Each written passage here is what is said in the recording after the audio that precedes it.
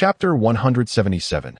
Cast away on a deserted island, the Buddha, reclining on the ground after indulging in a modest amount of wine, soon succumbed to slumber. In the distance, the haunting howl of wolves echoed across the desolate isle. Startled, the Buddha abruptly sat upright, his gaze falling upon two pairs of eyes intently watching him from afar.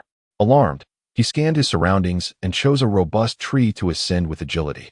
Despite his corpulent frame, it seemed that the instinct for survival had awakened latent potential within him, though his robe was tattered in the process.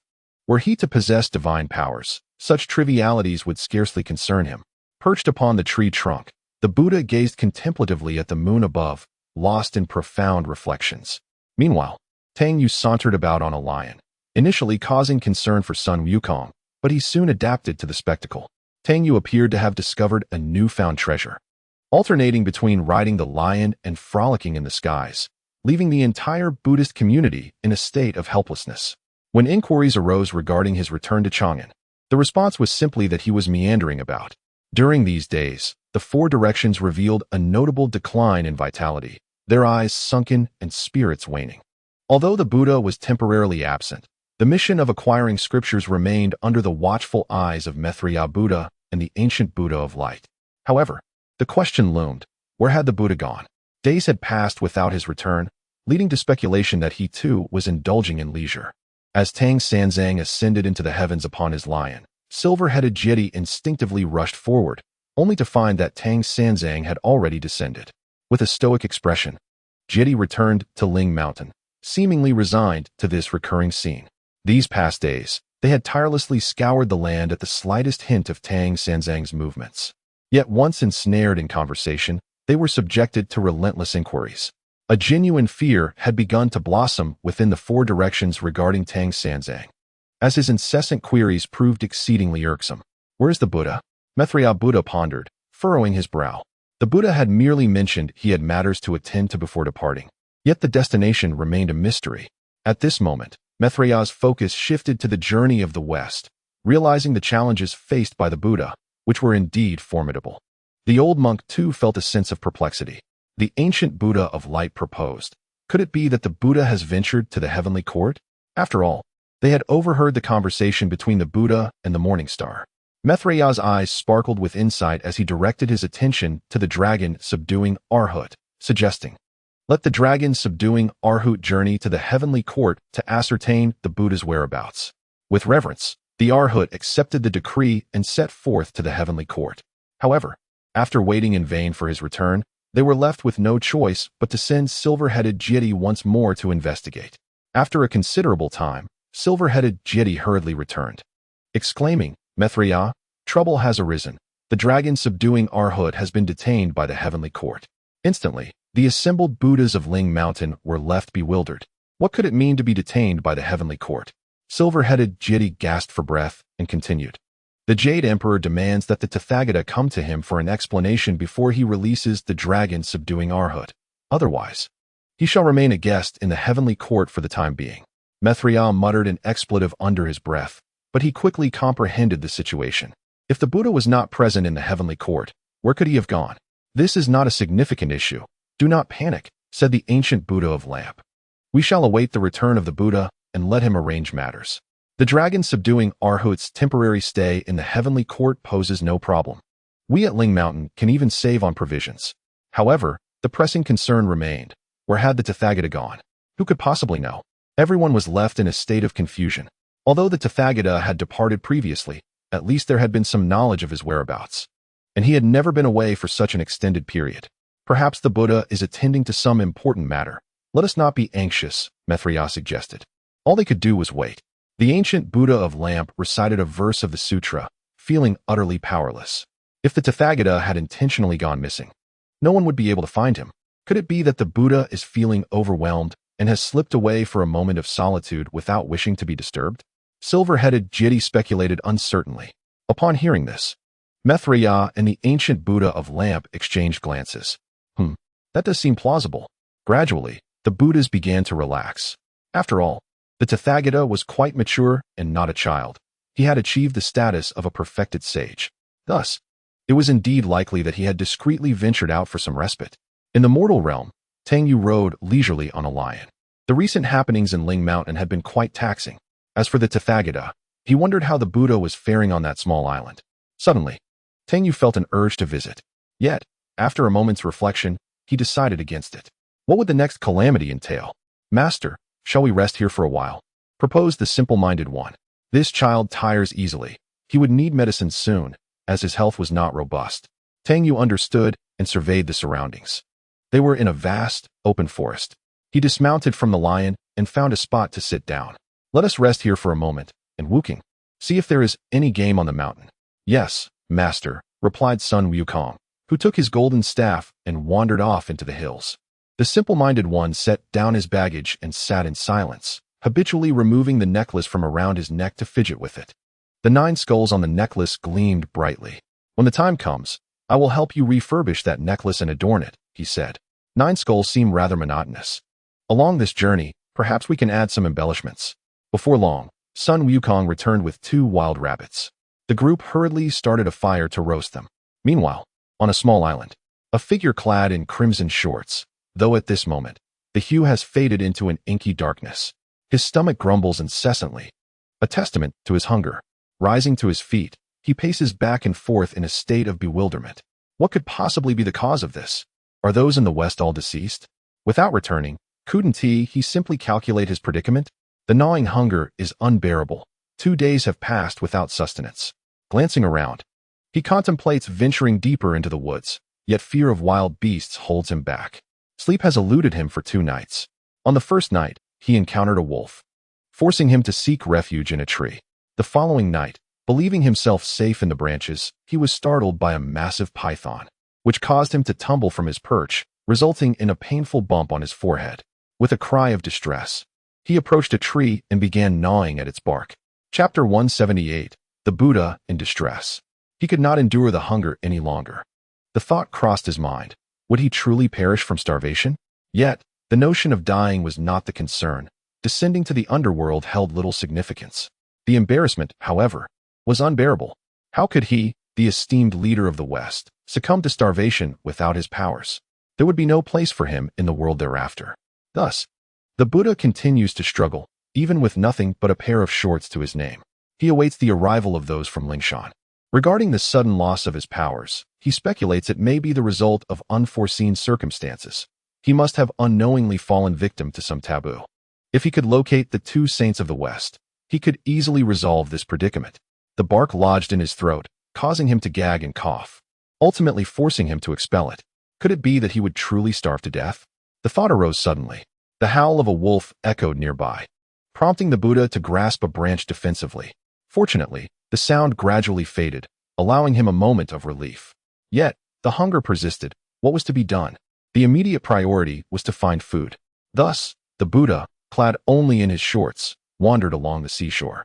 Although he should adhere to a vegetarian diet as a monk, such considerations were cast aside in light of his dire situation. He would seize whatever he could find. Fortune smiled upon him as he discovered small crabs and sea snails along the shore, which he consumed raw. Perhaps due to his prolonged abstinence from earthly fare, he soon felt a sharp pain in his abdomen and began to suffer from diarrhea. For an entire day, he endured this affliction, growing weaker by the moment, visibly losing weight. Lying on the beach, he lacked the strength even to raise his shorts, reclining instead upon the sand, his pale flesh resembling that of a lifeless creature. As days passed, anxiety gripped the multitude of Buddhas at Lingshan. What could be the cause of the Buddha's absence? This situation was entirely out of character. The ancient Buddha of the lamp attempted to divine the reason, but found himself unable to ascertain it. Reluctantly, I ventured into the depths of the primordial wilderness to seek an audience with the 2 sages. As the calculations unfolded, the expression on my face shifted dramatically. Something was amiss. If even I could not foresee the outcome, there were only 2 possibilities. One possibility was the intervention of the sages, which seemed unlikely, for no one would dare orchestrate such a scheme against the Western Buddhist sect, especially with these 2 sages providing support. The other possibility was the interference of an unpredictable variable. However, it appeared to me that the issue likely stemmed from this very variable. Instantly, the assembly of Buddhas in the Western paradise was thrown into disarray. The Buddha of compassion had gone missing. Alas, what should we do? We must urgently search for him. Yet, Maitreya Buddha had already forewarned everyone. The Buddha's disappearance was hardly a matter of pride. Thus, everyone was to search discreetly, without drawing attention. Quietly and cautiously, they set out, leaving the spirit mountain desolate once more. One by one, they ventured forth in search of the Buddha of compassion. As for Tang Sung and his companions, they were still distanced from the impending calamity, so there was no immediate cause for concern, even if they had reached the next trial. Such matters paled in comparison to the gravity of the Buddha's disappearance. Tang Sung was free to wander as he pleased, provided he did not turn back. Naturally, Tang Yu sensed the presence of Buddhas soaring above, undoubtedly related to the situation with the Buddha of compassion. Detecting the aura of indulging, he approached on his lion mount.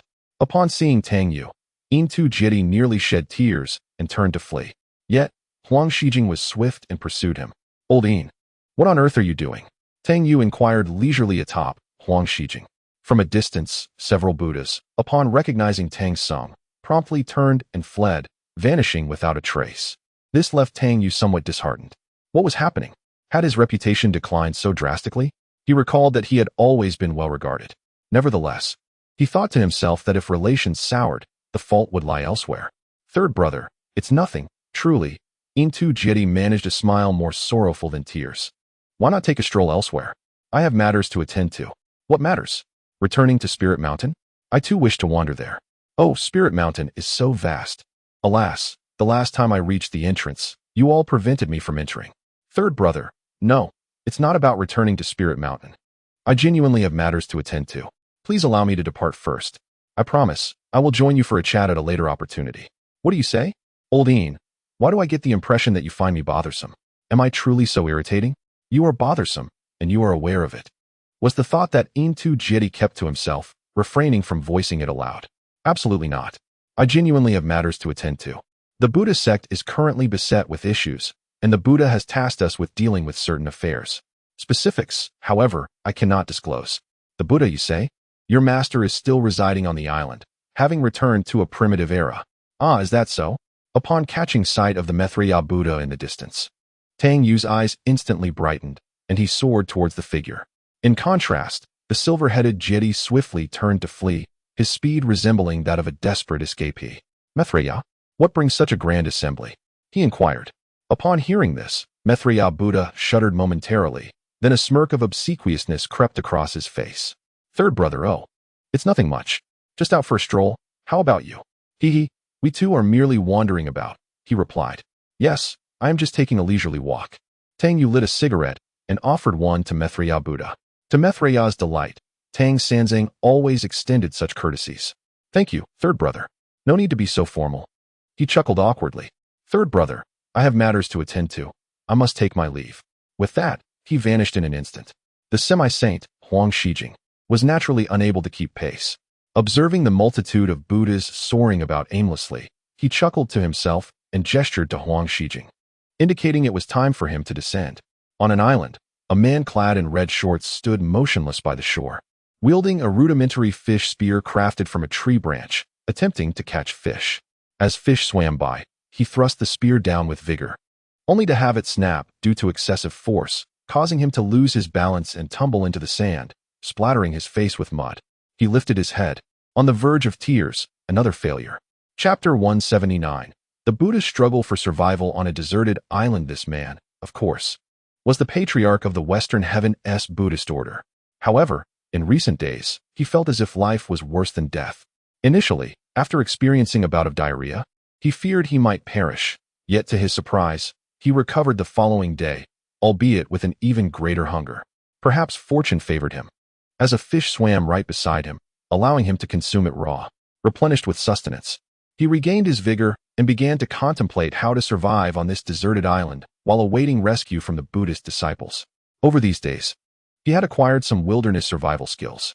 In the heavenly court, the Jade Emperor sat atop his dragon throne, puffing on a cigarette, his brow furrowed as he observed the Buddhas of the West fluttering about. What is going on? Are these fellows training their bodies? As for the dragon subduing Arhat, he remained detained in the heavenly court, awaiting the arrival of Sakyamuni Buddha with treasures for exchange. This Sakyamuni truly lacks credibility. How disappointing for a monk, he mused. He promised to provide an explanation, yet so much time has passed without a word. However, with the dragon subduing Arhut detained, I doubt he will remain unresponsive. Moreover, Tang Sanzang, seemingly aimless atop his lion, had undoubtedly stirred considerable ire within the Buddhist community, yet he remained unscathed. After taking a drag from his cigarette, he commenced an early morning meeting with the celestial beings. Following the meeting, he summoned the Tai by Jin Xing to a private discussion. As for what to do, it is evident that the supply of tobacco is running low. One must seek out Tang Sanzang for an exchange. The heart of the star of Venus swelled with joy, for he had long been out of cigarettes, having been seized by the Buddha. However, he had yet to find an opportune moment to leave his post, as it would be quite unethical to do so.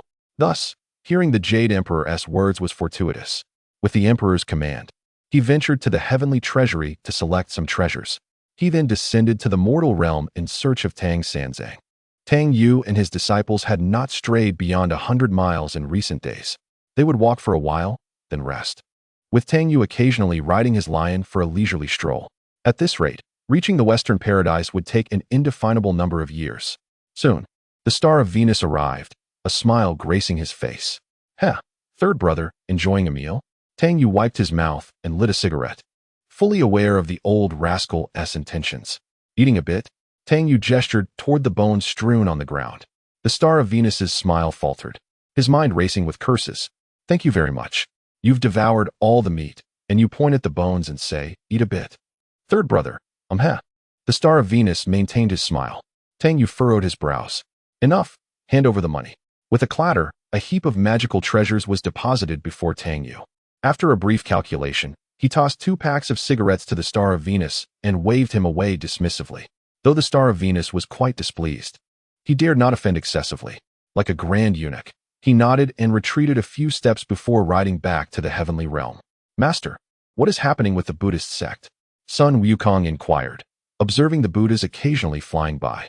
"I do not know," replied Tang Yu. However, his heart was as clear as a mirror. Their Buddha was missing. Could they not be anxious to find him? In Ling Mountain, the Buddhas who had been running around these days had lost weight, yet there was no news of the Buddha. Who would believe that the Buddha had vanished? The atmosphere in Ling Mountain was heavy with silence. No one spoke. Some Buddhas even pondered whether something had happened to the Buddha. It was not entirely impossible, considering several days had passed without a word. Even the sages had failed to divine anything. Meanwhile, in the depths of chaos, "Brother, what is your view on this matter?" asked Zhuan Ti, as he continuously calculated the whereabouts of the Buddha, yet found no clues. He too began to suspect that something might have gone awry. Surely, some unforeseen variables were at play, as the sages had remained inactive. The primordial supreme being was in seclusion, the grand supreme lord had matters at the Doshuang Palace, and Tongtian was at the Bio Palace. Thus, with no sage intervening, it was likely that only unforeseen variables remained. Jane sighed, feeling the hardships of life weigh heavily upon him. The journey to the west had progressed thus far, yet they had not overcome many tribulations. More alarmingly, the leader of the entire Western Paradise, the Buddha, was missing. However, whether he was lost or perished remained uncertain, as it was impossible to calculate. Nonetheless, the likelihood of the Buddha, with his quasi-saintly cultivation, being lost seemed far greater. It is highly likely that he is trapped in a certain place, obscured from the celestial secrets, rendering their calculations futile. Brother, what I mean to say is that the Buddhist sect cannot be without a patriarch for even a single day, proposed Kunthi. In truth, he had long desired to dismiss the Tathagata Buddha. Particularly after the loss of the merit pool, his discontent towards the Tathagata had only deepened. This incident of loss might not be entirely unfortunate. After all, one must let go of the old for the new to emerge. Jane remained silent, seemingly lost in contemplation. We shall discuss this matter further later. If there is still no news from the Tathagata, we will reconsider these issues. Having spoken, Jane closed his eyes, as if he wished to cease further conversation. The entire chaos fell into a profound silence once again. At the great Thunder Sound Temple, Maitreya Buddha furrowed his brow, a cigarette dangling from his lips, wearing an expression of deep sorrow. Yet he too was lost in thought. If the Tathagata had indeed met with misfortune, it was highly likely that he would assume the Tathagata's position.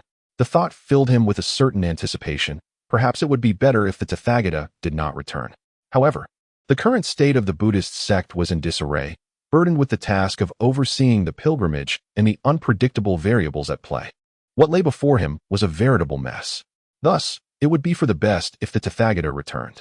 Maitreya found himself in a quandary, hoping for the Tathagata's return to alleviate the troublesome situation, while simultaneously wishing he would not return, for that would mean he might have to take over the role himself. Such a contradiction was profoundly troubling. On the deserted island, the Tathagata found himself without even a pair of trousers, entangled in branches. With remarkable ingenuity, he fashioned a garment from leaves and vines to cover his modesty, presenting a rather dashing appearance. He stood motionless by the sea, wielding a rudimentary spear crafted from a branch. With a swift thrust, he successfully speared a fish. Through persistent practice over the days, he had become quite adept at this skill. Elated with his catch, he joyfully ran back to the island. Spotting a nearby coconut tree, he clambered up, laboriously managing to dislodge one. However, as he embraced the tree, he slid down, causing his makeshift trousers to wear away. He paused beneath the tree for a moment, then took 2 sticks and began to drill for fire. After much toil, he finally succeeded in igniting a flame. With a branch pierced through the fish's body, he skillfully began to roast it. Chapter 180.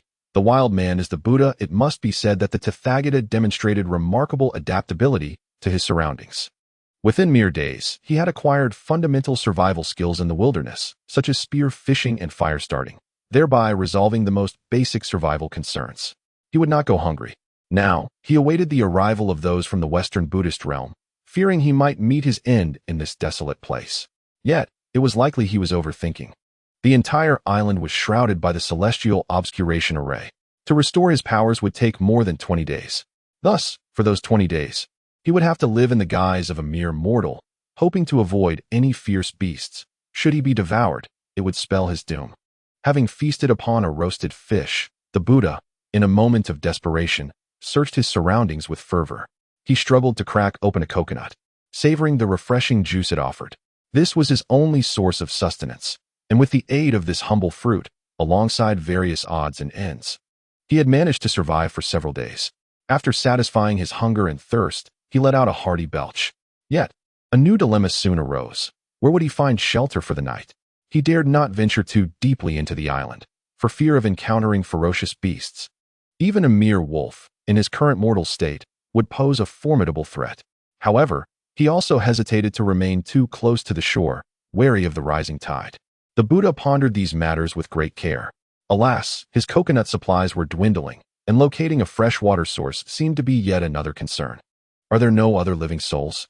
He lamented, expressing his frustration towards the inhabitants of the Western paradise who had seemingly neglected the gravity of the situation. Suddenly, the distant howl of a wolf sent a shiver down his spine, prompting him to retreat into silence, cautious of making any further noise. Moments later, as the sounds of the wilderness faded, he rose to gather some firewood, placing it atop the flickering flames.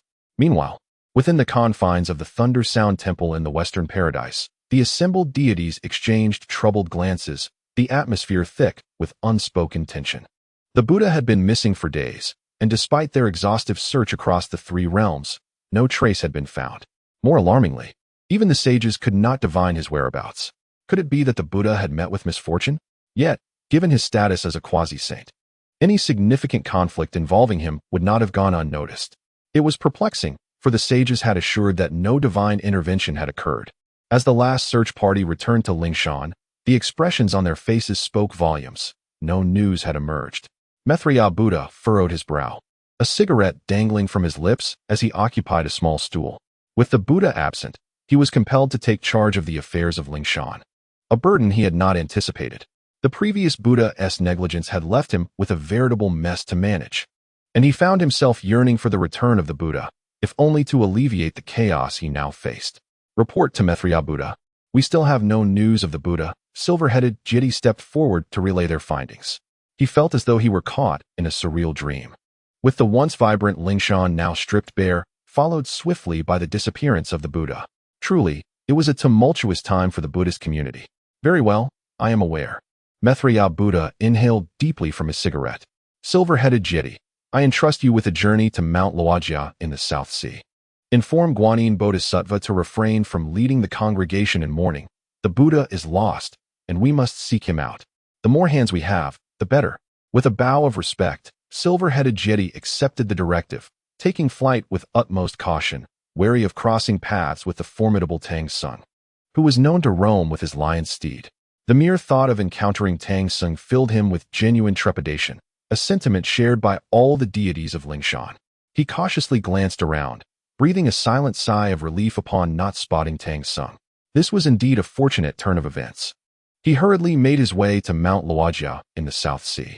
Upon hearing that the Buddha had gone missing, Guanyin Bodhisattva was momentarily taken aback, remaining speechless for a considerable time. The celestial beings and Buddhas of the sacred mountain had already been searching for several days, and it was true. The Buddha was indeed lost.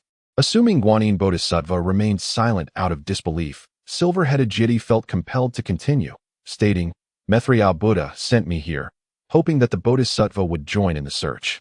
A slight twitch appeared at the corner of Guanyin Bodhisattva's mouth, as she vaguely suspected that this matter must be connected to Tang Sung. After all, he was a variable, possessing the treasure that obscured heavenly secrets. Only he seemed capable of inadvertently causing the Buddha's disappearance. "I am aware of this," Guanyin Bodhisattva declared, rising. "I shall commence the search shortly." After conveying the message, silver-headed Jeti bowed and departed from Mount Luojia. Before he could return to the sacred mountain, the rescue team was deployed once more, compelling silver-headed Jeti to rejoin the ranks in pursuit of the whereabouts of the Buddha. However, in recent days, the various deities had been utterly exhausted, not to mention the fact that they had to mobilize every time Tang Sung took a stroll. Then, with the Buddha missing, the search began anew. Thus, they were fatigued, extremely weary, indeed. They even began to contemplate whether they might discreetly find a place to rest for a moment. Considering they had been searching for so many days, the Buddha's situation was undoubtedly dire. Moreover, the rescue team was composed of many members. They would not miss the four of them. Guanyin Bodhisattva concealed herself in the shadows, quietly sending a message to Tang Yu.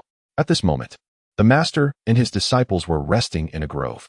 Suddenly, Tang Yu appeared beside Guanyin Bodhisattva, without her noticing. "What happened?" he inquired. "The Buddha has gone missing." Guanyin Bodhisattva's lips twitched involuntarily, even feeling an urge to laugh. The leader of the West, the Buddha, had vanished. This was truly dramatic. Tang Yu smiled faintly, choosing not to comment further. It was confirmed. Surely, Tang Sung was involved. "Where is the Buddha now?" Guanyin Bodhisattva asked. "What? Do you wish to take credit for this?" Tang Yu responded with a knowing smile. Allowing Guanyin Bodhisattva to claim some merit was not out of the question. Through her dialogue with the Buddha, it was evident that he held a great deal of trust in her. If she were to locate the Buddha, he would likely trust her even more. "I was merely inquiring, not seeking any accolades," Guanyin Bodhisattva replied. After a moment of contemplation, Tang Yu said, "Follow me." He soon took Guanyin Bodhisattva to hover above a desolate island. She was utterly astonished, gazing incredulously at the figure on the island. He appeared to be a wild man, clad in rudimentary garments woven from leaves around his waist, his body covered in a dark hue. Armed with a spear, he wandered along the shore, seemingly in search of fish. As he walked, he bent down and picked up a small crab from the beach. With great joy, he rinsed his mouth with seawater and swallowed, a satisfied smile gracing his face. Chapter 181. 20 days later, bringing him back, Guanyin, like a bolt from the blue, stood utterly still, her eyes wide open, fixed upon that individual without blinking. Stammering in shock, she pointed at the Buddha and exclaimed, "Is this the Buddha?" She could scarcely recognize him. This wild man was indeed that plump and fair Tathagata from the Western paradise. Could this be the essence of returning to simplicity, the profound truth made manifest? He had reverted to the primal life of a fisherman, a form of cultivation in itself. Yet, something felt amiss. Guanyin soon sensed that the Tathagata had lost all his divine power and was now indistinguishable from a mere mortal. She gazed in astonishment at Tang Sung, suspecting that he was the architect of this transformation. He would need 21 days to regain his powers. Tang Yu smiled gently. "You may come here in 20 days to take him back. Let Guanyin do a good deed, for the Tathagata would not remain here for long. It would be better to grant some relief to Guanyin." The corners of her mouth twitched slightly. According to Tang Sing, the Tathagata would have to stay here for a while longer, allowing the Buddhist realm of the West to search for him. At that moment, she fell into a state of speechlessness, unsure of what to say. Yet, she felt a flicker of relief, thankful that she was aligned with Tang Sung rather than his adversary. Otherwise, who knew how he might have tormented her? Let him face the wilderness and survive. It could be an interesting challenge, Tang Yu remarked with keen interest. Observing the Tathagata wielding a spear, he could no longer contain his laughter, erupting into hearty guffaws. Below, the Tathagata remained diligently focused on spearing fish, entirely unaware that he had become the subject of others' amusement. The sea surged violently beside him as he desperately ran back. But a massive wave crashed over him, throwing him onto the shore. After a considerable time, the tide receded, leaving the Tathagata level with the sand. Only the leaves on his body still stubbornly trembling. He lifted his head and spat out the sand from his mouth. His spear had been swept away by the sea.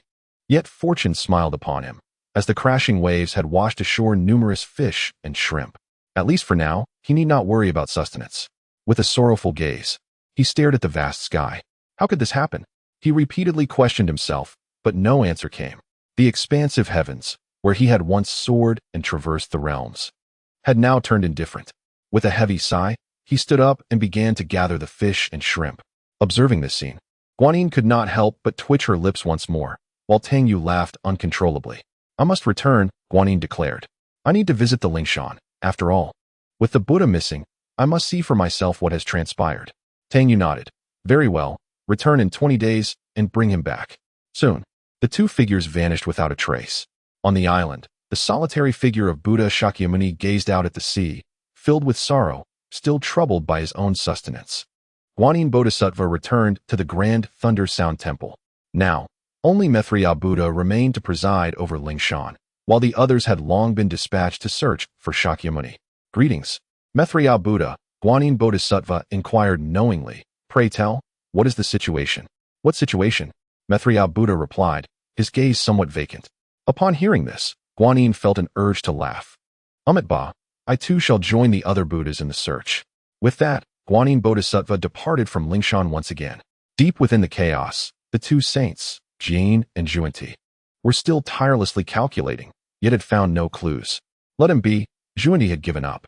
Perhaps we should consider the matter of appointing a new Buddha for Lingshan. We shall discuss this later, Jane responded. What if we establish a new Buddha and Shakyamuni returns? That would be rather awkward, wouldn't it? Indeed, Zhuanti conceded.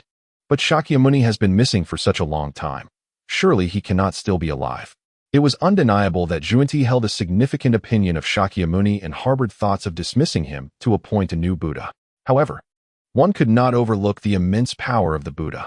Should they truly establish a new Buddha and Shakyamuni return, there was a possibility of rebellion or defection, resulting in the loss of a formidable quasi-saint for the Buddhist community. Thus, Jane's concerns were entirely valid. You are right, I was hasty, he admitted. Even if we were to appoint a new Buddha, we lack suitable candidates. What about Maitreya Buddha? Jane mused. He seems to lack the necessary leadership qualities. And what of the happy Buddha? If he were in charge, the entire Buddhist community might be compelled to adopt his joyful demeanor, Zhuanti remarked. As for the ancient Buddha of light, he was far too wise to engage in such endeavors. Initially, they sought out the ancient Buddha of light, yet he, too astute, opted to remain uninvolved.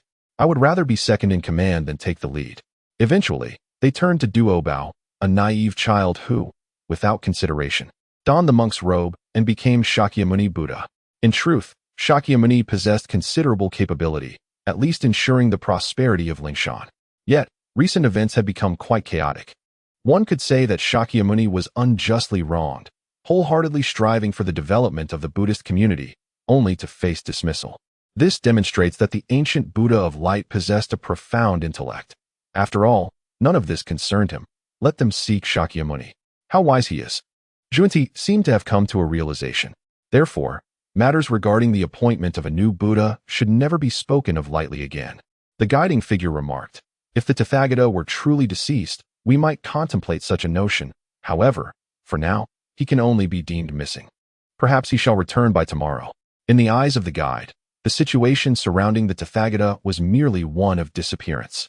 As for death, that was inconceivable. Apart from their holy figures, no one could stealthily eliminate a quasi-saint. Thus, it was presumed that the Tathagata was ensnared somewhere, unable to extricate himself. In the mortal realm, Tang Yu rode leisurely on a lion, meandering deeper into the forest. As for wandering in the celestial realm, the Buddhist sect was wholly preoccupied with their own tribulations. primarily due to the loss of their Buddha.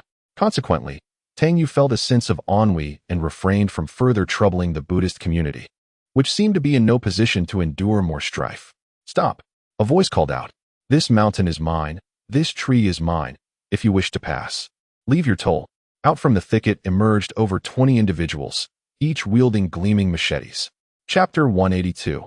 Encounter with bandits. To Tang Yu's astonishment, he found himself confronted by a band of marauding brigands. In this seemingly inconspicuous thicket, who would dare intercept the third brother? Truly, there were hidden dangers lurking everywhere. The bandits, upon sighting the lion upon which Tang Yu rode, froze momentarily. "Brother, a lion! A lion!" they exclaimed. "What are we afraid of? We've slain lions before." "Hey, monk, what are you staring at? Hand over your valuables, or don't blame me for being uncivil." The bandit leader brandished his machete, his intent unmistakable. Sun Wukong and the other disciples looked to Tang Yu, awaiting his command. "Wukong, give him a taste of your strength," Tang Yu said with a slight furrow in his brow. "Why do I find it so unbearable to watch those who throw themselves against walls?" The audacity of a few small-time bandits was laughable. "Today, I shall act as the hand of justice," he declared. With a resounding thud, Sun Wukong swung his staff, reducing the bandit leader to a mere puddle of flesh. The remaining bandits stood paralyzed with fear, their legs trembling, some even feeling a slight dampness beneath them. "Master, please spare us."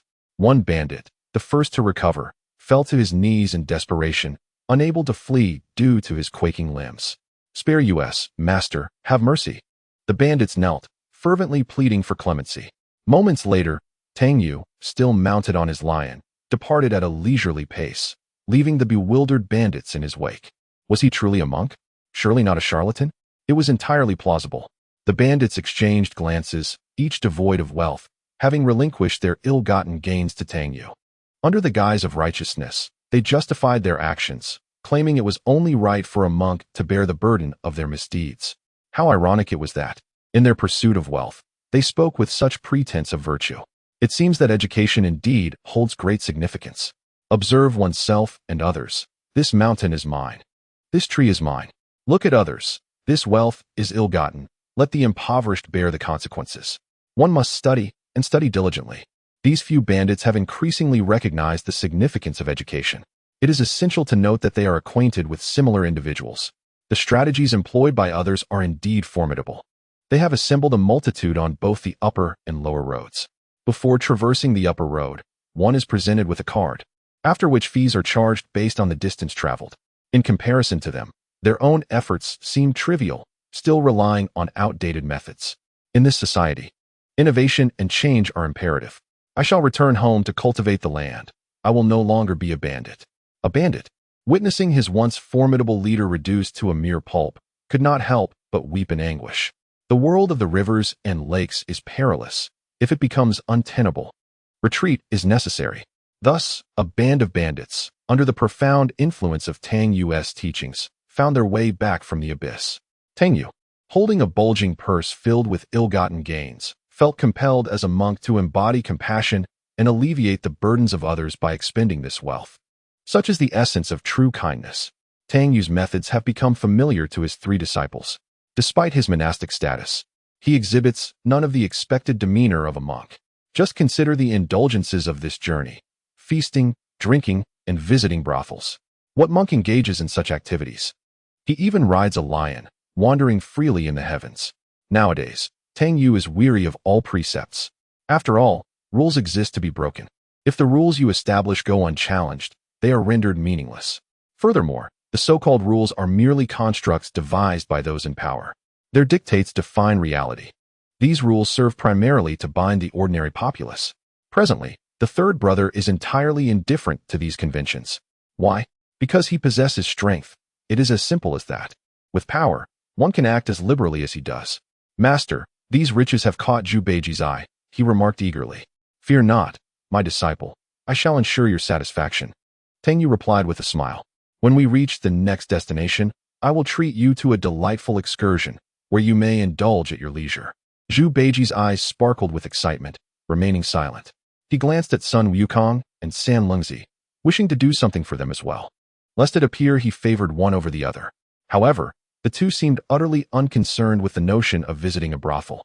The Buddhist community has become entirely preoccupied with more pressing matters. The entire Ling Mountain rescue team continues their search for the whereabouts of the Tathagata Buddha. Nothing is deemed more critical than this. The loss of the Tathagata Buddha is akin to a jest. As the Ling Mountain rescue team returns repeatedly with reports, the situation evolves. Maitreya Buddha appears to gradually accept the reality of the Tathagata Buddha's permanent absence. Even in the quest to locate the Tathagata, there is a gradual relinquishment of hope. With the return of the Ling Mountain rescue team, Maitreya Buddha pondered briefly before dispatching a small contingent to investigate the whereabouts of the Tathagata. Meanwhile, the remaining members each took on their respective duties, steadfastly guarding Ling Mountain. Though the Tathagata was lost, the lives of the Buddhas must continue. The absence of a single ancestor should not sow chaos within the Buddhist community. After an extensive search, it seemed sufficient. The pursuit of the sacred scriptures still required attention. Why? Should the Tathagata not return, it is likely that Maitreya would assume the position. Thus, preparations for succession must commence. Although Ling Mountain now lay desolate, the assembly of Buddhas remained. With unity, they could restore the glory of the Buddhist order. The Zhuangguang mirror materialized, and upon a mere glance, Maitreya's eyes nearly bulged in disbelief. He beheld Tang Sung reveling in a brothel, laughing heartily, accompanied by Zhu Beiji, while Sha Wujing and Tang Yu, having bestowed some money upon him, indulged in a feast nearby. As for Sun Wukong, wielding his golden staff, he meandered aimlessly, contemplating the next tribulation. Maitreya furrowed his brow slightly, for this trial would require the intervention of the old mother of Lishan to guide Sun Wukong, leading to the retrieval of the centipede demon, also known as the multi-eyed monstrosity. At that moment, Maitreya felt utterly perplexed, unsure of how to proceed, particularly since those spider demons were female. Given Tang Seng's current disposition, it was conceivable that complications might arise, leading to unwanted consequences. This thought alone was enough to induce a headache. After a moment of contemplation, Maitreya addressed Puxian, stating, "You and the old mother of Lishan share some rapport from the Four Saints Zen heart trials. Therefore, you shall invite her forth." Chapter 183. The Buddha contemplates hanging. Puxian Bodhisattva's expression instantly soured. The mention of the Four Saints Zen heart trials was a lingering wound within him. Unbeknownst to him, he had unwittingly fallen victim to the allure of the nine-colored enchantment flower, spiraling into madness with Manjushri Bodhisattva for an entire month, resulting in many embarrassing incidents. Complying with Maitreya Buddha's decree, Puxian wore a pained expression as he accepted the command. Although initially confined by the Tathagata, the urgent needs of Ling Mountain necessitated his emergence. As Puxian descended to the mortal realm, Maitreya felt a measure of relief, yet vigilance remained essential. One could not predict Tang Seng's actions, so it was prudent to proceed cautiously, preparing for any unforeseen developments. It must be said that Maitreya's contemplations were quite thorough, and he demonstrated remarkable adaptability. In his dealings with Tang Sung, he shamelessly referred to him as third brother. At that moment, he assumed an air of authority over the Buddhas below. The Ling Mountain rescue team, led by the silver-headed Jeti, soared through the skies, were to search for the Buddha. After such an extended period of absence, the task seemed daunting. Moreover, they had searched through the three realms in vain. Nevertheless, this outing was a work-related matter, reimbursed by the company. After some deliberation, they decided to indulge in a meal first, with plans to submit an expense report later, as the company would cover the costs. Thus, they descended without further ado. Their hopes of locating the Buddha had long since faded. Whether he had been lost or had departed forever remained uncertain. In their estimation, the chances of his return were bleak. They were merely subordinates. The identity of the Buddha bore little significance to them, nor was it their concern. After a hearty meal, they returned to Mount Ling and informed Maitreya that their search had yielded no results. The following day, they pondered where to wander next. Consequently, Intu Jeti and his companions enjoyed a rather pleasant few days, feasting and drinking, oblivious to the fact that they had each gained a bit of weight. Most notably, Tang Sung had not been out and about in the heavenly realms. A profound sense of dread now enveloped them regarding Tang Sung, especially for Intu Jeti, who, at night, would mumble in his sleep, pleading for mercy from Tang Sung. This vividly illustrated the psychological shadow that Tang Yu had cast upon him, which would not easily dissipate. It had been half a month since the incident of the Buddha's disappearance, and still, there was no news. Consequently, they had ceased to harbor hopes for his return. It was evident that something had gone amiss with the Buddha. Meanwhile, the atmosphere within Mount Ling remained harmonious, with most choosing to remain detached from the affair, leaving the concerns to the higher-ranking Buddhas. On a deserted island, a figure clad in a rudimentary skirt woven from leaves ambled along the shoreline, seemingly in search of something. Not far off, a newly constructed hut stood, adorned with vines and branches. While it appeared rather crude, it at least offered some shelter from the elements. Inside the hut lay a bed of dry grass and twigs. After a brief circuit, the figure returned and sat inside the hut, gazing sorrowfully at the sky. During this time, the Buddha had visibly lost weight at an alarming rate. Under such conditions, it was impossible to maintain one's physique. Useless wretches, the Buddha muttered under his breath. In his view, the celestial Buddhas should have already come to his aid, yet not a single soul had appeared. A flicker of fear arose within him. Would he remain trapped on this desolate island, unable to restore his powers? His stomach growled. There was no time to ponder other matters. He needed to devise a plan to fill his belly. As for the journey to the west, it had long been cast aside from his thoughts. Whatever would be, would be. If he could not manage his own situation, he would inevitably perish here. However, he had not given up hope for salvation from the Buddhist community.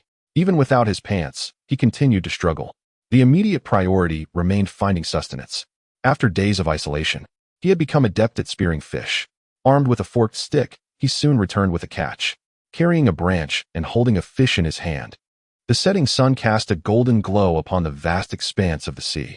The figure of the Buddha ambled along, resembling a poetic tableau. Had Tang Yu witnessed this scene, he would undoubtedly have composed a verse, or at the very least, uttered a couplet. As the sun descended in the west, the Buddha found himself on a solitary isle. Approaching his makeshift shelter, he rummaged through the still smoldering embers of the fire, collecting some dry twigs to toss atop. The flames soon danced to life. He placed the fish upon the fire to grill, but after a moment's thought, he wandered to the shore to gather some crabs and other seafood. He then picked up a flat stone and laid it over the flames, tossing the crabs and assorted shrimp upon it to satiate his hunger. Afterward, he reclined within the shelter, gripping a branch for protection, aware of the lurking dangers surrounding him. In a state of drowsiness, he felt the gentle rise and fall of his body, reminiscent of a long-lost sensation of floating on clouds.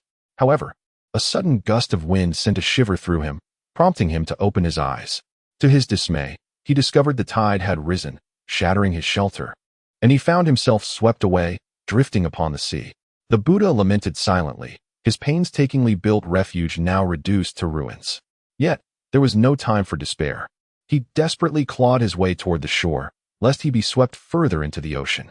Sitting vacantly by the water's edge, he gazed at the undulating waves, a profound sense of desolation washing over him.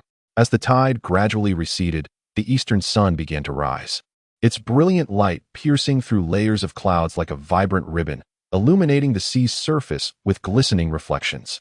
The Buddha sat motionless, akin to a marionette bereft of its spirit, oblivious to the fish stranded on the nearby shallows.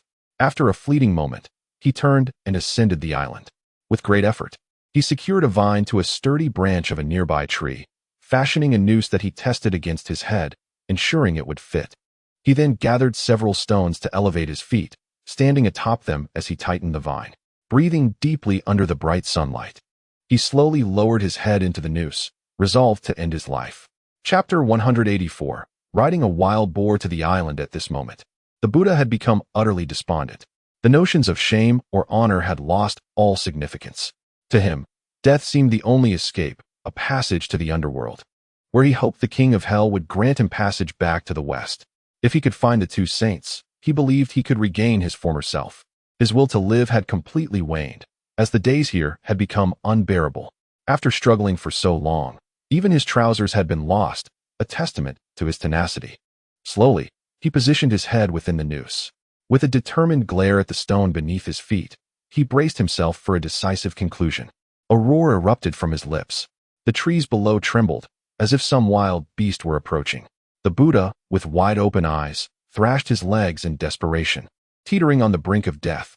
It appeared he was on the verge of ascension. Suddenly, with a sharp crack, the vine snapped at the last moment. Unable to support the Buddha's substantial form, he plummeted to the ground, gasping for breath. But then, an unexpected sight caught his attention.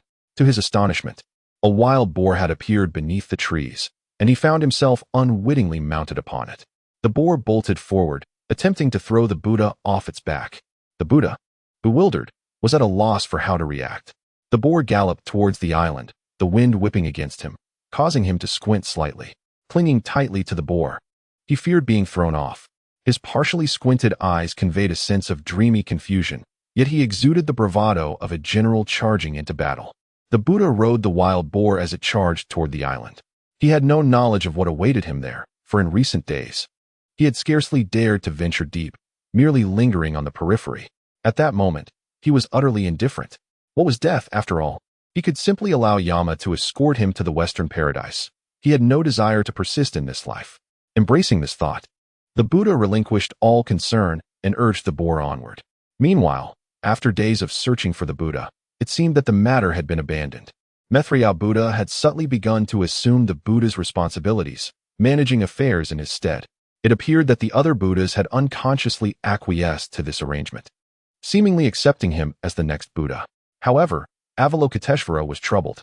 If the Buddha were to return and discover that he had been sidelined, would he confront Maitreya? When the time was ripe, she would lead the Buddha back. She wondered what expressions would adorn the faces of the assembled Buddhas. With the return of silver-headed Jyoti, the report to Maitreya Buddha was delivered. No trace of the Buddha had been found. Maitreya nodded and calmly stated, "For now, let us set aside concerns regarding the Buddha. Our immediate priority is the journey westward. Moreover, the Lingshan has become desolate. We must find a way to restore its vitality. Good heavens, are we to be asked to donate again?" The Buddhas exchanged glances, each reflecting their inner thoughts. They had already made considerable sacrifices during the last donation drive. If further contributions were solicited, the majority would surely resist. The search for the Buddha's whereabouts would continue, with silver-headed Jyoti and his companions in charge. However, should they encounter any rare treasures, they were to bring them back. The Lingshan was now barren. In these changing times, even the smallest item was invaluable. Maitreya Buddha's considerations were indeed thorough. The Ling Mountain Rescue Team continues its search for the whereabouts of the Tathagata Buddha, though this is no longer their primary objective. Their main aim has shifted to unearthing treasures and rare artifacts, thus transforming the Ling Mountain Rescue Squad into a treasure-hunting expedition.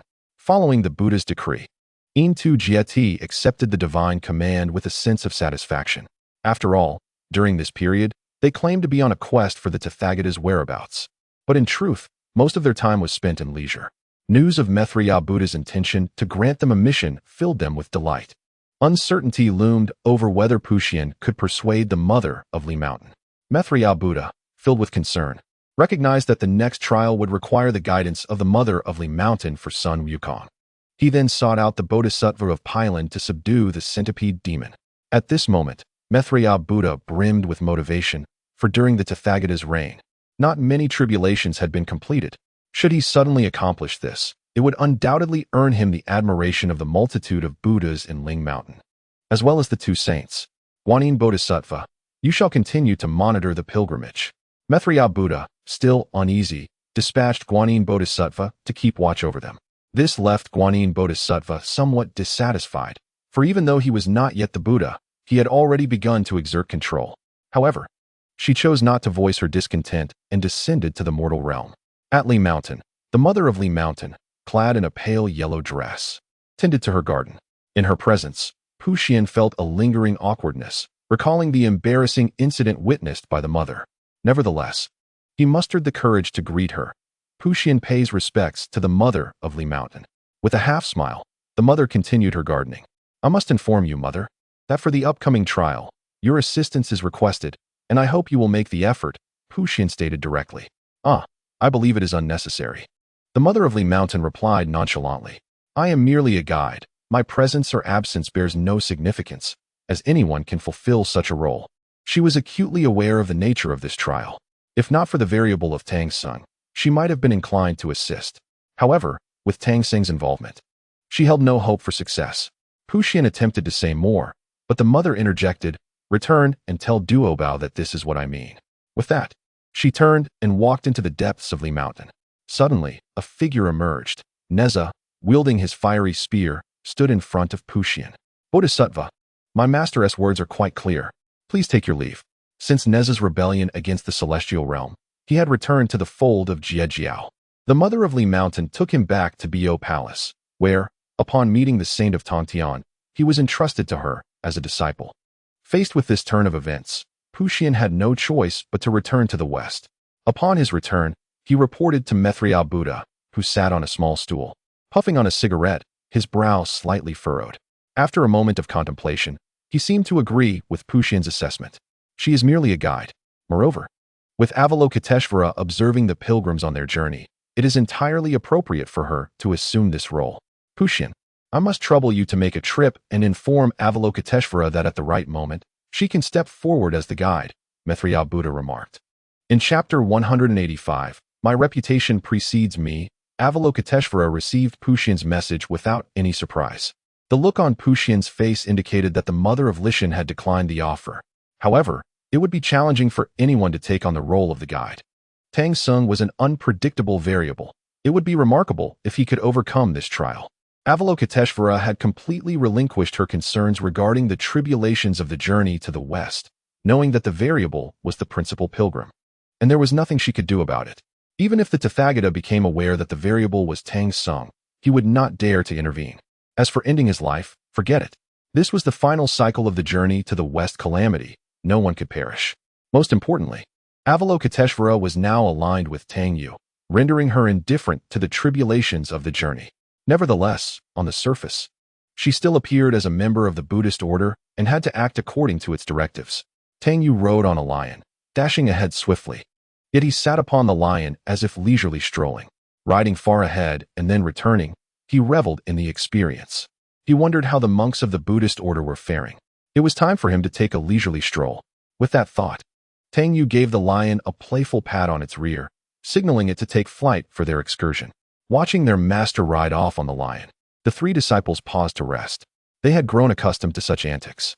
Hey, monkey, where do you think master has gone off to now? Zhu Beiji inquired, gazing toward Tang Yu, who had already become a distant speck. I have no idea, Sun Wukong replied, climbing a tree to look into the distance, only to tumble down shortly after. As Tang Yu soared through the skies on his lion, his destination was the Great Thunder Sound Temple. Inside the temple, upon witnessing Tang Yu's approach, Maitreya Buddha grew anxious. Into Jiedi, he began, only to realize that the four directions Jiedi were no longer at Lingshan. Observing Tang Seng's speed, it would not be long before he reached Lingshan. Looking down at the assembled Buddhas, he saw them all bowed in silence, harboring a profound fear of Tang Sung. Helpless, Maitreya Buddha had no choice but to take matters into his own hands. Despite his authority over the Buddhas of Lingshan, Maitreya Buddha's face betrayed a fawning smile in the presence of Tang Yu. Third brother, Tang Yu called as he approached on his lion. Ah, Maitreya, why have you come out to greet me personally? You're making me feel quite embarrassed. Maitreya was momentarily taken aback, at a loss for words. No need for you to welcome me. I can find Lingshan on my own. I accompanied into Jiedi here once before. Tang Yu remarked, I shall take a stroll. I have yet to visit the Great Lane Temple. Let me take a look. By the way, is the Buddha Tathagata present? Could you convey my intentions to him? I wish to directly take the scriptures with me. Would that be permissible? Maitreya Buddha revealed a smile that was more sorrowful than laughter, saying, Third brother, that is not possible. As the Buddha himself stated, to obtain the true scriptures, one must endure trials and tribulations. Only through such experiences can one attain the profound teachings of Mahayana Buddhism. I hope you understand. Oh, I see now. I completely understand. Tang Yu responded with utmost comprehension. May I wander around a bit then? I wish to familiarize myself with the surroundings. I have heard that I might also become a Buddha in the future. I harbor a small expectation for that. He scratched his head, appearing somewhat bashful. With your demeanor, you'll achieve nothing but folly. Currently, your only task is to obtain the scriptures. Once you arrive at Lingshan, you might even be mobbed. Maitreya Buddha pondered this, yet his face retained a sycophantic smile. Third brother, this is not feasible. You cannot wander about just yet. Once you attain Buddhahood, you may roam freely. It shall then be your home. Then let me at least familiarize myself with the environment, Tang Yu suggested, producing a specially prepared cigarette and offering it to Maitreya Buddha. Thank you, third brother, thank you. Maitreya Buddha accepted the cigarette, lit it, and took a puff. Third brother, it's not that I am preventing you from going. But the master of Lingshan is the Buddha himself. For now, you are not permitted to wander. His words conveniently placed the responsibility squarely on the shoulders of the Buddha Tathagata. I am not forbidding you. You may wander. However, the Buddha does not allow it. Maitreya Buddha admired his own cleverness, unable to suppress a self-congratulatory nod. Tang Yu shot him a glance. Well, old fellow, playing tricks with me, are you? Is the Buddha present at Lingshan? Could you summon him? I simply wish to have a word with him over a drink. No business. Maitreya Buddha silently rolled his eyes. Such a monumental task as acquiring the scriptures, and he claims there is no business. What nonsense. Third brother, the Buddha is currently not at Lingshan. He is attending to some matters. After saying this, Maitreya Buddha immediately regretted it. Goodness. By stating this, if Tang Sanzang recklessly decides to venture to Lingshan, what shall I do? Indeed, Tang Yu's eyes sparkled with excitement. The Buddha Tathagata is not at Lingshan? Then I shall take a stroll. After all, he wouldn't know. At once, Maitreya Buddha was left dumbfounded, wishing he could slap himself. Third brother, you truly cannot wander. Although the Buddha is absent, he has entrusted us with the duty to ensure that if you were to enter Lingshan recklessly, the Buddha would undoubtedly hold us accountable. Please, third brother, understand and empathize. Maitreya Buddha implored humbly. Then if I don't say anything, and you don't say anything, the Buddha won't know, will he? Tang Yu blinked innocently, resembling a child. Third brother, consider how many Buddhas are present at Lingshan. If I remain silent, can you guarantee that they will also remain silent? Truly, third brother, it would be better if you wandered elsewhere. At this moment, Maitreya Buddha fully comprehended why silver-headed Jeti was incessantly calling out to Brother San and pleading with Tang Sanzang, even in his dreams. If this continued, he too might very well find himself treading that same path. Tang Sanzang was exceedingly bothersome. Tang Yu glanced at Maitreya Buddha and remarked, why do I have the impression that you find me rather annoying? Am I truly that bothersome? Maitreya Buddha, with a hint of righteous indignation, replied, you are indeed aware of your own vexatious nature. However, I assure you, my reputation is quite commendable. If you take your time to engage with me, any discord you experience is for you to ponder. Brother San, what you say is rather absurd. How could I ever be troubled by you? I hold you in the highest regard and admiration, Maitreya Buddha asserted. Nevertheless, Brother San, my younger brother is genuinely preoccupied at the moment. Perhaps you might consider wandering elsewhere. Very well then. Upon hearing that Tang Sanzang intended to meander elsewhere, Maitreya Buddha secretly breathed a sigh of relief. Tang Yu was indeed very decisive. Mounting his lion and turning to depart, at the southern heaven gate, the celestial soldiers immediately grew tense. Only when they realized it was the pilgrim did they lower their weapons. Tang Sanzang, why do you forsake your quest for the Western scriptures to come to the heavenly court? One of the celestial soldiers inquired with great authority. Tang Yu inwardly scoffed, finding it amusing that such a minor celestial soldier dared to be so audacious. If the myriad Buddhas of Lingshan were summoned, they would not have the audacity to speak to Brother San in such a manner. Alighting upon the grounds of the southern heaven gate, which belonged to the realm of the celestial court, Tang Yu curiously peered inside, exclaiming, so this is the heavenly court. It is truly vast. In the Lingxiao Palace, the Jade Emperor choked on his smoke. What brings this diligent pilgrim to ride a lion and meander to the southern heaven gate? He pondered aloud. Tai Bai Jinxing, you must go and ascertain the purpose of the pilgrim's visit to our heavenly court. As you command, your majesty. Tai Bai Jinxing swiftly made his way to the southern heaven gate. He was well acquainted with Tang Sanzang's numerous collaborations, yet he felt a twinge of trepidation towards this monk. After some time, Tai Bai Jinxing returned to the Lingxiao Palace, reporting, your majesty, Tang Sanzang has stated that he is merely taking a stroll. Strolling? The Jade Emperor furrowed his brow slightly. Indeed, at this moment he is engaged in conversation with our celestial guards, inquiring about their salaries and the quality of their provisions, and expressing a desire to join us if possible. Tai Bai Jinxing discreetly cast a glance at the Jade Emperor, recalling how nearly exasperated he had been by Tang Sanzang's incessant questions during his brief outing. Despite his inner dissatisfaction, he had maintained a smile, dutifully responding to the monk's inquiries. The Jade Emperor's brow knitted in confusion. He found the nature of these questions perplexing. After a moment of hesitation, he appeared at the entrance of the southern heaven gate. All hail the Jade Emperor, the celestial soldiers saluted. Tang Yu, seated on the ground, smoked a cigarette, while Huang Shijing lay at his feet like a loyal canine. Tang Sanzang, Why do you neglect your quest for the Western scriptures to come to my heavenly court? The Jade Emperor inquired, hands clasped behind his back. I see that the conditions in your heavenly court are rather appealing. If that is the case, I might forego my quest for scriptures and serve as an attendant in your court instead. Upon hearing this, the Jade Emperor's eyes widened in astonishment.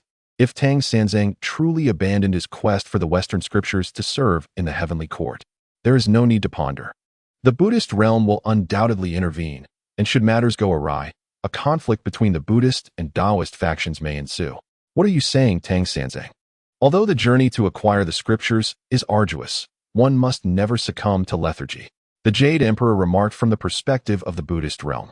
Oh, I see. Tang Yu rose, mounting his lion. I shall take my leave now. In a swift motion, he vanished before the Jade Emperor's eyes. The Jade Emperor shook his head and couldn't help but chuckle lightly.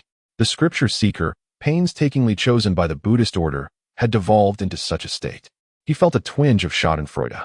Tang Yu rode his lion, meandering through the skies, before finally descending. Upon witnessing Tang Sanzang's return to the fold, Maitreya Buddha let out a sigh of relief. On a deserted island, a figure who appeared childlike emerged step by step from the interior, making his way to the shoreline. Dressed in nothing, his body was covered in darkness. He reached down to the sea and caught some fish, consuming them raw. He had been brought to the island by a wild boar.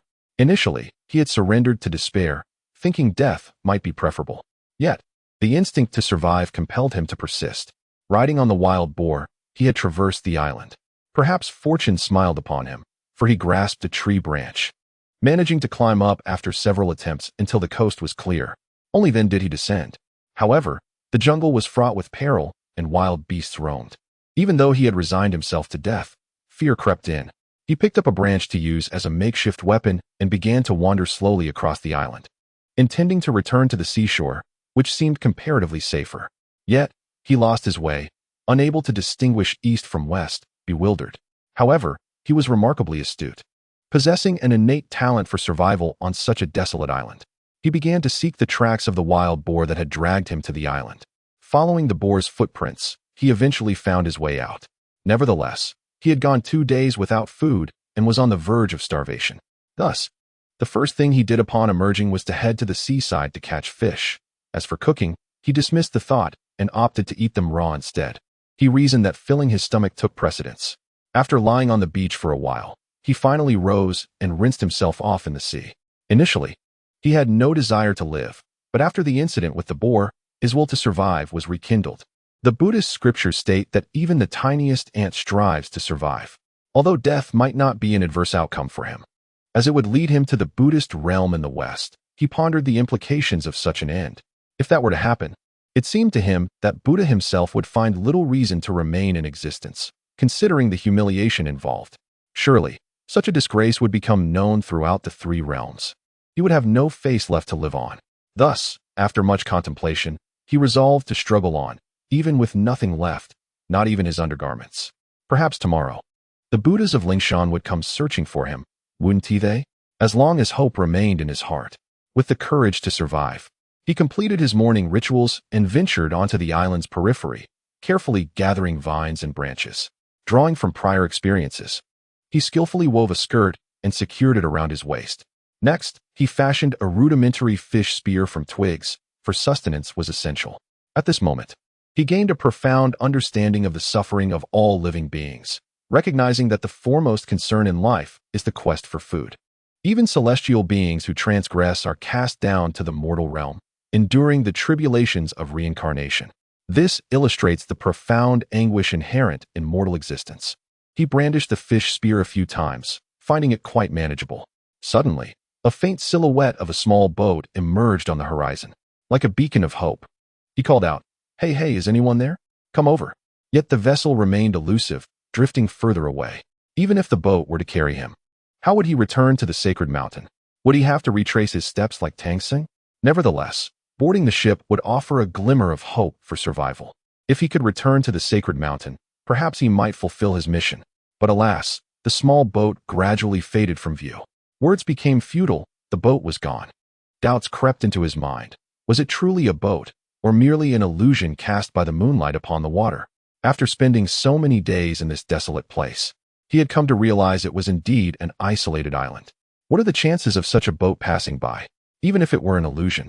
He felt an overwhelming anger and frustration. To encounter a Buddha and not pay homage, my fate is sealed. To meet the true master and be denied passage, how infuriating. Standing dazed by the shore for a while, he turned and retreated into the island, determined to construct a rudimentary shelter from branches and vines, at least a place to rest. As for those in the west, he could only hope they would arrive soon. The Buddha exhibited remarkable resilience. Had it been anyone else, they would have likely succumbed to despair. Yet he clung to hope, struggling valiantly, refusing to surrender. In the west, within the halls of the great Thunder Sound Temple, the reality of the Buddha's permanent departure was becoming increasingly evident. Days had passed without a word, and most believed he had met his end. Though the Buddha was gone, life in the temple must continue, prompting the need for a new leader to guide them.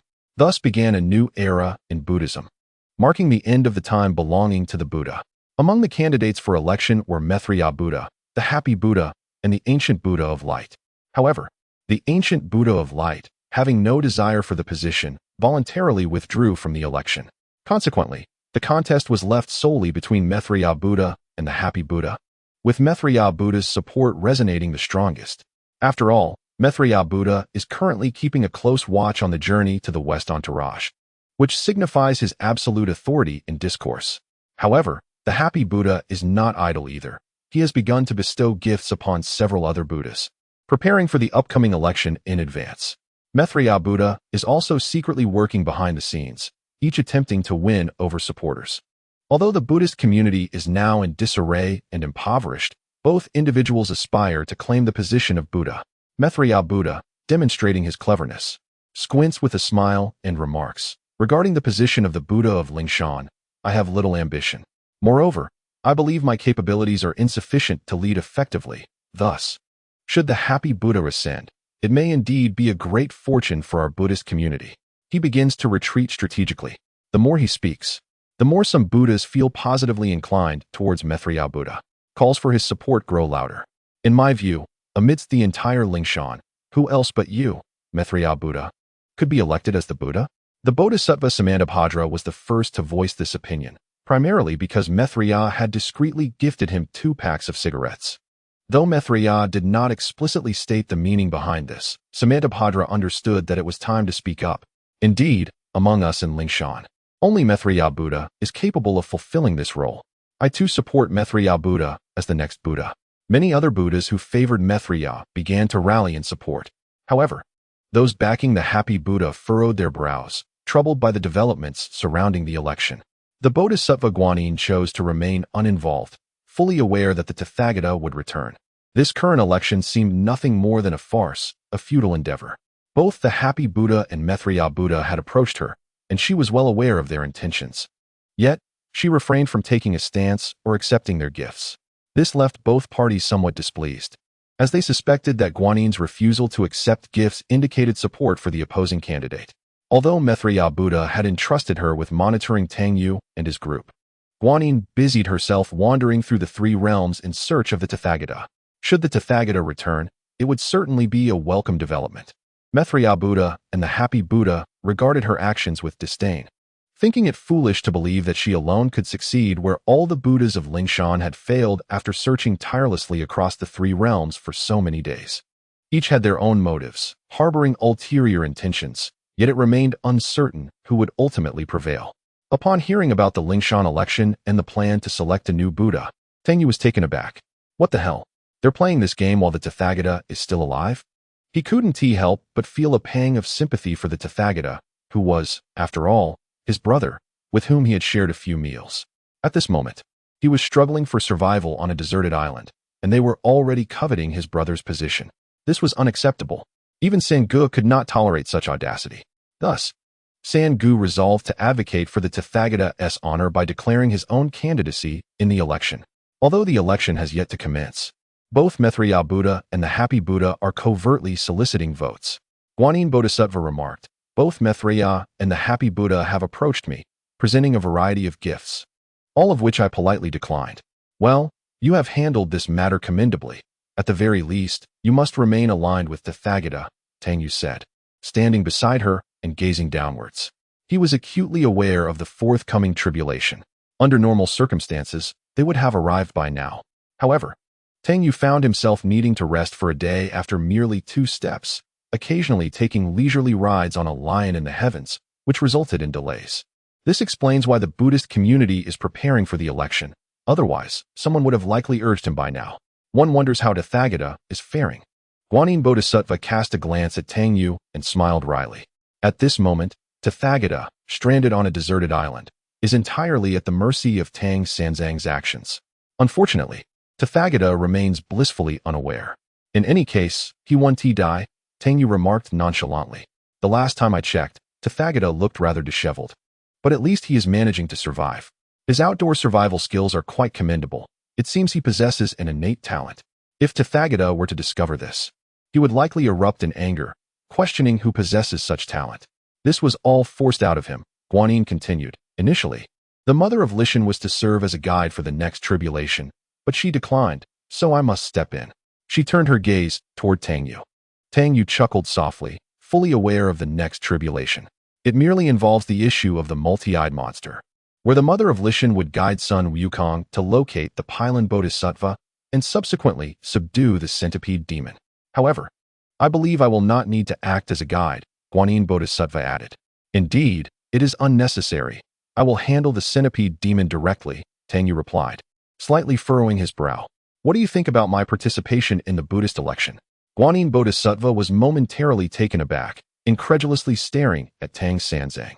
After a considerable pause, she responded, it seems you cannot participate, nor can you possess a ballot. The corners of her mouth twitched involuntarily. How audacious is this Tang Sanzang? The mere thought of him actually being elected as Buddha is unfathomable. Tang Yu shrugged. Recently, Maitreya Buddha has been quite diligent, frequently visiting him in exchange for cigarettes. It is evident that he is using cigarettes as gifts to garner votes. Chapter 188. Brother Sin seeks to participate in the election. Tang Yu is unperturbed, deciding to involve himself in the matter. He intends to partake in the Buddhist election, primarily to vex those insipid individuals within the Buddhist community. Tang Yu has made up his mind. He will enter the Buddhist election. However, it is merely for amusement. Should he genuinely wish to participate, it is entirely possible he could become the elected Buddha, especially since the entire Buddhist community has started smoking. This gives him a firm grip on the very essence of Buddhism. However, if he proceeds down this path, it could lead to significant trouble. Not to mention, the 2 saints from the West would certainly not consent. The thought of a scripture seeker becoming Tathagata is quite bewildering. Contemplating that scene, I find myself in the West Heaven, within the tranquil confines of the great Thunder Sound Temple's brothel. A serene atmosphere envelopes the surroundings. As the events concerning the Tathagata Buddha seem to have faded into the past, along with his era, we are poised to welcome a new Buddha, heralding a new chapter for the Buddhist community. Amidst the chaos, the 2 sages remain uninvolved. However, should the election result in the favor of the joyous Buddha, they would undoubtedly intervene. The joyous Buddha indulges in all vices, feasting, revelry, and gambling, leading the Buddhist community into disarray. Nonetheless, Maitreya Buddha stands as a commendable candidate, albeit lacking in commanding presence. With a bit of cultivation, he could indeed be effective. These days, I find my supply of tobacco dwindling rapidly. Maitreya Buddha has recently exchanged for 20 packs, which vanished almost instantly, primarily utilized for gifting and garnering votes. Drawing upon some of his private funds, he descends to the mortal realm, soon discovering Tang Sung and his companions in a grove. Tang Yu has fashioned a simple hammock, currently swaying in repose, eyes shut, a look of contentment gracing his face. The 3 disciples, upon noticing Maitreya Buddha, remain silent, fully aware of his intentions. Is third brother asleep? Maitreya Buddha inquires. Hardly. Tang Yu retorts, merely resting and gathering his thoughts. Even before Maitreya approaches, he senses his presence. Maitreya, you've arrived, Tang Yu says, dismounting from the hammock, inadvertently landing atop the obedient Huang Shijing, who had been lying on the ground.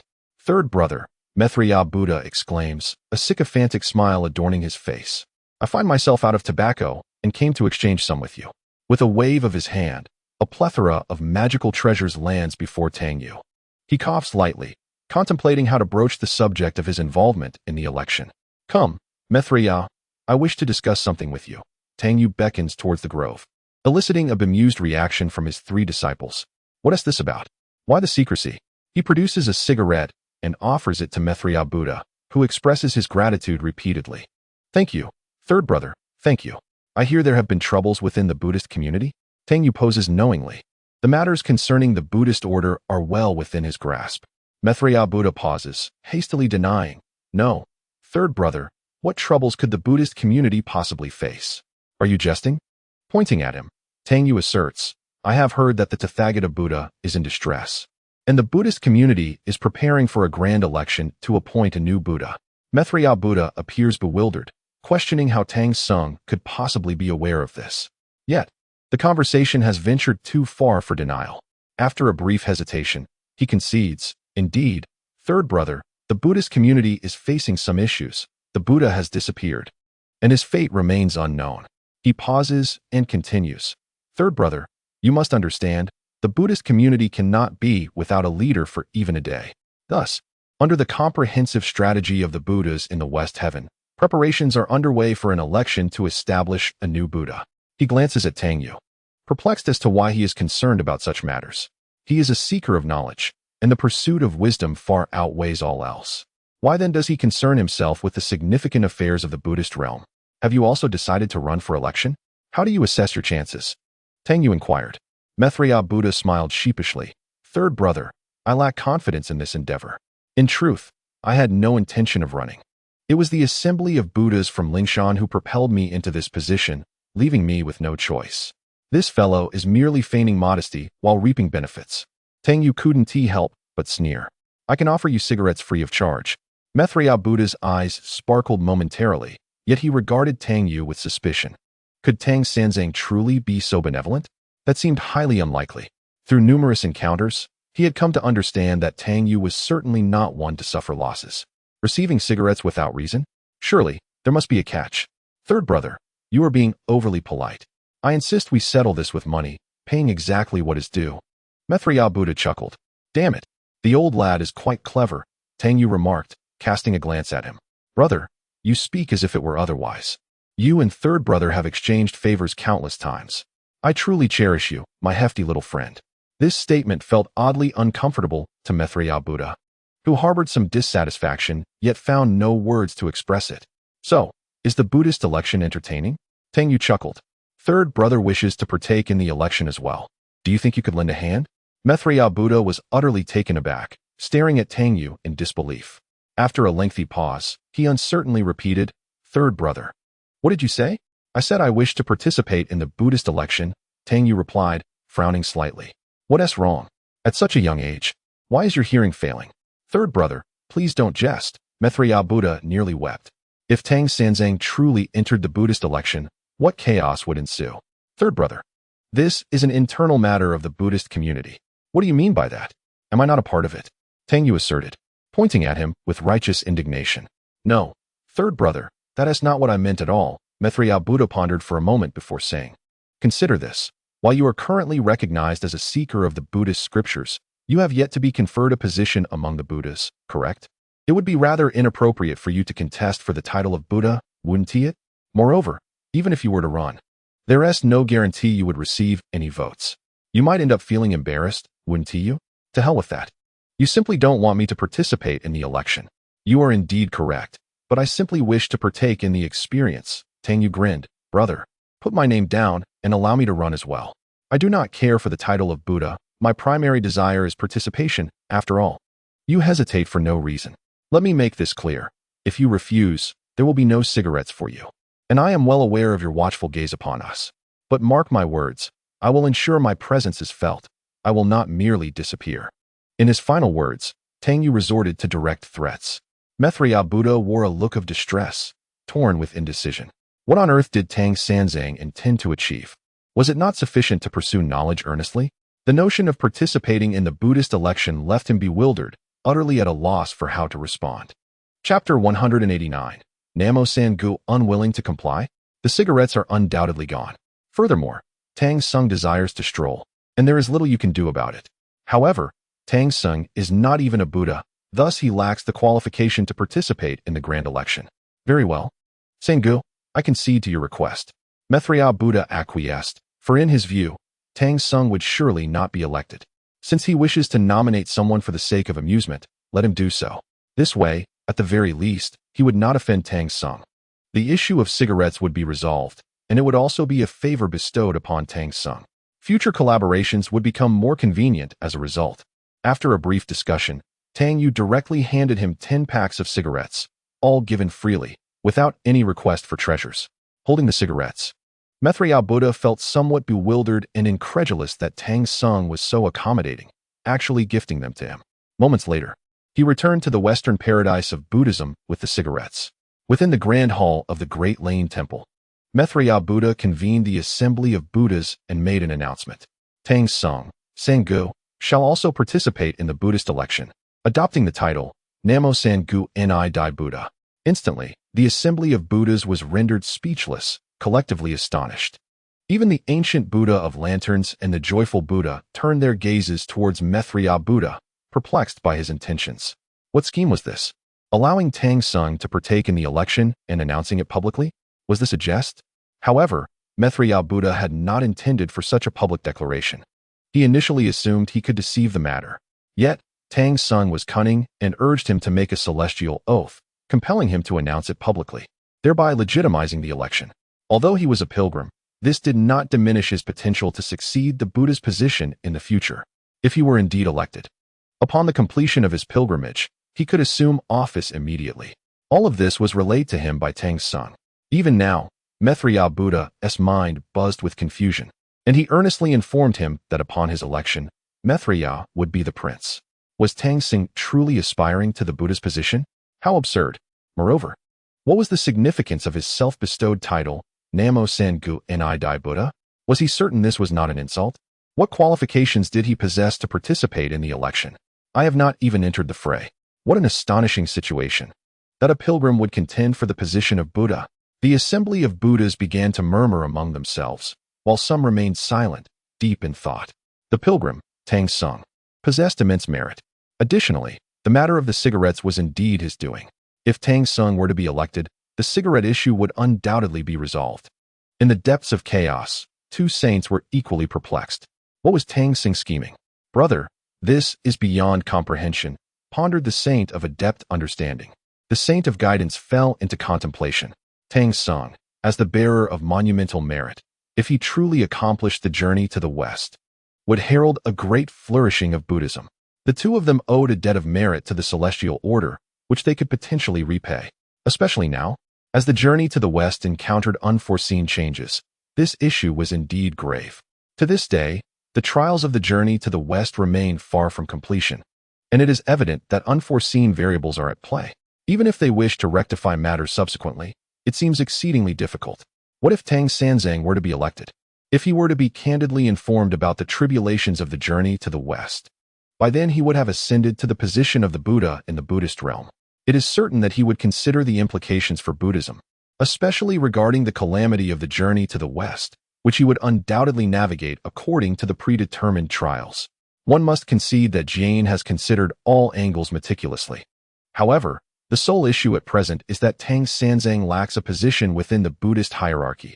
His mere nomination is utterly ineffectual. Not to worry, Jain remarked. Tang Sung is indeed one of my Buddhist brethren and possesses the qualifications for election. Brother, what I mean to say is that Tang Sung is merely an insignificant nuisance. What capability does he possess to partake in the monumental affairs of the Buddhist election for the Buddha? Zhuan Ti interjected. Allowing him to be nominated is inconsequential, Jain replied. After all, he is unlikely to be elected. Yet, he found himself in contemplation, pondering whether to subtly intervene to ensure that Tang Sung truly ascends to the position of Buddha. If Tang Sung were to be elected and subsequently informed of the tribulations of the journey to the West, one could believe he would earnestly deliberate on the matter for the benefit of Buddhism. However, such an action might not garner consensus. The multitude of Buddhas in Ling Mountain would likely object. Upon hearing his brother's words, Zhuan Ti fell silent, unsure of how to respond. The two brothers ceased their calculations regarding the Tathagata, seemingly resigned to the notion that he was no longer among the living. Nonetheless, Jain remained somewhat apprehensive. It appeared to him that the Tathagata was indeed imprisoned somewhere, unable to return, which thwarted their efforts at divination. At this juncture, the Buddhist election loomed.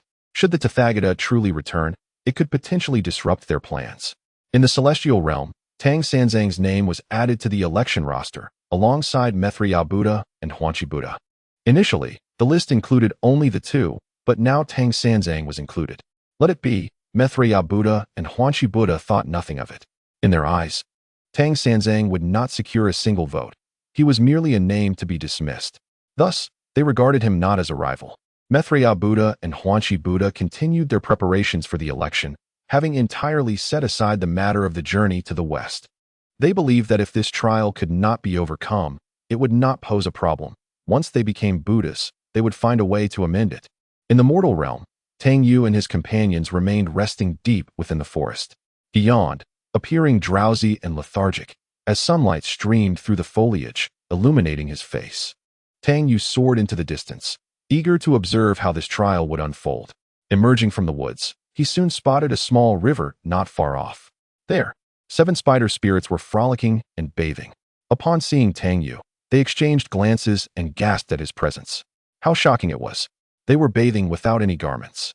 As he beheld the enchanting little spirits, Tang Yu felt a slight unease, recalling that they were spider spirits. Tang Yu paid little heed to the 7 spider spirits, his primary focus being the centipede demon. Concealed in the shadows for quite some time, he compared their figures before soaring into the distance. Before long, a temple appeared before him, Huanghua Temple. What an uninspired name. Inwardly, he scoffed slightly, then stealthily infiltrated the premises. The multi-eyed creature, clad in a Taoist robe, was meditating in the main hall, seemingly embodying the essence of a venerable sage. "Master, the tea is ready," a young attendant announced as he approached with a tray. The multi-eyed creature did not even open his eyes. Just set it down. I shall partake shortly." Chapter 190. A dreadful hypothesis. S eyes glimmered with intrigue as he communicated with his system to exchange items, surreptitiously adding something to the tea. Moments later, the multi-eyed creature, having finished his meditation, seized the tea and drank it in one gulp. Concealed in the shadows, Tang Yu smirked inwardly. The control spirit pill. Indeed. This was precisely how the 6-eared macaque was subdued, albeit with a mere 3-day efficacy. Thus, he must arrive here within that time frame. However, Tang Yu felt no trepidation. He would simply ride upon Huang Shijing to accomplish his task. His figure gradually faded from view as he prepared to wander towards the west. In the forest, having just awakened, Tang Yu opened his eyes, finding Air Daisy snoring beside him, while San Lungzi sat nearby, polishing a skull. 9 skulls were gleaming under his meticulous care.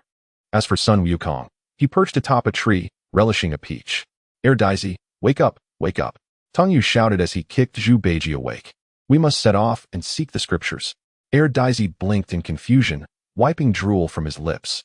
He called to his companions and mounted the lion, leading the way. In the west, although Maitreya Buddha was primarily preoccupied with the election, he occasionally kept an eye on the progress of the scripture-seeking party. At this moment, he was unavoidably anxious to see that Tang Sanzang and his companions were quickening their pace. If they could indeed overcome this challenge, it would undoubtedly benefit his election prospects. After all, even the Tathagata Buddha had not completed many tribulations, while he had just taken on the monumental task of seeking scriptures and would achieve success. This would not only showcase his capabilities, but also provide advantages for the election. Although the election was largely settled, some Buddhists still hesitated to cast their votes. Even with Maitreya Buddha and the joyful Buddha discreetly sending gifts and coaxing votes, others remained contemplative. What could they possibly deliberate upon? The ballots were anonymous. The so-called election of the Buddha was merely the placement of 3 boxes, each imbued with spells and restrictions by Maitreya Buddha and the joyful Buddha. Any cheating would be sensed by the two, including themselves. Each Buddha merely needed to take their ballot, select their choice, and cast it into the box. However, everything is conducted anonymously. A mere incantation can ensure that ballots find their way into the box of the chosen candidate. The ballots themselves are shrouded in the taboo of magic, rendering the identities of the voters untraceable. This anonymity provides a sense of comfort, liberating individuals from the fear of potential retribution. Such a system exhibits a commendable degree of humanity. Ultimately, the candidate with the most votes shall prevail, becoming the next Buddha, as if it were a mere game. What is even more perplexing is the discovery of numerous ballots within the box designated for the Buddha, known as Namo San Guanai Dai. Who could be responsible for this? Yet, under the veil of anonymous voting, the election remains inscrutable. One might have assumed that Tang Seng's candidacy was merely a formality, yet it appears that there are indeed supporters for him.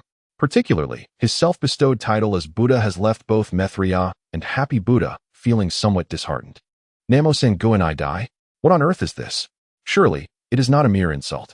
Several Buddhas convened to deliberate on whom to endorse. Undoubtedly, Maitreya Buddha is the most suitable choice, having assumed the majority of responsibilities in the absence of Tathagata. During this time, Maitreya has diligently managed the affairs of Lingshan, even keeping a watchful eye on the journey of the pilgrims. However, one might argue that Happy Buddha possesses greater capability, though generally more reserved. He is undeniably a true sage of remarkable attainment. What do you mean by that? Maitreya is also a sage. Happy Buddha? Huh. Are you suggesting he would lead you into a brothel? TSK, that would lead to one's downfall. What are you babbling about? With whom do you think you are being so boastful? Watch it. Do you dare challenge me? Oh, I fear nothing from you. Without a doubt. In the fervor of their respective campaigns, they have engaged in a brawl.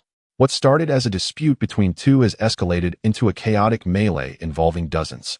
Since its inception, the Buddhist community of Lingshan has never witnessed such a disgraceful brawl. Ultimately, it was only through the intervention of Happy Buddha and Maitreya Buddha that the fray was quelled. Yet, many emerged with bruised faces, and several others were left severely injured, in dire need of recuperation. However, with no sauna facilities available, there is little recourse for recovery. They would have to endure for now and devise a plan later. The sudden outbreak of violence has compounded the struggles of the already impoverished Buddhist community. Upon arriving at the temple, Tang Yu exercised utmost caution. Even with the protective array of obscuring heavenly secrets, he dared not act recklessly, for this was not a time when the Buddhist community was devoid of its members. Rather, all were present, necessitating a heightened sense of vigilance. Gazing at the 3 large ballot boxes for the election, he felt a slight twitch at the corner of his mouth. Is this what a grand election entails? He had anticipated something far more ceremonious, yet it seemed akin to child's play. He had already sensed the magical taboos surrounding the boxes, which kept him at a distance. Casting a glance, he made his way toward the great Thunder Sound Temple. On his previous visit, his sole intention had been to deplete the resources of the Buddhist community. Tang Yu stood before the statues of the 2 revered figures, Jane and Juanti. Although they appeared as mere statues, within them resided the faint consciousness of 2 saints, allowing them to perceive everything in the spiritual realm with utmost clarity. No, these were not mere sculptures. They served as vessels for absorbing the power of faith. Tang Yu discerned a troubling reality. The faith within the Buddhist realm differed significantly from other forms of belief. Having gained some understanding of faith during his time in Wajiguo, where a prominent sect flourished, he reflected on its nature. Genuine faith stems from an unwavering conviction within one's heart, a collective yearning communicated to the divine, which responds in kind. However, the essence of Buddhist faith involves a detachment. Amiable Buddha, Tao Yu shivered involuntarily as an epiphany dawned upon him. In the distance, the ancient Buddha of illumination approached, prompting Tang Yu to hastily conceal himself. Despite his protective veil of the heavenly secrets, he felt a creeping anxiety. The ancient Buddha knelt before the 2 saints, chanting incessantly, Amitba, Amitba, Amitba. After a prolonged period, he rose and departed. Gazing at the stone figures of the saints, Tao pondered whether his suspicions were indeed correct. Amitba, he murmured, sensing a trickle of faith once more merging into the statues. The essence of Amitba had extracted the desires and emotions of the Buddhist followers, rendering them mere puppets of the divine. Thus, the ascetic's heart remained solely fixated on the Buddha. Tang Yu dared not delve further into this contemplation.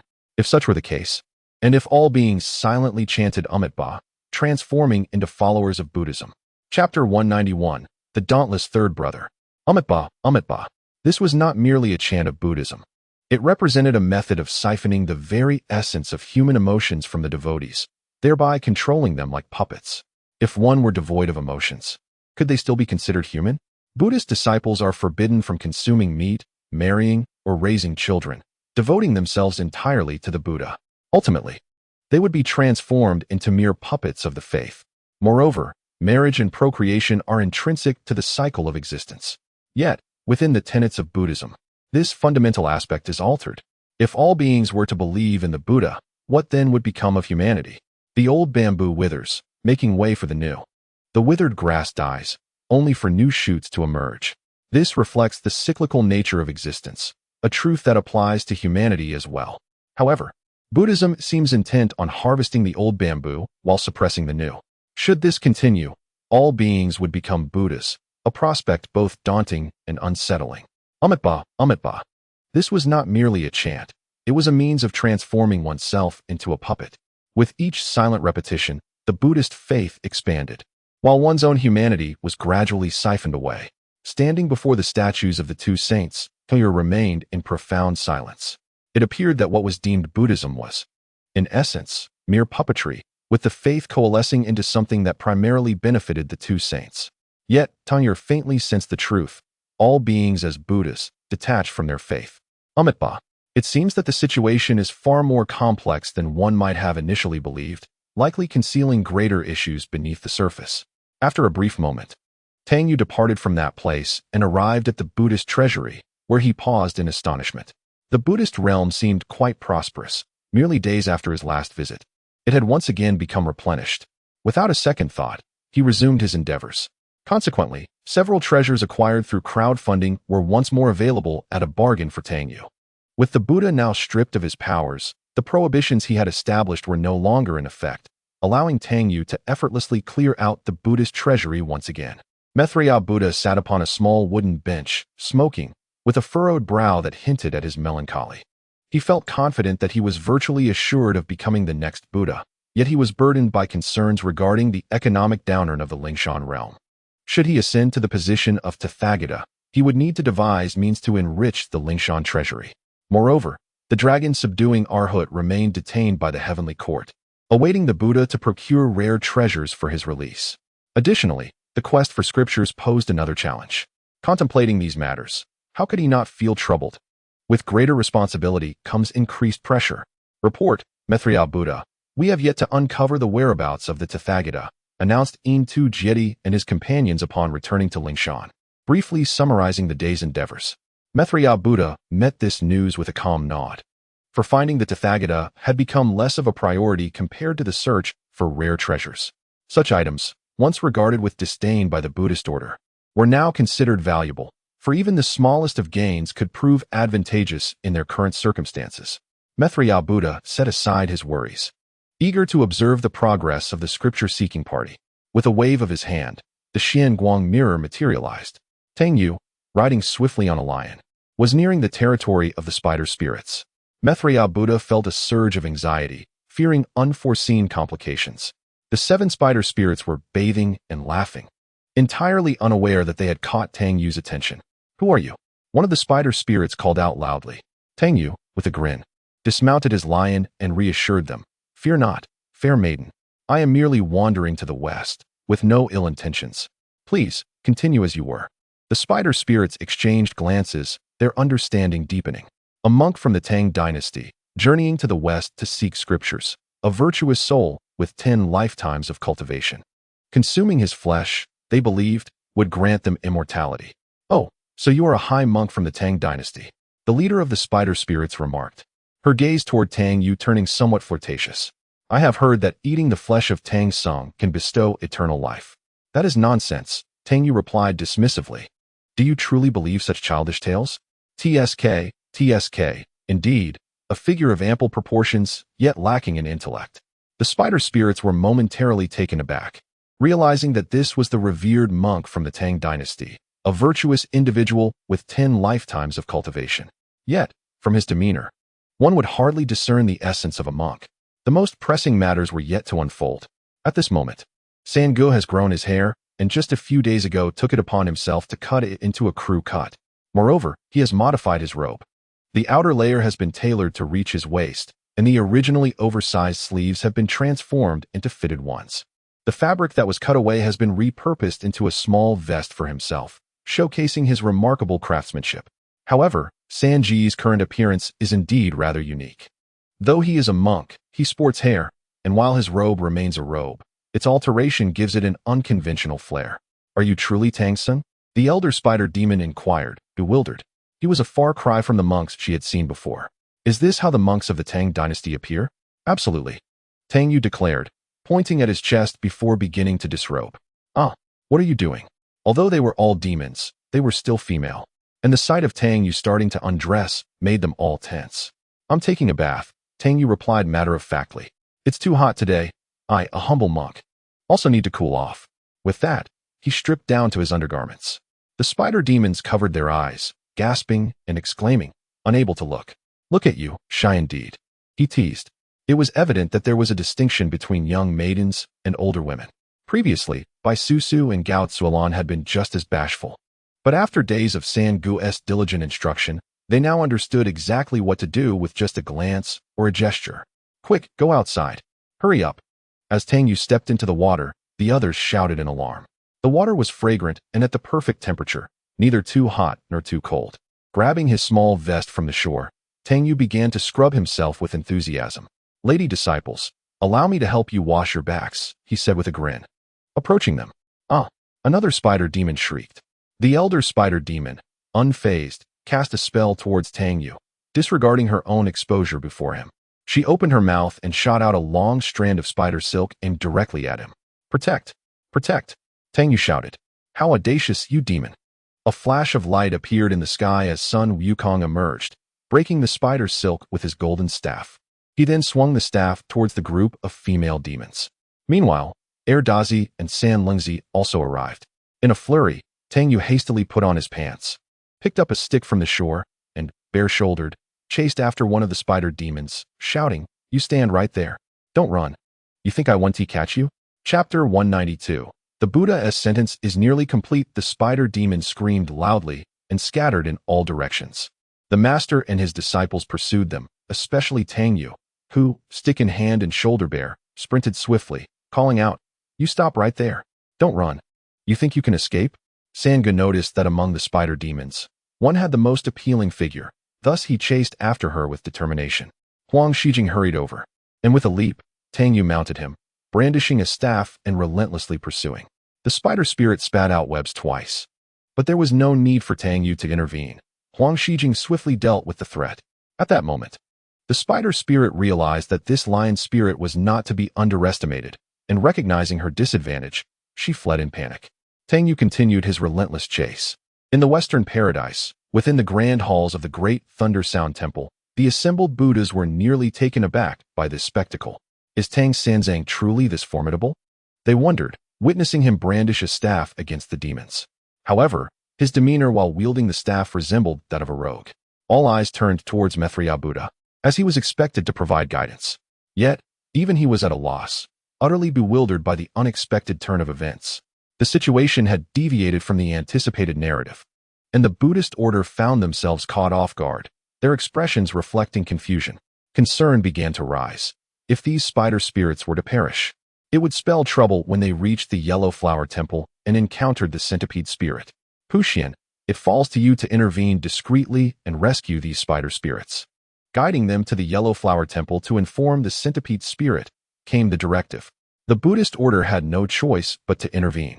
Tang Sanzang, persistently brandishing his staff, continued his pursuit.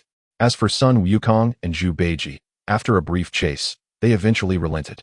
By the Buddha's decree, Puxian accepted the command and hastily descended to the mortal realm. There, he beheld Tang Sanzang riding the lion, staff in hand, shouting fervently, Stay right there. Don't run. You think you're clever? Watch me strike you down. Observing Tang Sanzang's antics, Puxian couldn't help but feel that the Buddhist order had unwittingly chosen a rather troublesome disciple. With a wave of his hand, the spider spirits felt their bodies lighten, and in an instant, they vanished. Tang Yu furrowed his brow. He sensed the intervention of Puxian Bodhisattva. Had he known this would occur, he would have taken steps to eliminate him during his previous visit to the Buddhist realm. Master, Master, called the three disciples. We're right here, Tang Yu shouted back. The first to appear was Sun Wukong, closely followed by Zhu Beiji, who adeptly brought along Tang Yu's garments. Hidden in the heights, Puxian observed this scene, his lips twitching slightly at the sight of Tang Sanzang's disheveled appearance. What a mess he has made of the monk's robe, he thought, resigning himself to the chaos. Having rescued the spider spirits, Puxian turned and returned to the Western Paradise. Master, where are the demons? Sun Wukong inquired. wielding his golden staff and scanning the surroundings, sensing no demonic presence. Tang Yu tossed aside his staff, retrieved a cigarette, and lit it. Taking a slow drag, he finally remarked, "They ve slipped away." Zhu Beiji's lips twitched slightly, as if stifling a laugh. "Master, you just witnessed your own disciple's valor," he remarked, recalling the moment when his master, wielding a staff, had pursued the spider demon. Initially, there was some concern for his steadier disciples, but upon hearing this, they could only exchange glances of disbelief. "She may be swift, but if I had struck her with my staff, I would have split her head open." Nonetheless, those spider demons would still be visible at Huanghua Temple. Regarding the situation, they would adapt as needed. Such invaluable resources should not go to waste. Even if he himself did not take advantage, it was essential for the dim-witted one to do so. United in purpose, the master and his disciples successfully drove away 7 spider demons. After a brief respite, Tang Yu signaled for his disciples to continue their journey. As night fell, Guanyin Bodhisattva covertly transmitted a message to Tang Yu, for the Tathagata was soon to be released from his confinement. She approached Tang Yu to discuss matters. As tomorrow marked the 30th day, Tang Yu smiled faintly at her, certain that these 30 days would leave a profound impression on the Tathagata. The Buddhist electoral process would conclude tomorrow, and Guanyin Bodhisattva remarked that Maitreya Buddha was likely to be elected. "Is that not fortuitous? The Tathagata will return then." Tang Yu replied, "Do you think he would faint upon learning all of this? A month of survival on a deserted island, only to return and find his position as Buddha nearly lost." With Guanyin Bodhisattva, he appeared on the deserted island, awaiting the announcement of the election results so that she could escort the Tathagata back. Tang Yu's presence was also necessary to retract the celestial concealment array, as such magic came at a cost that could not be squandered. On the deserted island, a man clad in garments woven from vines held a rudimentary fish spear crafted from twigs.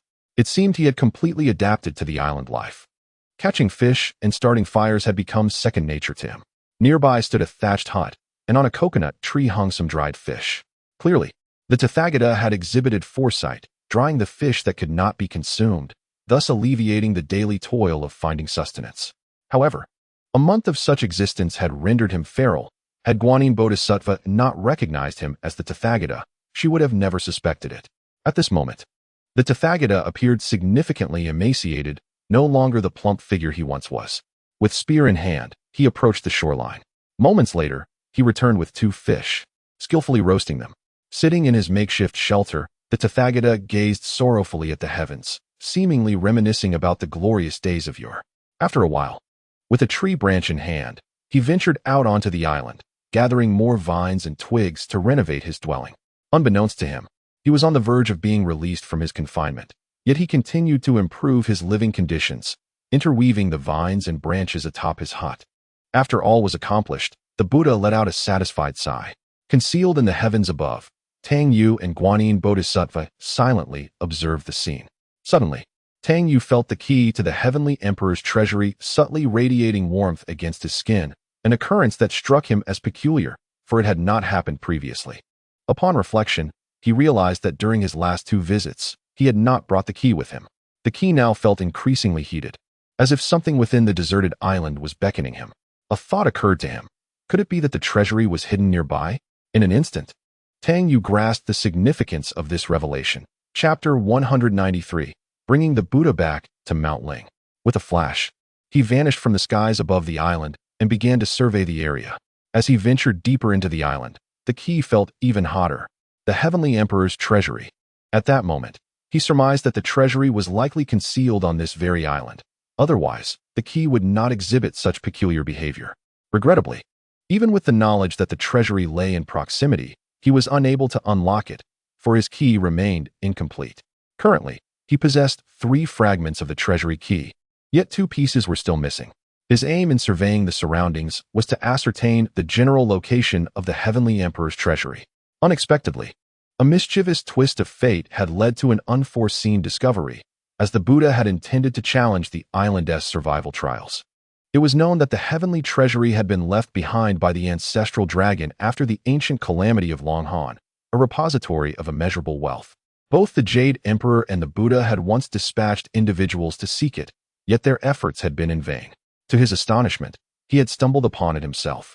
Indeed, his fortune seemed to shine brightly, Even the heavens favored him. At the juncture where the sea met the island, the key to the treasury appeared to tremble and emit a soft chime. However, as he gazed out, the vast expanse of ocean remained unchanged, devoid of any anomalies. Even with the use of his celestial vision, he could not discern anything unusual. Yet, the key's peculiar reaction assured him that the treasury was undoubtedly situated nearby. After a moment of contemplation, Tang Yu plunged into the depths of the ocean, stealthily descending beneath the surface. It was then that he detected an oddity, a stone beneath the island that appeared unremarkable at first glance, save for a minute mark upon it, as if worn smooth by water. However, Tang Yu suspected that this mark might very well be the place where the key was to be inserted.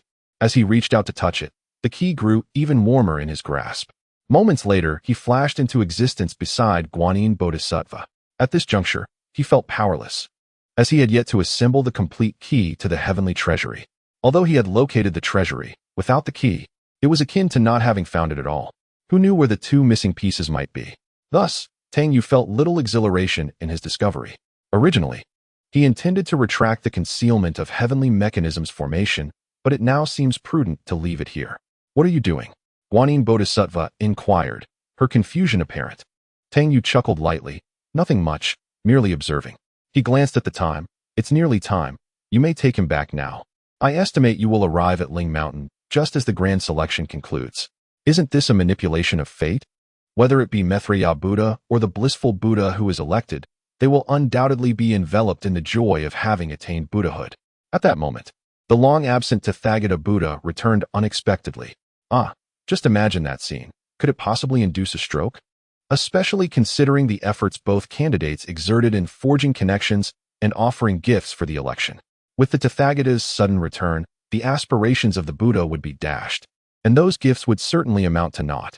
Meanwhile, the Tathagata Buddha lay soundly asleep in his makeshift abode. One must concede his remarkable adaptability. Yet, it was evident that he remained vigilant, even clutching a branch in slumber, for dangers abound on this desolate island, where fierce beasts roam at night. A young man must learn to safeguard himself. In a flash, Guanyin Bodhisattva appeared beside the Tathagata. Buddha, is that you? She exclaimed. Astonishment and a hint of disbelief etched on her face. What a splendid performance. Tang Yu, hidden above, could not help but commend the act. Witnessing the Tathagata's surprise and his subsequent disbelief was executed with remarkable finesse. The Tathagata rubbed his eyes, roused from slumber to behold the Bodhisattva, and a flicker of astonishment crossed his features. With a sigh, he reclined once more, muttering, "It seems I was merely dreaming." This illustrates the extent of the impact island life has had on him. Even upon seeing Guanyin Bodhisattva, he mistook it for a dream. It seems he has lost all hope in the Buddhist realm. Guanyin Bodhisattva was momentarily taken aback, unable to fathom that the Tathagata would lie down again. Buddha awakened. This is no dream. I am Guanyin Bodhisattva, she cried out. The Tathagata sprang upright, staring at her for a prolonged moment before delivering a resounding slap to his own face, wincing in pain. Yet, he gazed intently at Guanyin Bodhisattva, exclaiming, "This is no dream, this is no dream. Buddha, it is not a dream. I have truly come. You are unaware that in the month of your absence, I traversed the three realms, from the heavens to the underworld. Thankfully, I felt your presence on this small island." Guanyin Bodhisattva's sincerity was palpable. The Tathagata regarded her, seemingly still in disbelief, before finally responding, "You have worked hard. However, this state of affairs is truly disgraceful. Let it be. Since this is Guanyin Bodhisattva, a person I trust, it is of little concern. Do not speak of my affairs to anyone. What time is it?" The Tathagata Buddha still held dear the dignity of his position, revealing that even a Buddha is not immune to concerns of reputation. I understand, Buddha." Avalokiteshvara Bodhisattva comprehended profoundly, nodding in agreement. With a mere wave of his hand, the Tathagata Buddha was entirely cleansed and adorned with a new robe. Yet, in comparison to his former self, he appeared noticeably slimmer. In the Western paradise, within the Grand Thunder Sound Temple, countless Buddhas gathered, respectfully standing within the Grand Hall. Maitreya Buddha and the Joyful Buddha each occupied a small stool in front, signifying their unique candidacies. The new patriarch of the Buddhist sect would emerge from one of these two. The tension was palpable, yet there lingered a sense of anticipation. The significance of this succession was not lost on anyone, as even the robes had been replaced with fresh ones. Both candidates radiated with vitality. The magical prohibitions surrounding the ballot box had been lifted. Silver-headed Jyoti stood nearby, reaching into a box to retrieve the ballots. Within the hall, silence enveloped the atmosphere, all awaiting the birth of the new Buddha. Unbeknownst to them, the Grand Thunder Sound Temple had already divided into two factions, one supporting the joyful Buddha and the other backing Maitreya Buddha. A slight furrow appeared on Maitreya Buddha's brow. What if, upon his election as Buddha, he faced rebellion from his followers? Such uncertainties weighed heavily on his mind. However, he reassured himself. Considering the presence of the two saints above, although they had not made their positions explicitly known, they were undoubtedly observing from the shadows. With this thought, Maitreya Buddha felt a sense of relief. As for Tang Sanzang and his companions, on this critical day of the election, there was no time to concern himself with them. Chapter 194. The election concludes. The Buddha returns. The Buddhas of Ling Mountain were all in a state of tension. Silver-headed Jyoti was the first to tip out Tang Yu's ballot box, meticulously examining the votes. To his astonishment, there were over 30 ballots. This caused both Maitreya Buddha and the joyful Buddha to twitch their lips involuntarily. They had initially thought it was merely a name proposed by Tang Sanzang, never expecting that someone would actually vote for him. Were they all unwell? Would it not have been better to cast their votes for him instead? Both of them shared this sentiment. Ultimately, the joyful Buddha and then Maitreya Buddha were the last candidates standing. Undoubtedly, Maitreya Buddha was elected, triumphing in the election by a narrow margin of 5 votes, thus becoming the new leader of the Buddhist sect. No, this cannot be true. The election must have been tampered with. The joyful Buddha struggled to accept this reality. He had tirelessly given gifts to so many, depleting his own savings in the process. Yet he lost by merely 5 votes. If the margin had been greater, it might have been bearable, but 5 votes felt like a heavy blow. Now, with the election decided, Maitreya Buddha was indeed the new Buddha of our sect. The ancient Buddha of Lamp spoke. Moreover, I assure you, there will be no cheating in this election. I trust you understand this. After a pause, he continued, regardless of who becomes the Buddha, it is for the betterment of Ling Mountain, and as a member of Ling Mountain, you must diligently support the new Buddha in promoting our Buddhist teachings. The ancient Buddha of Lamp contemplated many matters, fearing that Maitreya Buddha might struggle to accept the reality of his electoral defeat and incite rebellion. A gentle reminder was offered to him, urging him not to forget his identity as a member of the Buddhist community. Yet, he dismissed the notion as false, absolutely untrue. Maitreya Buddha appeared somewhat disordered, unable to mask the pain within.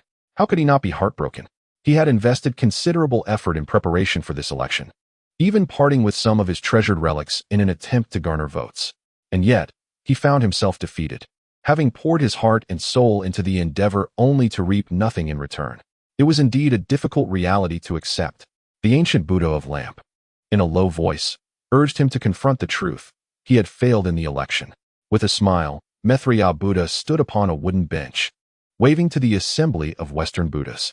Beside him, the silver-headed Jyoti offered him a large eggplant. Holding the eggplant to his lips, Maitreya Buddha began to speak. I am deeply grateful for your unwavering support. I shall strive to lead you all, to rejuvenate our Buddhist community, and to restore its former glory. Suddenly, a thunderous applause erupted from the crowd below. Having grown up in poverty, with my parents passing away at an early age, I never imagined that one day I would attain Buddhahood, let alone become the Buddha Tathagata. I recall my childhood fondness for Buddhism, despite my father's disapproval and punishment. My heart was steadfastly devoted to the Buddha.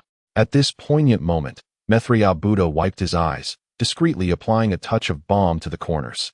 The assembly of Buddhas was taken aback, as they had not anticipated such a tale of sorrow from Maitreya. They were moved by sympathy, astonished that he had truly become a Buddha, and even more so, a Buddha Lord.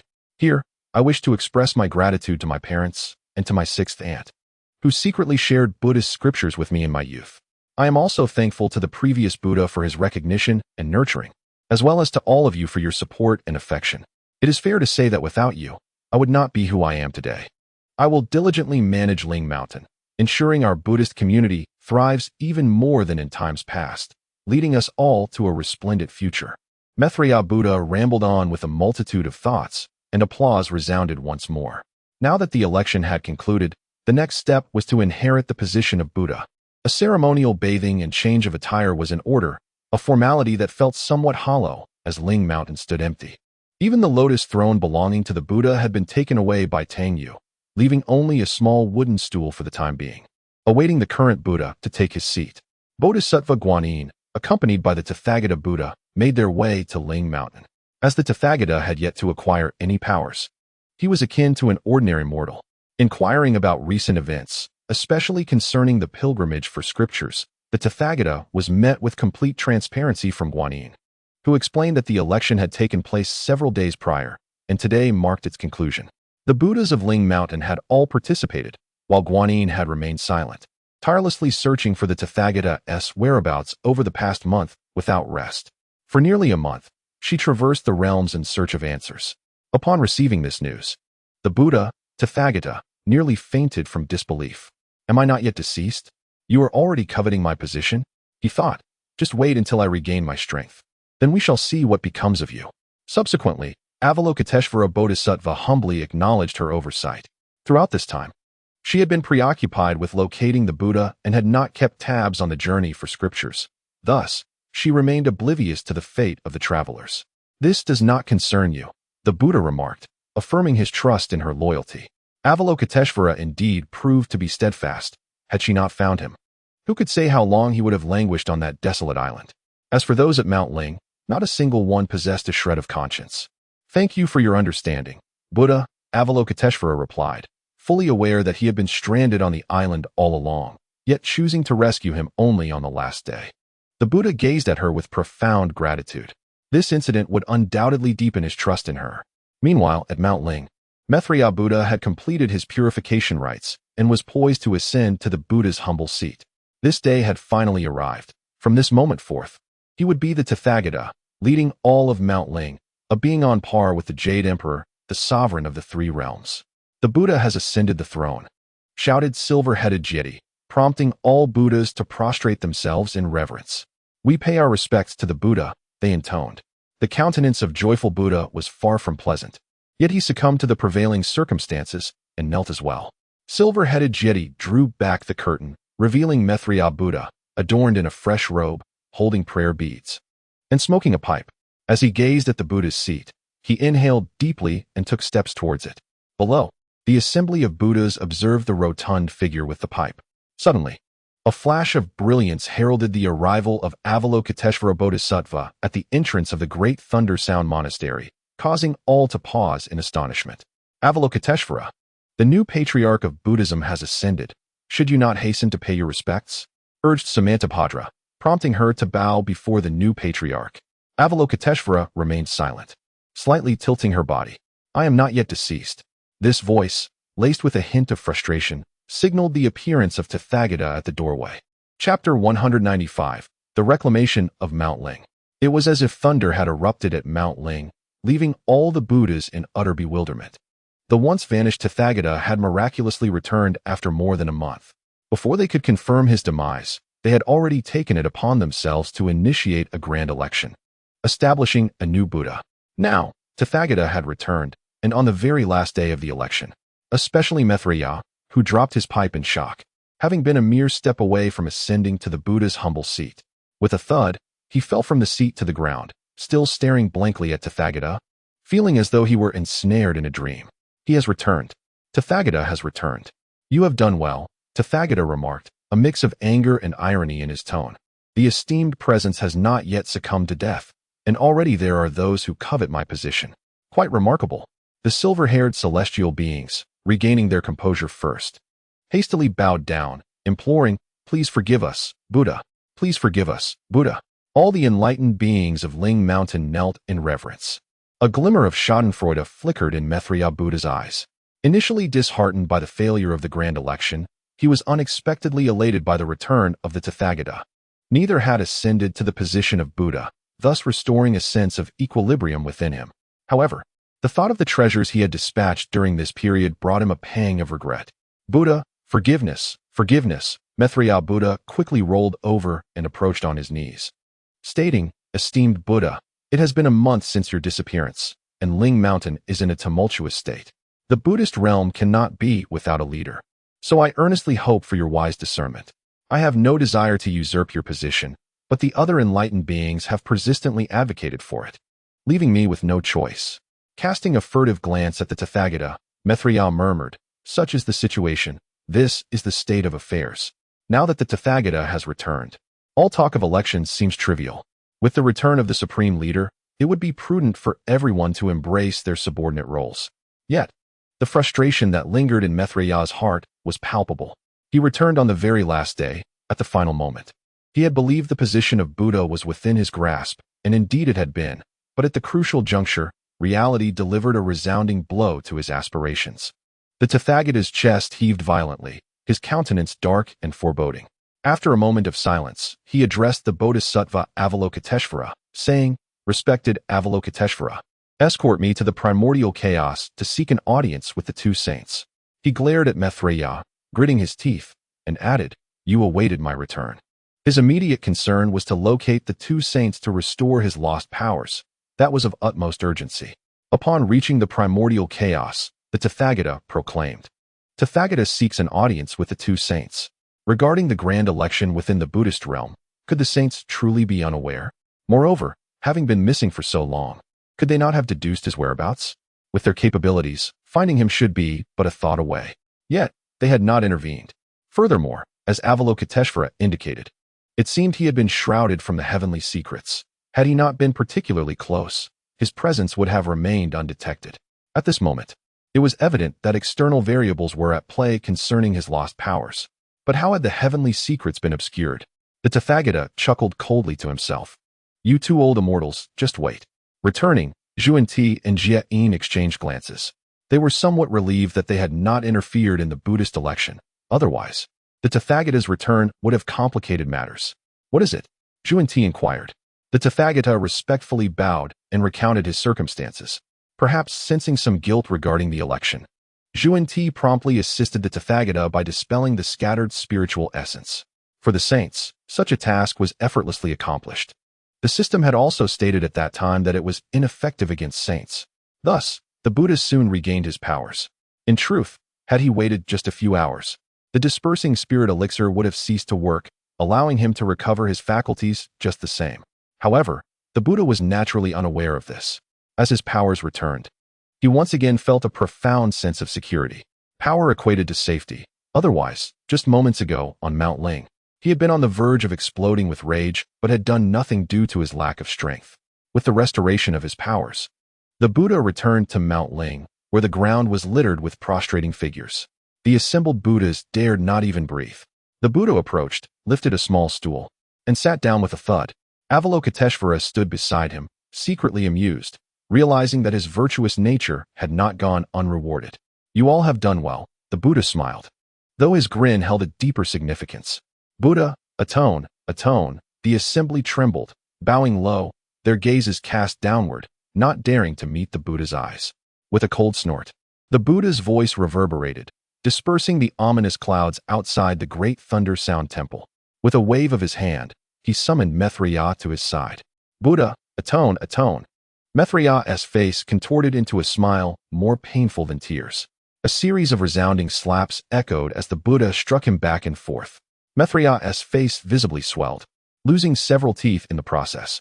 "This is retribution," he thought, speaking with a lisp due to his missing teeth, yet still pleading for atonement. With one final slap, Maitreya was sent flying, crashing through the wall of the great thunder sound temple, leaving a gaping hole, while no one knew where he landed. The Buddha had intentionally sealed Maitreya's powers as a lesson. He had not yet passed from this world only to have his position usurped. Observing the assembly of Buddhas, the Buddha felt a sense of irritation. Avalokiteshvara remained steadfast and loyal. Without her, he would not have returned to Mount Ling. After delivering a sound thrashing to Maitreya, the Buddha's anger had significantly abated. "Rise," he commanded. At these words, the Buddhas exchanged glances before slowly standing up. "Buddha, we shall not speak of this matter further." Yet, the Buddha internally scoffed, thinking, "And it? Nonsense." It seemed that few were truly loyal. Given the opportunity, he ought to cleanse Mount Ling. Noticing the lack of blame cast upon him, the silver-haired Jeti, acting obsequiously, hurriedly produced a cigarette for the Buddha. His eyes brightened. After a month on a deserted island, he had nearly forgotten this indulgence. Seeing the cigarette reignited his craving. After taking a puff, His expression softened considerably. Let this matter be forgotten. But should there be a next time, I shall strip the skin from you all, a bunch of worthless fools. In my absence, you did not seek me out, but instead engaged in a grand election, almost leading to my own ousting as Buddha. Chapter 196. Directly kneeling subsequently. The Buddha inquired about the recent events. Upon learning that the dragon subduing Arhat had been detained by the heavenly court, awaiting the arrival of his magical artifacts for retribution, his expression shifted slightly. The silver-headed Jedi immediately discerned the Buddha's unease and respectfully stated, "Honored Buddha, should we retrieve the dragon subduing Arhat? The Buddha has returned, and he has been held for nearly a month. It is time to bring him back." However, the current state of the Buddhist sect was financially strained, leaving no resources to effect his release. "Let him be," the Buddha replied indifferently. "He is but one Arhat. If he so desires, I could easily confine 10 or 8 more. Moreover, it remains uncertain whether he aligns with my intentions. Furthermore, without funds, it is prudent to leave him be. Let the heavenly court handle him as they wish. If they were to eliminate the dragon subduing Arhat, it would suit my purposes, as I could then take the initiative to confront the heavenly court. Yet, I doubt the Jade Emperor would be so foolish." What? Jedi was momentarily taken aback. What did the Buddha mean by this? Was this a dismissal of the dragon subduing Arhat? "I said we shall not retrieve him," the Buddha reiterated with an impassive demeanor. With the Buddha's words pronounced, the assembly refrained from further discussion. "Additionally, I have cast Maitreya Buddha down to the mortal realm as a form of punishment," the Buddha continued, his voice tinged with a hint of vexation. "Fortunately, I returned in time. Otherwise, I might have lost my position." The matter of the Buddhist elections is already a delicate one, and it is evident that the Buddha's mood is poor. Nevertheless, in such elections, some Buddhas have profited handsomely, particularly since Maitreya and the joyful Buddha were generous in their offerings. Yet, it is unfortunate that their efforts resulted in naught, losing both their investments and their allies. After a brief respite, the Buddha waved his hand, summoning the Xianguang mirror to observe the pilgrims on their journey for scriptures. One must commend the Buddha for his unwavering dedication, as he immersed himself in work shortly after his return. In the mortal realm, Tang Yu rode upon a lion, gazing towards the Huanghua temple in the distance, while his disciples ascended directly. At that moment, the spider spirits also arrived, although they entered through the back door, thus avoiding an encounter with Tang Yu and his companions. "Child, summon your master," the leader of the spider spirits commanded the attendant. Yes, the attendant complied promptly. Soon after, the centipede spirit entered. "What troubles my sisters?" As their sworn elder brother, he could perceive that his sisters had been wronged. "Brother, you must advocate for us." The spider spirits clamored, eager to voice their grievances before the centipede spirit could even speak. "By the heavens, who dares to bully the sisters of my multi-eyed kin?" The centipede spirit erupted in fury, shedding his garments to prepare for battle against the pilgrims. The reason for his disrobing lay in his cultivated technique, which granted him the form of a multi-eyed creature, his greatest asset. Before he could leave, a disciple reported, "Master, a group of individuals has arrived at the temple, claiming to be monks on their way to the Western Paradise." Upon hearing this, the centipede spirit exchanged glances with a few others. They had not even begun their search. Yet these visitors had presented themselves voluntarily. "Brother, that bald-headed man is indeed one of the monks destined for the Western journey, a paragon of virtue who has cultivated for 10 lifetimes. It is said that consuming his flesh grants immortality," the leader of the spider spirits continued. "Huh, sisters, wait here for a moment while I capture them," he declared. Inside the hall, Tang Yu reclined languidly in a chair, one foot resting atop it, his eyes barely open. He was fully aware of the spider spirit's arrival and even eavesdropped on their conversation, having comprehended everything through the control spirit elixir. He could easily dominate the centipede spirit, knowing even the minutiae of his actions, including what he had eaten the previous day. It seemed that the eminent monk from the Tang dynasty had come, and he had failed in his welcoming duties. The centipede spirit, donned in a Taoist robe, emerged with a smile. Were it not for the knowledge of his true nature, anyone would mistake him for a sage. Sun Wukong observed him with a quiet scoff, instantly discerning his true identity with his fiery eyes. "Where are those 7 young ladies? Bring them forth," Tang Yu boldly commanded. The centipede spirit was taken aback, utterly perplexed by how the monk had uncovered his ruse. Lacking any magical prowess himself, his only concern was the monkey. Initially intending to engage in some playful banter, He saw no need for such pretense now that the monk was so direct. The centipede spirit's expression darkened. I am unaware of how my sisters have offended the saintly monk. I had intended to seek you out to defend their honor. But since you have come to me, do not blame me for what follows. Suddenly, he found himself kneeling. What is happening? The centipede spirit wore a bewildered expression. How could he have knelt without cause? His 3 disciples shared a similar confusion. They had expected a fierce confrontation, especially Sun Wukong, who had unwittingly gripped his golden staff. To their astonishment, the centipede spirit had surrendered without any provocation. You, creature, have good sense, Sun Wukong chuckled, brandishing his staff. Tang Yu removed his shoe and, with a swift motion, delivered several resounding slaps to the centipede spirit's face. Even now, the centipede spirit remained in a state of shock. What on earth is happening? Why am I kneeling? He wondered, utterly baffled by being struck multiple times by this bald monk. With your demeanor, how dare you flaunt arrogance before me? Tang Yu retorted, standing tall and looking down at him. He delivered a powerful punch to the spirit's eye, causing stars to dance before the centipede's vision. The centipede spirit, seemed to want to say something, but the words shifted at the last moment. Third brother, I was wrong. I was wrong. He found himself genuinely pleading for mercy. His 3 disciples looked on with disdain. However, at the very least, the centipede spirit demonstrated a keen sense of self-preservation by begging for mercy, thus sparing his life. Witnessing this scene from the back hall, the 7 spider spirits were utterly bewildered. Why was the elder brother suddenly kneeling? The 7 exchanged perplexed glances, their confusion palpable. Yet, the leader of the spider spirits furrowed her brow slightly, as if sensing an impending danger. If even the elder brother was on his knees, what would happen if those monks discovered their presence? In the Western paradise, the Buddha, with an impassive expression, observed the unfolding drama. He had grown accustomed to such occurrences and had anticipated this outcome. Primarily, he was preoccupied with orchestrating other matters. It could be said that he had become indifferent to the quest for scriptures. Nevertheless, formalities must still be observed, otherwise, it would be difficult to account to the 2 saints behind him. Bodhisattva Guanyin, devise a plan. If you can succeed, do so. If not, then let it be. The Buddha dispatched his most trusted envoy. Chapter 197. Subduing the spider spirits. Following this incident, the Buddha held Bodhisattva Guanyin in the highest regard. Were it not for her, he might have remained stranded on that desolate island for an indefinite period. By the decree of the Buddha, Bodhisattva Guanyin accepted the command and descended to the mortal realm. It was evident that the Buddha had little hope for this challenge. Thus, he would merely fulfill the necessary formalities, making a brief appearance for the sake of those at Ling Mountain. In the lower realm, at Huanghua Temple, the centipede spirit remained kneeling beside Tang Yu, standing rigidly. However, he too wore a bewildered expression. He did not wish to kneel, yet his body felt uncontrollable. What the devil is happening? He lamented. Third brother, spare me. I have been blind to the greatness of your stature.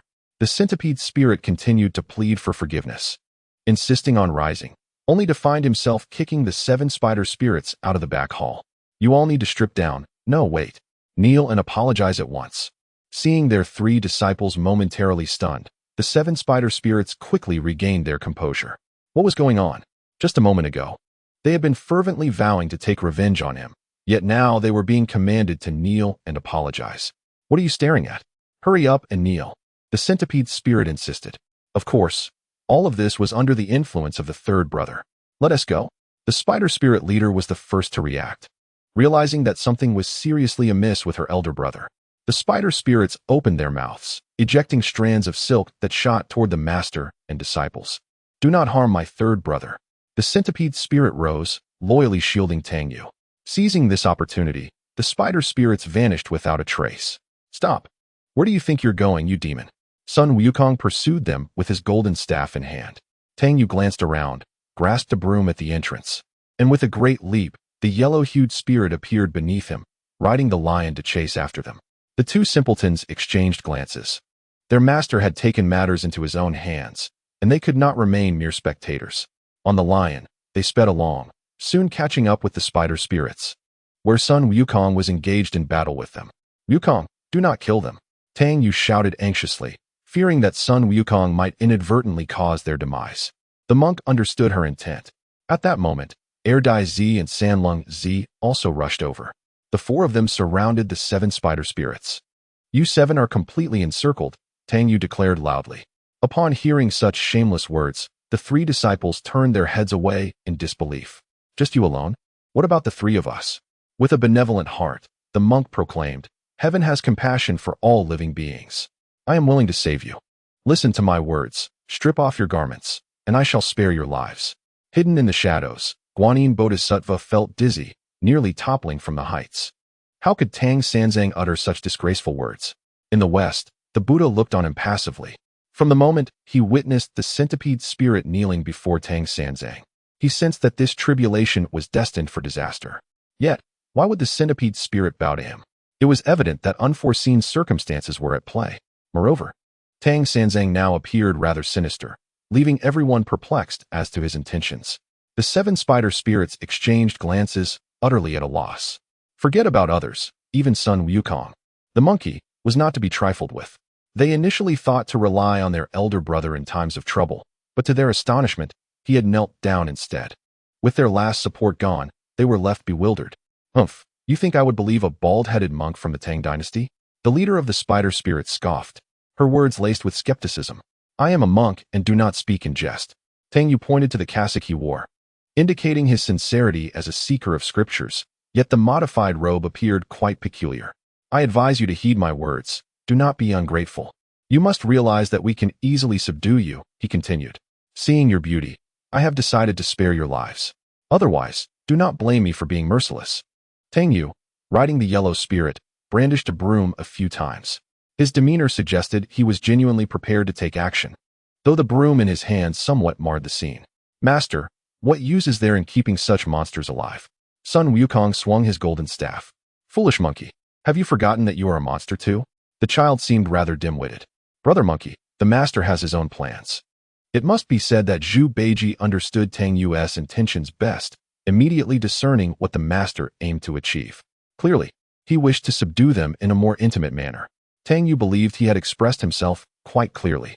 If it weren't for their appealing appearances, he would not bother to waste his breath. If worst comes to worst, he could simply eliminate them. There are plenty of female demons to capture at any moment. The spider spirits exchanged glances once more, ultimately looking to their leader. Do you think I would believe you are a monk? The leader of the spider spirits, clearly unconvinced, prepared for a desperate fight. Since you refuse to acknowledge our worth, very well, I shall send you for transcendence. A cold smile appeared on Tang Yu's face, and with a swift gesture, he signaled his disciples to take action. Mounted upon his lion, he charged forward, wielding a small broom with great vigor. The battle against a spider demon ensued, causing it to retreat repeatedly. The spider demon was quite vexed. This monk possessed no magical skills. However, the lion beneath him was no trivial foe, and the monk's actions were shameless, targeting the female vulnerabilities. Though they were demons, they were still women. Thus, Tang Yu engaged in combat with the spider demon, forcing it to retreat further. Brother San grew bolder with each passing moment, brandishing the broom as a formidable weapon. The unarmed prevailed against the armed. A few spider demons sought an opportunity to escape, yet none presented itself. Ultimately, they found themselves cornered, huddled together. Sun Wukong, wielding the golden staff, prepared to strike. Stop, Wukong! Tang Yu shouted, watching the spider demons chuckle nervously. So what will it be? Surrender? The spider demons exchanged glances and promptly knelt, pleading for mercy from the master. I cannot spare you, if not for your beauty. Wukong could easily send you to your next life with a single blow. With the spider demons in tow, he returned triumphantly to the Yellow Flower Temple. There, hanging from the great tree at the entrance, was none other than the centipede demon, who had hanged himself and self-destructed his essence, dead beyond revival. This was all orchestrated by Tang Yu. The control of spirits indeed proved to be an entertaining endeavor, allowing one to command as desired. Brother, the spider demons exclaimed in shock. He is dead. Tang Yu remarked nonchalantly. The centipede cannot be reborn. Seeing that you ladies are somewhat saddened, why don't I guide you to partake in some joyous activities? As for what transpired next, it hardly requires imagination. He led the 7 spider demons into the Yellow Flower Temple, seeking a room. What happened thereafter remains a mystery, one I dare not pen. In the West, the Buddha frowned deeply, waving his hand to dismiss the Xian Guang mirror. He rose to appear in the temple's treasury, only to find his countenance turn a sickly green. Everything he had painstakingly gathered was gone. Yet, he did not suspect the thief this time. for the Lingshan had already been emptied, leaving no reason for a return.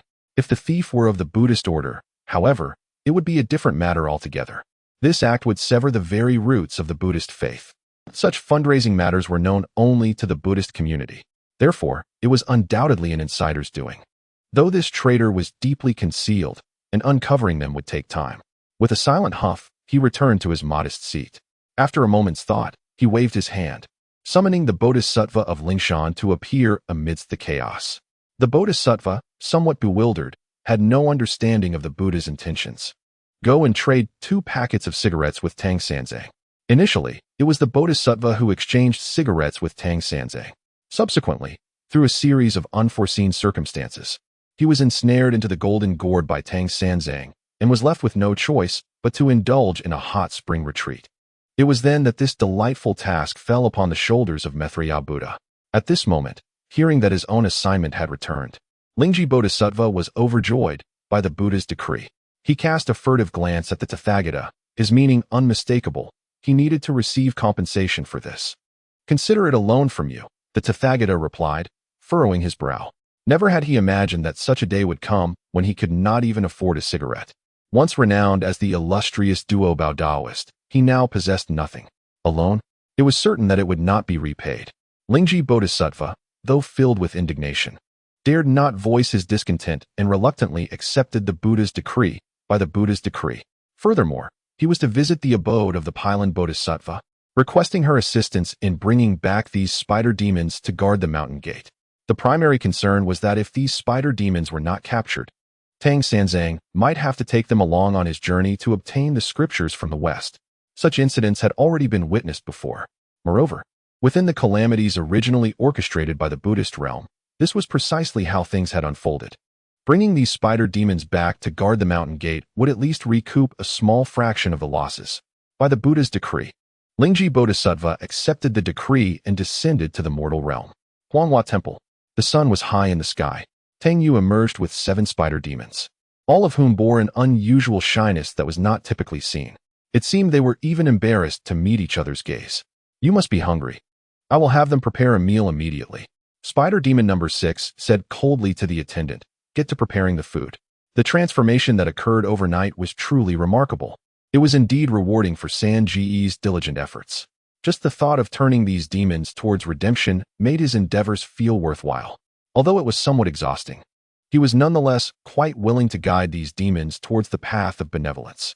Upon seeing Sun Wukong and the others, the spider demons could not help but feel a twinge of fear. It's all right, there's no need to be afraid, Tang Yu said nonchalantly as he sat down in a chair, whereupon the 7 spider demons surrounded him, beginning to massage his back and legs, serving tea and water. What an indulgent experience. Pigsy looked on with envy, clicking his tongue in admiration. As for Sun Wukong and the simpleton, they remained oblivious to the scene, not sparing a glance. A flash of light appeared in the sky, heralding the arrival of Lingji Bodhisattva, who had been absent for quite some time. Instantly, the spider demons tensed up. As demons, how could they not fear the presence of a bodhisattva? However, Tang Yu merely regarded Lingji Bodhisattva with a casual glance. Hee. Sangu, Lingji Bodhisattva beamed with a smile. Upon hearing this, the spider demons unwittingly relaxed. It turned out that she was looking for Tang Sanzang and even referred to him as Sangu. It seemed that their decision to pledge allegiance to Sangu yesterday had been the right one. If even the bodhisattvas of the Buddhist realm treated him with such respect, then who would dare to lay a finger on them as long as they remained by Tang Sanzang's side? Lingji Bodhisattva, of course, held no fondness for these spider demons. Yet, this was not his responsibility, and offending Tang Sanzang over such trivial matters would yield no benefits. What is the matter? Tang Yu sat up straight and waved his hand, prompting spider spirit number 2 to promptly offer him tea. Hee, third brother. I wish to exchange for 2 packs of cigarettes, Lingji Bodhisattva said with a sycophantic smile. It was imperative to smile when addressing Tang Sanzang.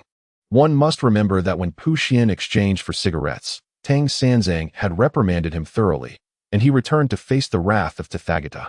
Moreover, even Maitreya Bodhisattva, a quasi-saint, referred to him as third brother, so it was not inappropriate for a bodhisattva to do the same. Wasn't he at Maitreya Bodhisattva recently? Tang Yu inquired with keen interest. Maitreya is currently attending to some other matters within the Buddhist realm, hence I came here, Lingji Bodhisattva replied with a smile. Tangyu, with clarity in his mind, understood that Maitreya Bodhisattva had been elected as the Buddha of Lingshan, while Tathagata had unexpectedly returned. With a wave of his hand, a multitude of magical treasures appeared before him. Third brother, how many can these be exchanged for? Puxian Bodhisattva inquired, slightly bending at the waist, resembling a grand eunuch beside an emperor. Scram, Tangyu retorted, tossing 3 packs of cigarettes at him, signaling for him to leave quickly. As Lingji Bodhisattva collected the cigarettes, he chuckled. Yes, third brother, I shall leave at once. His figure vanished from sight. Just as he prepared to return to Lingshan, he sensed the presence of Pylon Bodhisattva. Prior to arriving here, Lingji had already visited Ziyun Mountain's Qianhua Cave to inform Pylon Bodhisattva. He then arrived at Huanghua Temple to assist Tang Sanzang in exchanging for cigarettes. After a moment's hesitation, he concealed himself in the celestial heights. Above, the brilliance of Buddha's light shone down, seemingly enveloping Huanghua Temple. Pylon Bodhisattva appeared in the celestial domain. What is happening? She pondered, despite her ostentatious presence. Why did Tang Sanzang and the others not emerge to prostrate themselves? Could they not see her? Pylon Bodhisattva cast another spell, intensifying the radiance of the Buddha's light.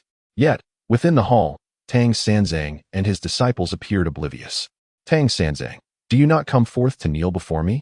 Pylon Bodhisattva's voice resonated through the air above Huanghua Temple. Lingji Bodhisattva, hidden in the shadows, shuddered. This is not good. I forgot to warn her, never provoke Tang Sanzang. Who are you? Came Tang Sanzang's voice from within Huanghua Temple. Pylon Bodhisattva's expression shifted. How audacious of Tang Sanzang to address her in such a manner. Just as she was about to respond, Lingji Bodhisattva hurriedly revealed himself. Pylon Bodhisattva, do not be disrespectful to third brother, he admonished sternly, defending Tangyu. He discreetly gestured to her, indicating that she must not provoke Tang Sanzang, for he was not to be trifled with. Chapter 199, The Wayfarer Tang Sanzang. After all, Tang Sanzang was the seeker of scriptures and needed to exchange cigarettes with him. Did she not notice that I have been referring to him as third brother? Lingji Bodhisattva continued to signal to Pylon Bodhisattva, emphasizing that offending Tang Sanzang was unwise. He trusted that Pylon Bodhisattva would comprehend this, as he had made his warning quite clear. Do not be disrespectful to third brother. However, the Bodhisattva of Pylon failed to comprehend his meaning, mistakenly believing that he disdained her for arriving late. This misunderstanding was hardly surprising, as she had been secluded at her own temple, Ziyun Mountain, with little regard for the monumental task of seeking the scriptures. Consequently, she was not well acquainted with the character of the third brother. In her eyes, being chosen as a scripture seeker by the Buddhist order was a privilege. Moreover, as a mere mortal, how could one dare to encounter a Buddha without paying homage? I am the Bodhisattva of Pylon. Tang Sing should hasten to kneel and pay his respects. She proclaimed loudly once more. Oh dear, Lingji Bodhisattva shuddered. How could Pylon be so oblivious? She had already provided such blatant hints. Could it be that her years of dedicated cultivation had rendered her ignorant of worldly affairs? The 3 disciples cast sympathetic glances at Pylon Bodhisattva. You are doomed. You have offended our master. You are finished. Haven't you seen how polite Lingji Bodhisattva is? You still don't grasp the situation? You're in deep trouble. Tangyu, seated on a chair, was carried out by several spider spirits. He cast a sidelong glance at the heavens and remarked, What brings you here? Pylon Bodhisattva, the mother of the star lord of the rising sun, he mused. He was aware that she had once been a hen that cultivated herself into a spirit and later, under the Buddhist order's guidance, transformed into the Bodhisattva of Pylon. In truth, she was still a demon, but she had submitted and became a member of the Buddhist fold. Thus, she was entitled to her current status. Many deities, in fact, were once demons who had achieved enlightenment through cultivation. Yet, they often deluded themselves into believing they were superior and looked down upon their former kin. Many shared this same arrogance. As Pylon Bodhisattva beheld Tang Song, she was utterly bewildered, seemingly unable to believe her own eyes. Is this the scripture seeker? Sporting a buzz cut and wearing an ill-fitting cassock? Third brother, I assure you, this matter has nothing to do with the Buddhist order. Lingji Bodhisattva said with a fawning smile, attempting to clarify the situation to Tang Song. He cautioned him not to harbor resentment towards the Buddhist order over this incident, lest he be deprived of offerings, which would spell disaster. As a bodhisattva, How can you speak to others in such a manner? What a lack of decorum. Pylon Bodhisattva could no longer contain herself. Lingji, despite being a bodhisattva, was speaking to the scripture seeker in such an undignified tone. What of the dignity of the bodhisattva? What of the honor of the Buddhist order? Puxian took a breath, contemplating whether to deliver a resounding slap to Pylon Bodhisattva. Enough, enough. You are courting your own demise. Those who seek death cannot be saved. Do you truly think you can provoke Tangsen? It seems your lengthy cultivation has left you unacquainted with his formidable prowess. Third brother, I must take my leave, Lingji Bodhisattva said.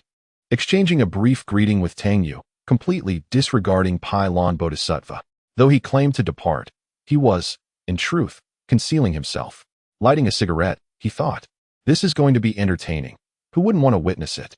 Based on his understanding of Tang Sung, he believed it impossible to extricate those spider spirits. What was wrong with Lingji Bodhisattva? Was his mind unhinged? The Bodhisattva Pylon furrowed her brow slightly and gazed at Tang Sanzang. There he lay, reclined on a chair, while 7 spider spirits served him tea and water, kneading his waist and massaging his legs. He exhibited no semblance of a monk. What was even more infuriating was his blatant flirtation with the spider spirits.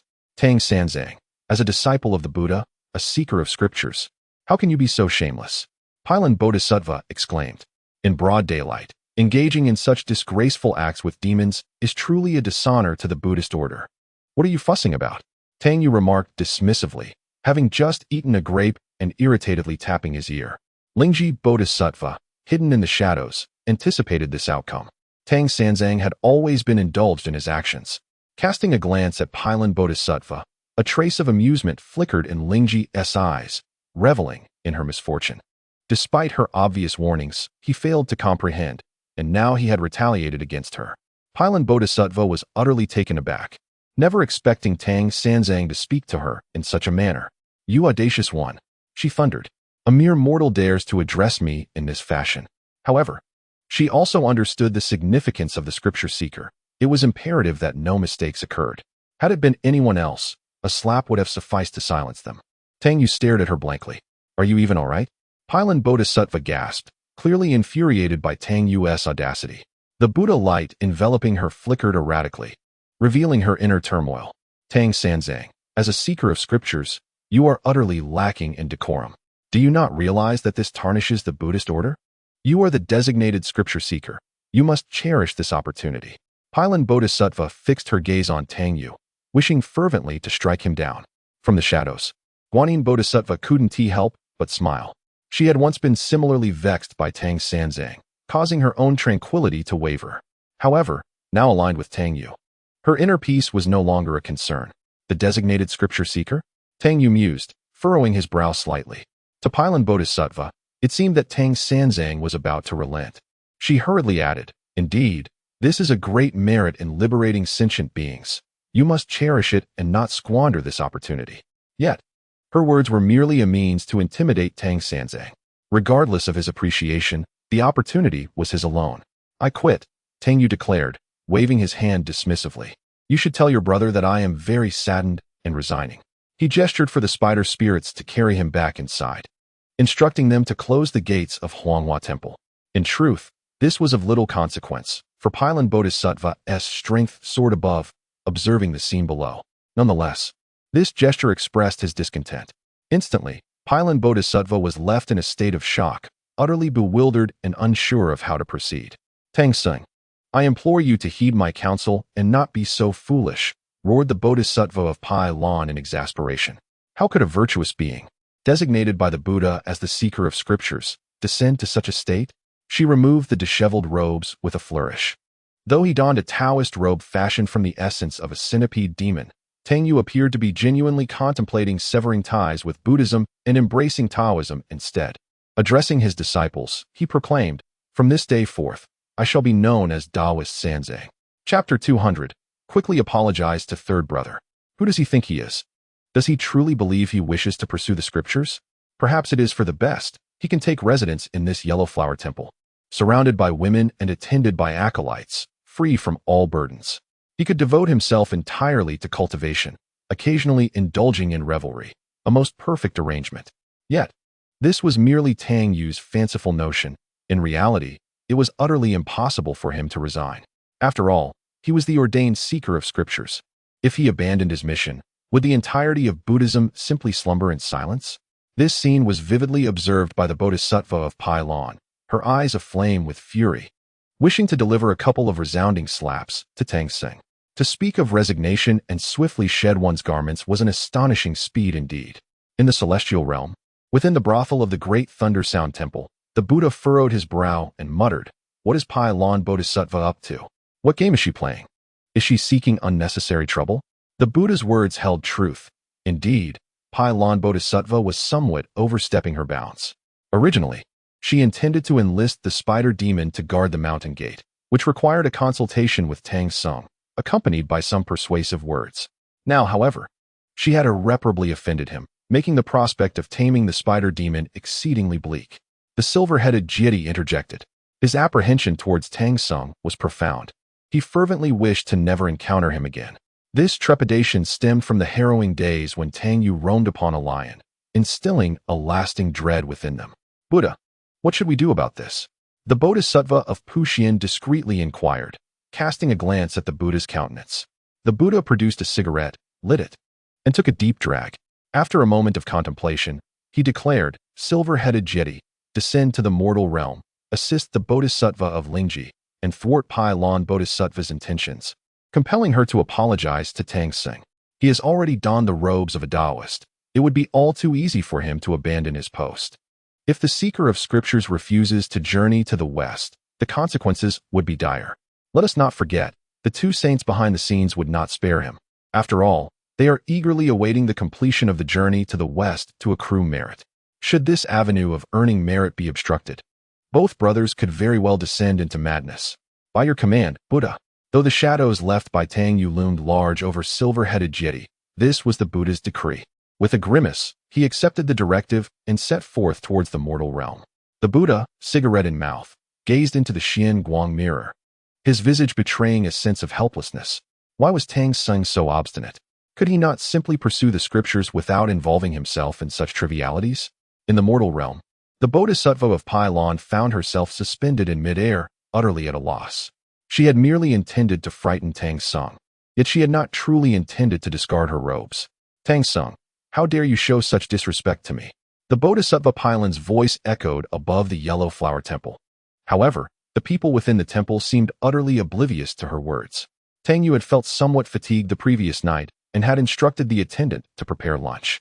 A sheep was being roasted inside the yellow flower temple, tended to by Sha Wujing and the attendant. Sun Wukong, nearby, was breathing fire and soon caught the delectable aroma. This was not his first time performing such a task. If not carefully monitored, the sheep could easily vanish in flames. 7 spider spirits catered to Tang Yu, and at this moment, they realized how astutely they had chosen to align themselves with him. Did they not notice that even the bodhisattvas from the Western paradise seemed indifferent?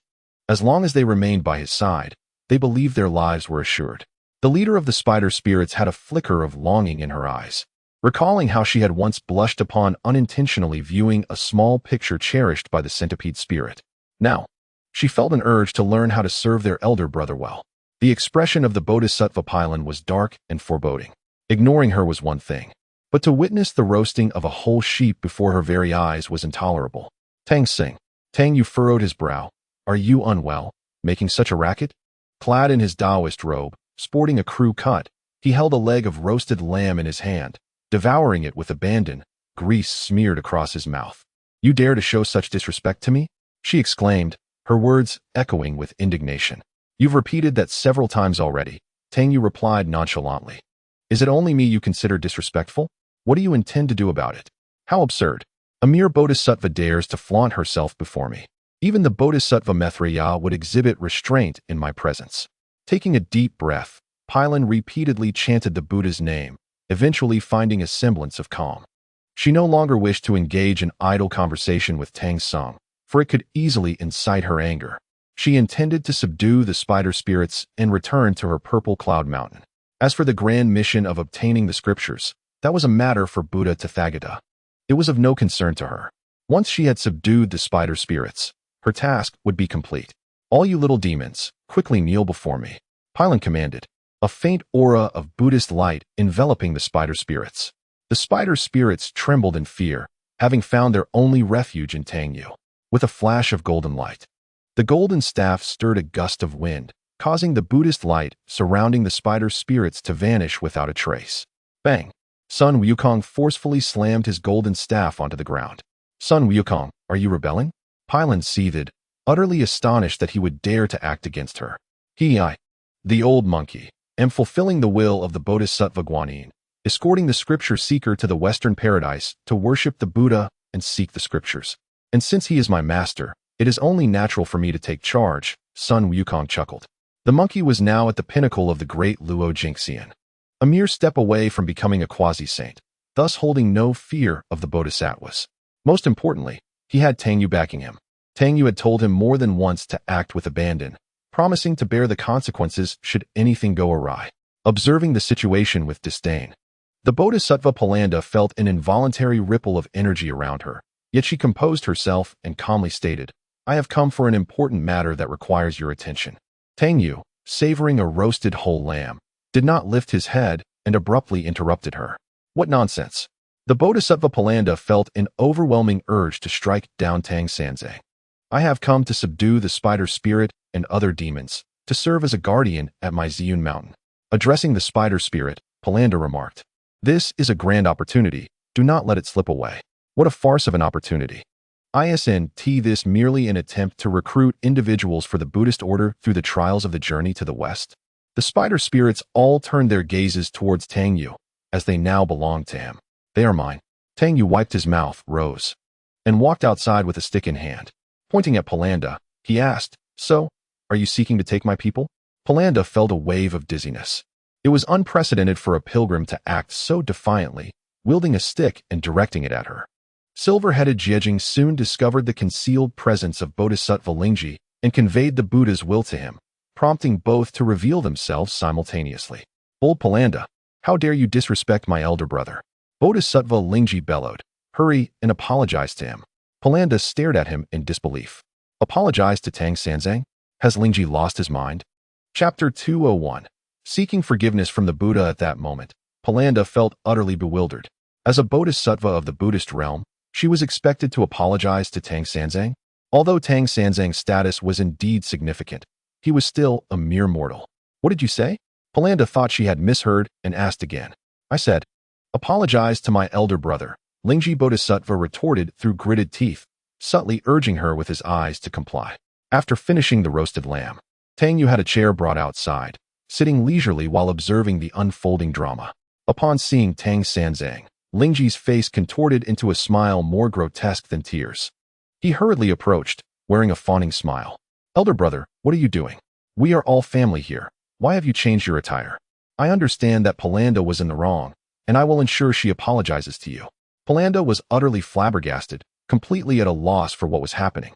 Lingji Bodhisattva was clearly unhinged. It was entirely abnormal for him to speak to Tang Sanzang in such a manner. Although tasked with the sacred mission of pilgrimage, he was still just a mortal. To bow so lowly and converse with him, what was left of the dignity of Buddhism? She contemplated whether to apprehend Lingji Bodhisattva and deliver him to the Buddha for punishment. After all, speaking to a pilgrim in such a manner was profoundly embarrassing and a disgrace to the Buddhist order. Casting a disapproving glance at Lingji, she secretly huffed in disdain. As Tangyu opened his mouth, a nearby spider spirit hurriedly offered him grapes, placing them in his mouth. And who might you be? I share no concern with you. I shall resign, and you may inform the Buddha that I have departed, feeling profoundly sorrowful, deeply wounded in my tender spirit. Tangyu squinted slightly, speaking nonchalantly. Third brother, what are you doing? This is no jest. Do you wish to become a subject of ridicule?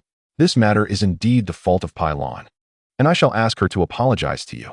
Lingji Bodhisattva lifted his gaze to Pylon Bodhisattva and declared loudly, what are you staring at? Hurry and apologize to third brother. This Pylon Bodhisattva truly lacks an understanding of human sentiment. I have given you hints and reminders, yet you remain oblivious. Is Tang Sanzang someone to be trifled with? Do you not see how I obediently refer to him as third brother? Moreover, he is threatening to abandon his quest. If he does so, who will go to retrieve the scriptures? Lingji, as a bodhisattva of the Buddhist order, how can you speak in such a lowly manner? Look at yourself. Where is the dignity befitting a bodhisattva? Do you not care for the reputation of our order? Pylon Bodhisattva exclaimed, feeling that Lingji Bodhisattva was utterly disgraceful. Come with me. I shall take you before the Buddha to seek forgiveness. Upon hearing this, Lingji was somewhat bewildered. What is happening? He is to take me to seek forgiveness?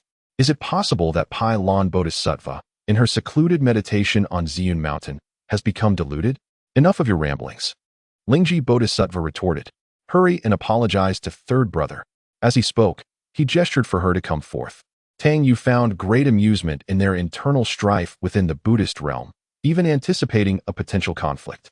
Reclining comfortably in his chair, he relished the leisurely life of serving tea and tending to his own needs. Lingji, do not forget that you are a bodhisattva of the Buddhist order. Pylon Bodhisattva reminded him. To speak in such a submissive tone is utterly inappropriate. I have decided to take you back to Lingshan to meet the Buddha, where he shall discern the truth. Intu Jeti glanced at Pylon Bodhisattva before lowering his head. Is Pylon Bodhisattva unwell? How can she not comprehend the situation? She intends to take Lingji back to Lingshan, yet he, a mere Jeti, holds no authority to interject. This is my affair and none of your concern. Now swiftly descend and offer an apology to third brother. As commanded by the Buddha, Lingji Bodhisattva proclaimed sternly. Pylon scoffed, Lingji. You are audacious indeed to presume to convey the Buddha's decree. The Buddha would not command her to apologize to the seeker of scriptures. That is utterly impossible. Thus, Pylon Bodhisattva remained entirely unconvinced. Lingji, you dare to act recklessly as a bodhisattva?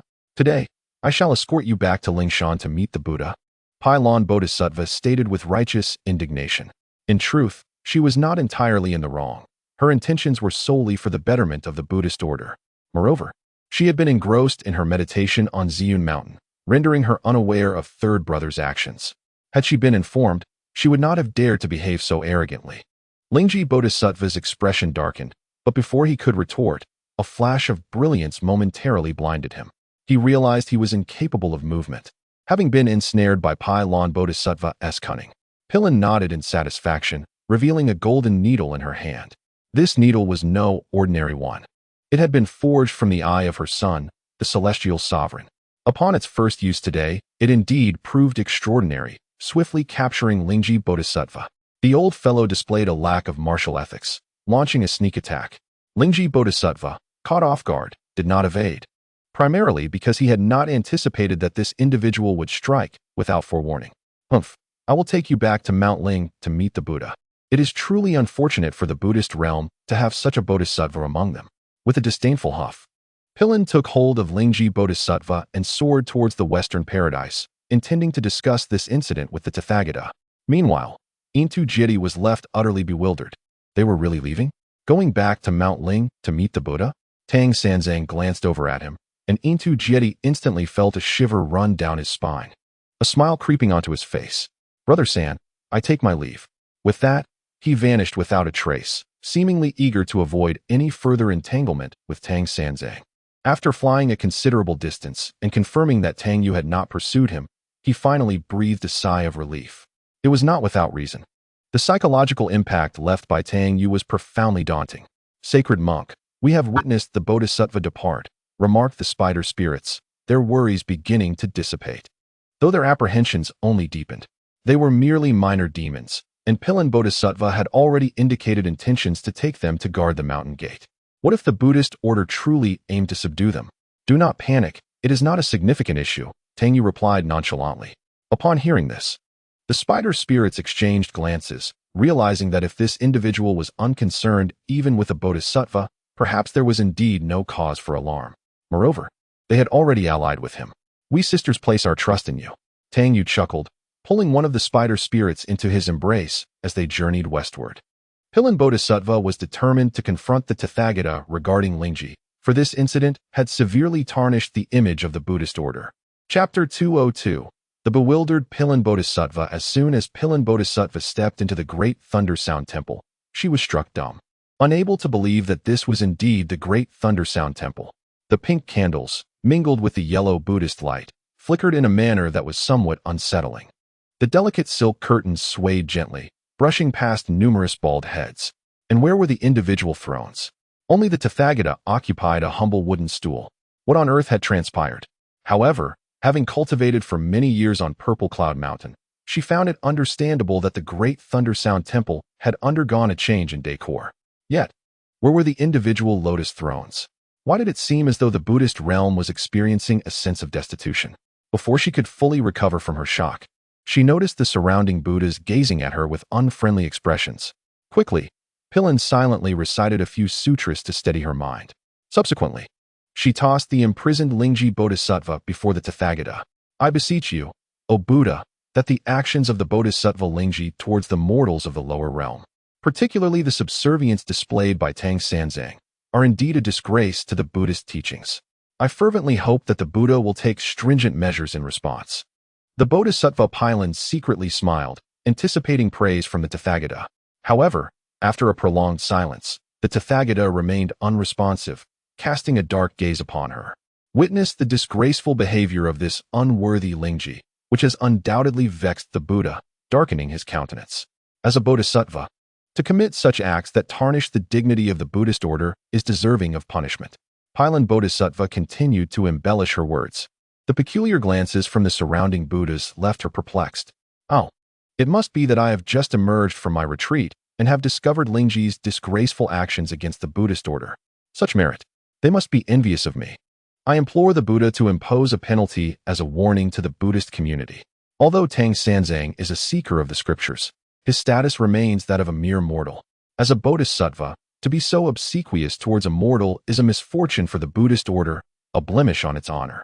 In Pilin's eyes, despite Tang Sanzang's role, he ultimately remains an insignificant mortal, unworthy of reverence, who grants him the audacity to disregard the Buddha. Mortals, upon witnessing their divine manifestations, bow with utmost respect, including earthly emperors who prostrate themselves in homage. The emergence of a peculiar figure like Tang Sanzang invoked in Pilin a profound sense of affront to her stature. The Tathagata's expression darkened further, evidently agitated by Lingji's provocations. Upon reflection, it is indeed a disgrace for the Buddhist order to harbor such a bodhisattva, justifying the Buddha's ire. Have you concluded your remarks? Inquired the Tathagata calmly. I have, O Buddha. The actions of Lingji Bodhisattva are a blatant affront to the Buddhist order, and I beseech you to deliver strict retribution.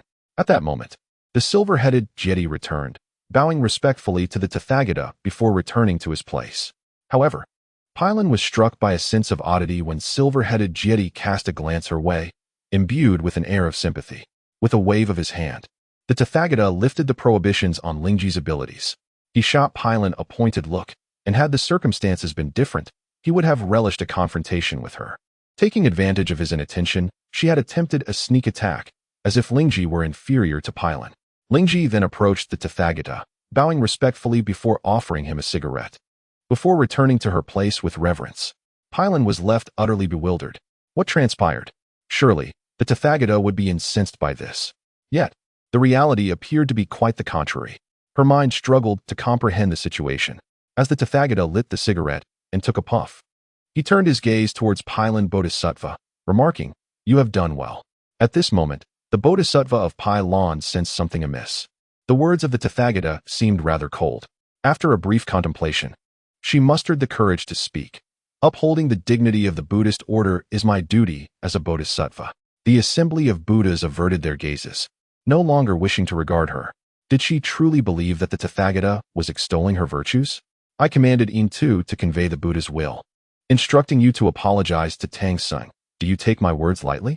The Tathagata sat upon a small stool, casually crossing his legs, a cigarette between his lips. Yet his eyes glinted with icy severity. The Bodhisattva of Pilin was utterly bewildered. She had initially thought that it was the Bodhisattva of Lingji who had miscommunicated the Buddha's intent. However, she could not fathom that the Tathagata genuinely required her to apologize to that mortal, Tang Sung. What was amiss within the Buddhist realm? With a wave of his hand, the Tathagata summoned her before him. He struck her twice across the face, leaving her dazed, stars dancing before her eyes, her head buzzing. With a forceful shove, he pressed her to the ground. If Tang Sung were to abandon his quest, or if this incident were to jeopardize the Buddhist order, I would flay your skin. As he spoke, the Tathagata rose from his stool and strode towards the inner hall. Lingji Bodhisattva, take her with you to apologize to Tang Sung. As for the spider demon, let it be for now. None were particularly reliable. Only the Bodhisattva of Guanyin could somewhat alleviate my burdens. Ling Ji Bodhisattva huffed, pulling the still-dazed Pai Lan Bodhisattva towards the lower realm. He felt no sympathy for Pai Lan's predicament. In fact, he relished the misfortune that had befallen her. Offering a well-intentioned hint for her to apologize to Tang Sung, he felt that such a sneak attack on Ling Ji was utterly intolerable. In the lower realm, at that moment, Tang Yu was directing several young disciples in preparing a larger cart to be pulled by the yellow master spirit. Opting for the main road, they would avoid the arduous mountain paths. As for resigning, that was out of the question. He yearned for it, yet dared not. However, the Buddhist order would never consent to such a notion. Zhu Beiji quickly discerned Tang Yu's intentions and, after a moment of silence, remarked, "Master, when I was the marshal of the heavenly court, I had the honor of witnessing the dragon chariot of the Jade Emperor." Tang Yu immediately perked up with interest. He wondered what it would feel like to ride in the Jade Emperor's dragon chariot. Perhaps he should try it someday. With this thought, he could not help but glance skyward. It seemed he could sneak a stroll up there sometime. "I have even sat upon the Jade Emperor's dragon throne," laughed Sun Wukong, casting a disdainful glance at him. This monkey certainly knew how to boast. He was well aware of his own circumstances, yet he would brag at the slightest opportunity. Soon enough, the cart's framework was completed, featuring 8 wooden wheels. To prevent any mishaps, Tang Yu instructed the disciples to craft an additional 4 wheels as spares. The cart measured nearly 6 meters in length and approximately 3 meters in width. As for the possibility of encountering others, Tang Yu was unperturbed. They could simply soar above. Inside, he arranged a bed, a small table, and several little stools. On the table, there were still some fruit platters, a sight of sheer perfection. In the future, should a female fairy appear, she could be promptly redeemed on the spot. Chapter 203, The Apology Arrives. Tang Yu found this arrangement exceedingly satisfactory, for it spared him the plight of sleeping outdoors. Moreover, the prospect of redeeming a female fairy was utterly delightful. However, Huang Shijing wore a pained expression, clearly burdened with the task of pulling a cart. Reflecting on his status as a former demon king, a Tai golden immortal, it was indeed a tragic fall to such a menial role. Despite his inner discontent, he dared not voice any objections. Setting aside other matters, the monk was undeniably formidable, a force to be reckoned with. Tang Yu had already analyzed the situation and concluded that it was best to endure the humiliation for now. To test the sturdiness of the cart, Tang Yu summoned 2 spider spirits to climb aboard. With a hearty cheer, the cart wobbled slightly, emitting a few odd sounds, an imperfection in an otherwise flawless creation. However, these peculiar noises masked other sounds, perhaps rendering it a fortuitous circumstance. Tang Yu paid no heed to this, content with the brilliance of his handiwork. Yet, he recalled the words of the foolish one regarding the Jade Emperor's dragon carriage. He needed to seize the right opportunity to claim it, avoiding any hasty actions. As the sky sparkled with light, Ling Ji arrived alongside the Bodhisattva of Pai Lan. They landed directly beside Tang Yu, with Pai Lan sporting a swollen visage, evidence of her injuries, which she bore as a testament to her sincerity in apologizing to Tang Senzong. Thus, she refrained from using her powers to alleviate the situation. "Third brother," Ling Ji said with a sycophantic smile, bowing deeply. Pai Lan remained silent, yet managed to offer Tang Yu a stiff smile. At that moment, she realized the gravity of her missteps. This Tang Senzong was not to be trifled with. Regrettably, she had only now come to this realization, and the beating she received was, in truth, not undeserved. Reclining in a rocking chair, Tang Yu swayed back and forth, surrounded by 7 spider spirits attending to him. "Who are you? Do not call me third brother. I do not recognize you." With a wave of his hand, one of the spider spirits hastily offered him a cup of tea. After sipping the tea, Tang Yu leisurely declared, "I'm resigning. I do not know any of you." Pointing to his Taoist robe, he added, "I now go by the name of Sanzong Daoren." Upon hearing this, Ling Ji was nearly in tears. The idea of Tang Sanzong resigning was unfathomable. "Third brother, I acknowledge that this matter was a fault of Pai Lan's. The Buddha has severely punished her. Just look at her face. It bears the marks of the Buddha's wrath. You, with your magnanimity, should not hold it against her. Furthermore, she has been in secluded meditation on Purple Cloud Mountain, thus unaware of the circumstances outside. Her offense against you was, regrettably, understandable. Third brother, you see, we must be generous and not stoop to her level." Ling Ji continued with a smile, moving to massage Tang Senzang's back. "Indeed, third brother, I have been in seclusion and inadvertently offended you. Please forgive me this once, Pylon added promptly. At that time, the Buddha proclaimed that if Tang Sung were to abandon his quest, he would suffer dire consequences. This was no jest. Moreover, on the journey, Lingji had also imparted wisdom to her. Consequently, she resolved to remain composed. She regretted not fully grasping Lingji Bodhisattva's intentions. Had she understood them completely, she could have avoided this beating and wouldn't have had to grovel an apology to Tang Sung. With a cold laugh, Tang Yu remarked, "If you don't want to continue, then I reiterate, go back from whence you came. Why are you so bothersome?" He vented his irritation upon them, displaying an air of indifference. "Master, for dinner, shall we have chicken, stewed fish, and perhaps some eggplant?" Pigsy's voice chimed in. The two bodhisattvas exchanged glances, their expressions shifting slightly. How audacious to indulge in meat before us. They remained silent, for they had come to seek Tang Seng's forgiveness, and further discussion would likely prolong their ordeal. Tang Yu leisurely sipped his tea, narrowing his eyes slightly, a relaxed smile gracing his face. "With no tasks to burden me, I feel liberated."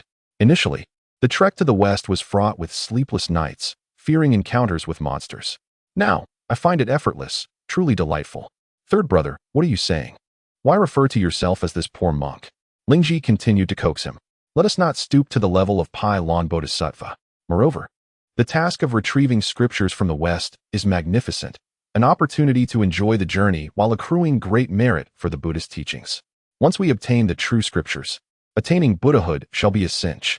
Lingji persisted in her entreaties, discreetly signaling Pylon Bodhisattva to contribute to the dialogue. However, Pylon was at a loss for words. This predicament was of her own making, and it was her responsibility to resolve it. Third brother, please forgive me this once. I have been in secluded meditation on Purple Cloud Mountain and am not well versed in the happenings outside, which led to my disrespect towards you. Pylon Bodhisattva wore a flattering smile, noticing Lingji's persistent gestures urging her to speak. After a moment of realization, Pylon produced several treasures. Third brother, consider these items a gesture of goodwill. Please do not hold my transgressions against me. Tang Yu glanced at the offerings and promptly closed his eyes again. Fully understanding her intentions, with determination, Pylon presented more treasures. Third brother, these are all I have. Might you find it in your heart to forgive me this time? Indeed, third brother, see how sincere Pylon is in her apology. Let us grant her this mercy, Lingji Bodhisattva added in support. Sitting upright, Tang Yu replied, since you have spoken on her behalf, I shall extend you a favor. Lingji's face brightened with joy. Thank you, third brother. Thank you. Pylon echoed her gratitude, though she felt a pang of regret upon seeing the treasures depart from her possession. Nevertheless, they are now bound to me. Tang Yu pointed at the 7 spider spirits. At that moment, the 2 bodhisattvas found themselves in a quandary. Originally, Tang Sung appeared to have forgiven the bodhisattva of Pylon, ready to propose bringing the spider demon back. However, unexpectedly, it was Tang Sung who first articulated this intention. I am aware of this, rest assured. No one dares to harm you. Ling Ji smiled as he spoke. With no other recourse, he planned to return to Ling Mountain to report to the Buddha, seeking a solution. Begone, Tang Yu waved his hand, refusing to look at them any longer. The bodhisattva of Pylon, filled with indignation, made her way towards Ziyun Mountain. If possible, she wished never to lay eyes on Tang Sung again. This setback had inflicted upon her a humiliation she would carry for eternity. After receiving 2 resounding slaps from the Buddha and humbly apologizing to Tang Sung, she also suffered the loss of some magical treasures. Chapter 204. On the road again, this left the bodhisattva of Pylon in a state of utter discontent. In the past, who would not kneel in reverence upon seeing her? Yet, this was her first experience of apologizing to someone. She felt utterly shamed. I shall return to the mountain for solitary cultivation, she resolved, hoping never to encounter Tang Sung again. Ling Ji Bodhisattva took a moment to smoke a cigarette, finally providing some comfort to Tang Sung. This reassured him. His greatest fear was that Tang Sung would cease to exchange incense for cigarettes, which would spell disaster. After finishing his smoke, he set off toward Ling Mountain. At the Great Lane Temple, to this day, none of the Buddhas had noticed that the plaque had been replaced. After all, it was so high that who would bother looking up? I present myself before the Buddha. The Bodhisattva of Pylon has returned to Ziyun Mountain. But what of the spider demon by Tang Sung's side? Ling Ji Bodhisattva reported. This caused the Buddha to furrow his brow, as he had no immediate solution. Especially now, as Tang Xing had recently incurred the Buddha's displeasure. Moreover, he had already declared that the spider demon belonged to him. To take her away at this moment would undoubtedly provoke Tang Xing's wrath. Taking out a cigarette, the Buddha frowned, his expression troubled. This matter shall be left to my discretion. For the time being, let him keep her. Allow Tang Xing to retain her until his anger subsides. Then we shall devise a means to extricate the spider demon. Otherwise, what are we to do now? Descending to the mortal realm, at Huanghua Temple, Tang Yu had lingered for over a week. Each day, surrounded by soft fragrances and attended to by various servants, it felt like a divine existence. Tang Yu truly wished to remain. However, having already stayed for a week, if he did not depart soon, the impertinent monks of the Buddha's order would surely send someone to hasten his departure. Although Tang Yu was indifferent to their demands, excessive delay seemed pointless, as he would have to set out sooner or later. Furthermore, he was now on the verge of attaining quasi-saint status, and he worried about revealing himself during the impending tribulation. Thus, he continued to suppress his advancement. At the very least, he did not wish to break through without complete confidence. Accompanied by several spider demons, he boarded the carriage. Huang Shijing, with his vehicle, soared directly out of Huanghua Temple and landed on the main road, leisurely proceeding forward. Not long after, a system notification chimed in. Ding! Congratulations, host. You have outmaneuvered the Buddha, influencing the fortunes of the Buddhist sect. You have plundered fortune value from the Buddhist realm. Reward, 10 million fortune value. Ding! Congratulations, host. You have subdued the centipede spirit and reclaimed the spider spirit. You have plundered fortune from the Buddhist realm. Reward, 3 million fortune value. Upon hearing such delightful tidings, Tang Yu was overjoyed. It was the most exquisite sound imaginable. He opened the system interface. Host, Tang Yu. Cultivation, peak of the great Luo Golden Immortal. Fortune value, 93,088,000. Magical artifacts, too many to display. With a glance, Tang Yu closed the system interface. The reason the magical artifacts were not displayed was that he possessed a considerable number of them.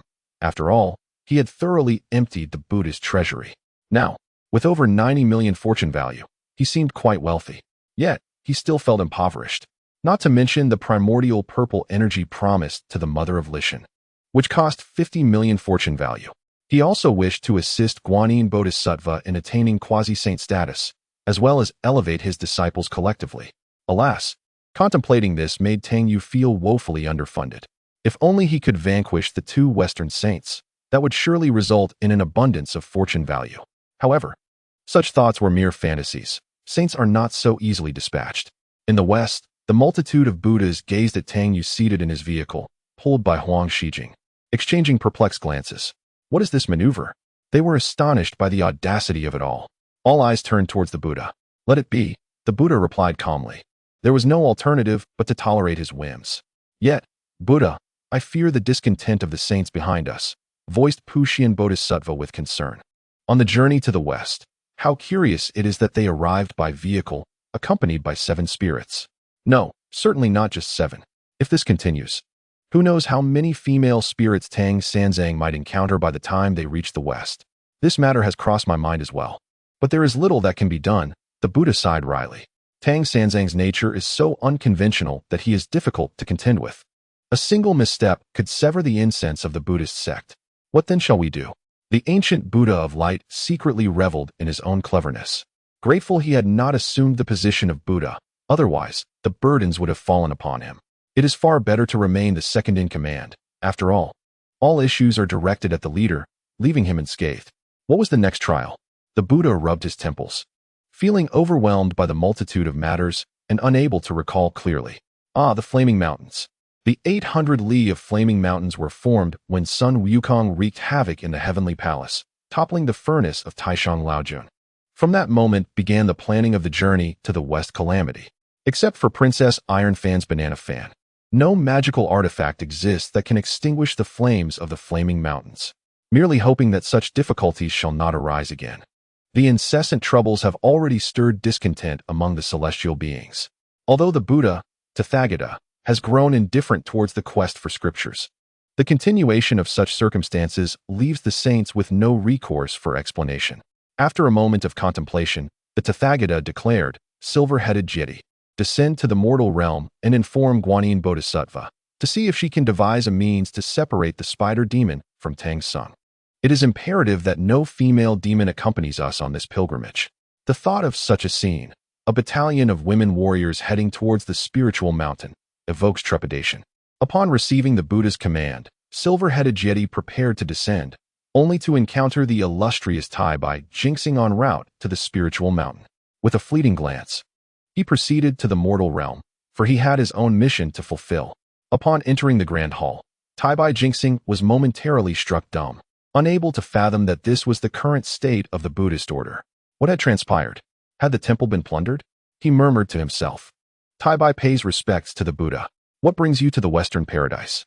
The Tathagata spoke with an air of authority, devoid of the customary pleasantries afforded to celestial beings. Your Holiness, the dragon subduing Arhat has resided in the heavenly court for several days. Your Majesty sent me to inquire of your intentions. Originally, they had detained the dragon subduing Arhat, anticipating the Tathagata would arrive with some divine relic to reclaim him. However, the situation itself reflected poorly upon the Buddhist order. Previously, the Tathagata had assured the Jade Emperor that he would provide an explanation, yet there had been no sign of him. During that time, with the Buddha missing, the dragon subduing Arhat ventured to the heavenly court to seek information, only to be detained without discovering any news regarding the Tathagata. In the eyes of the Jade Emperor, having captured the dragon subduing Arhat, it was expected that the Tathagata would have taken action by now. Yet, he remained inexplicably inactive, as though he had forgotten the existence of the dragon subduing Arhat altogether. Thus, he dispatched Tai Bai jinxing to inquire about the Tathagata's true intentions. Were they to abandon him? The heavenly court had already expended considerable resources in maintaining the dragon subduing Arhat during this time. We have no need for him, the Tathagata replied with unyielding decisiveness. It was not that he was unwilling to act, but rather that he found himself constrained. What remains of the Buddhist order that could be presented? Should they relinquish the great Thunder Sound Temple to the heavenly court? Tai Bai jinxing was left utterly bewildered. What does this signify? You say you do not want him. Do I misunderstand? The Tathagata furrowed his brow slightly. As for the dragon subduing Arhat, let him be a servant to your heavenly court. Let him sweep the floors and feed the horses. He bears no relation to our Western Buddhist order. To simply relinquish him to the heavenly court, regardless of the circumstances. The dragon subduing Arhat is, after all, a member of the Buddhist community. Even if he resides in the heavenly court, he consistently partakes in the blessings of the Buddhist incense. Tai Bai jinxing could not help but question the Tathagata's motives, suspecting that he was brazenly attempting to integrate the dragon subduing Arhat into the internal workings of the heavenly court. However, little did he know that at this moment, the Buddhist realm was utterly destitute. They could no longer summon any disciples. Thus, he relinquished the idea of the dragon subduing Arhat. The celestial being understood and took his leave. The Star of Tai Bai prepared to return to the heavenly court to report to the Jade Emperor, considering it a matter strictly between their superiors, of no concern to him as a mere subordinate.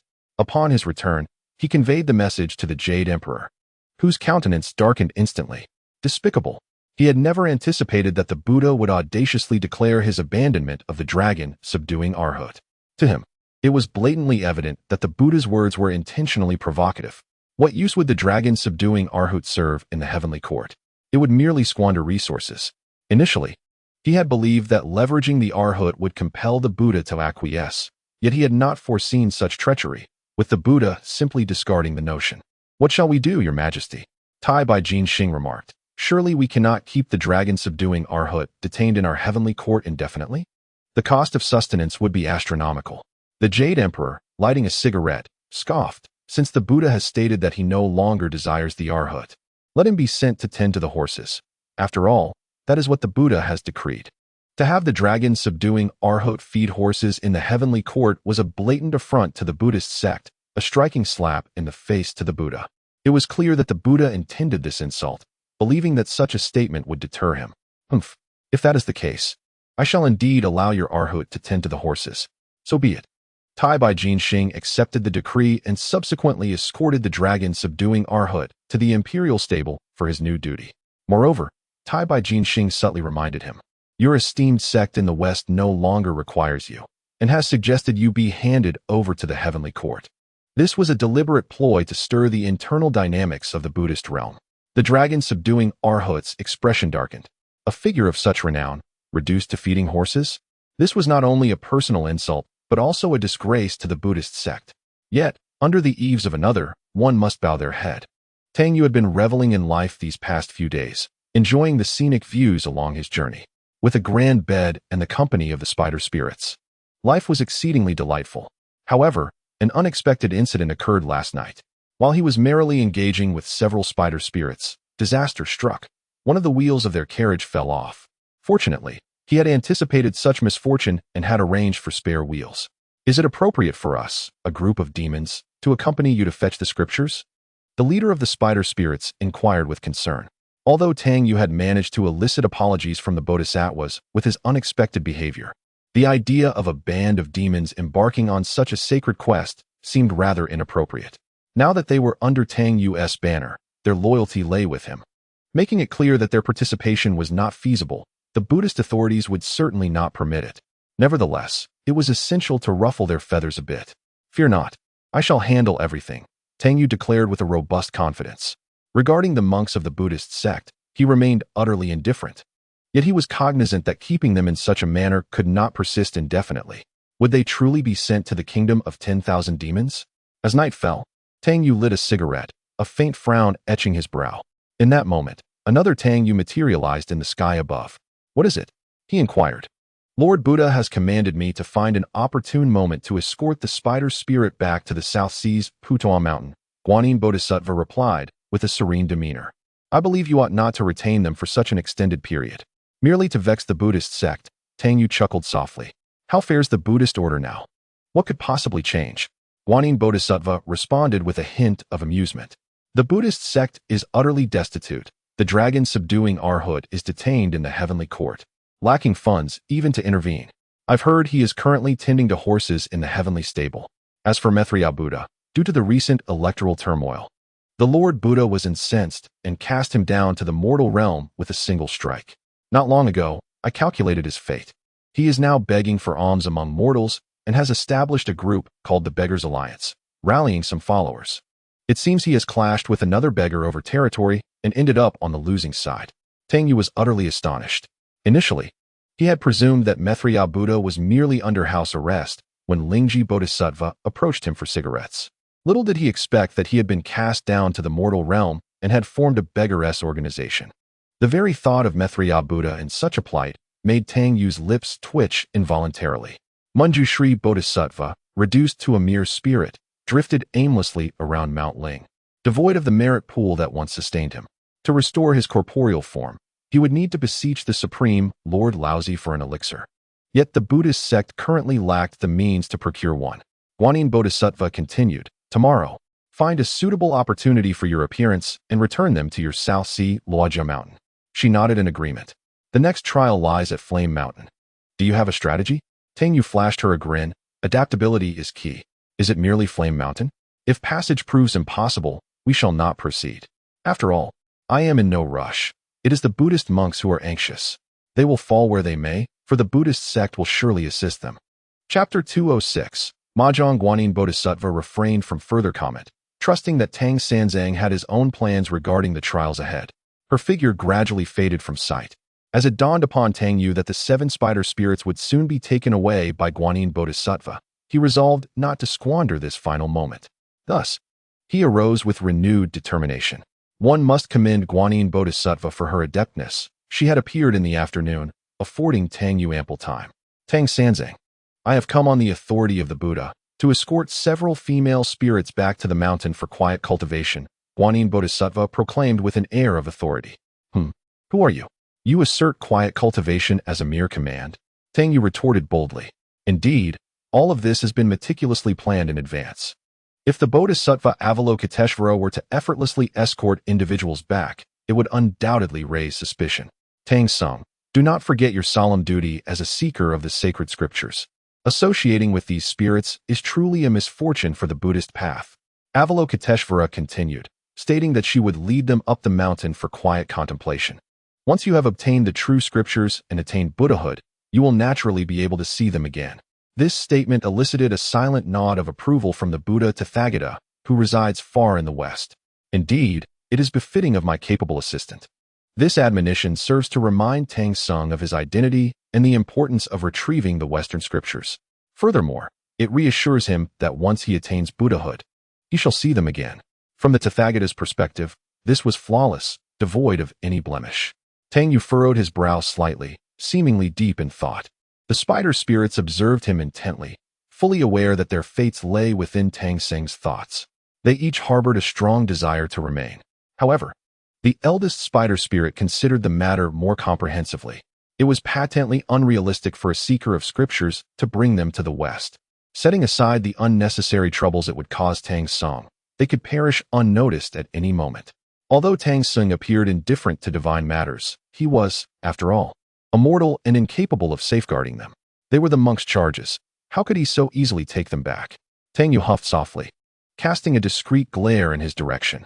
Avalokiteshvara continued, Tang Sung, as a seeker of scriptures, to associate with these spirits is a disgrace to the Buddhist order, and it is the Buddha's command that I bring them back. Gazing at the spider spirits, Tang Yu sighed. After a prolonged silence, he acquiesced. The spider spirits were immediately filled with tears, brimming with reluctance.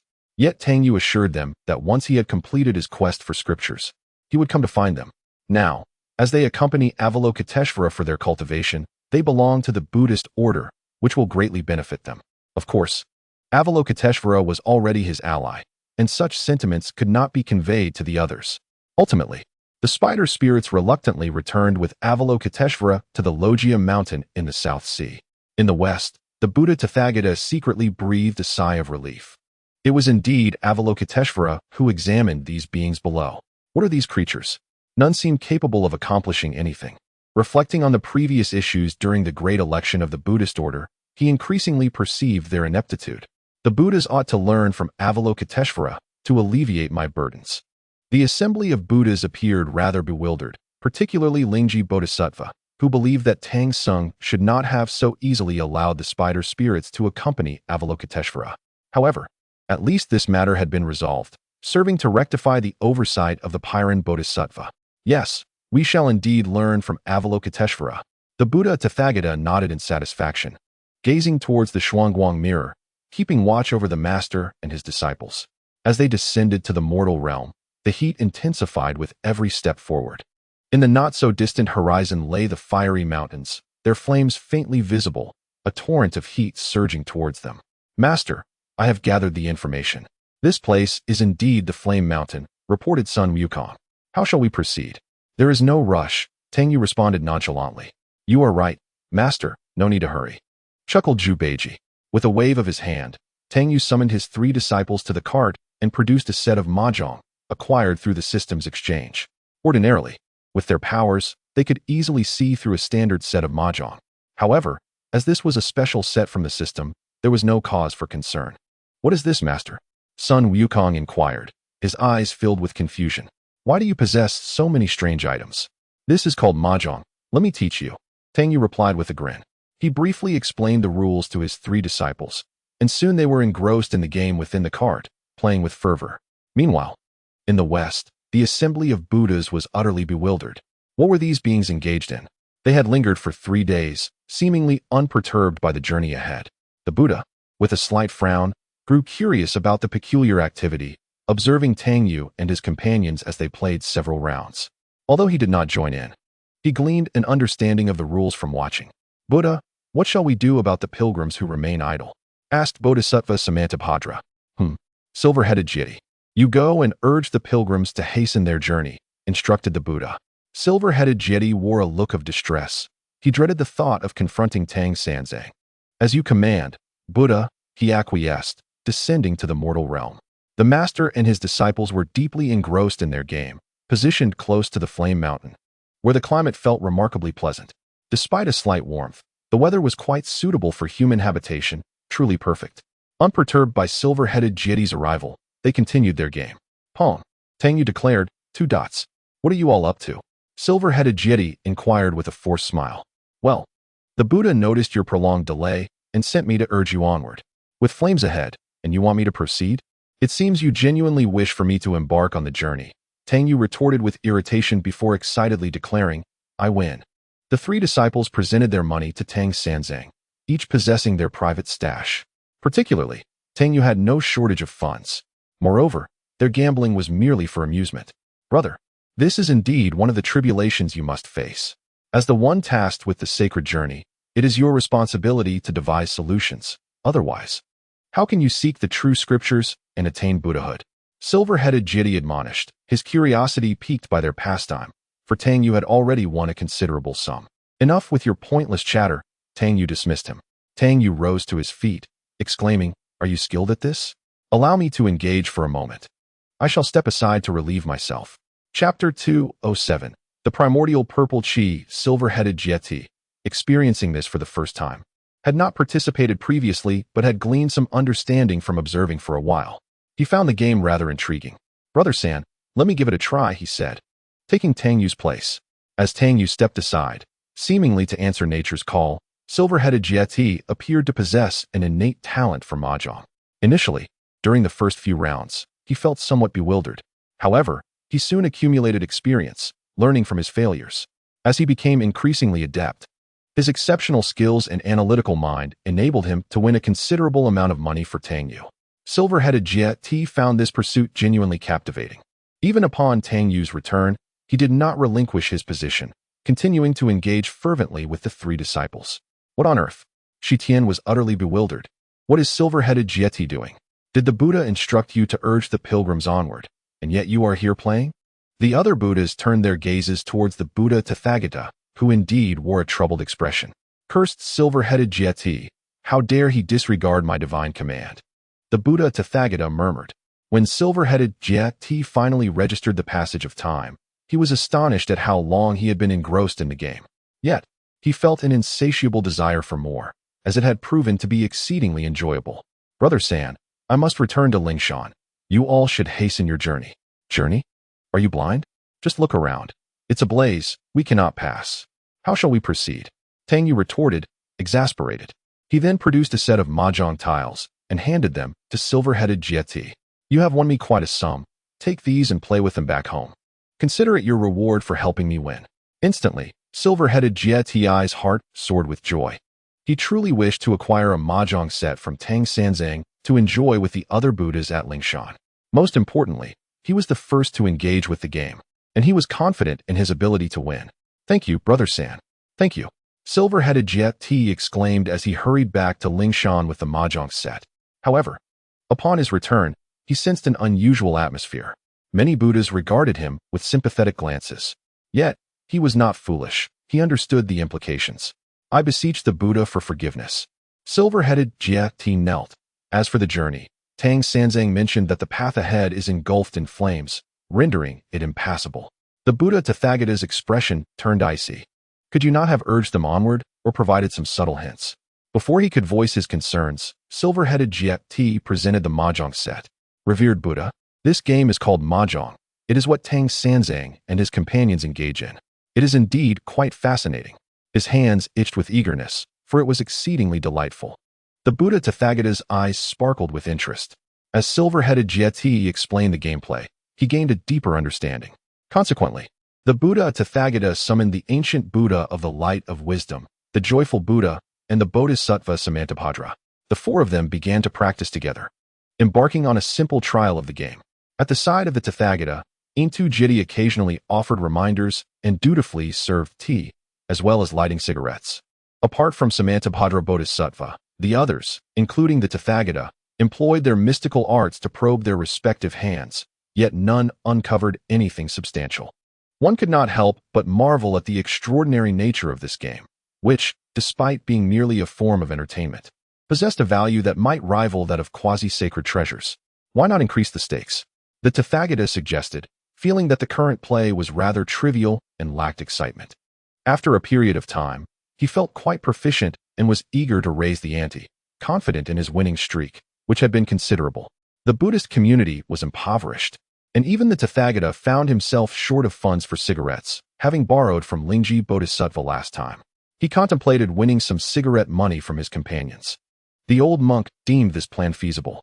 The ancient Buddha of light recited a sutra and endorsed the Tathagata's proposal, although the happy Buddha hesitated, recalling that most of his assets had been spent on gifts during the last election to garner votes. He ultimately acquiesced. believing in his own card skills and filled with confidence. Samantabhadra Bodhisattva, lacking any authority to voice an opinion, remained silent, observing the agreement of the three. The Tathagata, filled with joy, took a cigarette, placed it between his lips, and beckoned them to join in. Thus, the assembly of Buddhas began their game, surrounded by a multitude of onlookers, some of whom felt an itch of curiosity, even contemplating whether to discreetly descend to the mortal realm to procure a set of mahjong from Tang Sung, for this game appeared quite entertaining. The principal Buddhas of the Western paradise engaged in mahjong, reveling in delight, seemingly forgetting their quest for scriptures. As night fell, Tang Yu reclined in his grand vehicle, indifferent to the whereabouts of his disciples. He decided against traversing Flame Mountain, opting instead to rest there, unhurried. However, he felt a void without the soft fragrance that had accompanied him recently. Should he summon Sun Wukong to capture a female demon? After pondering, he dismissed the idea.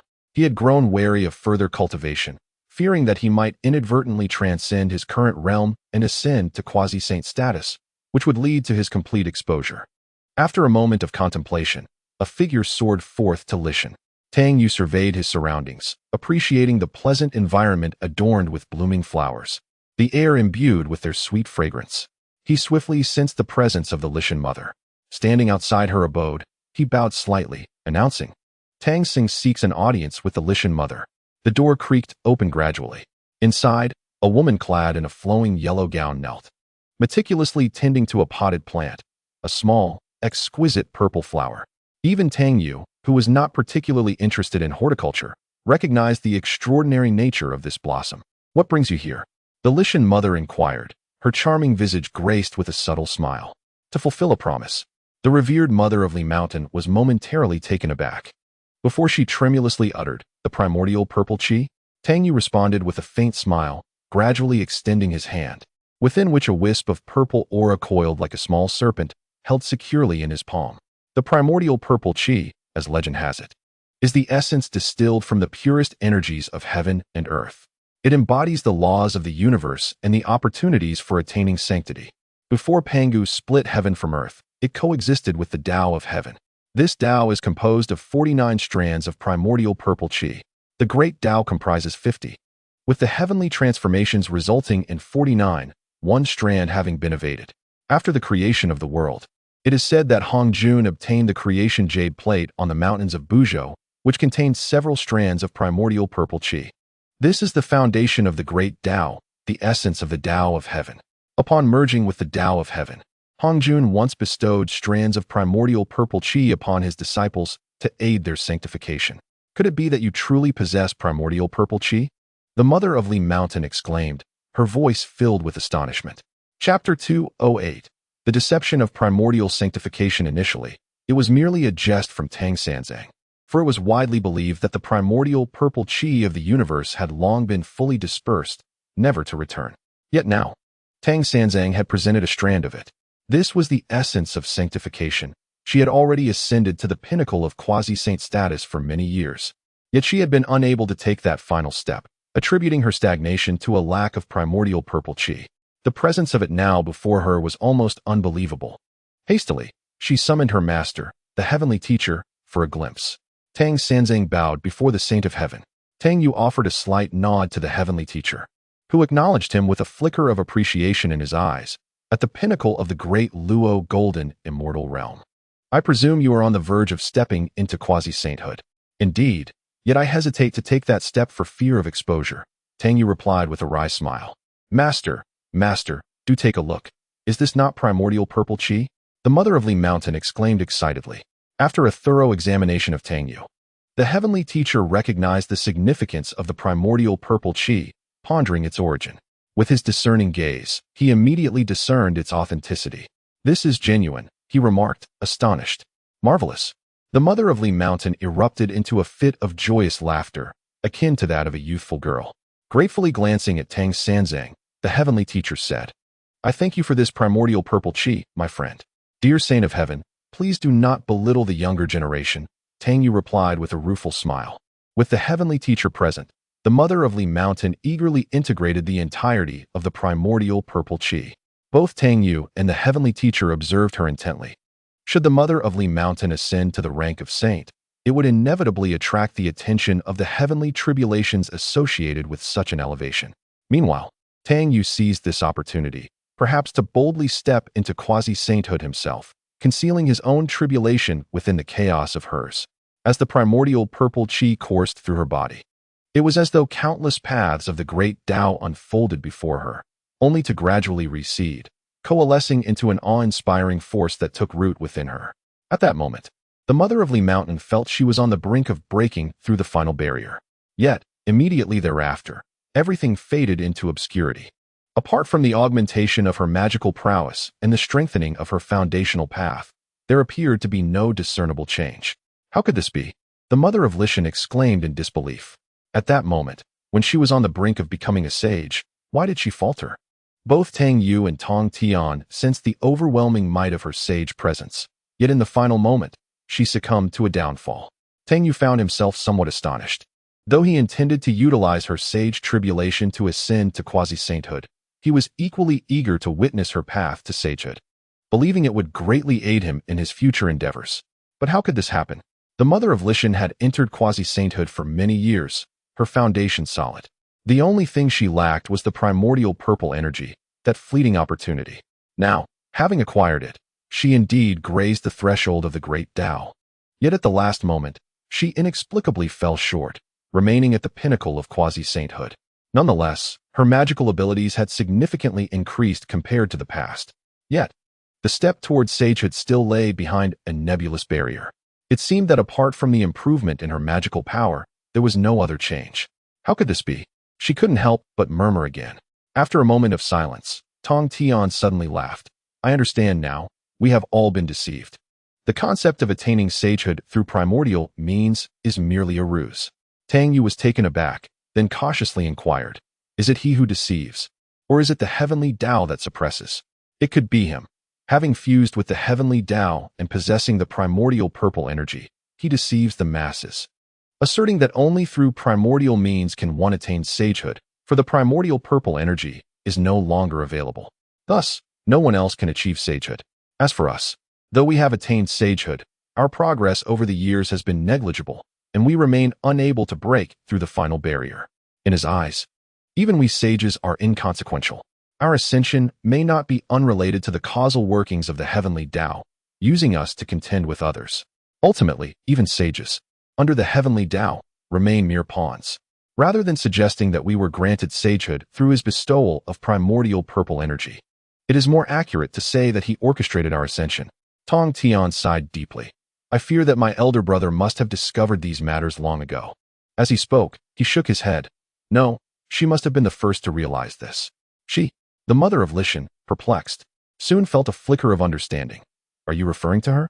Indeed, she should be the first to uncover such issues, Tong Tian affirmed. Thus, during that battle years ago, some believed they had vanquished her, scheming against her to inflict severe wounds and cast her into slumber. Yet it is possible that she, utilizing certain individuals, deliberately shattered her sage essence, teetering between life and death to undergo transformation.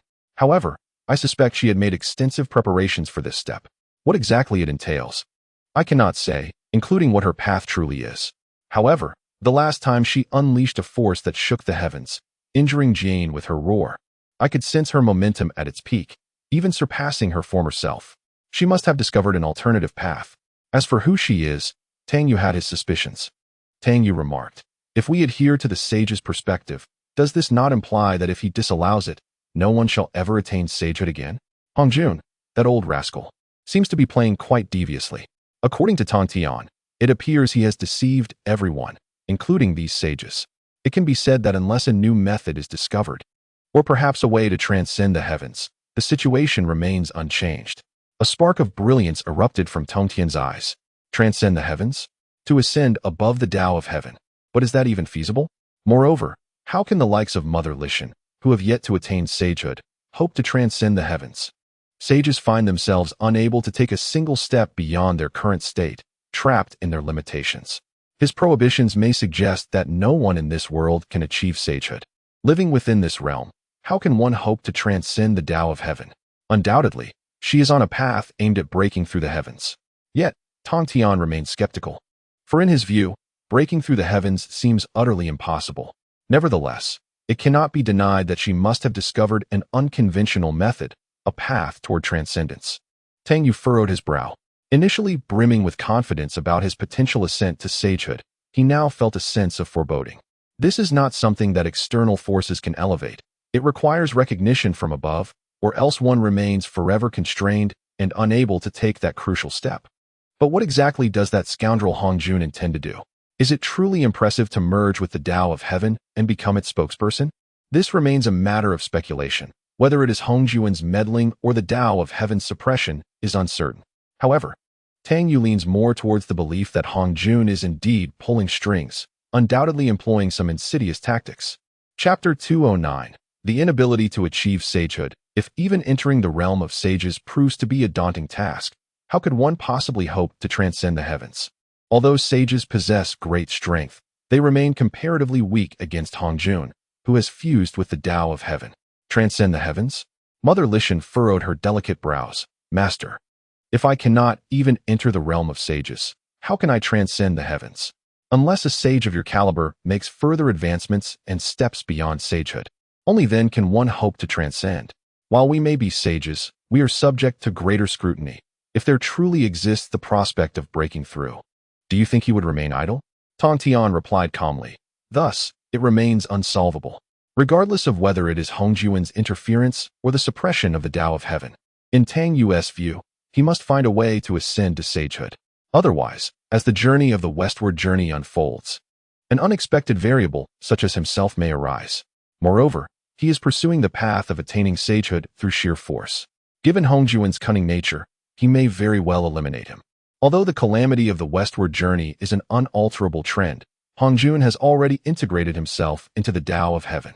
He would not care whether such tribulations are completed. Perhaps compensations for the merits of the West can be repaid through alternative means. According to legend, one can achieve enlightenment through strength, and upon full realization, one may indeed break through the heavens in a single stroke. Yet, aside from the Panga deity, no one has been able to reach that pinnacle. Thus, if Tang Yu continues down this path, it is inevitable that Hongjun will take note of him. Regarding such matters, it is likely that his elder brothers have already sensed the situation, which is why the eldest brother is also seeking different paths. Tong Tian sighed heavily. Yet, we have consistently yielded no results. And what of her? Mother Lishan inquired. She must have discovered a different path in this transformation. However, setting aside the question of whether the transformation has been successful, even if she were truly able to take that final step, do you believe he would merely stand by, watching her transcend? Tong Tian smiled faintly. In this realm, if someone were truly to break through, then, as the spokesperson of the heavenly Tao, it would seem that my role would come to an end. After a moment of silence, Tong Tian continued, I have always found it curious why he would integrate into the heavenly Tao, for once one merges with it, there is no hope of transcendence. Now, I have begun to understand. Our sages are not immortal. With the cyclical nature of heaven and earth and the rebirth of epochs, when that time truly arrives, even the sages will perish beneath the heavenly Tao, returning all to the void, and everything will begin anew. Tang Yu interjected. Although he has merged with the heavenly Tao and cannot take that step towards transcendence, he exists in eternal coexistence with the heavenly Tao, unyielding through the ages. Even amidst the rebirth of epochs and the cycles of heaven and earth, he remains exalted, the sovereign of all creation, able to seize every resource anew, transcending time and imperishable. Tong Tian nodded slightly. You speak wisely. Though he has merged with the heavenly Tao and can no longer break through, he remains eternally indomitable, forever holding dominion over this realm. I have been foolish, only recently coming to this realization. Regarding these matters, I trust that my elder brothers have long since discerned the truth. Master, I understand now. Is there truly no path to becoming a sage? The Lady of Lishan smiled weakly, having once believed that the primordial purple chi would enable her to ascend to the realm of sages, only to discover that it was all but an elaborate deception. The difference between quasi-sages and sages, though slight in wording, is indeed vast in reality. For now, my master has no solutions. Tong Tian sighed. He then turned his gaze to Tang Yu. Shenzong, you are perhaps the one with the greatest chance of transcendence. The journey to the west is an inevitable force, yet your emergence as a variable was unforeseen. Thus, you may be the last to achieve transcendence. Tang Yu felt the weight of this as well. However, if what the sage Tongtian suggests holds true, even the threshold of becoming a sage seems daunting, let alone transcendence. I suppose I shall take it one step at a time. Westward, the cacophony continued. The Buddha, with reddened eyes, exuded excitement, smoking a pipe and playing mahjong, surrounded by a pile of treasures, all winnings. This only fueled the Buddha's addiction. In contrast, the joyful Buddha and the Bodhisattva Samantabhadra wore troubled expressions, clearly having lost considerably. Come, let us continue. This game is indeed quite intriguing. The Buddha beckoned for others to join. Samantabhadra glanced at his dwindling funds and awkwardly remarked, Buddha, I have little left. You should step aside and let others play. Before he could finish, the Buddha interrupted him. Indeed, Samantabhadra, step down and let me have a few rounds. The Bodhisattva Lingji, eager and animated, rolled up his robe to expose his arms. Having observed for so long, he felt an irresistible urge to join in. Moreover, the Bodhisattva Lingji possesses a considerable amount of personal wealth. After all, engaging in transactions with Tang Sung over cigarettes has certainly yielded a handsome profit. This is precisely the sentiment of the Bodhisattva Puxian. Should the game continue, one might find oneself at a loss. With a streak of bad luck, it is wise to exercise caution. Lighting a cigarette, Puxian rose and relinquished his position to Lingji. As soon as Lingji took the stage, he began to dominate the game. The Buddha, Tathagata, frequently lost ground, with those who had won soon falling back into losses. This rendered Tathagata's expression quite grim. The audacious Lingji had failed to offer even a hint of his prowess. Noticing Tathagata's demeanor, Lingji was momentarily taken aback. He had acted too hastily. One cannot play mahjong with the leader and expect to win without consequence. Thus, when Tathagata played, Lingji refrained from winning and began to assist him instead. It must be said that Lingji is remarkably astute, for it is often such individuals who thrive under the leadership. Before long, a collection of treasures had amassed before Tathagata once again, and he subtly nodded at Lingji. Well done, my boy. You demonstrate considerable understanding and can be relied upon. At that moment, thoughts of the journey to the west and Tang Sing faded from his mind, as he devoted himself entirely to mahjong. In the mortal realm, Tang Yu seemed devoid of any intention to embark on his journey. After exchanging for the primordial purple energy, he was left with over 40 million fortune points. Yet the primordial purple energy remained of little use to him. This realization stirred a sense of discontent within him. 50 million fortune points, simply dissipated. Such a loss was indeed painful. Master, shall we remain here? Inquired Zhu Beiji. Tang Yu glanced at him and replied, It is the Buddha's realm that is anxious. Why should you be concerned? Zhu Beiji chuckled. Old pig understands now. At present, he had already reached the pinnacle of the great Luo golden immortal stage. Tang Yu pondered how he might surreptitiously navigate the tribulation of the quasi-saint. The topic of tribulations had been previously explored with Tongtian. Chapter 210, Brother San, we must depart soon when he faced the tribulation of the great Luo golden immortal. Despite the assistance of the Holy One of Tongtian in obscuring his presence, and his own array designed to conceal the heavenly secrets, there had still been a slight leak of energy at the final moment. Fortunately, he had been well prepared and thus did not draw suspicion upon himself.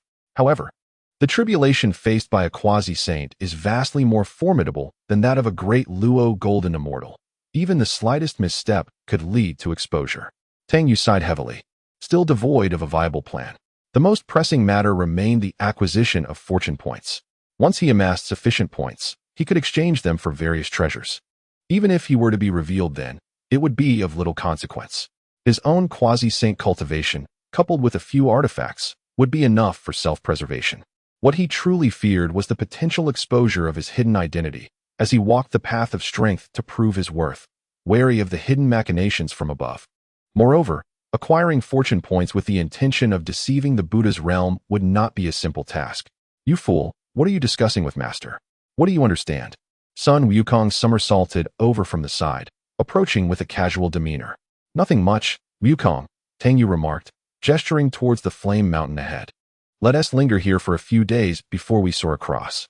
Though Tang Yu harbored such intentions, he surmised that the Buddhist sect would likely disapprove. They must be engaged in their nightly games of mahjong by now, he mused. How amusing, gambling and smoking, while the Tathagata indulged himself as well. Oh, The Buddhist doctrine of emptiness. How noble of me to seek to enlighten you all and guide you back to the righteous path. Reflecting on this, Tang Yu felt a twinge of virtue, believing that seizing the treasures of the Buddhist realm was well within his rights. In the ethereal realm of the 33 heavens, within the majestic palace of the Taoist Lord, the gaze of the Supreme Old Lord seemed to pierce through endless distances, resting upon the mother of Lishan. Futile, he thought, for he would not allow anyone to ascend to sainthood. He chuckled to himself, lamenting that he had only recently come to understand this truth. Shaking his head, he turned his attention to the slumbering woman in the 19th layer of hell. I find myself lesser than you. With a single step, he traversed into the pitch-black depths of the 19th layer of hell, where light was but a whisper in the oppressive darkness. A flicker of illumination coalesced into the silhouette of a woman. What brings you here, old lord? Hutu inquired softly, her gaze tinged with wariness. The Supreme Old Lord smiled gently. I have come to visit an old acquaintance. I believe that is unnecessary. There are no old acquaintances, Hutu replied.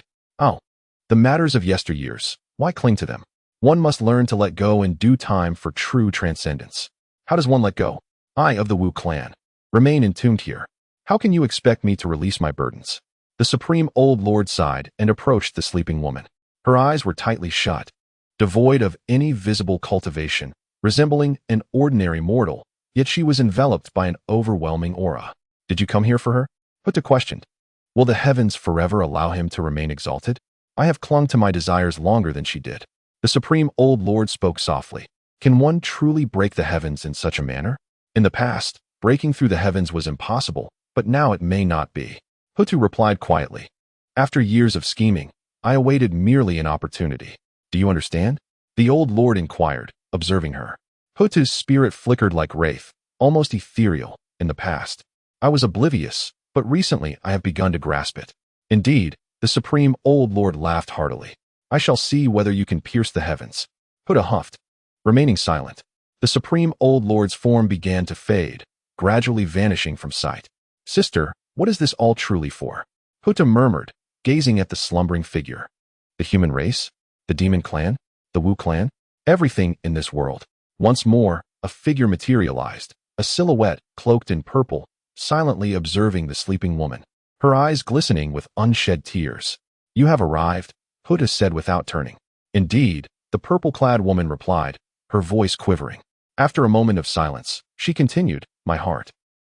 Her words trailed off, as if only Hutu could discern their meaning. In the west, at the Great Thunder Sound Temple, a set of mahjong was being played back and forth, with players continuously changing. Observing the winnings, the Buddha smiled with delight, as if he had acquired some magical treasures.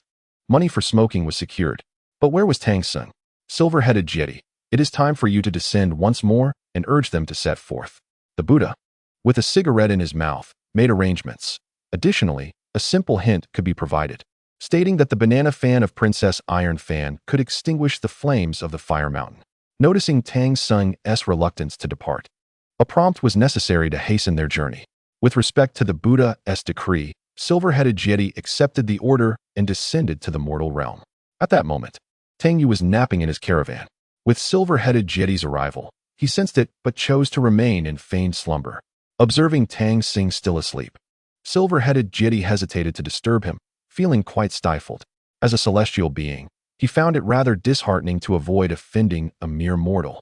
Yet, considering Tang Sung's status and the losses some bodhisattvas had incurred, he soon felt reconciled.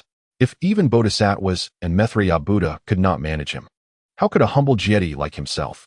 Time passed, and after an hour, Tang Yu yawned and slowly opened his eyes. Third brother, Silver-headed Jeti hastily greeted with a smile. What brings you here? Tang Yu asked knowingly. Third brother, the Buddha noticed your delay and sent me to urge you to expedite your journey. By the way, the flames of the fire mountain can be extinguished with the banana fan of Princess Iron Fan, Silver-headed Jeti cautiously suggested. Oh, Tang Yu replied nonchalantly, his expression unchanged. You cannot delay any longer, third brother. Remember, acquiring the scriptures from the West is a grave responsibility, and many are keeping an eye on your progress. Please, hasten your journey, Silver-headed Jeti implored, nearly in tears. I cannot obtain the banana fan of Princess Iron Fan, Tang Yu remarked casually, but internally he pondered the implications. It is known that the banana fan has two aspects, the yin fan belonging to Princess Iron Fan and the yang fan with the Supreme Lord Laozi, used for fanning flames during alchemical processes. What would happen if the fan from the Supreme Lord Laozi were to be used against the fire mountain? Third brother, we must find a solution. Have your disciple Sun Wukong go. He is the great sage equal to heaven, after all, possessing immense powers. Reluctantly, silver-headed Jiedi prompted once more. Inwardly, Tang Yu cursed under his breath. The tumult in heaven and the prowess of Wukong were clearly orchestrated by the Buddhist realm, a mere performance in collaboration with the celestial court. Yet, Wukong still needed to gather alms for him, hunting for wild game. Tang Yu pointed at the dazed Sanlungzi. Perhaps let him go. After all, he has nothing to attend to. Sanlungzi, who had been fiddling with the skull, lifted his head. What on earth is prompting me to go? If I truly send the foolish one, it would be akin to lending the banana fan. It would only lead to disaster. Brother 3, this is not acceptable. The Bull Demon King possesses immense powers, and aside from Sun Wukong, no one can subdue him. Silver-headed Jiejing nodded and spoke with a troubled expression. Brother 3, heed my words. Let Sun Wukong borrow the banana fan, extinguish the flames of Fire Mountain, and thereby benefit the world. Furthermore, we can continue our journey to acquire the scriptures in peace. You have little else to do you not? Tang Yu gazed at him. Why don't you go and borrow the banana fan for me? Being a disciple of the Buddha, surely Princess Iron Fan would grant you some favor. Silver-headed Jiejing was momentarily taken aback, unable to fathom that Tang Sanzang would suggest such a thing. Could he not understand that the monumental task of seeking scriptures requires personal effort, step by step? Nonsense. Even Master Huang occasionally ascends to the heavens. Yet step by step? This is not feasible for me, Brother 3. You must understand that the quest for scriptures is your responsibility. Only then can we attain the true scriptures and use them to transform the world. Moreover, Brother 3, consider this. If acquiring the true scriptures were so effortless, why would the Buddha travel thousands of miles to send you from the Tang dynasty? It would be much simpler to deliver them directly. Therefore, Brother 3, only by fearlessly undertaking the journey, step by step, can you obtain the true scriptures and benefit the world. Furthermore, Brother 3, think about it. If you truly attain the true scriptures, that would be a great merit. In this mundane world, who would not recognize you, right, Brother 3? You make a compelling argument, yet I still desire to rest. Tang Yu waved his hand. Either bring me the banana fan or be off with you. I have only these two subordinates and cannot spare anyone else. Silver-headed Jiejing opened his mouth, wishing to say something further, but then thought better of it. It would be best to return to the Western Paradise and report to the Buddha, allowing him to devise a solution. After all, he could not afford to offend Tang Sanzang. With a dejected demeanor, Silver-headed Jiejing departed. Master, since Silver-headed Jiejing mentioned that the banana fan can extinguish the flames of Fire Mountain, why not allow me, the old monkey, to borrow it? You must know that the Bull Demon King is my sworn brother, Sun Wukong said with a smile, and Princess Iron Fan is my sister-in-law. Brother, just listen to Master, and all will be well.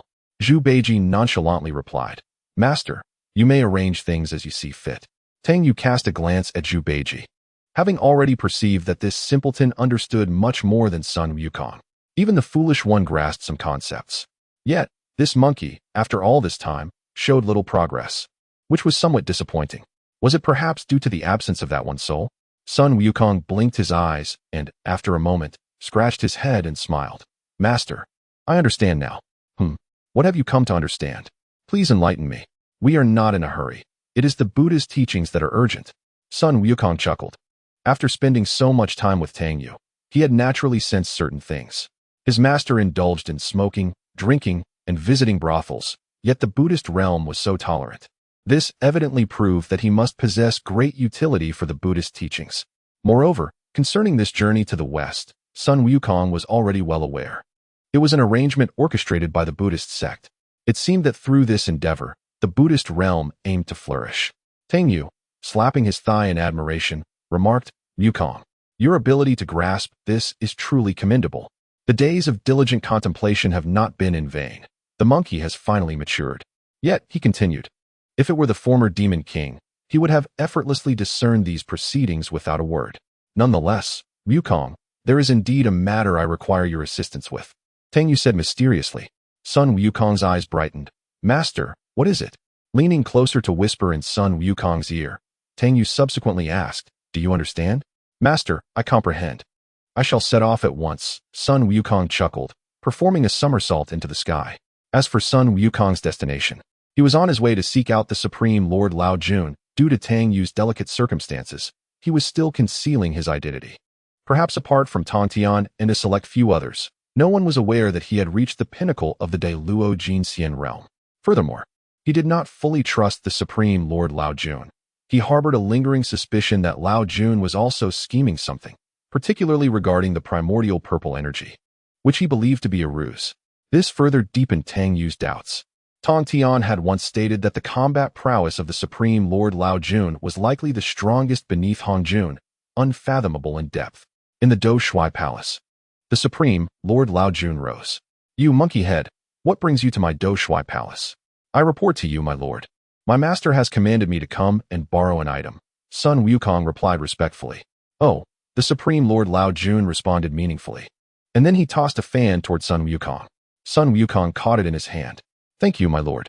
Once I am done, I shall return it. The Supreme Lord Lao Jun then produced a pill. This is a recovery pill, a gift for you, monkey head. Thank you, my lord, Sun Wukong said, accepting the recovery pill and swallowing it whole. Instantly, the pill transformed into a surge of warmth, which then coalesced into a gentle power that coursed toward his primordial spirit. Sun Wukong was acutely aware of his condition. The fissure in his primordial spirit was likely a result of the chaos during the heavenly rebellion when the Buddha had pressed him beneath the five-finger mountain. Aside from that, he could conceive of no other cause. Now, this pill had remarkably healed the crack in his primordial spirit. Vaguely, he sensed that his magical prowess had seemingly surpassed that of old. Sun Wukong expressed his gratitude to the Supreme Lord Lao Jun before descending to the mortal realm. In the Western Paradise, upon hearing the report from the silver-headed Jiejing, the Buddha fell into a contemplative silence. What was Tang Sanzang planning? To send silver-headed Jiejing to borrow the banana fan was indeed a fanciful notion. However, it appeared that unless they provided him with the fan, he had no intention of departing. With a single thought, the Buddha felt his mind clear. After all, the journey to the West had progressed thus far. Yet not many tribulations had been encountered. Therefore, this trial was not particularly burdensome. Puxian, you shall journey to Tsiyun Mountain to seek the Iron Fan Princess and borrow the banana fan. Then, let your master and disciple hasten on their way. The Tathagata Buddha has somewhat resigned himself to fate. Chapter 2:12. Burnt to ashes in this trial, the Tathagata has already given up. After all, little has been accomplished from the beginning until now. Moreover, he is still harboring a significant move for the finale. If he wishes to recover everything, he still has his methods. Thus, this is the reason for his collaboration with the Demon Queen. Should there come a day when he chooses to act independently, the Demon Clan would be his greatest ally. Therefore, the Tathagata has made provisions for both scenarios. Upon this realization, he could not help but admire his own cleverness, giving himself a hearty commendation. Suddenly, the Tathagata realized a troubling predicament. The conditions he had agreed upon with the Demon Queen were now void. As the Buddhist realm was utterly depleted, he took a few deep puffs of smoke. How might he replenish the Buddhist treasury once more? Bodhisattva Puxian stepped forward. By your command, O Buddha, I shall proceed to the mortal realm of Tsiyun Mountain. Acquiring the banana fan would pose no challenge. Although the Bull Demon King and the Iron Fan Princess were quite renowned in the demon realm, if the Buddhist sect desired to act against them, it would be a simple matter. I, Puxian Bodhisattva from the Western Paradise, have come to borrow the banana fan for a purpose. The radiance of his Buddhist light illuminated half the sky, resembling Amitabha descending to save sentient beings. The Iron Fan Princess found herself at a loss for words. Although it was termed a borrowing, the uncertainty of its return loomed large. With a mere utterance, she produced the banana fan from her mouth and presented it to Puxian Bodhisattva. He grasped it firmly in his hand and turned to leave. His appearance left Tang Yu momentarily stunned. He had initially believed that the Buddha would dispatch the silver-headed Jingji. Master Tang, I have successfully borrowed the banana fan to extinguish the flames of the Flame Mountain. You must always remember your duty and never act recklessly, lest you bring disgrace upon the Buddhist sect, Puxian Bodhisattva asserted, invoking the authority of the Bodhisattva. Has he not committed acts that could disgrace the Buddhist sect? He has broken various precepts and oppressed the Bodhisattvas of Ling Mountain. Were it not for his role as the seeker of scriptures, he might have perished numerous times by now. Nevertheless, All the Buddhas remain cognizant of these transgressions, awaiting his arrival in the Western paradise to hold him accountable. Once he has acquired the true scriptures, he will no longer hold any value, becoming entirely subject to the whims of the Buddhist sect. Thus, many believe they are enduring humiliation for a greater cause. As soon as Tang Sanzang arrives at Ling Mountain, he may redeem himself from this shame. Tang Yu was about to retort, but then his gaze shifted. There it was, the banana fan. Let me take a look. Puxian Bodhisattva let out a hum, hesitated briefly, yet ultimately tossed the banana fan to Tang Sanzang, feeling rather dignified. After all, having just spoken those words, he regretted them. What if Tang Sanzang retaliated? Fortunately, Tang Sanzang only expressed a desire to inspect the fan. In that case, allowing him to do so was of little consequence. How beautiful! Tang Yu exclaimed, his eyes narrowing with delight.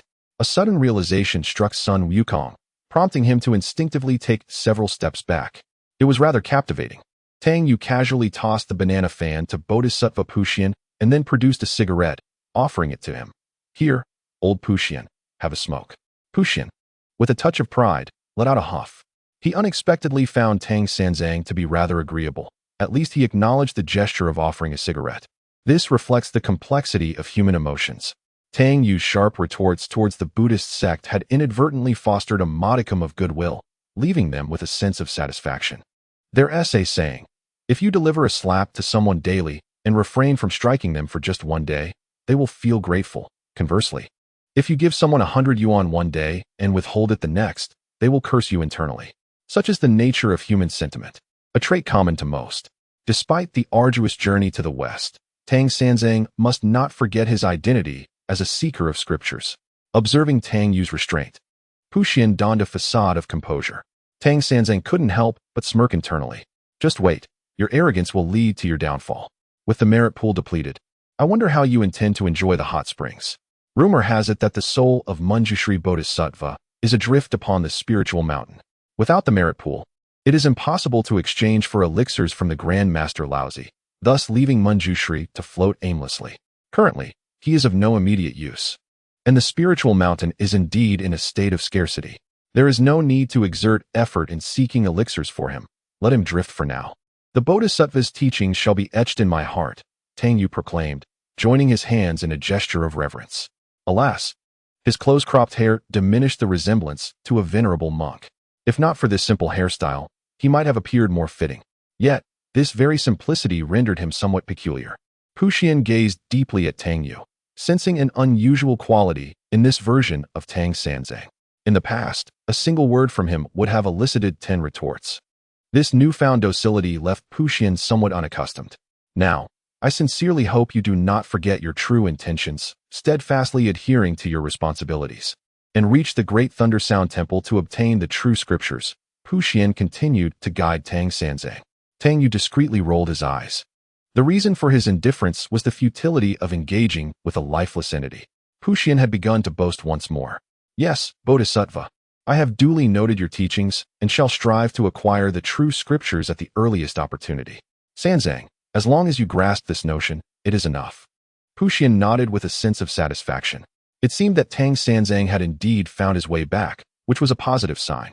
After all, he was still among the Buddhist sect, a reincarnation of the golden cicada. Perhaps due to the twists of fate, some alterations had occurred. But Puxian believed that with continued guidance, he could surely return to the righteous path. A surge of ambition welled up within Puxian. If he could truly guide Tang Sanzang back from his misguided ways, it would undoubtedly be a significant merit. The Buddha would surely regard him with newfound respect. However, there was no time to dwell on such thoughts now. Once I extinguish the flames of the fire mountain, you shall embark on your journey post-haste. The Bodhisattva Samantabhadra, with a cigarette in his mouth, soared into the heavens. The 3 disciples exchanged curious glances and followed suit, leaving Tang Yu unable to intervene. Very well, let them go. As he gazed down at the raging inferno below, waves of heat enveloped him. Samantabhadra flicked the ash from his cigarette, took a deep breath, and fanned the air. Instantly, the flames surged skyward, reaching hundreds of meters in height, rapidly spreading in all directions.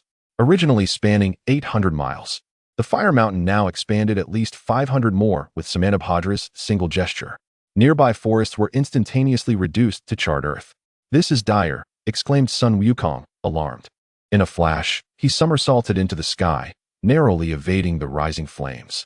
Meanwhile, Samantabhadra, Zhu Beiji, and the others were engulfed by the inferno. The fire of the fire mountain was no ordinary flame. It was the true fire of samadhi, originating from the furnace of the Supreme Lord Laozi. Thus, in an instant, Samantabhadra and Zhu Beiji had no time to react, becoming charred mummies.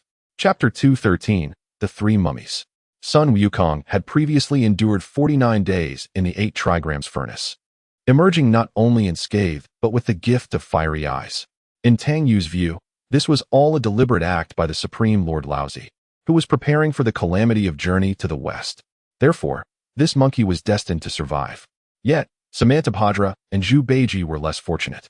The expressions etched on the 3 mummies' faces were faintly visible, slightly parted mouths, as if in shock, disbelief, or perhaps in a curse or plea for help. Their features were forever frozen in that moment, utterly charred. What primarily caused this calamity was the swift movement of Samantabhadra's hand, which unleashed a fiery tempest that spread rapidly like a volcanic eruption. One can only imagine that they had no opportunity to react at all.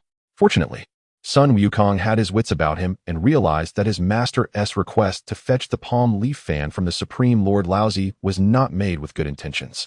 The moment he sensed something was amiss, he leaped into the air. My word, Tang Yu was equally astonished. Is it truly that fierce? It killed them outright. He sought counsel from the system. Are there any treasures that can withstand the true fire of samadhi? The Supreme Lord Laozi's palm leaf fan was still amidst the flames, and he needed to retrieve it. After a moment of deliberation, the system responded, protective elixir. Can resist the true fire of samadhi for 1 hour. Cost, 50,000 fortune points. Tang Yu immediately exchanged for it, and swiftly appeared unnoticed amidst the raging blaze. The palm leaf fan radiated a soft glow, standing out remarkably amidst the inferno. He hastily adjusted the fan, rendering the actions of the 2 dim-witted disciples and the 3 dullards unnecessary to observe. The charred remnants resembled wooden stakes, baptized by the fierce flames. A faint aroma of roasted meat wafted from them, causing Tang Yu to swallow involuntarily. The celestial realm was momentarily frozen in astonishment. Suddenly, the Buddha arose, slamming his hand down, and the mahjong table was upended, scattering tiles across the floor. What in the world is happening? He thundered. Both Puxian and Zhu Beiji are dead. Who will explain to me what transpired? The Buddha's voice erupted in fury. This unforeseen calamity threatened to hollow out the Buddhist community. Having already suffered from theft, the temple was in dire straits, and now, lives had been lost, one of a bodhisattva, while the other 2 were essential to their pilgrimage. The flames of the flaming mountain showed no signs of abating. Rather, they blazed more fiercely than ever. Yet, the Buddha's immediate concern was not the raging fire, but how to resurrect the fallen. The temple coffers were bare, but Zhu Beiji and his companions were indispensable on their quest. Reviving them was imperative. The assembly of monks remained silent, bewildered by the unfolding events. This was not right. How could the magical banana fan fail to extinguish the flames, allowing them to intensify instead? The monks exchanged glances, observing the Buddha's wrath without uttering a word. Could it be that the borrowed fan was a counterfeit? It was a possibility that crossed the Buddha's mind. However, the pressing issue remained: how to bring Zhu Beiji and the others back to life. With a deep sigh, the Buddha spoke softly. I trust you are all aware of our temple's plight. Today, one might say we are destitute. Recently, the treasures we raised through donations have been stolen once more. I suspect this thief may be an insider among us. The investigation is ongoing, but it is clear that the culprit is a traitor within the Western Heavens Buddhist community. Bowing down, the Buddha gathered some of the treasures won from the mahjong game. The journey to the west must continue, and Zhu Beiji and Sha Wujing must be revived swiftly. I shall not elaborate further. I merely hope that a benevolent soul among us might be willing to part with some of their private savings to exchange for a few 9-turn golden pills. Such an act would be of great merit to our temple, and I implore you all to consider this. His words were imbued with sincerity. I am left with nothing, and our temple is equally impoverished. I urge you to contribute your private funds for this noble cause. However, upon witnessing the Buddha gather the treasures he had just acquired, the other monks were rendered speechless. You speak so eloquently, yet why do you not offer the treasures you just won? They thought, though not a substantial amount. Surely it could exchange for at least 2 9-turn golden pills. The ancient Buddha of lanterns murmured a prayer and proclaimed, I am willing to offer some of my treasures in exchange for 2 pills. The Buddha frowned slightly. Only 2? What about Puxian? Moreover, the spirit of Manjushri is lingering nearby, watching eagerly. The multitude of Buddhas fell into a profound silence, each remaining motionless. Although 2 9-turn golden elixirs were sufficient to resurrect Zhu Beiji and Sha Wujing, could we, as bodhisattvas of the Buddhist order, simply abandon them? We are all colleagues, and the sudden turn of events regarding Puxian is something none of us wish to witness. My heart aches as well. Therefore, let us gather together and see how much we can contribute. The Tathagata Buddha continued to speak. It is truly unimaginable that the Buddhist realm could descend to such depths. Once, the Daobao Taoist was abundant with treasures beyond count. Now, the Tathagata Buddha finds himself devoid of all possessions. Silver-headed Jyoti presented some items, setting a precedent, which made the task simpler. One by one, the Buddhas began to produce their personal reserves. These treasures were ample enough to exchange for 6 9-turn golden elixirs. Could we not utilize the excess to procure some incense? The Tathagata Buddha pondered this. Such blatant righteousness would undoubtedly be impossible to execute. If we can exchange for nearly 6 9-turn golden elixirs, let us proceed with the entire exchange. I surmise we will find use for them in the future. The Tathagata Buddha surveyed the assembly of Buddhas. Lingji Bodhisattva, you shall take a trip to the Do Shui Palace. After exchanging for the 9-turn golden elixirs, promptly resurrect these individuals and also inspect the banana fan to ascertain its authenticity. Buddha, the banana fan was left in the flaming mountain, where the true fire of Samadhi resides. Lingji Bodhisattva cautioned. If we recklessly attempt to retrieve the banana fan, we may find ourselves in peril. The Tathagata Buddha's gaze fell upon the happy Buddha. In that case, let the happy Buddha descend first to retrieve their bodies from the great fire, and also bring back the banana fan to verify its legitimacy. Lingji, you shall seek out Laojun to exchange for the 9-turn golden elixirs. As you wish, Buddha. Lingji Bodhisattva and the happy Buddha each accepted the Buddha's decree. Chapter 214. The fan holds a secret, observing the two as they departed with the Buddha's orders. The Tathagata Buddha felt a sense of foreboding regarding the Buddhist order. With a heavy sigh, he murmured, "Who just set off fireworks for me? Did the funds come through?" He began to tidy up the mahjong tiles, setting them up once more. In the heavenly court, the celestial beings were momentarily taken aback by the unfolding scene. "What is happening?" they exclaimed. With one swing of Puxian's fan, not only did he refine himself, but he also inadvertently took Zhu Beiji and Sha Wujing along with him. The Jade Emperor's eyes widened in disbelief. Initially, they required Neza's assistance to overcome this trial. Yet, Neza had already defected from the heavenly court to join the Jie sect. Neza's universe circle was the nemesis of the Bull Demon King. Just as Sun Wukong and the Bull Demon King were locked in a fierce struggle, Neza suddenly appeared, wielding the universe circle to bewilder the Bull Demon King, thus allowing Sun Wukong to successfully borrow the banana fan. While the situation was already precarious, it was entirely unexpected that the Buddhist realm would voluntarily relinquish their claim, sending Puxian to borrow the banana fan from Mount Xian. This revelation momentarily relieved the Jade Emperor. However, it was not long before an unforeseen calamity struck. One swing of the fan had transformed them into mummies. He took out a cigarette, and the Jade Emperor lit it. The curling smoke rose gently, deepening the enigmatic quality of his gaze, which became profoundly inscrutable. "What is happening?" Tai Bai Jinxing couldn't help but exclaim. "Isn't it a good thing that we didn't involve the denizens of heaven?" The Jade Emperor cast him a sidelong glance, signaling him to refrain from his prattle. As for the sudden outbreak of this fire, a flicker of understanding dawned upon him. In the 33 heavens, Taishang Laojun clicked his tongue, contemplating the severity of the situation. He had inadvertently sent off 2 of his own disciples. By dispatching Sun Wukong to borrow the fan, he had anticipated the intentions of Tang Sanzang. However, he had not expected the situation to escalate to such extremes. The 3 individuals had been transformed on the spot. TSK. Taishang Laojun shook his head, preparing to cultivate the 9 revolutions golden elixir. It seemed he would be able to extort some benefits from the Buddhist sect once more. Meanwhile, in the mortal realm, Sun Wukong, still shaken, landed beside Tang Yu. "Master, what is going on?" It appeared highly probable that his master was the orchestrator of this chaos. He had known that this monk, who sent him to borrow the fan from Taishang Laojun, had ulterior motives. "What is the matter? They have all become martyrs." Tang Yu replied nonchalantly, for he understood that the Buddhist sect would not stand idly by. they would certainly send someone to resurrect Zhu Beiji and the others. Master, I'm at a loss, Sun Wukong admitted. I'm in awe. Awe of what? Don't speak nonsense, Tang Yu retorted, casting him a stern look. It's clearly the doing of Bodhisattva Samantabhadra, who did not execute it well, leading to such a predicament. Sun Wukong chuckled. Master, I comprehend. At the horizon, a radiant light flickered. Suddenly, the joyous Buddha appeared high above. Observing the three charred remains, his lips twitched slightly. He then waved his hand, retrieving the three blackened corpses from the fiery mountain. The banana fan emitted a faint glow amidst the samadhi true fire. The joyous Buddha plunged in, grasping the fan, examining it closely, yet finding nothing amiss. However, the Tathagata Buddha suspected that this fan might be a counterfeit. If it were genuine, it would be impossible for the flames of the fiery mountain to remain unextinguished. Yet, with a single sweep of the fan by Bodhisattva Samantabhadra, the flames evidently intensified, a development that perhaps none of them had anticipated. With one vigorous flap, they had inadvertently refined themselves. Clutching the fan, the joyous Buddha was decidedly hesitant to act rashly.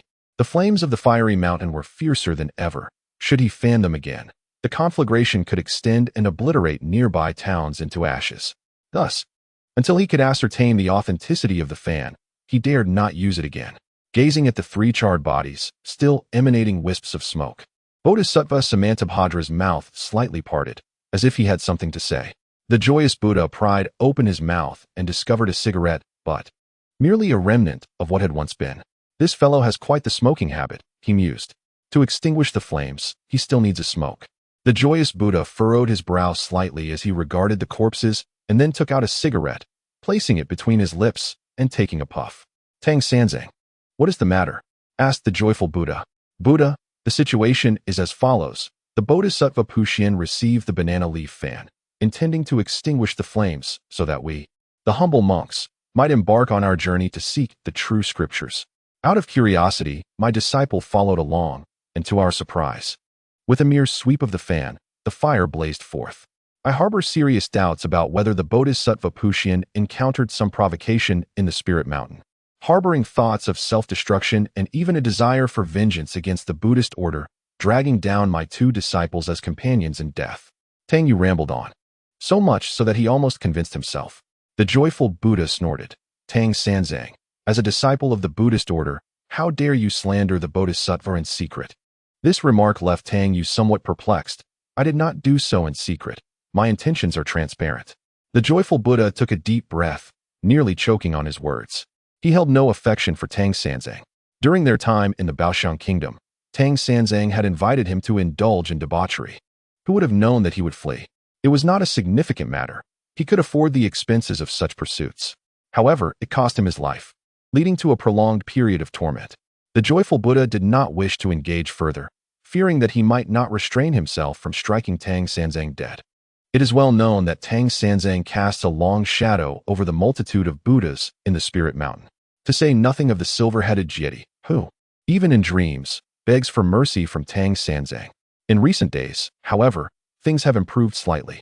Yet, this only serves to illustrate the extent of Tang Sanzang's detestability. Were he not the one seeking scriptures, the Buddhas might well have torn him apart and desecrated his remains. Indeed, consider my words. I suspect that the Bodhisattva Puxian harbors suicidal tendencies and has implicated my two disciples. And let us not forget what transpired between me and Bai Susu in the woods. This fellow acted in a most unbecoming manner. Tang Yu scoffed, continuing to embellish the tale. This matter pertains to the Buddhist order. The previous incident was indeed the fault of the Bodhisattva Puxian, yet the Buddha has already administered punishment. The joyful Buddha, with a cigarette in his mouth, furrowed his brow, hands clasped behind his back, gazing at the heavens. Alas, Buddha, during this descent to the mortal realm, let us not engage in any clandestine mischief, Tang Yu whispered in his ear. Mischief? The joyful Buddha's eyes suddenly sparkled. One must remember the pressures stemming from the recent elections in the spirit mountain, compounded by various other complications. Seizing this opportunity to descend to the mortal realm was a rare occasion. Mischief, perhaps, could be feasible. Chapter 215. A few rounds, but then, upon further reflection, he thought, no, the spirit mountain is currently in a tumultuous period, particularly the Buddha, whose mood has not been favorable of late. Engaging in such frivolity could likely displease the Tathagata. Humph, Tang Sanzang. As a monk, how could you utter such disgraceful words against the Buddhist order? The joyful Buddha scoffed. Hands behind his back. What a disgraceful demeanor. What pretense of virtue? Who does not know who he is? Is there no way to send him away for good? It must be noted that the joyful Buddha was once the long-eared Jingguang of the Zhejiao, a disciple of the Tongtian saint, before later entering the Buddhist order. If one were to eliminate him, it could be considered a subtle way of ensuring that the celestial sage owed one a favor. However, discreetly dispatching a quasi-saint does not appear to be an easy task. Radiance flickered across the horizon as the Bodhisattva Lingji materialized, directly landing beside the three corpses. The bodies exuded wisps of bluish smoke, accompanied by a faint aroma reminiscent of barbecued meat. Salutations to Maitreya Buddha. Lingji Bodhisattva hastily produced the 9-turn golden elixir to revive the deceased. The resurrected figures bore expressions of utter bewilderment, particularly the Bodhisattva Puxian, who pondered how the banana fan could possibly fail to extinguish the flames of the fire mountain. An implausibility indeed. What had gone awry at which stage? Puxian Bodhisattva, how could you falter in such a trivial matter? The Bodhisattva of joy scoffed, despite his apparent support for Puxian in the presence of Tang's son. A matter of workplace camaraderie, he privately held a low opinion of Puxian. This sentiment stemmed from the time of the Great Election in the Buddhist realm, when Puxian was the first to openly support Maitreya, even clandestinely casting votes for him. Did he think that went unnoticed? Thus, the Bodhisattva of joy harbored reservations about Puxian. Respected Bodhisattva of joy, I too am perplexed by the circumstances, Puxian Bodhisattva replied. Could it be an issue with the banana fan? His doubts began to surface, suspecting that it might be a counterfeit. If it were indeed a fake, he would have a serious conversation with Princess Iron Fan, who dared to toy with the Buddhist order, an act tantamount to courting disaster. The banana fan shall be returned to the Western paradise for the Buddha's examination, he declared. Maitreya Buddha, scrutinizing the banana fan in his possession, found no clarity after extensive contemplation. In times of difficulty, seek the Buddha. I shall take my leave now. Maitreya Buddha announced, vanishing from sight. Puxian and Lingji Bodhisattvas exchanged glances, while Tangyu, in a carefree manner, called upon his disciples to engage in a game of mahjong. Let us attempt to cross the fire mountain. If we succeed, splendid. If not, so be it. I harbor no concerns whatsoever. Puxian and Lingji observed the commotion, their own hands itching with anticipation. However, as the master and his 3 disciples played, they hesitated to intrude. Come on, let us play a few rounds, Tangyu urged. Is this appropriate? Are you up for it? Puxian inquired, a hint of embarrassment in his tone. Ultimately, Tangyu allowed the 3 bewildered disciples and Wukong to join the game, permitting the 2 bodhisattvas to take their seats. As for Waizhu Beiji was not included. Despite his somewhat foolish demeanor, he exhibited considerable perceptiveness. With a discreet glance at Tangyu, he comprehended his master's intentions, subtly beginning to assist Tangyu with his hand. In the Western paradise, the Tathagata Buddha, puffing on a cigarette, scrutinized the banana fan in his possession. There appeared to be no issue with the fan. Yet, how could such a problem have arisen so suddenly? Surely, an unpredictable variable was at play. However, he had no inkling of what that variable might be. He tossed the fan to the Bodhisattva of joy, stating, "The fan is without fault. Proceed." With his hands engaged in mahjong and cigarette in mouth, he issued the command without looking back. The Bodhisattva of joy appeared somewhat conflicted. The tragedy involving Puxian and others remains vividly etched in memory. Reflecting upon it, I realized that I, as a quasi-saint, should encounter no significant issues. Thus, I descended with my fan. Upon gazing below, I was nearly overcome with dizziness. To my astonishment, while I darted about, you all engaged in a game of mahjong. As I hovered above the flame mountain, the happy Buddha tentatively waved his fan. He was also prepared to take flight. With that gentle sweep, the flames of Flame Mountain diminished slightly. The fan was indeed functioning perfectly. Instantly, Maitreya Buddha felt reassured and began to wave the fan vigorously. A few mahjong players glanced our way before returning their focus to the game. Maitreya Buddha approached with a frown, just as Puxian Bodhisattva had dealt a winning hand to Tangyu, who played poorly. Could you not play better? Others had a 3-suit hand, while you dared to play a 2, and thus deserved your fate, Maitreya Buddha remarked. Puxian Bodhisattva felt somewhat embarrassed and promptly stood up, saying, "Here, take it. I shall no longer play." After such a long time, he had lost considerably. Initially, he had hoped to win some from Tang Sanzang, but unexpectedly, he had lost quite a bit. With Maitreya Buddha's comment, his interest waned. Maitreya Buddha boldly sat down beside him, while Puxian Bodhisattva observed the commotion, occasionally engaging in discussions. I mentioned not to play 3 tiles. You wouldn't believe me, and now look what happened. You triggered a win. Puxian Bodhisattva muttered softly. I shall play as I wish. You can step aside, Maitreya Buddha retorted, his mood sour. Puxian's behavior was vexing. He ought to enjoy the spectacle rather than meddle. Had it not been for his foolish remarks, perhaps I wouldn't have triggered the win myself. Feeling somewhat awkward, Puxian Bodhisattva moved beside Lingji Bodhisattva, continuing to watch the excitement. The flames of Flame Mountain had been extinguished. However, Maitreya Buddha and the others had entirely forgotten to urge Tang Sanzang and his companions to hurry on their journey. Engrossed in their game. As the game grew heated, the Tathagata Buddha began to feel discomfort in his back.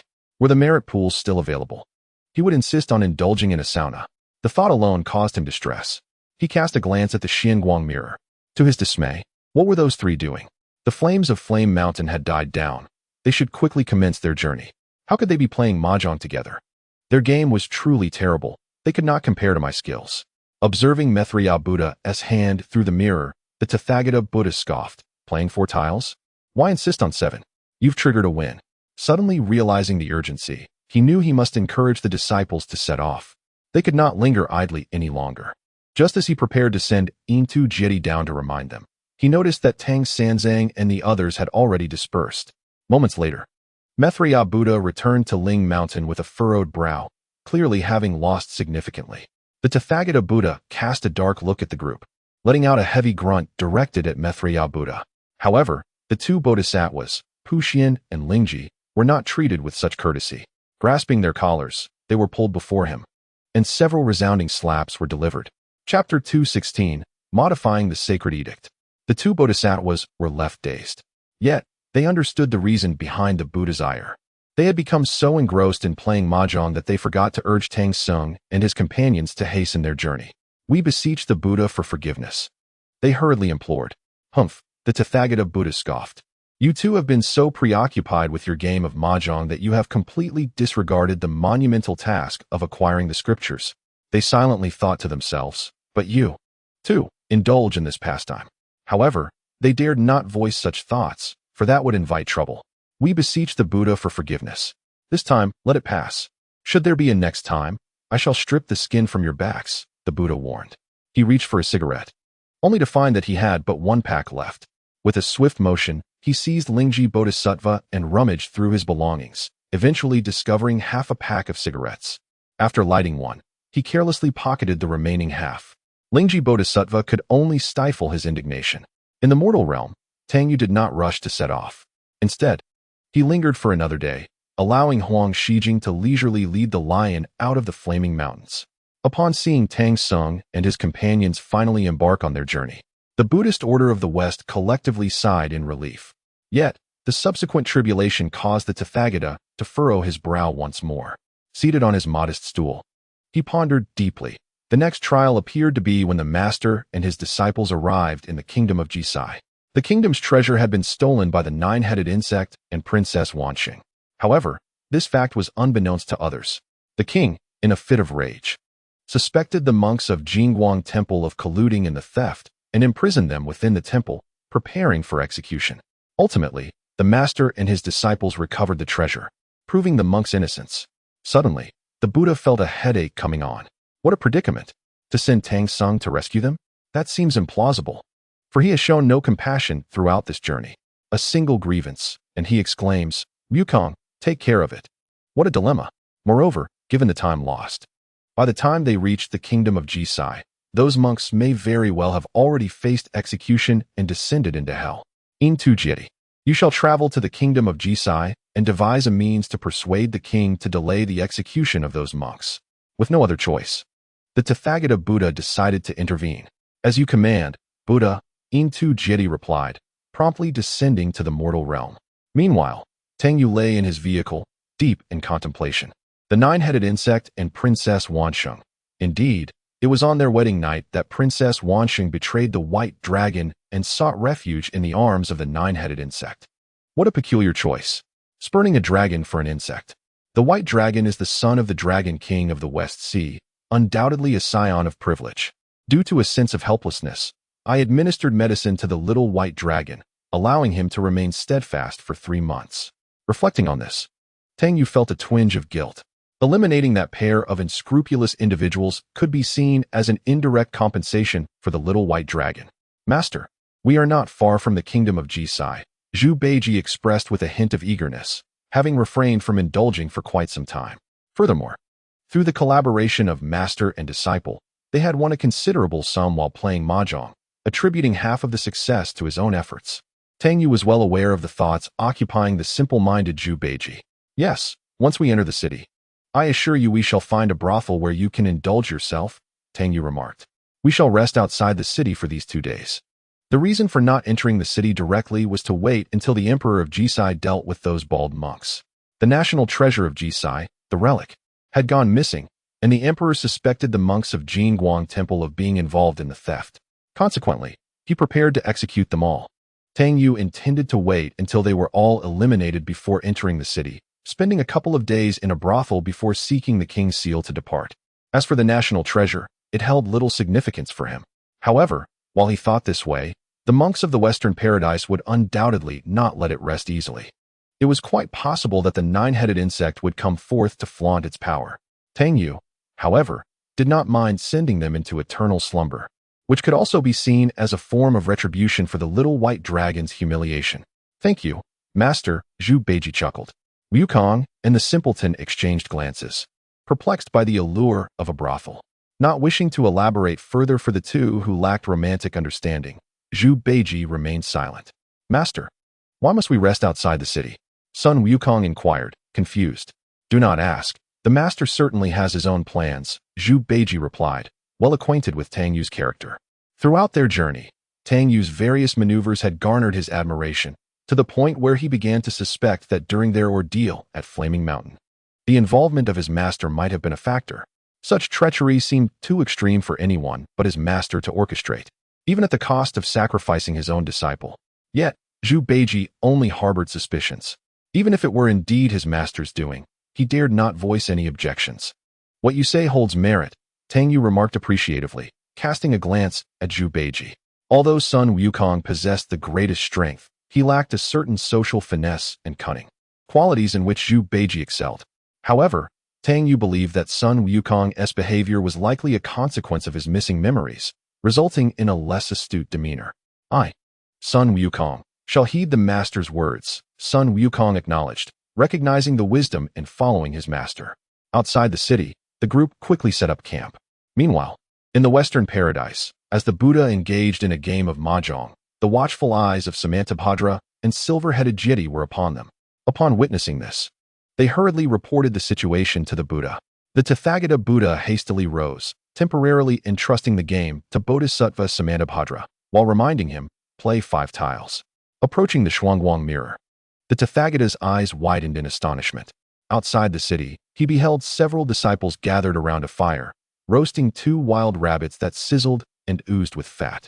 Shao Wujing, wielding a small knife, sliced a piece of meat and offered it to his master.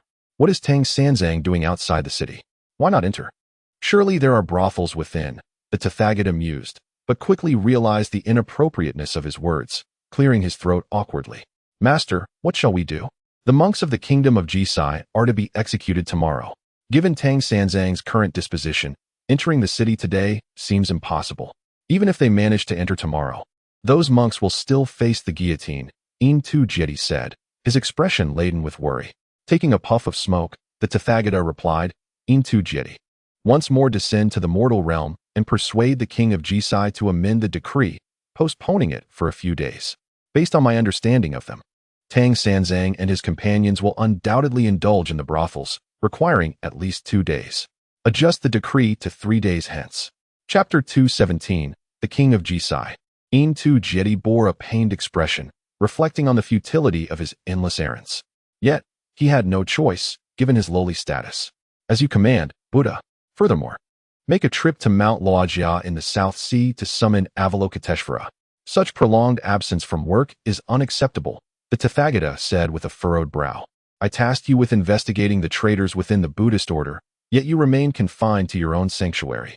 How can one uncover traitors in such a manner? This duty cannot be entrusted to others, for apart from Avalokiteshvara, I find it difficult to trust anyone else. As you command, Buddha, Intu Jiti replied. Departing for the mortal realm. After some contemplation, he decided to visit Mount Lojia first, as it was relatively closer, before heading to the kingdom of Jisai. Once his arrangements were complete, the Tathagata approached the mahjong table and playfully kicked Bodhisattva Samantabhadra. He had just observed the hands of both sides and felt relieved that he had intervened. Had he not, Samantabhadra would surely have lost. At Mount Lojia in the South Sea, Avalokiteshvara was meditating with her eyes closed. Upon the gradual approach of Intu Jiti, she finally opened her eyes. Greetings, Avalokiteshvara, he said with a slight bow. What brings you here? She inquired. I come bearing the Buddha's message. He requests your return to Ling Mountain for an important discussion. I understand. It has indeed been a while since I visited Ling Mountain. Such idleness cannot continue, Avalokiteshvara acknowledged. After conveying the message, Intu Jiti then made his way towards the kingdom of Jisai. Upon arriving at the kingdom of Jisai, the king was engaged in intimate conversation with his queen. Amitba. Intu Jiti muttered a quick prayer. What is improper should not be witnessed. After a considerable time, the king and queen finally fell into a deep slumber. At that moment, Intu Jiti cast a spell, and with a sudden surge, the king of Jisai sprang from his bed with a sudden jolt. Stark naked. Someone come. Your Majesty, why are you awake at this late hour? What is troubling you? Murmured the queen of Jisai, feeling somewhat fatigued after a restless night. She turned over and resumed her slumber. After all, he was the king. He could do as he pleased. Your Majesty, a eunuch entered promptly. Upon witnessing the king standing naked on the bed, he momentarily froze. What practice is your Majesty engaged in? Issue a decree. The execution of the monks from Jingguang Temple is to be postponed for 3 days, commanded the king of Jisai. Yes, your Majesty. The young eunuch replied respectfully, though he felt somewhat puzzled. What could be the reason for this? It's merely the execution of a few monks. Why the sudden change in decree? After issuing the royal edict, the king of Jisai collapsed onto the bed, feeling dazed and bewildered. What was happening? Why was there a need to alter the imperial order? Such an occurrence seemed to have transpired just a couple of days prior. What on earth are you doing? Your Majesty? The queen of Jisai queried, perplexed. Why change the decree for no reason? The king of Jisai shook his head, taking a while to respond. I too find this bewildering. What am I trying to achieve? He was equally confused as to why he felt compelled to act in this manner. Oh well, it's just a few monks. It doesn't matter. Delaying their execution for a few days is inconsequential. Let them live a little longer. The king of Jisai lay back down and continued to sleep, not giving it much thought. At Jingguang Temple, the monks were imprisoned, initially believing they would face execution the following day. However, they were astonished to learn that the king had once again altered the decree. The abbot exclaimed, Your Majesty, this is a grave injustice. Our national treasure has mysteriously vanished. Naturally, suspicion fell upon the monks, yet they were as clueless as to what had transpired. In an instant, darkness enveloped them. The treasure was gone, and they found themselves incarcerated. Outside the city, Tang Yu lazily awoke from his carriage, where the simpleton stared at him eagerly. This made Tang Yu feel a bit embarrassed. After some contemplation, he handed over some money. Go on. Zhu Beiji immediately beamed with delight. Thank you, master. He hurried into the city, and it was obvious what he intended to do. This fool, Sun Wukong scoffed, disapproving of Zhu Beiji's indulgence in brothels. As for the revised decree, Tang Yu was fully aware of the situation. Thus, he decided to remain outside the city. I shall not enter. In the Western Paradise, Intu Jiti once again reported to the Buddha. Tomorrow, the monks of Jingguang Temple are to be executed. Meanwhile, Tang Sung and his companions remained motionless. The Buddha, momentarily distracted, fired a shot and cast a fierce glare at Intu Jiti. Continue with the revisions. 3 days hence, and additionally, you are to urge Tang Sung and the others to set forth without delay. Once more, the king of Jisai modified the decree, sparking murmurs throughout the court. What could possibly be troubling His Majesty? A handful of monks. Their demise would resolve the matter, wouldn't it? Is there truly a need for such a succession of imperial decrees to be altered? The king of the sacrifice state appeared utterly bewildered. As for safety, uncertainty loomed. He confided in a few trusted companions. Ultimately, It was his son who provided the answer to the troubling question. It is quite possible, dear father, that you have inadvertently offended a deity. What shall we do then? The king of the sacrifice state furrowed his brow. Such matters must remain concealed. As a sovereign, every action of his is scrutinized. Should word of his ailment spread, those with ulterior motives might very well incite rebellion. Do not fret, father, the crown prince reassured. I am acquainted with 2 sorcerers. In that case, my son, swiftly summon the sorcerers to the palace, the king urged anxiously. He too suspected that he had indeed offended a deity. Otherwise, how could such peculiar occurrences unfold? The crown prince hastily arranged for the sorcerers' arrival. Soon, the 2 sorcerers were stealthily ushered into the royal palace, leaving only the emperor's most trusted confidants behind. The sorcerers commenced their ritual to exorcise the malevolent force. A large rooster was sacrificed. One of the sorcerers held a small drum, striking it rhythmically. The grand sorcerer sat upon a stool, swaying, occasionally convulsing. The junior sorcerer took a sip of the rooster's blood, only to spit it out moments later. With a series of beats on the drum, the junior sorcerer called out, "Come forth, O spirits!" He drummed and sang. As the sun sets behind the western hills and darkness envelopes the land, every household secures their doors, yet one remains ajar. The king of the sacrifice state and his companions were utterly perplexed. However, upon reflection, they considered that perhaps the sorcerers were chanting incantations. The king began to harbor doubts about whether he had indeed offended a deity. If not, how could he have acted so unexpectedly, issuing a flurry of revised edicts? Such behavior was entirely unbecoming of an emperor, who should honor his word. The junior sorcerer continued to beat the drum and sing. As the sun sets behind the western hills and darkness envelopes the land, every household secures their doors. Yet one remains ajar. The grand sorcerer continued to sway, his body twitching uncontrollably. Suddenly, he inhaled deeply, still with closed eyes, but gradually raised his head. His body trembled, occasionally jerking. "What is it that you seek from the immortal?" the grand sorcerer quavered. Whether he was indeed the grand sorcerer or merely channeling a spirit, none could discern. The king of the sacrifice state and his entourage were taken aback, promptly kneeling in reverence. Within the brothel, Zhu Beiji, reveling in his indulgence, bore a satisfied smile. Despite the seemingly sinister nature of this master, he remained considerate towards his disciples, and thus he blissfully embraced several courtesans and drifted into slumber. Meanwhile, Tang Yu lingered outside the city, showing no inclination to depart. Originally, silver-headed Jiedi had granted him an opportunity. However, he failed to cherish it. In a state of helplessness, he had no choice but to make his presence known with a gentle reminder. He genuinely harbored a deep-seated fear of Tang Sanzang. Were it not for the Buddha's command, he would prefer to avoid facing him for the rest of his life. Before he even reached Tang Yu, a professional smile had already emerged on his face. "He, third brother," he said, as silver-headed Jiedi approached, a hint of flattery gracing his features. With a slight furrow of his brow, he pondered the intentions of this fellow. Tang Yu was fully aware of what was at play. It was undoubtedly because he had not been on the road for quite some time. The monks were once again urging him to set forth. "What is the matter?" Tang Yu replied, slightly displeased. "He, third brother, what are you doing outside the city?" Silver-headed Jiedi inquired with a smile. "Why not enter the city? You must know there are brothels there."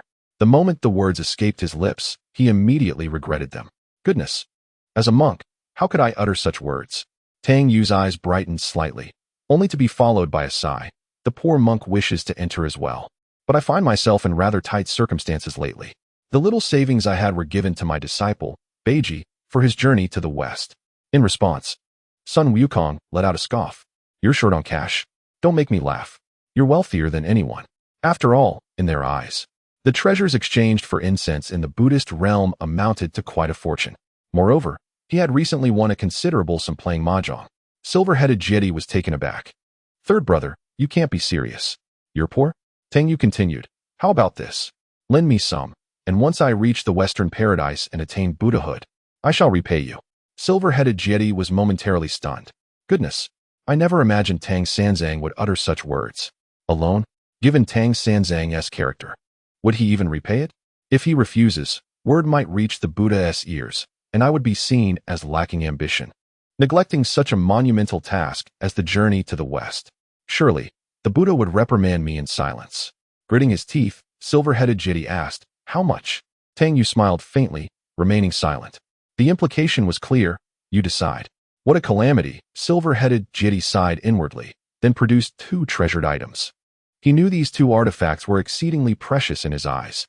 After all, many items he deemed inferior had already been donated to the Buddhist treasury, leaving only the finest in his possession. Tang Yu pointed at him, speaking with righteous indignation, "You insult my character." Silver-headed Jeti was momentarily taken aback, but quickly regained his composure. He produced another treasure and handed it to Tang Yu. "Third brother, that's all I have. Truly, this is a token of my respect for you. How could I even think of asking for it back?" Silver-headed Jeti's heart bled, yet his face remained adorned with a sycophantic smile, smiling on the surface, but feeling distressed within. This phrase aptly encapsulated Silver-headed Jeti's sentiments at that moment. How could I possibly accept this? Tang Yu seized the 3 treasures, his face lighting up with a broad smile. "This makes me feel somewhat embarrassed," he remarked. "Third brother, it's perfectly fine. I offer this in reverence to you," replied Intu Jedi with a grin. "Let us hasten our journey. The quest for the scriptures in the West is a noble duty to benefit all mankind. I shall not shirk from the arduous task of venturing far to acquire the sacred texts," Tang Yu declared earnestly. Intu Jedi cursed softly in his heart, yet his face betrayed no dissatisfaction, still adorned with a smile. "Indeed, third brother, this is a great merit, a tremendous merit. Upon my return to Lingshan, I shall rally the monks to learn from you." Tang Yu nodded in acknowledgement, beckoning San Lung-zi to gather their belongings. The 3 of them then made their way into the city, while Dai-zi remained in the brothel, laughing heartily. As they entered, Intu Jedi let out a long sigh of relief, wiping the sweat from his brow. "It's all over. I've lost several precious artifacts. Normally, this would be a business trip, and the Buddhist sect should cover the expenses. However, the current state of the Buddhist temple is utterly destitute. What reimbursement can there be? I suppose I must accept this loss." Watching his companions enter the city, Intu Jedi turned his gaze towards the west. Upon their arrival, Tang Yu and his entourage immediately attracted numerous glances. What audacity! Who are they, pulling a cart in such a manner? The crowd instinctively parted to make way. Huang Shijing felt a tinge of shame. After all, he was a once-renowned demon king, now reduced to the role of a cart puller. Huang Shijing was well acquainted with Tang Yu and stopped directly in front of a brothel. Tang Yu cast an appreciative glance at him and said, "Wu King, San Lung-zi, I shall take a nap. This journey has been rather exhausting." He produced some money from his belongings and handed it to Sun Wukong and San Lung-zi, instructing them to explore freely and pursue whatever they desired. With that, he hurriedly entered the brothel. Sha Wujing settled down, instinctively fiddling with the skull necklace around his neck, each of the 9 skulls polished to a sheen. Meanwhile, Sun Wukong held the money in his hands, completely at a loss as to what to do next. In the West, upon witnessing Tang Yu entering the brothel, the Buddha said, "Am I not wise?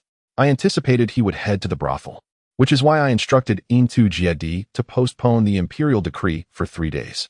The assembly of Buddhas felt a wave of confusion. What kind of wisdom is this?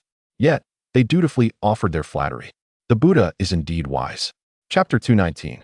Are there any updates on the traitor? The Buddha smiled broadly, deeply admiring his own cleverness. This is simply foresight. Every time Tang Sanzang enters a city, he invariably makes a beeline for the brothel. The other Buddhas thought this, but dared not voice their thoughts. After exorcising the malevolent spirits, the king of the kingdom of Jisai felt rejuvenated, no longer breathless or suffering from back pain, and he could ascend 5 flights of stairs effortlessly. 2 monks informed him that this miraculous recovery was due to the presence of a demon monk among those at Jingguang Temple. Only then could one control His Majesty's mind, compelling him to alter the imperial edicts repeatedly.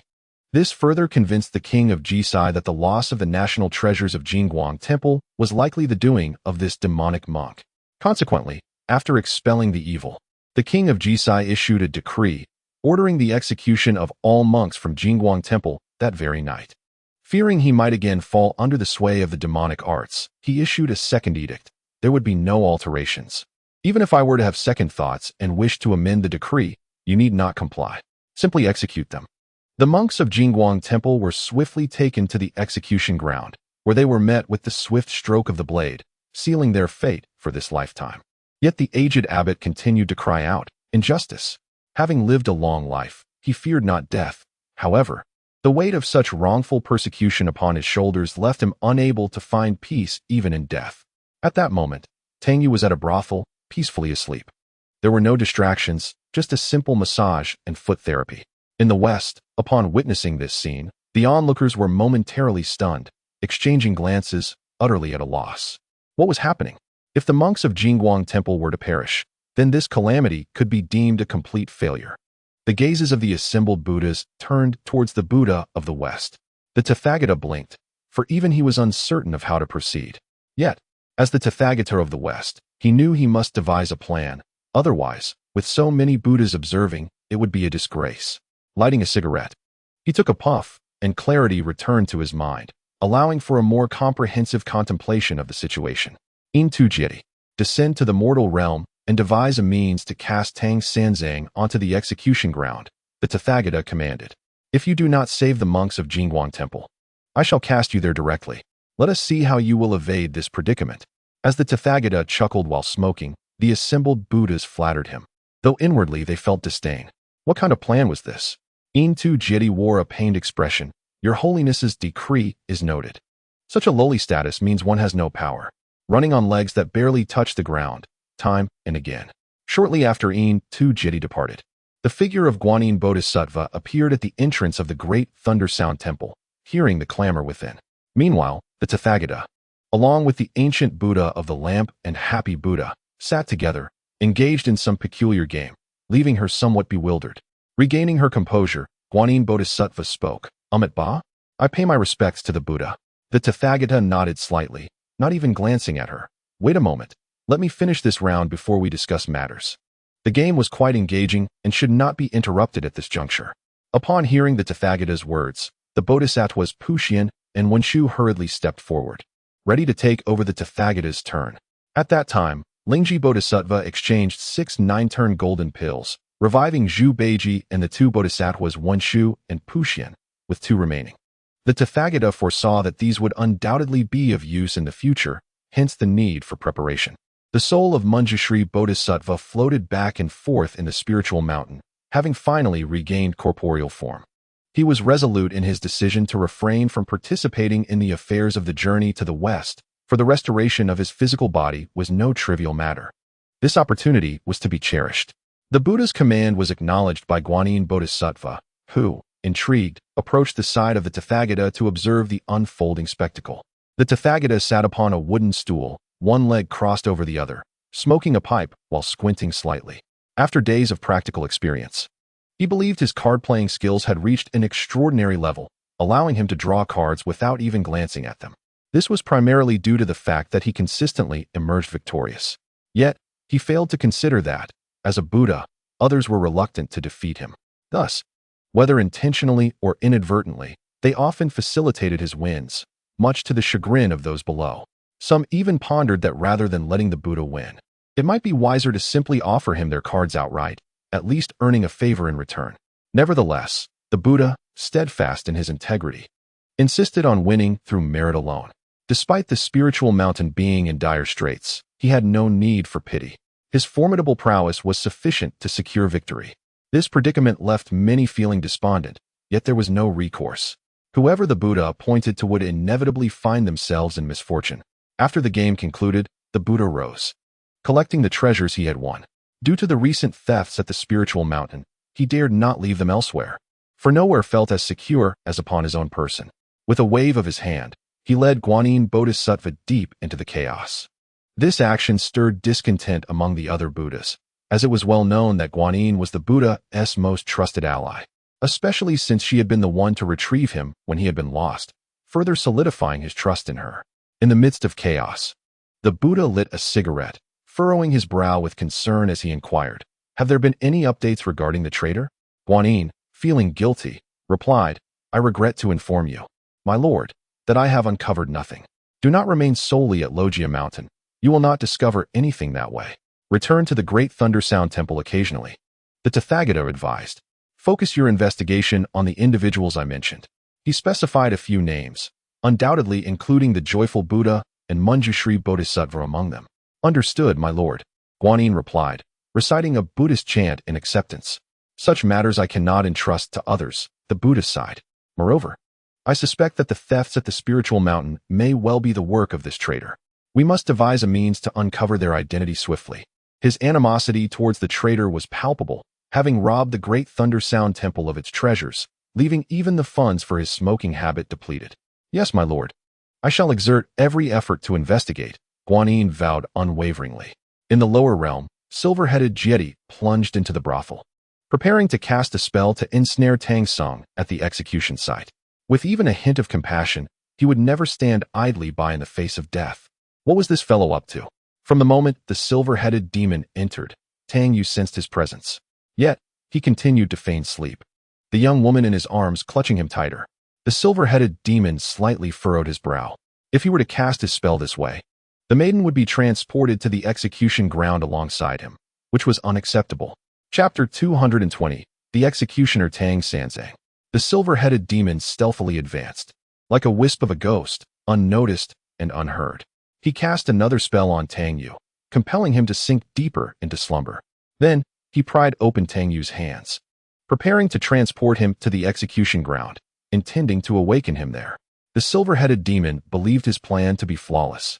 However, Tang Yu, at the pinnacle of the great Luo Golden Immortal Realm, was impervious to his spell. He continued to feign sleep. The silver-headed demon waved his hand, ready to shift Tang Yu to the execution ground and subsequently rouse him. At the execution site, the monks of Jingguang Temple knelt in despair, their eyes vacant and faces ashen, awaiting the final blow. Only the elderly abbot persisted in his fervent cries of injustice. The other disciples had already surrendered to their fate. The executioner tossed down a token, execute. The executioners raised their great blades, poised to deliver the fatal strike. Injustice. The old abbot continued to shout, show your divine presence. Buddha. In that critical moment, he placed his faith in the divine, beseeching the Buddha to reveal his power and restore their innocence, to save the monks of Jingguang Temple. As the executioner lifted his mighty cleaver, ready to sever heads from bodies, suddenly, an individual collapsed onto the execution ground.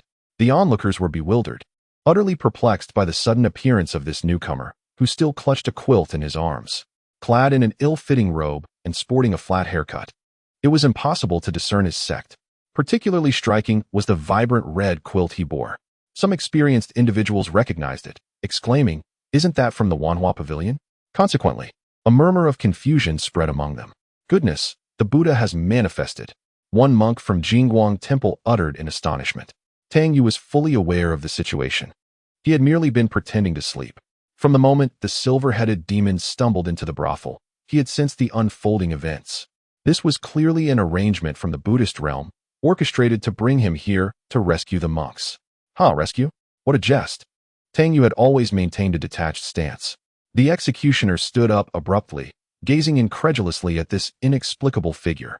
He pondered whether to report this occurrence to His Majesty. Such a sudden appearance could not belong to an ordinary individual. Perhaps it was a celestial being descending to the mortal realm. The executioners were equally taken aback. Tang Yu yawned leisurely, slowly opening his eyes and rising from the ground. Help! Help! The monks of Jingguang Temple, believing a divine being had indeed come to their rescue, began to cry out fervently. The executioners exchanged glances, suddenly collapsing to their knees. The presiding official also trembled as he knelt down. We pay our respects to the immortal. Such a sudden appearance could only belong to a deity. Concealed in the shadows, the silver-headed Jiedi nodded subtly. At this moment, even Tang Sanzang's imposing presence made him seem like a celestial being descended to earth. If he were to rescue the monks of the Golden Light Temple, it would surely be an effortless task. In the Western paradise, the Buddha, puffing on a cigarette, also contemplated this notion. He had not anticipated that a mere spark of inspiration would lead to such a significant event. At this moment, Tang Sanzang resembled the Buddha himself. Were he to possess even a modicum of compassion, he would undoubtedly save these monks, thereby exemplifying the benevolence of the Buddhist faith. Unbeknownst to him, he was inadvertently achieving something advantageous for Buddhism. Am I truly wise? The Buddha mused, lost in self-admiration. His hands continued to shuffle the mahjong tiles, occasionally glancing at the Xianguang mirror to observe the movements of Tang Sanzang and his companions. The Buddha's brilliance was evident. Although it was already late at night and the workday had ended, many onlookers remained, praising the Buddha. In the land of Jisai, all present in the execution grounds knelt in unison, paying homage to the suddenly manifested immortal. If the immortal were to show mercy, perhaps they could attain immortality. Immortal, save us. We hope for our innocence to be restored, cried the old abbot of the Golden Light Temple. We are utterly unaware of the missing national treasure. It was not our doing. We implore you to clear our names and save the Golden Light Temple. The monks of the Golden Light Temple echoed similar pleas, begging Tang Yu for salvation. How pitiful. Once they had lived peacefully as monks, only to be exploited by the Buddhist community and suffer an undeserved calamity. Tang Yu felt a deep sympathy for their plight. However, sympathy does not equate to salvation. What is happening? I was clearly asleep in a brothel. How did I end up here? Tang Yu muttered deliberately, putting on a performance for those in the Western paradise. His expression appeared somewhat bewildered, as if he had yet to grasp the situation. The silver-headed jeti, hidden in the shadows, chuckled to himself, feeling a sense of vengeance fulfilled. You had been wandering about aimlessly. Now, are you still so carefree? A mere mortal had become the nightmare of many Buddhas in the Lingshan. It was truly an inconceivable occurrence. Was it Tang Sanzang who had grown arrogant, or had they become incapable of wielding their blades? At this moment, Jeti felt an overwhelming urge to shout in delight. One must remember that during those days when Tang Sanzang roamed freely, he had instilled a lasting fear within them. Even in his dreams, they heard him calling for mercy. As Tang Yu stepped aside, the presiding official straightened his posture even further. Save us. We beseech the immortal for assistance. The monks of the Golden Light Temple continued their desperate cries. To them, Tang Yu's sudden appearance seemed like a divine intervention meant to rescue them. Thus, they shouted fervently, hoping that Tang Yu would save them and restore their innocence. Silence. Tang Yu furrowed his brow, feeling rather discontented. He had been comfortably resting in a brothel when he was abruptly transported to the execution ground by the formidable silver-headed jeti, and there was nothing he could do about it. How could this not be vexing? However, silver-headed jeti, just you wait. Tang Yu silently harbored resentment towards him. Hidden in the shadows, silver-headed jeti suddenly shivered. What was happening? Upon Tang Yu's thunderous shout, the monks of the Golden Light Temple immediately fell silent, their eyes still glistening with hope, yearning for him to rescue them and restore their innocence. As the Buddha teaches, if you do not enter hell, who will? Tang Yu proclaimed. At these words, the countenance of the monks from Golden Light Temple changed drastically. In the shadows, silver-headed jeti's heart raced. Tang Yu approached the execution officer, observing him kneeling like a loyal hound. He could not help but reach out and pat his head. Immortal, the execution officer lifted his head and smiled at him. Rise, Tang Yu said, slightly frowning as he made his way to the execution officer's chair and sat down heavily. The execution officer trembled as he stood, positioning himself beside Tang Yu, akin to a grand eunuch serving an emperor. He picked up a tablet, but Tang Yu tossed it aside and bellowed, "Execute." Chapter 221. The beggar clan. The monks of the Golden Light Temple suddenly turned ashen. He had not come to save them. He had come to send them on their way. The execution officer's expression brightened. If the immortal truly intended to rescue these monks, he would need to report to His Majesty. It appeared that the loss of the national treasure was likely the monks' doing. Even the immortal could no longer tolerate their actions, taking on the role of execution officer to condemn them. Silver-headed jeti, concealed in the shadows, was utterly bewildered, unsure of what to do. No one could have anticipated that Tang Sanzang would orchestrate such a scene. Did he truly possess no compassion whatsoever? Regardless, he could not simply stand by and watch the monks of Golden Light Temple be executed. But what could be done? As he witnessed Tang Sanzang's actions, Buddha Rulai leaned back on a small stool, which promptly tipped over, sending him crashing to the ground. He hastily rose. What on earth is Tang Sanzang trying to accomplish? He wondered. He could only hope that silver-headed jeti would act wisely and ensure that these monks did not meet their demise. In a desperate move, silver-headed jeti had no choice but to reveal himself. If he did not intervene, the monks of Golden Light Temple would surely lose their heads. The moment silver-headed jeti appeared, a brilliance of golden light enveloped the scene. The monks of Golden Light Temple erupted into cries of despair. We are wronged. We beseech the Buddha to see the truth and save us. Silver-headed jeti wore a pained expression, completely unprepared for Tang Sanzang's utter lack of compassion. He had even taken the initiative to become the execution officer, intent on condemning these monks. The crowd below knelt once more, exclaiming that the Buddha had manifested. Tang Yu, seated in the execution officer's chair, cast a glance at silver-headed jeti. This was quite the predicament. What audacity! Regarding the matter of the national treasure lost by the kingdom of Jisai, I am moved by the grievances of the monks from the Golden Light Temple, and thus I have come to make my presence known. The dignified silver-headed Jedi spoke with authority, his golden radiance illuminating half the sky. The Buddha is wise, declared the monk from the Golden Light Temple, his voice resonating with fervor. Some could not help but shed tears. What they initially perceived as a certain demise was unexpectedly interrupted by the arrival of an immortal whom they thought had come to rescue them, only to discover he was there to guide them to their end. Amidst their despair, a miracle unfolded. Our Buddha manifested to save them. The execution officer was somewhat bewildered. An immortal had come personally to oversee their execution, and he assumed it was due to the accusations against the monks for stealing the national treasure, inciting even the wrath of the celestial beings. However, he was taken aback when another monk appeared, proclaiming their innocence, leaving him at a loss for what to do. Yes, I shall report to His Majesty at once. The execution officer hastily commanded someone to inform the emperor. Wait, Tang Yu gazed towards the high heavens where silver-headed Jedi hovered. Old Silver, what brings you here? Silver-headed Jedi hesitated to meet Tang Sanzang's gaze, fearing he might offend him. Ah, brother. The Buddha has felt the injustice faced by the monks of Golden Light Temple and has specifically sent me down to save them, Silver-headed Jedi replied with a smile. Though inwardly he cursed Tang Sanzang, thinking, if you possessed even a modicum of compassion, would my presence be necessary? Now look what you've done. With my arrival, everyone instantly recognizes the monks of Golden Light Temple as innocent. There is no need for Tang Sanzang to intervene at all. This predicament is resolved. As for the next challenge, retrieving the national treasure for Golden Light Temple and battling the nine-headed worm and Princess Wansheng, Silver-headed Jedi considered that a daunting task. Tang Sanzang was too enigmatic. No one could truly comprehend his methods. Take this situation. For instance, anyone with a shred of compassion would never allow the monks of Golden Light Temple to face execution. Yet he, instead, had become the execution officer, issuing the order for their demise himself. Tang Yu, with a smirk, remarked, when did you become so idle that you need to personally attend to a few monks? The monks from Golden Light Temple were bewildered. Who was this immortal who dared to speak so freely in the presence of the manifested Buddha? Ba, our Buddha is compassionate. Silver-headed Jedi intoned, reciting a Buddhist phrase. Tears streamed down the faces of the Golden Light Temple monks. Indeed, they had not misjudged. Our Buddha is filled with compassion. At this crucial moment, their savior had arrived. Tang Yu scoffed, what a farce. Isn't all of this merely a result of your Buddhist arrangements? Compassionate? Truly shameless. A few beggars nearby observed the scene and quietly retreated.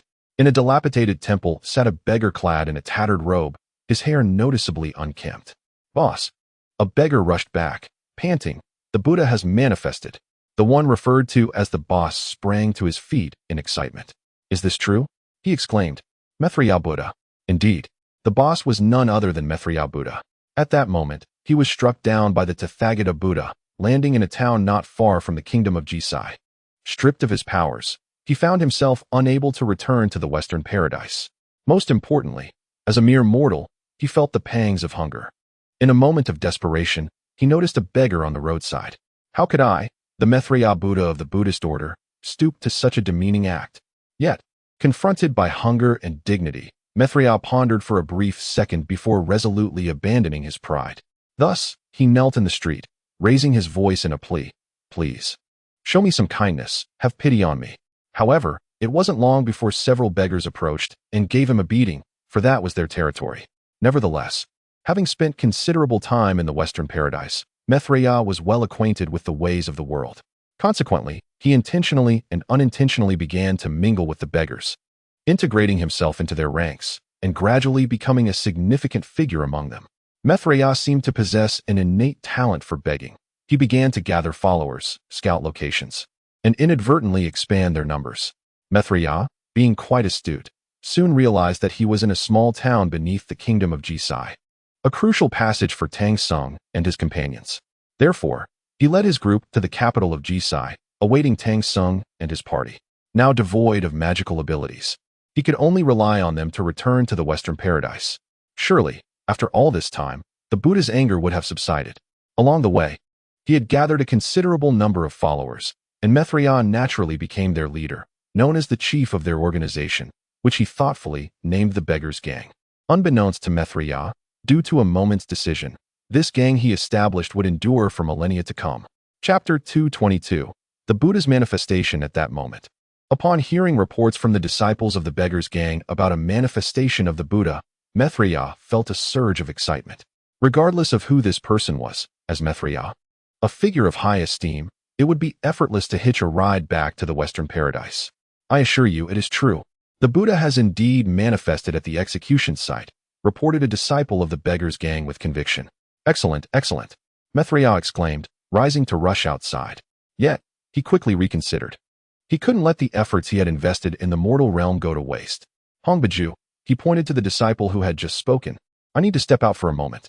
If I do not return, you shall be the second leader of the Beggars' Gang. This was his labor of love. And even if he were to ascend, he wanted to ensure everything was in order. In his view, it was unlikely he would return to the Beggars' Gang. But once he regained his powers in the heavens, he could still look after them. After all, the Beggars' Gang was formed through his endeavors, which he had invested considerable effort into. Hongbaju stood in bewilderment, unable to comprehend the situation before him. Yet, before he could voice his inquiries, Maitreya Buddha hastily dashed out, clutching a bowl with a chipped edge. This was an essential item for dining, and having spent considerable time in the mortal realm, he had grown accustomed to bringing his bowl wherever he went. Shortly after his departure, he encountered several individuals. Holding out his bowl, he approached them with a plea. Please, have mercy, grant me something. But then the realization struck him. His profession had betrayed him. He was on the brink of returning to the heavens, and begging had become utterly meaningless. Regaining his composure, he turned and fled. At the execution ground, word spread of the Buddha's manifestation, prompting the king of the kingdom of Jisai to rush over. The silver-headed deity stood majestically above, surrounded by a halo of divine light, radiating sanctity. Little king, I pay my respects to the Bodhisattva, the king of Jisai proclaimed, kneeling on the ground. Tang Yu remained seated in the executioner's chair, unmoved. Humph. The monks of the Golden Light Temple have been wronged. I have repeatedly amended your imperial edicts, subtly urging you to investigate the truth and clear their names. Yet you, a mere mortal emperor, remain obstinately ignorant. Persisting in your folly, the silver-headed deity declared with an air of authority.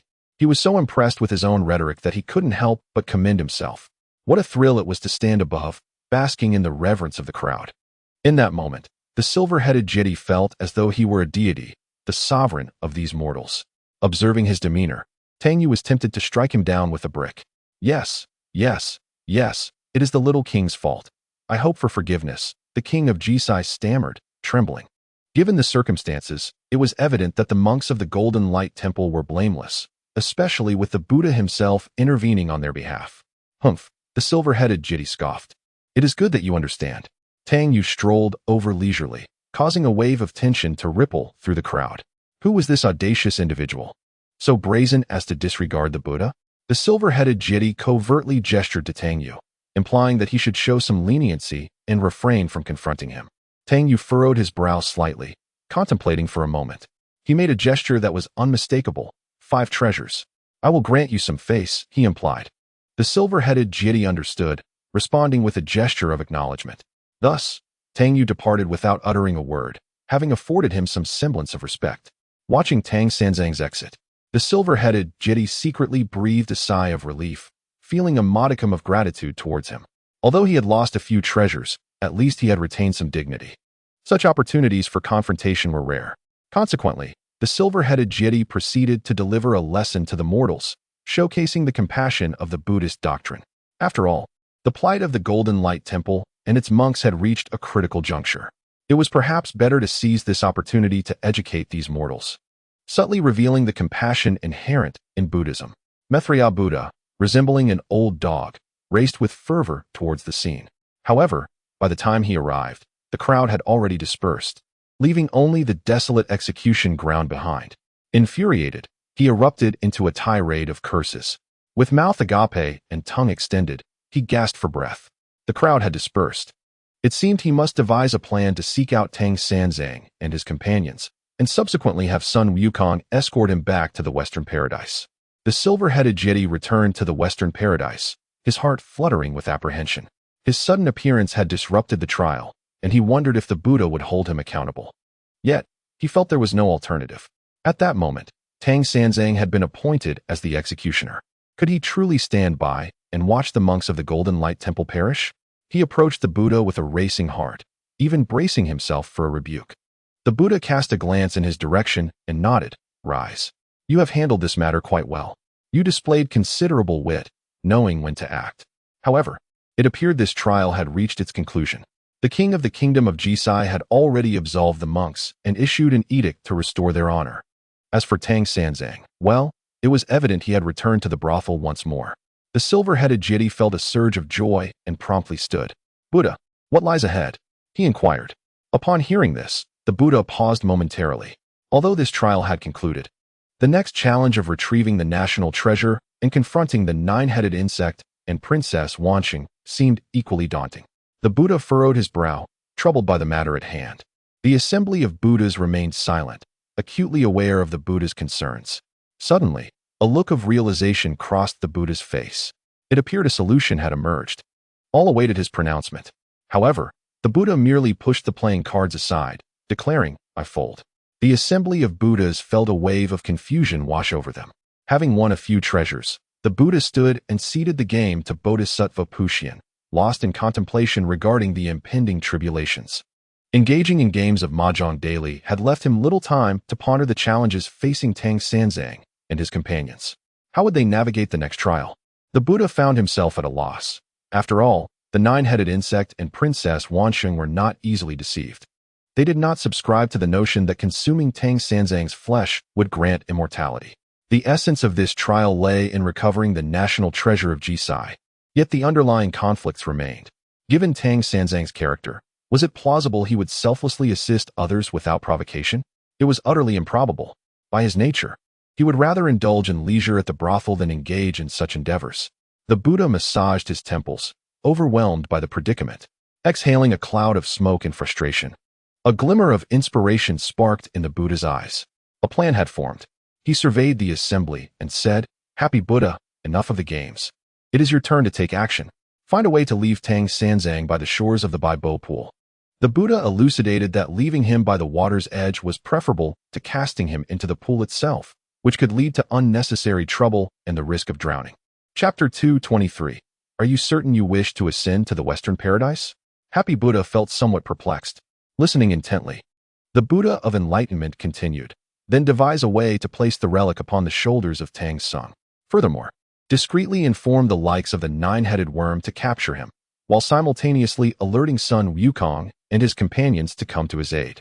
As he spoke, a radiant smile adorned the Buddha's face, reveling in his own cleverness. Although this undertaking seemed fraught with difficulty, one must persist in finding a solution.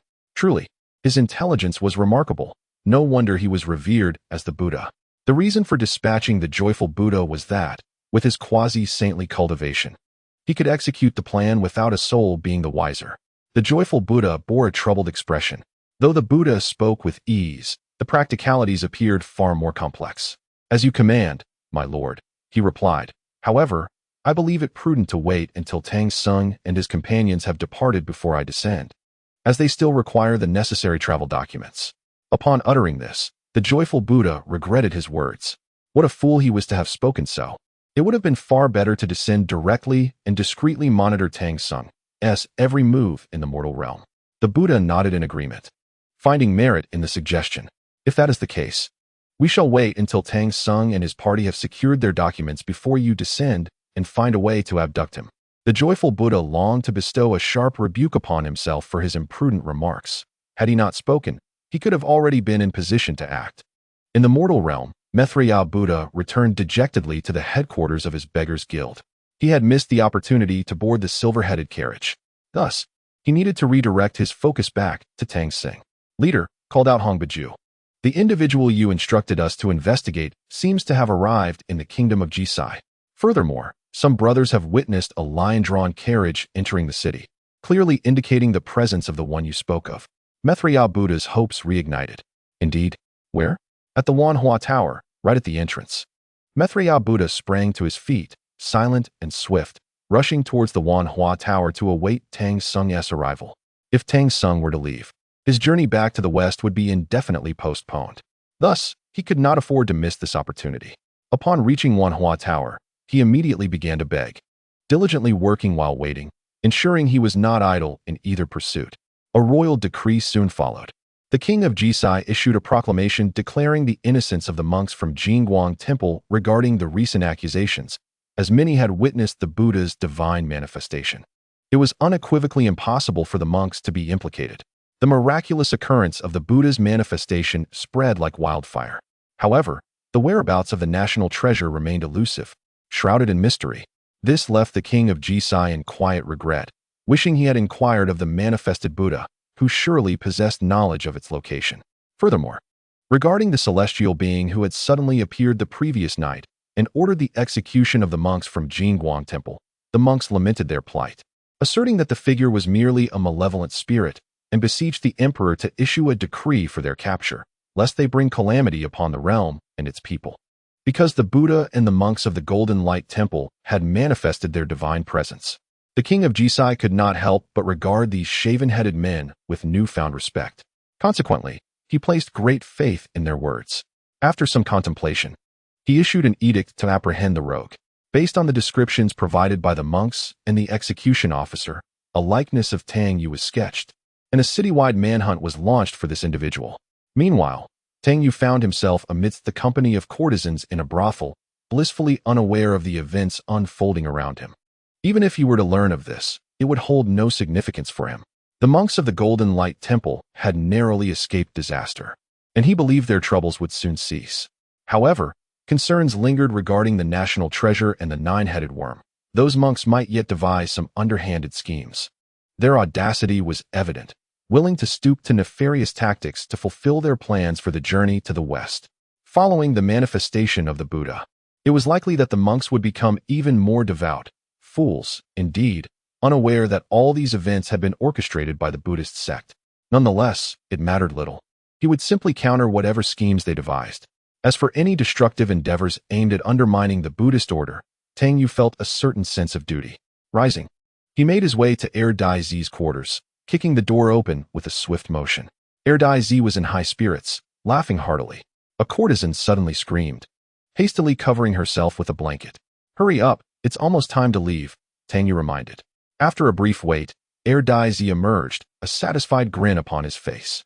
"He, master." Witnessing his demeanor, Tang Yu was tempted to inform him that his previous posture had been far from proper. The Maitreya Buddha bore bruises, having endured a fair share of beatings at the entrance of such an esteemed establishment where begging was strictly forbidden. Yet, he dared not leave, fearing he might miss the opportunity to join Tang Sanzong on this journey, his only hope of returning to the Western Paradise. As Tang Yu and Zhu Beiji exited the brothel, a sudden shout pierced the air. A beggar rushed forward, wrapping his arms around Tang Yu's leg. The Maitreya Buddha nearly broke into tears.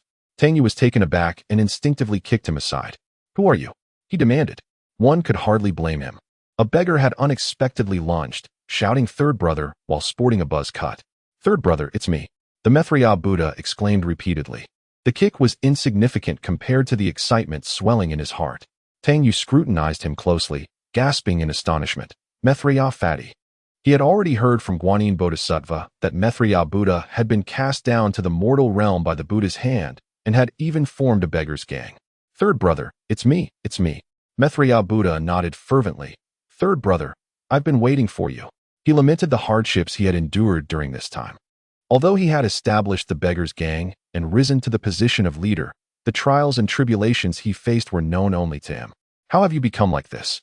Tang Yu inquired knowingly. Zhu Beiji looked on in disbelief, unable to fathom that this person was indeed Maitreya Buddha. Sun Wukong and San Lungzi, who were approaching from the side, were equally taken aback. Maitreya Buddha appeared somewhat embarrassed. Should he divulge that it was due to the election issue that had angered the Buddha, leading to his being sent away with a mere flick? "Third brother, this is a long story, let's discuss it later. For now, I hope you can have Sun Wukong escort me to the Western Paradise," Maitreya Buddha implored eagerly. "To the Western Paradise? Is it not sufficient to live well?" Tang Yu remarked. "What has brought this on? Even the ants strive for survival." Maitreya Buddha, oblivious to the implications of Tang Yu's words, was resolute in his desire to return to the Western Paradise. He exclaimed with enthusiasm, "Third brother, please help me." Allow Sun Wukong to take me to the Western Paradise. Are you certain you wish to embark on this journey? Tang Yu's brow furrowed, her expression conflicted. Chapter 224. A stick to send you to the Western Paradise. What has stimulated this desire in Maitreya Buddha? Is it not better to live well? Why the insistence on going to the Western Paradise? Tang Yu pondered. Surely, there are numerous ways to reach the Western Paradise. Why seek out Wukong and the others? Could it be that he cannot bring himself to do it? That is indeed a possibility. For it is said that many who contemplate such actions often regret it in the end, but by then it is too late. Third brother, I am certain, exceedingly certain, for I have been awaiting your arrival.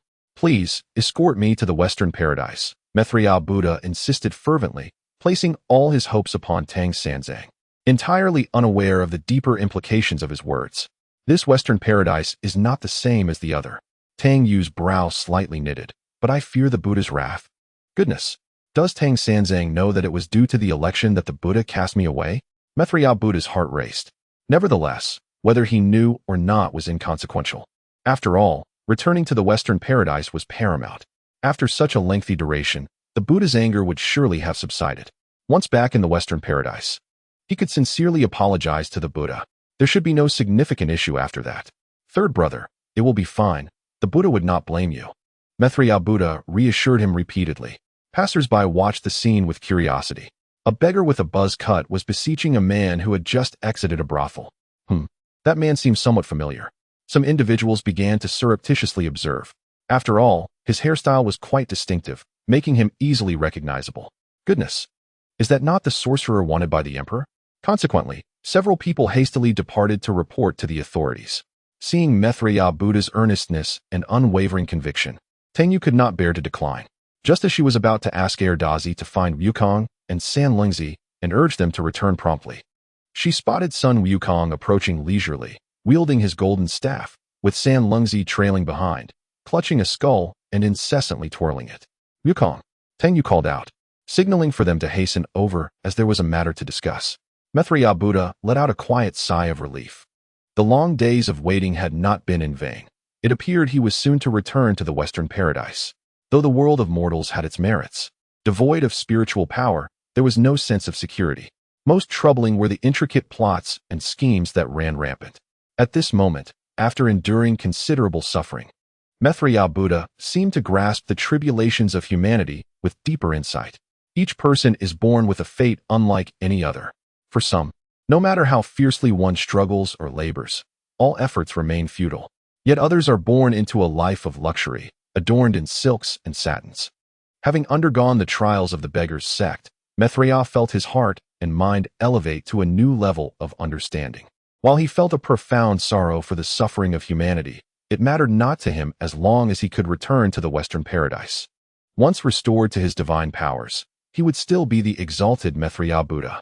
The suffering of the world could persist. For him, it was sufficient that he himself did not suffer. Master, Sun Wukong approached briskly. What is it? Tang Yu subtly exchanged glances, indicating that it was Maitreya Buddha who should escort him to the Western Paradise. Pigsy involuntarily stepped back, fearing he might be splattered with blood. Sun Wukong paused, then quickly understood. I see. With that, he swung his golden staff towards Maitreya Buddha. Thank you, third brother. Thank you, great sage. Maitreya Buddha expressed his gratitude, but was abruptly interrupted as he saw the golden staff descending towards his head. With a resounding thud, Maitreya Buddha departed for the Western Paradise. Having accompanied Tang Yu for so long, Sun Wukong had grown quite astute. Tang Yu cast an appreciative glance at him, acknowledging his newfound understanding. He then looked down at Maitreya Buddha's lifeless form, shaking his head and sighing. Really, what was the need to go to the Western Paradise? Why not cherish life? Even the smallest creature clings to existence. The other Buddhas suddenly widened their eyes in shock. The matter of Maitreya Buddha had nearly slipped from the memory of Tathagata Buddha. Observing the sudden reappearance of Maitreya, his feelings were mixed. Although he had indeed erred in the matter of the Buddha's election, a lesson had already been imparted. He had sent him to the mortal realm, making him a beggar.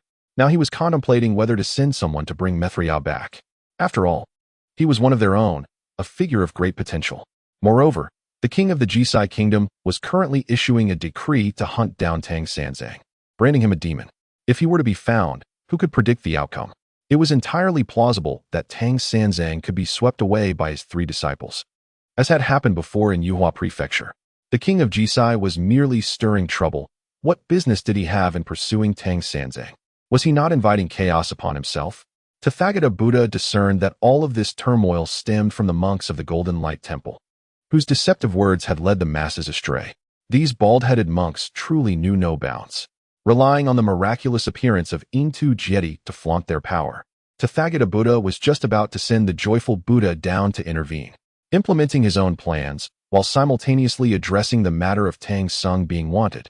He intended to bring Maitreya Buddha along on his journey. As long as Maitreya demonstrated sincerity and acknowledged his faults, he would still bestow upon him his powers. However, before any orders could be issued, under Tang Seng's command, Sun Wukong swiftly dispatched Maitreya Buddha to the Western Paradise with a single strike. This unexpected turn of events caught the Buddhist realm off guard. The Buddha, trembling, lit a cigarette. The sudden demise of Maitreya Buddha further complicated matters for the Buddhist community, as their sanctuary had vanished, leaving them reliant on medicinal remedies for salvation. Fortunately, during their time at Flaming Mountain, 2 9-turn golden pills remained. Though they were initially reserved for the journey to the West Group, he believed that, given the unpredictable nature of their expedition, further mishaps could arise. Yet, it was not the anticipated calamity of the journey to the West that arrived first. Rather, it was the unforeseen event concerning Maitreya Buddha.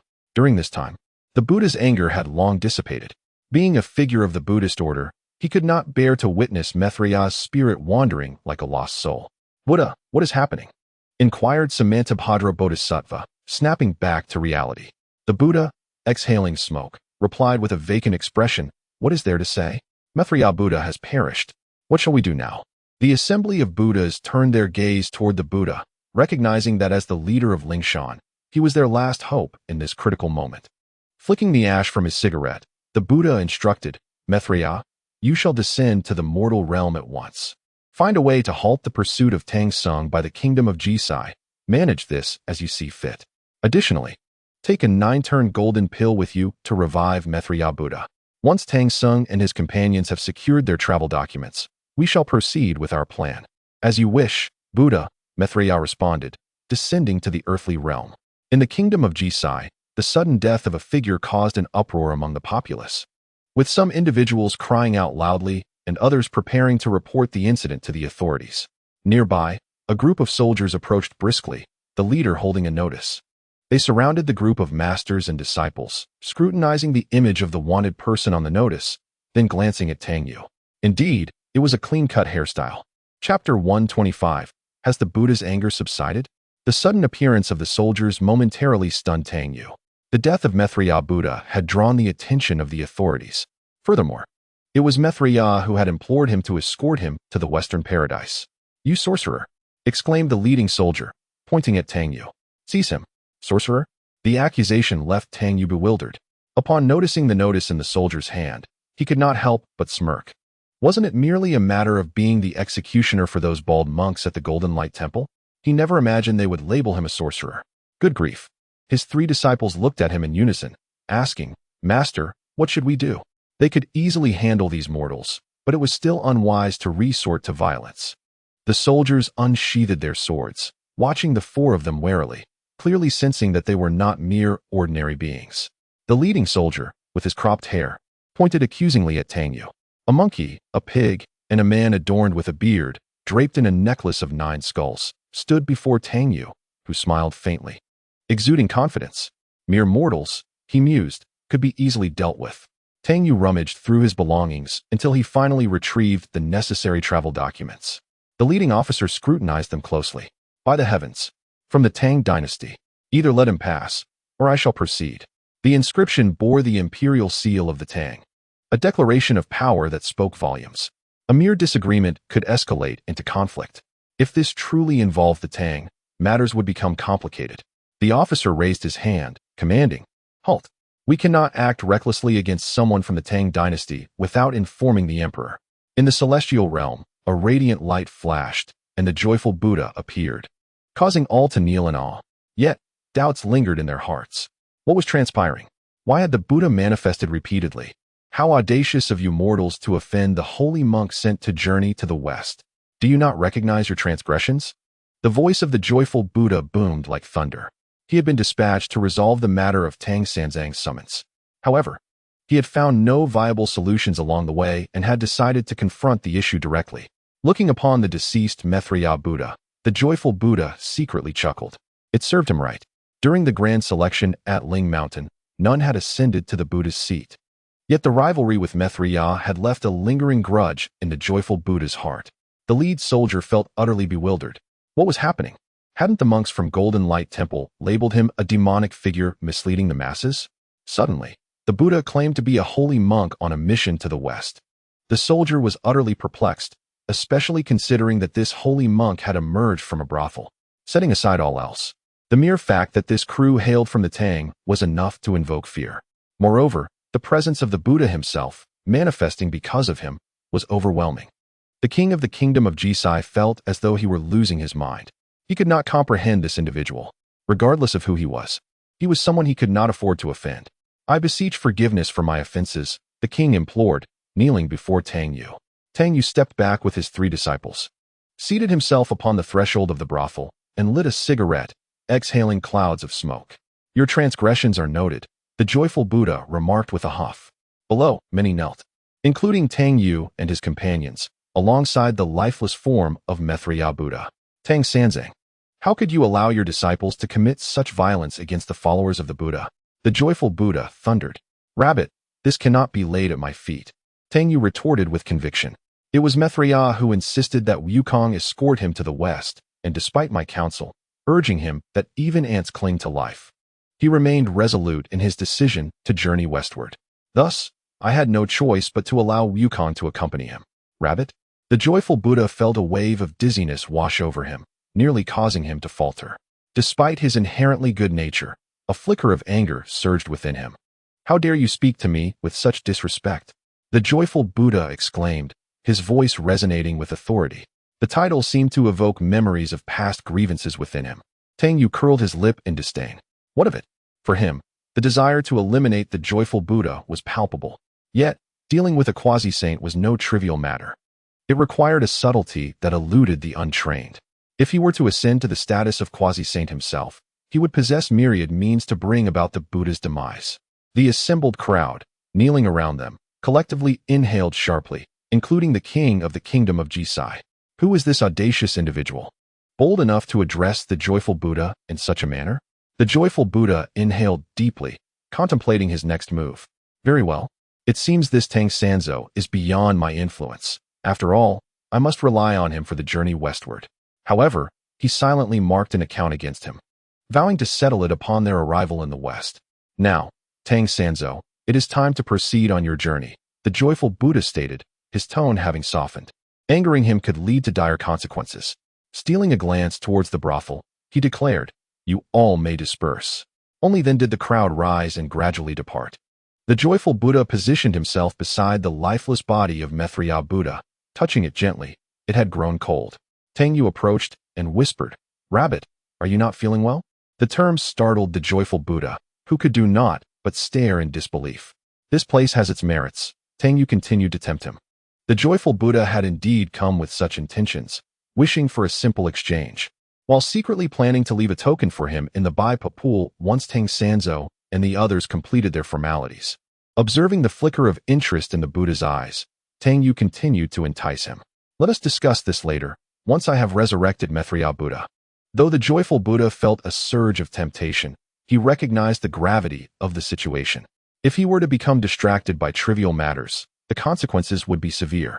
Gradually, Maitreya Buddha opened his eyes, gazing at Tang Yu with an expression of grievance. Why do you look at me like that? Did you not proclaim your intent to journey to the west? Tang Yu feigned innocence, puzzled by the old monk's demeanor. What does he mean by this? Is he not aware that I have encouraged him to pursue his quest? Yet he seems to harbor resentment towards me. Maitreya Buddha's expression conveyed his discontent. I meant to say I would return to the great Thunder Sound Temple, not in this manner to the west. Tang Sanzo's intentions were evidently deliberate, and even with this knowledge, Maitreya Buddha dared not voice his displeasure. My apologies, third brother, for my lack of clarity, Maitreya Buddha lamented, feeling thoroughly vexed. Under Tang Sanzo's guidance, he had met his end by Sun Wukong's hand, yet he could not express his frustration and was obliged to maintain a friendly facade. "This is truly unbearable," he muttered.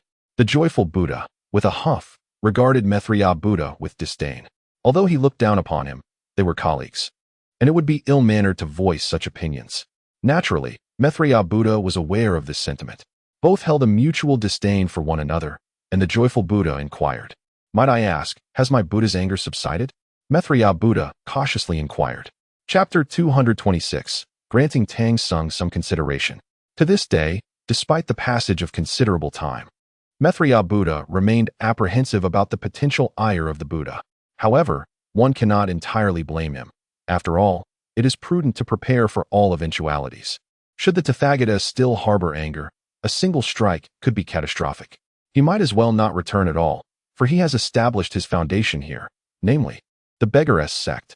Furthermore, through the management of this sect and the arrangement of personnel, he was laying the groundwork for his future governance of the Spirit Mountain, accumulating invaluable experience.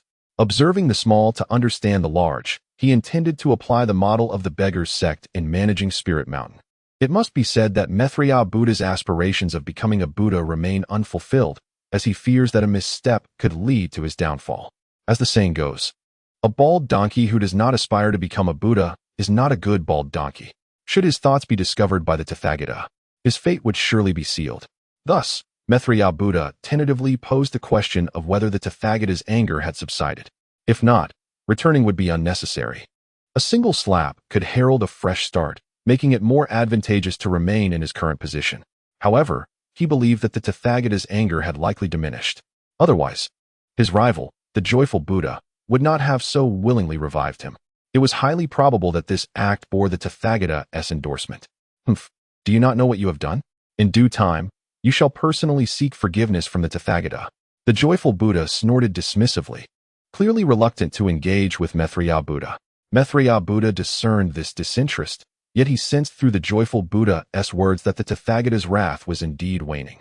Tang Yu rose, beckoning his two disciples to embark on their journey. As for the joyful Buddha and Maitreya Buddha, he ignored them entirely, leading his disciples to the palace gates. Instantly, the soldiers tensed, some instinctively grasping their weapons, their faces etched with suspicion. The sorcerer, His Majesty's target for capture. However, upon hearing that the Buddha had manifested due to this sorcerer, His Majesty had rescinded the arrest warrant. This caused the soldiers to feel unease regarding the emperor's erratic behavior. For instance, the repeated amendments to the edict concerning the monks of Jingguang Temple, followed by their blanket amnesty, raised eyebrows. Were they toying with the citizens of the kingdom? Yet, he was the emperor. Whether it was mere amusement or not, the entire nation must accompany him in this caper.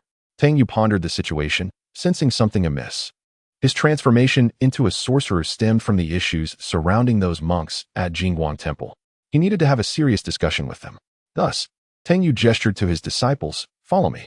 The naive disciple had come to understand his master's vengeful nature, for he had not suffered losses along the way. Those who cause him to suffer will ultimately face dire consequences. "Master, are we headed to the Golden Light Temple?" The foolish one murmured. "Truly, he is worthy of being the great marshal of heaven, possessing an extraordinary ability to read the nuances of his master's heart." The third fool glanced at him, naturally cognizant of his intentions. However, Sun Wukong scratched his head, bewilderedly inquiring, "Master, what purpose do we have at the Golden Light Temple?" "Do not concern yourself.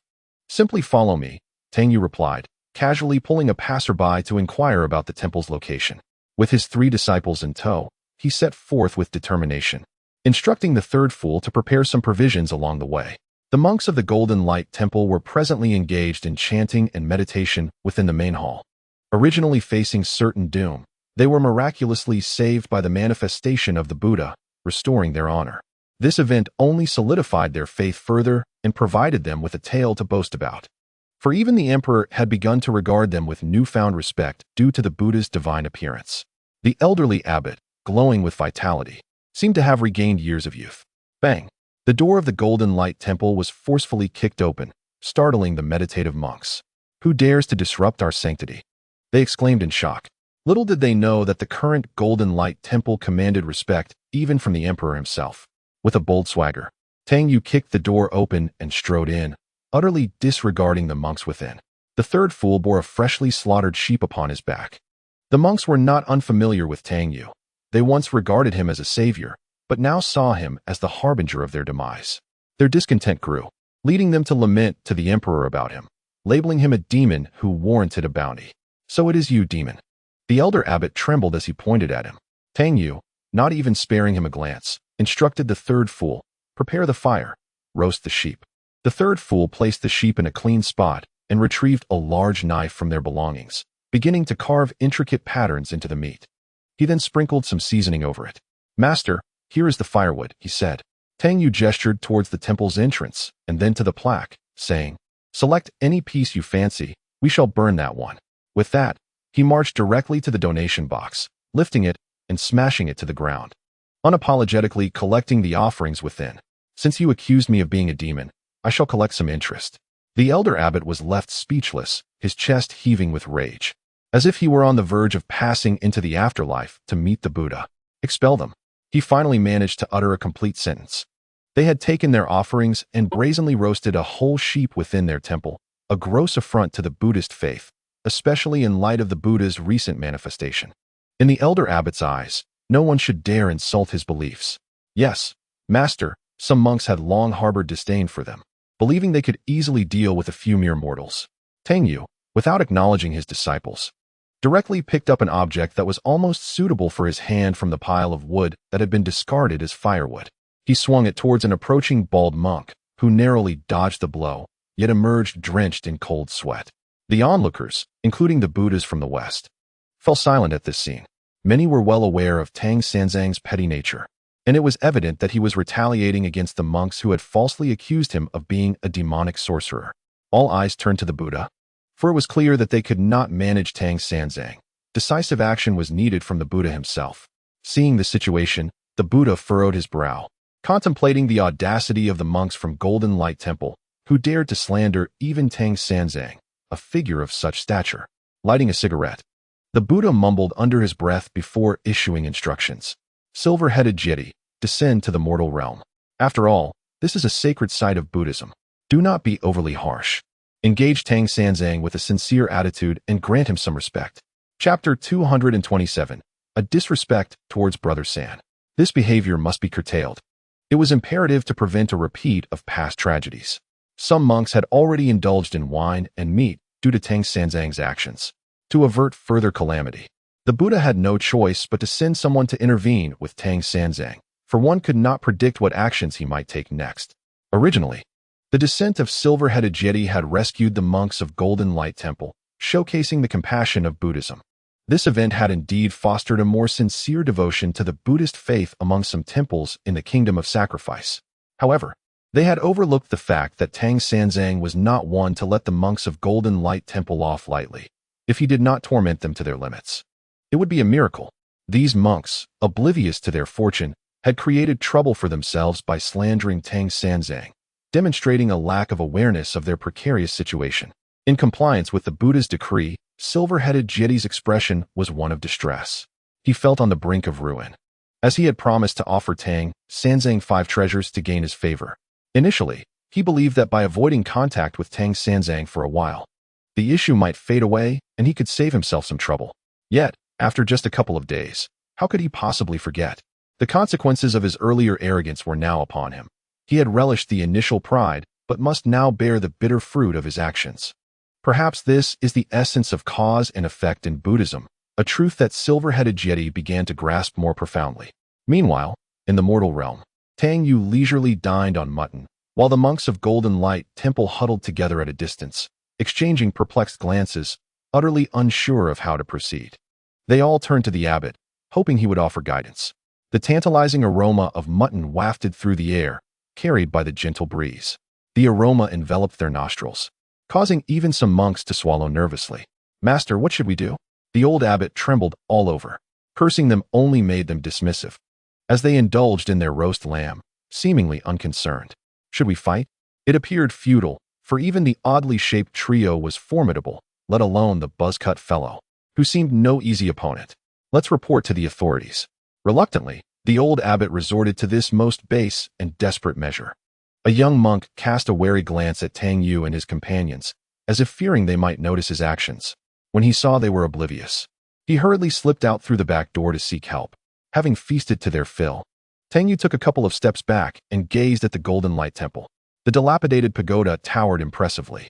Originally, the temple's national treasure, the Saraira, was housed at its summit. The monks of Golden Light Temple recoiled as Tang Yu rose, uncertain of the intentions of this strange figure. A flash illuminated the horizon, and the silver-headed Jedi appeared in the heavens above. Upon seeing him, the old abbot's eyes brightened, and he hastily prostrated himself, exclaiming, "I pay my respects to the Buddha. May the Buddha show compassion." In his view, the manifestation of the Buddha was likely a consequence of the raucous behavior of these intruders, who had desecrated the temple by feasting and causing disturbances. Thus, he believed the Buddha had come to reprimand them. Such audacious beings dared to feast in the sacred realm of Buddhism, an affront to the faith. He fervently prayed for the Buddha's mercy in apprehending these miscreants. The monks echoed his sentiments, beseeching the Buddha to deliver justice and reclaim the honor of their faith. These bald-headed monks displayed a remarkable lack of awareness, particularly the old abbot, who, despite his age, seemed oblivious to the gravity of the situation. Jedi expressed his discontent towards the monks of Golden Light Temple. "Have you brought something for me?" Tang Yu inquired boldly. The monks, witnessing this audacity, began to revel in schadenfreude. How could this rogue dare to speak to the Buddha in such a manner? Jedi's expression turned awkward. The pretense was becoming untenable. Continuing the charade would surely lead to further extortion by Tang Sanzong. For the sake of his own finances, he resolved to sacrifice his dignity. Jedi descended with a smile, addressing Tang Yu as third brother. The monks of Golden Light Temple were left in bewilderment. The Buddha referred to this rogue as third brother? Some monks rubbed their ears in disbelief, questioning their own hearing. "You dare to show disrespect to my third brother." Jedi reprimanded the monks loudly. The old abbot began to grasp the situation. Previously, when this rogue had encountered the Buddha and failed to pay homage, he had assumed it was a sign of the Buddha's magnanimity. However, he was astounded to learn that they were allies. It appeared this rogue was even more formidable, as the Buddha addressed him with the utmost respect. Was it possible that this rogue was also one of the Buddha's followers? It ought not to be so, for they have already consumed meat. Furthermore, at the execution ground, he personally acted as the executioner, condemning himself and others to death. The old abbot was utterly bewildered, unable to discern the true identity of this enigmatic figure. Yet, he comprehended the gravity of the situation. This sorcerer was not to be trifled with. Did he not even refer to the manifested Buddha as third brother? "What are you staring at? Hurry and apologize to third brother," silver-headed Jedi admonished once more. In truth, his actions were for the benefit of these bald monks, for he had seen how agitated Tang Sanzang became. He dared even to incinerate the Golden Light Temple. Silver-headed Jedi firmly believed that Tang Sanzang was entirely capable of such a deed. Indeed. The old abbot hastily apologized to Tang Yu, saying, "We were in the wrong. I hope the elder does not take offense." Observing Tang Sanzang's silence, silver-headed Jedi, with a grin of obsequiousness, remarked, "Third brother, you see they have recognized their mistakes. We should be on our way to the Western Heaven for the scriptures." Upon hearing this, the old abbot raised his head, astonished as he gazed at Tang Yu. Regarding the pilgrimage to the Western Heaven, they had garnered some understanding within their monastic circles. High monks from the Eastern Tang traveled westward to worship the Buddha and seek scriptures. However, was he truly a high monk? The old abbot felt quite perplexed, for there was nothing in Tang Yu's demeanor that reflected the expected disposition of a monk. In truth, Tang Yu had come to this place merely to reprimand these bald monks for audaciously claiming to be sorcerers. Clearly, they had never faced the harsh realities of society. "Very well, since you have said so, I shall let it go. I am not a petty person." Tang Yu waved his hand grandly, indicating that he would not stoop to their level. Upon hearing this, silver-headed Jedi's lips twitched slightly. "You are not a petty person? Who would believe such a statement?" Even the three disciples cast a simultaneous glance at Tang Yu. "Third brother, please, this way." Silver-headed Jedi gestured for him to proceed, intending to find a secluded spot to hand over the treasures to Tang Sanzang.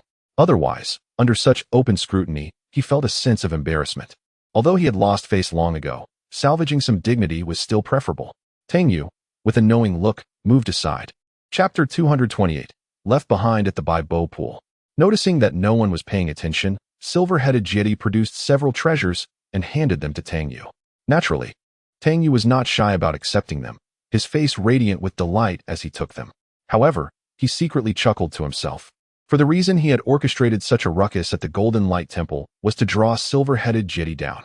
"Old Silver, here's one for you," he said, producing a cigarette laced with additives and offering it to silver-headed deity. "Thank you, third brother. Thank you," silver-headed deity replied as he accepted it, lighting up and taking a puff. With the cigarette dangling from his lips, he approached the monks of the Golden Light Temple and delivered a stern reprimand, instructing them not to be arrogant. "This is third brother. Consider yourselves fortunate to have offended him this time. Should there be a next time, I shall strip you of your skin." The monks of the Golden Light Temple repeatedly acknowledged their mistakes, kneeling like loyal hounds. Yet, the old abbot felt a deep sense of grievance within his heart.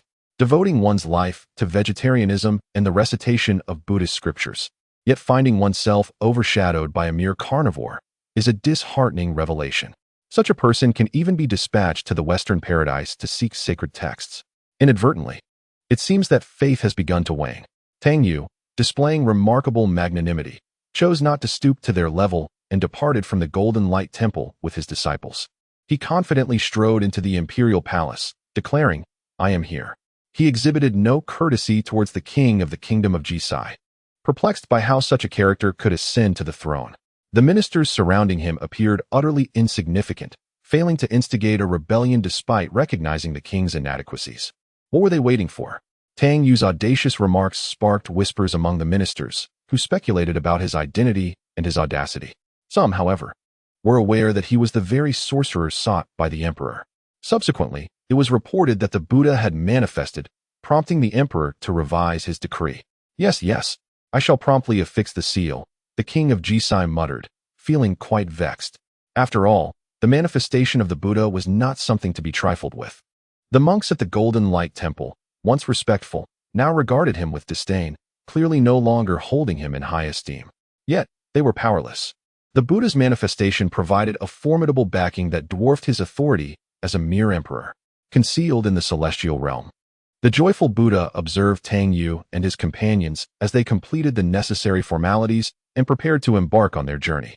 He too was on the lookout for an opportune moment to abandon Tang Sanzang by the edge of the Baibo Pond and discreetly pilfer the national treasure from the nine-headed insect, intending to frame Tang Sanzang for the theft and alert Sun Wukong and others to his rescue. This would serve as a means to accomplish one of the trials. As for Maitreya Buddha, since the joyful Buddha had yet to return to heaven and was preoccupied with the impending calamity, he could not be brought back at this time. Thus, Maitreya Buddha returned to the headquarters of his Beggars Guild, awaiting the joyful Buddha's arrival. There were matters he needed to attend to in the guild, as it was the culmination of his efforts and should not go to waste. Having been in the mortal realm begging for so long, he had unwittingly grown accustomed to this vocation and accepted the reality of being the leader of the Beggars Guild. Parting abruptly was difficult, after all.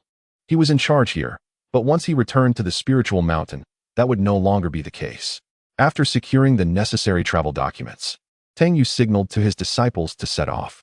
He remained vigilant against the scheming monks of the Buddhist order who would undoubtedly plot behind his back.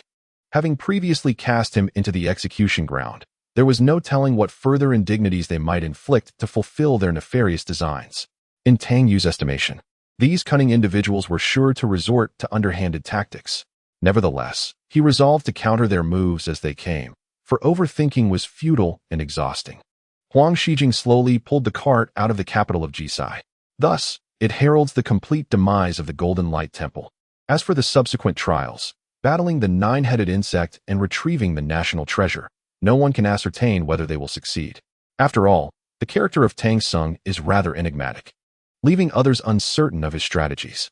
In the West, the Buddha of Enlightenment has amassed numerous magical artifacts, yet he is not engaged in a game of mahjong. Rather, he is attentively observing Tang Sung and his companions. Prolonging the game could lead to repercussions from the sages, which would be difficult to justify. The Buddha of Enlightenment is well aware of this principle. Most importantly, he has won a significant amount, ensuring that his recent expenses are worry-free. However, the thought of the Great Thunder Sound Temple being stripped bare causes his heart to bleed. He wishes he could petition the sages for its bankruptcy, though he dares not do so, knowing the consequences would be severe. seated on a small stool, with one leg crossed over the other. The Buddha of Enlightenment puffs on a cigarette, his brow furrowed and his gaze somewhat distant, as if lost in contemplation. This joyful Buddha truly perplexes him. As a quasi-saint, he should act discreetly. Observing that Tang Sung and his group have ventured far ahead, the joyful Buddha remains inactive, prompting the Buddha of Enlightenment to mutter under his breath. The joyful Buddha seems somewhat ineffectual. The ancient Buddha of Lamp recited a sutra. Without the ability to adapt, great undertakings are difficult to achieve. Those who accomplish great things must learn to seize opportunities and embrace flexibility. The ancient Buddha's words resonated with wisdom. The Buddha of Enlightenment nodded slightly, then inquired, "May I ask, ancient Buddha, what probability do we have for overcoming this trial?" The ancient Buddha of Lamp furrowed his brow, for he too lacked assurance regarding the outcome. As the journey to the West has progressed, the number of trials successfully completed is minimal. Some, from the perspective of the Buddhist realm, seem on the verge of resolution. Yet, an unexpected slap resounded, leaving one dazed. The old monk cannot predict how many trials will be successfully navigated. The ancient Buddha remarked, yet, historically, those who achieve greatness possess a mindset that accepts circumstances as they are, as well as a resilience against failure. Such sentiments are indeed vexing. Were anyone else to speak of greatness in such a manner, the Buddha of Enlightenment would have reprimanded them long ago. The ancient Buddha's words were understood by the Buddha of Enlightenment. He produced a cigarette for himself, noticing that only 2 remained in the pack, causing him to pause momentarily. He had been consuming them at a brisk pace, despite his efforts to ration them. The economic situation in the spiritual realm has made even a simple indulgence like smoking a rare treat, usually extinguished halfway through.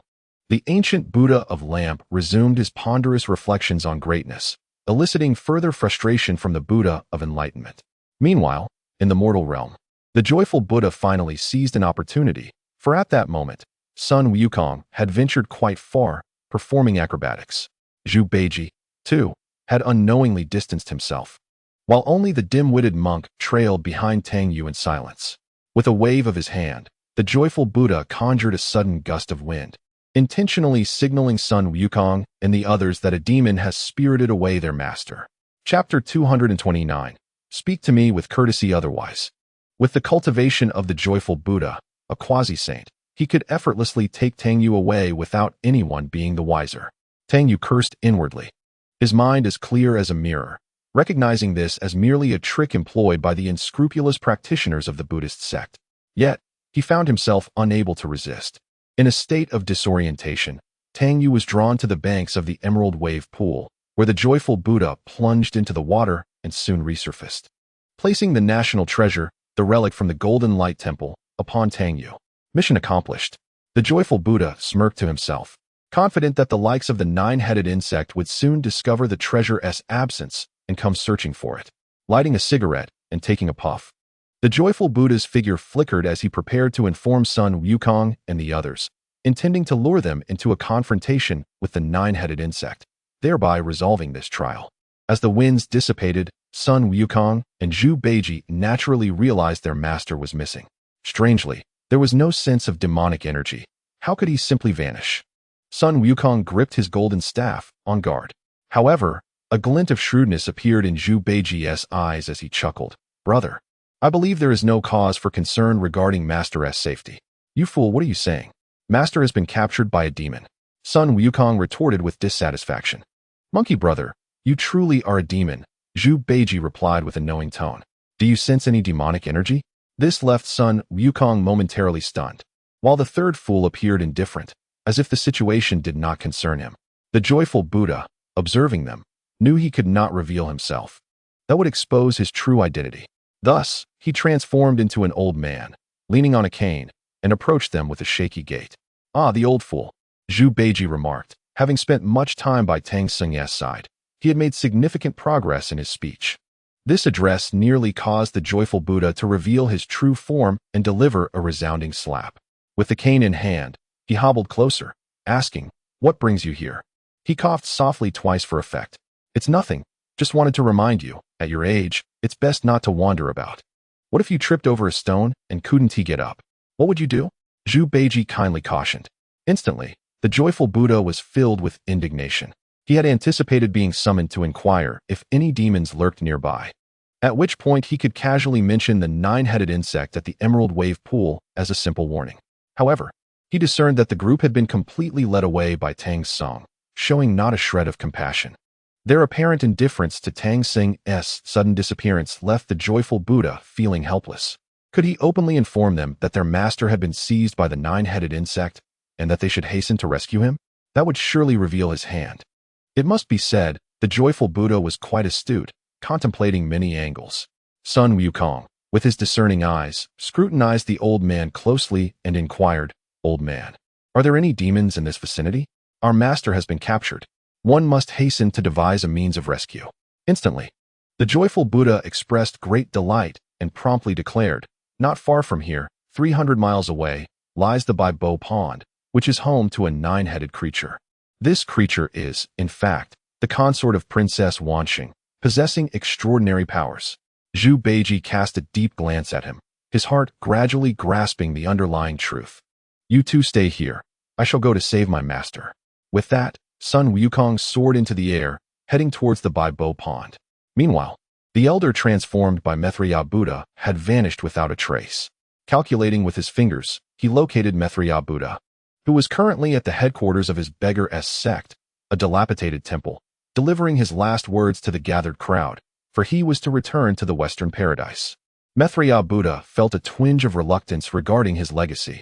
After conveying his final instructions, he grabbed his bowl and dashed out, mindful to take his eating utensils. He sought a secluded spot, waiting for the arrival of the joyful Buddha's transport. The reason for choosing such a remote location was to avoid embarrassment. Should any disciples of the sect witness the grand Maitreya Buddha joining the beggar-esque sect, it would be a tremendous disgrace. The joyful Buddha abruptly appeared, seizing Maitreya Buddha by the collar and ascending towards the Western paradise. Maitreya Buddha rolled his eyes in exasperation, feeling a surge of indignation. Damn it! The joyful Buddha is certainly indulging in personal vendetta. Upon reaching the holy mountain, the joyful Buddha forcefully thrust Maitreya Buddha before the Buddha of ultimate truth. Clutching his throat, Maitreya Buddha coughed twice. He quickly knelt in reverence, pleading, "I implore the Buddha for forgiveness." With a wave of his hand, the Buddha of ultimate truth restored Maitreya Buddha's powers. "This time I shall let it pass, but should there be a next time, I shall skin you alive." The Buddha of ultimate truth, smoking a pipe, cast a warning glance at the assembly of Buddhas below, a cautionary message for all present.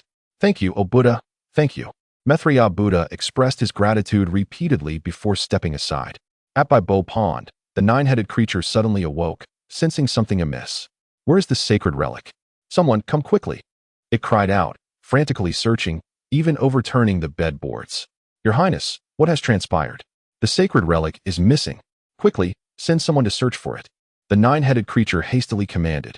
Tang Yu sat on the bank of Bai Bo Pond, his expression one of mild boredom. "The sacred relic is with me."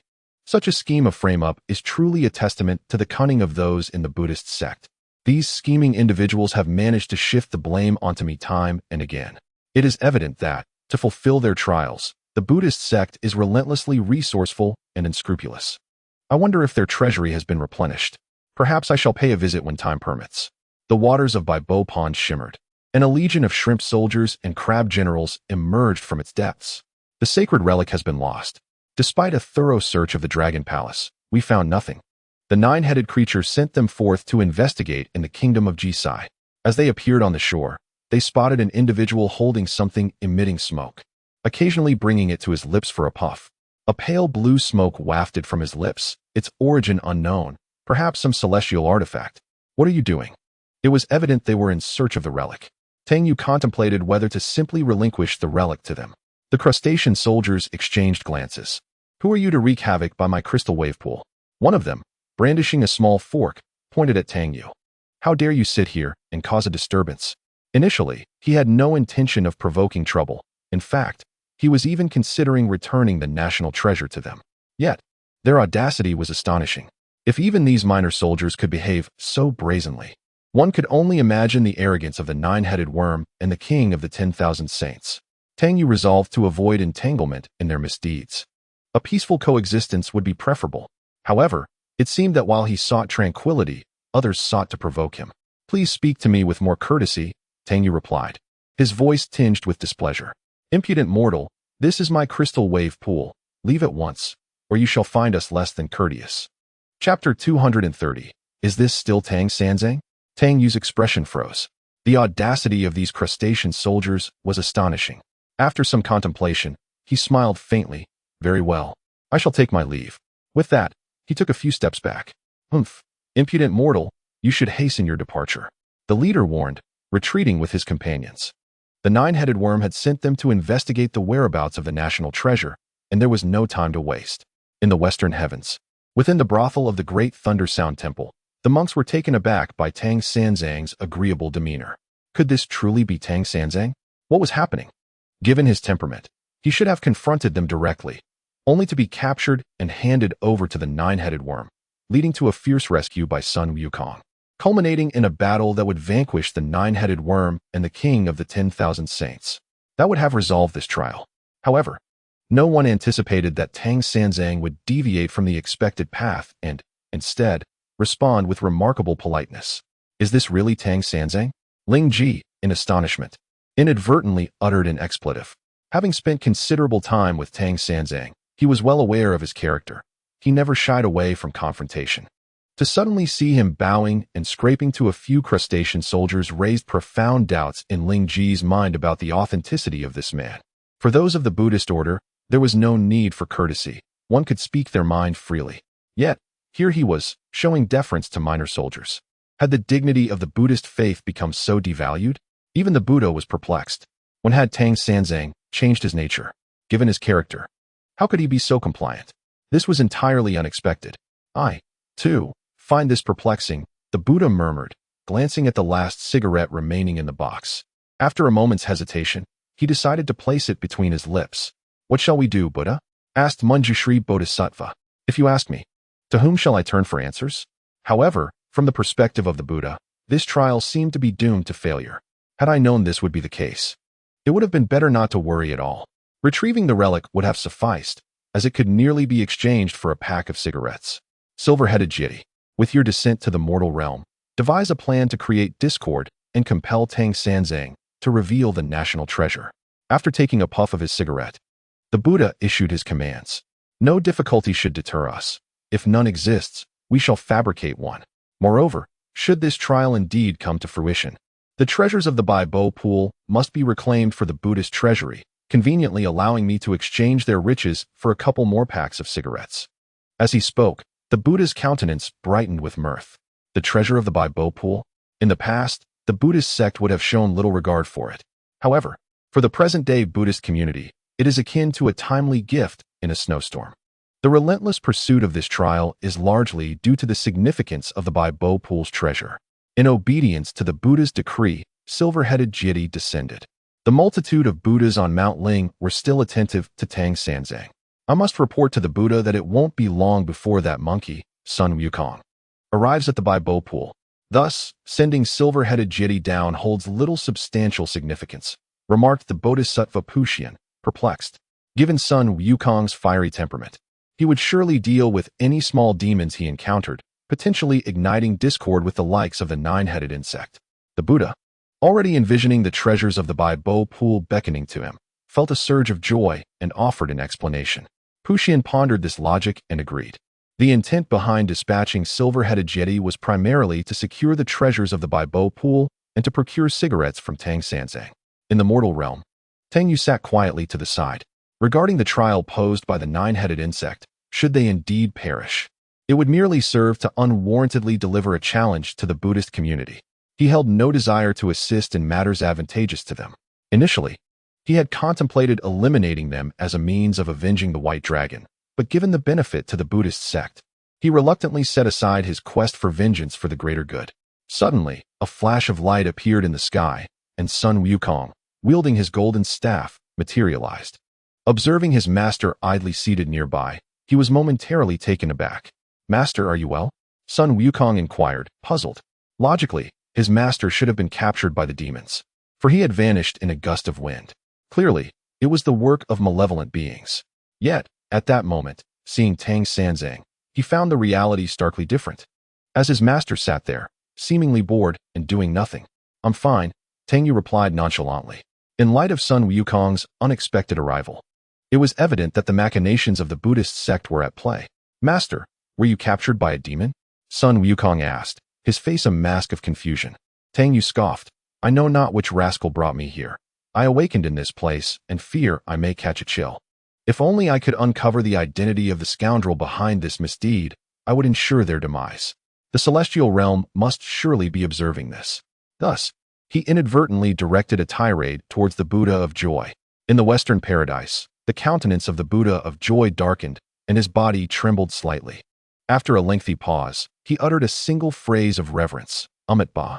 Sun Wukong gazed at his master, saying, Master, since there is no immediate danger, let us proceed. He sniffed the air, tightening his grip on the golden staff. There is a lingering demonic presence. Hey, Tang Yu interjected, pulling him back. What is wrong with this monkey? Has he forgotten that he too is a demon? If there are demons, what is it to us? Listen to your master. Let us continue our journey in peace. Tang Yu resolved to restrain himself for the time being. As for the nine-headed worm and his ilk, he chose to show them mercy, sparing their lives. Sun Wukong opened his mouth, seemingly wanting to protest further. I am your master. Heed my words, Tang Yu insisted firmly.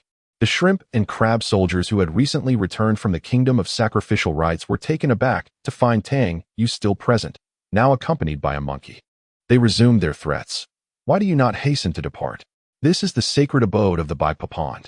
Very well, brother, Tang Yu replied, bowing respectfully, his demeanor exceedingly humble. After a moment of contemplation, he continued, Your leader must be the nine-headed worm, yes? What leader? The question left the shrimp and crab soldiers somewhat bewildered. That is our prince. This is Baipa Pond, the realm of the Dragon King. Tang Yu lit a cigarette, grinning as he spoke. Esteemed brothers, I must confess, my admiration for your prince flows like the relentless currents of the Yangtze, akin to the overflowing of the Yellow River. It is for this reason that I wander here, hoping for a glimpse of my idol. His words left the soldiers momentarily stunned. However, they sensed that this individual appeared to be an infatuated admirer of their prince.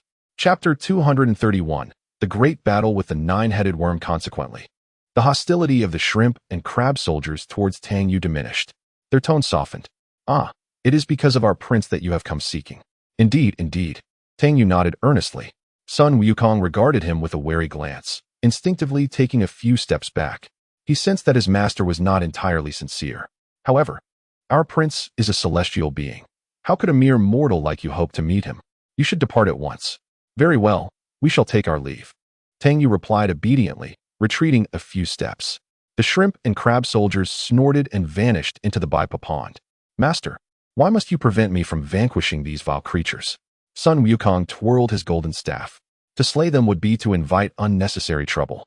Tang Yu replied with earnest gravity. Tell me, why do you feel compelled to fight every demon you encounter? This inquiry caused Sun Wukong to pause, reflecting for a moment before responding. Are not all demons inherently malevolent? And what of you? Tang Yu countered. I am the great sage equal to heaven. Sun Wukong declared with a hint of pride in his voice. In the eyes of others, you are also a creature of mischief. Tang Yu furrowed his brow. Above the heavens, how many deities possess the essence of demons? By your reasoning, are they also malevolent? Sun Wukong appeared bewildered. Despite their differing identities, they fancied themselves above the demon race, believing themselves to be divine, yet they had forgotten their origins. Tang Yu scoffed lightly, whether gods or demons. The essence of evil does not stem from one's origins, but from the heart. Demons are not necessarily wicked, nor are gods invariably virtuous. And Buddhas may not always embody compassion. Deities, monsters, and those of the Buddhist order are merely distinguished by their origins. Each stands firm in their own beliefs, convinced of their righteousness. Tang Yu shook his head, seemingly disinclined to pursue the matter further. In the West, there was a sense of confusion. Initially, it was thought that Sun Wukong's arrival would incite conflict, leading to a grand battle that would resolve this trial. However, unexpectedly, Tang Sanzang exhibited such humility, bowing and scraping. Was this truly Tang Sanzang? It seemed futile. The gaze of the Buddha was somewhat vacant. He had lost hope regarding this tribulation. He had anticipated that, given Tang Sanzang's temperament, a confrontation would ensue, yet here he was, bowing to others. What recourse remained? The assembly of Buddhas was at a loss on how to console the Buddha, as it appeared this trial was on the verge of failure. Indulging, lurking in the shadows, wore a pained expression. The Buddha had instructed him to incite conflict between Sun Wukong and the nine-headed insect. Given the current situation, what should be done? Furthermore, the Buddha was still concerned about the treasure trove of the Baibo pond. If this trial could not be completed, then the treasure would also be unattainable. Lighting a cigarette, he took a puff, and a glimmer of inspiration sparked in his eyes. He hastily smoked a couple more puffs, extinguished the cigarette, and carefully stored the remaining half. Then he plunged into the Baibo pond, effortlessly dispatching a shrimp soldier. He transformed into the likeness of this shrimp soldier and hurried toward the nine-headed insect, exclaiming, "My lord, I know where the national treasure is." The nine-headed insect, irked by the loss of the national treasure, perked up at the report from below and eagerly inquired, "Where?" "By the shores of Baibo pond. There is a mortal, a monk who has ventured to the west for scriptures. Get out of here." The nine-headed insect kicked the transformed Indulging, who now resembled a shrimp soldier, to the ground. "I asked where the national treasure is. What does a monk matter? Speak quickly. Where is the treasure? You will regret this." Though Indulging felt a twinge of dissatisfaction, he maintained a respectful demeanor, responding, "My lord, the national treasure is indeed upon that monk." "Is this true?" "Truly." "Very well." The nine-headed insect gestured with an O and thundered, "Bring everyone together." On the shores of Baibo pond, Tangyu prepared to regroup with Sun Wukong. He had no desire to prolong this trial, primarily because it was no longer entertaining. If they were truly to fall at the hands of the nine-headed insect and his ilk, it would only serve to unwarrantedly fulfill the Buddha's trial. As a person devoted to the Buddhist path, one must never engage in actions that would bring disrepute to the teachings. The waters of the Baibo pond rippled gently. The nine-headed worm has personally led a pursuit. "Hey, you two youngsters, stand there." The golden cudgel appeared in Sun Wukong's grasp. "Master, it is a group of demons." A horde of shrimp soldiers and crab generals encircled Tangyu and his companion with boisterous laughter. "I have gone to great lengths to show compassion and grant you a chance at survival, yet you are truly oblivious to your fortune." Tangyu felt a surge of anger. "You dare to steal the treasures of my dragon palace? Return them at once." The nine-headed worm bellowed at the two. "You vile creature, you truly know no bounds." "Humph, just as I was feeling a bit restless." With a flourish, Sun Wukong charged forward, wielding his golden cudgel. The surrounding shrimp soldiers and crab generals fell one after another. A fierce battle erupted between the nine-headed worm and Sun Wukong. Tangyu yawned, finding the spectacle rather dull. "Ah, demons." At that moment, Erdai and San Lungzi arrived, each seizing their weapons to strike at the nine-headed worm. "Oh, Princess Wanxing." Tangyu's eyes lit up as he glanced at Erdai. "Cursed nine-headed worm, let your green little dragon wear a green hat. I must avenge him." Wait to fight." Tangyu gestured for a pause. Immediately, the corners of several mouths twitched in confusion. "Big brother, we are in the midst of a battle. Why this sudden halt?" Erdai protested. Come. Tangyu beckoned Zhu Beiji over and addressed the group. "You may continue. Fight on." The accursed nine-headed worm cursed under his breath. Ignoring them, Tangyu led Erdai aside.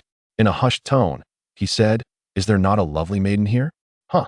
Erdai was taken aback. He thought, yet there were no maidens present. "Oh, nonsense. There is a beautiful lady in this Baibo pond. Just as this demon is preoccupied with your monkey king, now is your chance. Will you go?" Tangyu spoke with earnest conviction. Casting a glance at Sun Wukong, he noticed the nine-headed worm was losing ground and would soon meet his demise beneath the golden cudgel. "Is that wise?" Zhu Beiji chuckled sheepishly, appearing somewhat bashful. "Go." Tangyu eagerly offered him a potion. After a moment of hesitation, Zhu Beiji plunged into the Baibo pond. In the royal chamber, the wife of the Wanxing Dragon King paced anxiously, worried about her son-in-law, contemplating whether to lend assistance. Suddenly, she heard commotion outside her chamber. Chapter 232, The Green Dragon King. The Wanxing lady furrowed her brow slightly, wondering who had the audacity to create such a ruckus outside her quarters. Just as she was about to admonish them, a pig-faced figure burst in, blushing fiercely and appearing somewhat dazed. He laughed awkwardly and embraced the Wanxing lady. "Who are you?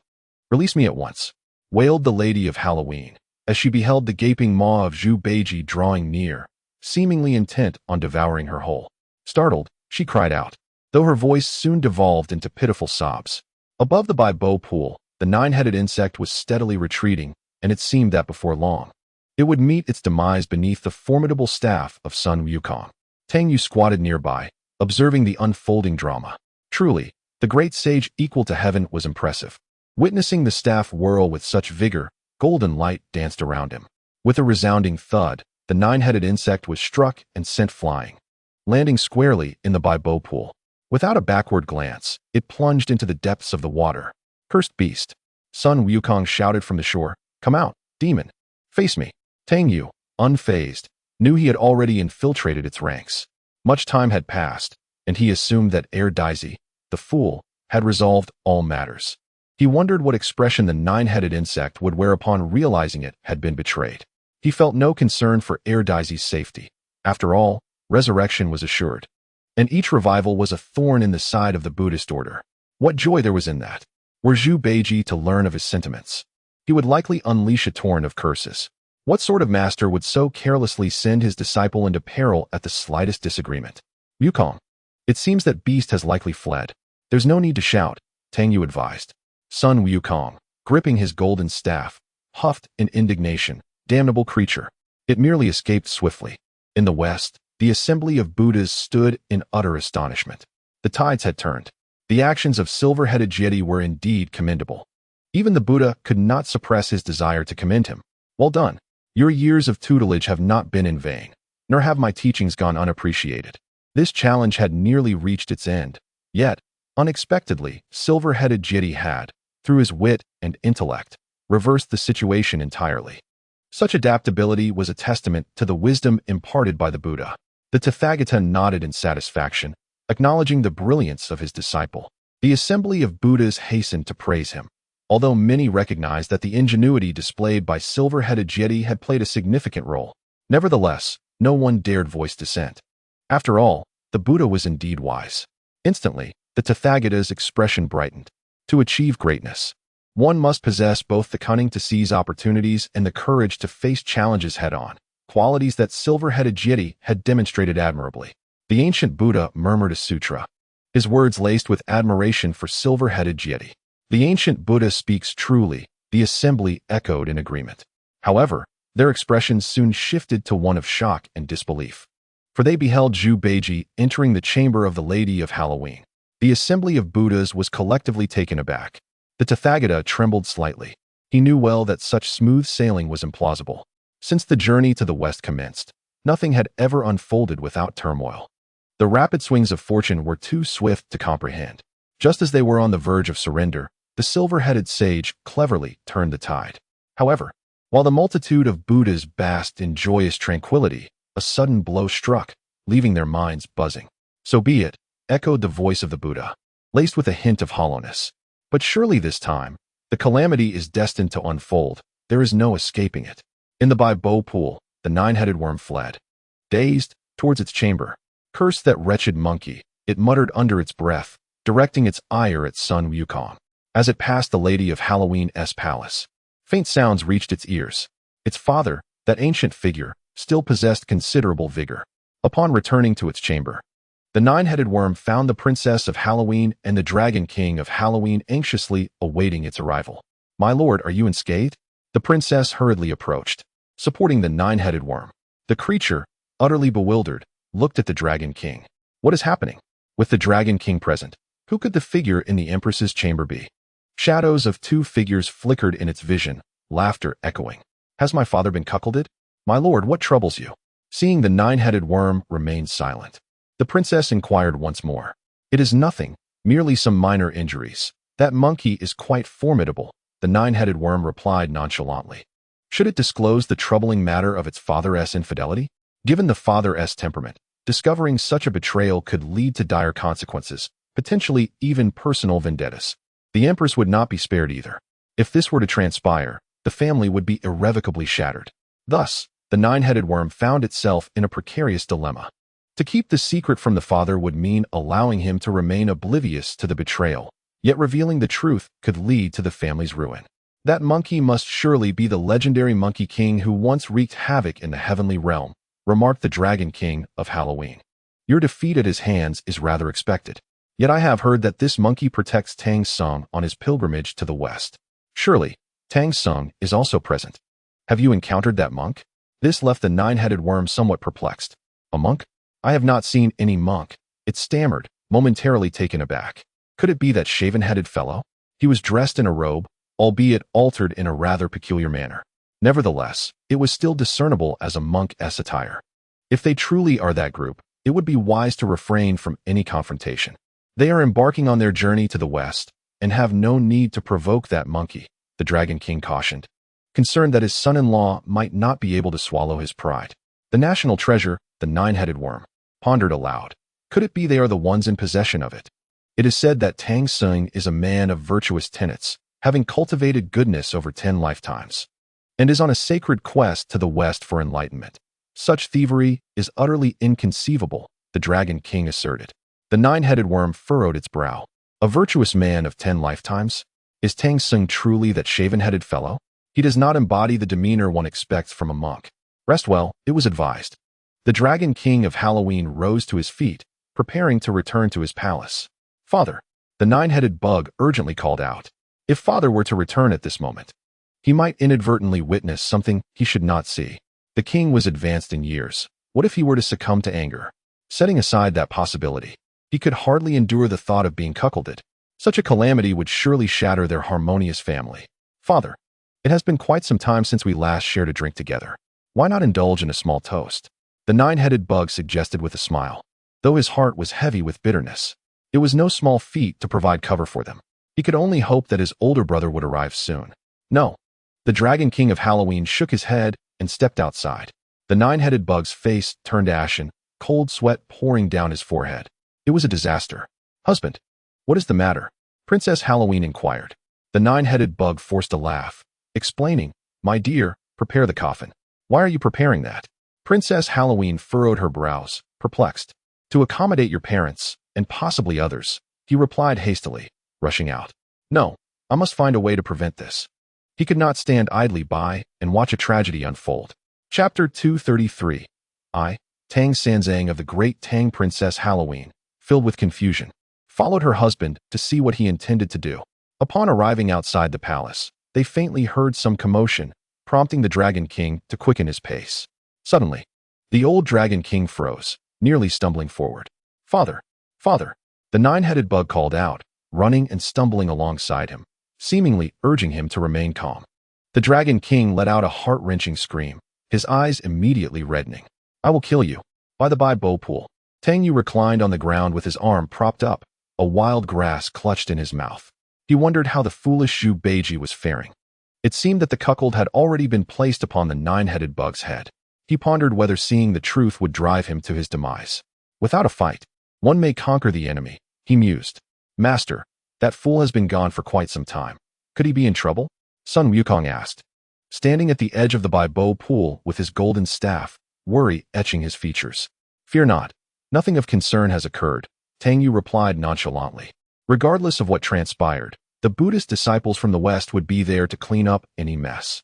Thus, he felt no worry, even if death were to come. What of it? He even contemplated leaving that foolish one behind to continue their journey. However, upon further reflection, he dismissed the idea. If something were to truly happen to him, it would reflect poorly on his own character. Most importantly, Tang Yu was still contemplating the impending tribulation of his sanctification. He felt the weight of his realm becoming increasingly difficult to contain. Therefore, the immediate priority was to devise a plan. How could he transcend the tribulation without detection?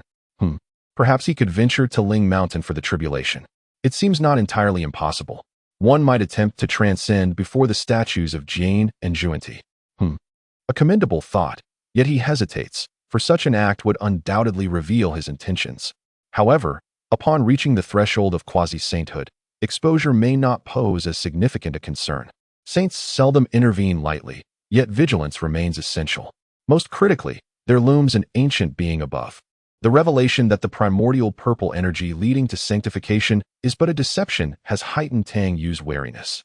As a reincarnation of Tang Sanzang, even if those from the West heaven recognize him as a variable, they would not dare to act against him. After all, this is his final incarnation. Unless they forsake the journey to the West, which they have painstakingly prepared for countless epochs, such a relinquishment is inconceivable. Hence, All his actions thus far have been utterly unrestrained. They would not dare to harm him. Furthermore, a principal reason lies in their collective indulgence in vices. As for the heavenly court, they would not dare to act against him, mindful of the Buddha's reputation. In summary, the greatest threat remains that ancient being above, who cares little for such matters. Whether the Buddhist sect flourishes or declines bears no relevance to him. He continues to stand aloof as the spokesperson of the heavenly Tao. A headache. Suddenly, a figure burst forth from the water, droplets cascading around. Startled, Tang Yu sat upright. Sun Wukong and San Lingzi were equally taken aback, unable to believe their eyes as they gazed at Dai Zi beside them. At that moment, Dai Zi appeared battered and bruised, clearly having endured much. Indeed, at a crucial moment, the king of the 10,000 saints intervened, while Zhu Beiji was at his weakest. Without hesitation, the king unleashed a flurry of blows. The nine-headed insect could not separate them. Dai Zi, Tang Yu exclaimed in alarm. Zhu Beiji looked at him, a mix of despair and sorrow on his face, finally managing to utter, "Master, you have betrayed me again." At this moment, Dai Zi had regained some spirit and realized he had been once more deceived by his master. The waters of the Bai Bo pool rippled as a battalion of shrimp soldiers and crab generals emerged, surrounding the group. Simultaneously, the king of the 10,000 saints, the nine-headed insect, and Princess Wansheng gazed coldly at Zhu Beiji. "We must eliminate him. He must be dealt with." The king of the 10,000 saints, brandishing a wolf fang club, bore a visage ashen with rage. A man can hardly bear the shame of betrayal, let alone a dragon king. He felt utterly humiliated before the world, wishing for nothing more than to take his own life. Yet, before he meets his end, he cannot allow this scoundrel to escape. "How dare you defile my wife, vile creature?" The king of the 10,000 saints seethed, trembling with fury. Tang Yu was utterly astonished. How could he forsake the beautiful Princess Wansheng for someone else's mother? Indeed, Princess Wansheng was extraordinarily lovely, especially with a hint of allure enveloping her whole being. Even with a countenance as frigid as ice at this moment, that touch of charm remains undeniable. It is no wonder she could descend to marry the white dragon. As if sensing Tang Yu's peculiar gaze, Zhu Beiji felt a tinge of embarrassment. "Master, your potion was too potent.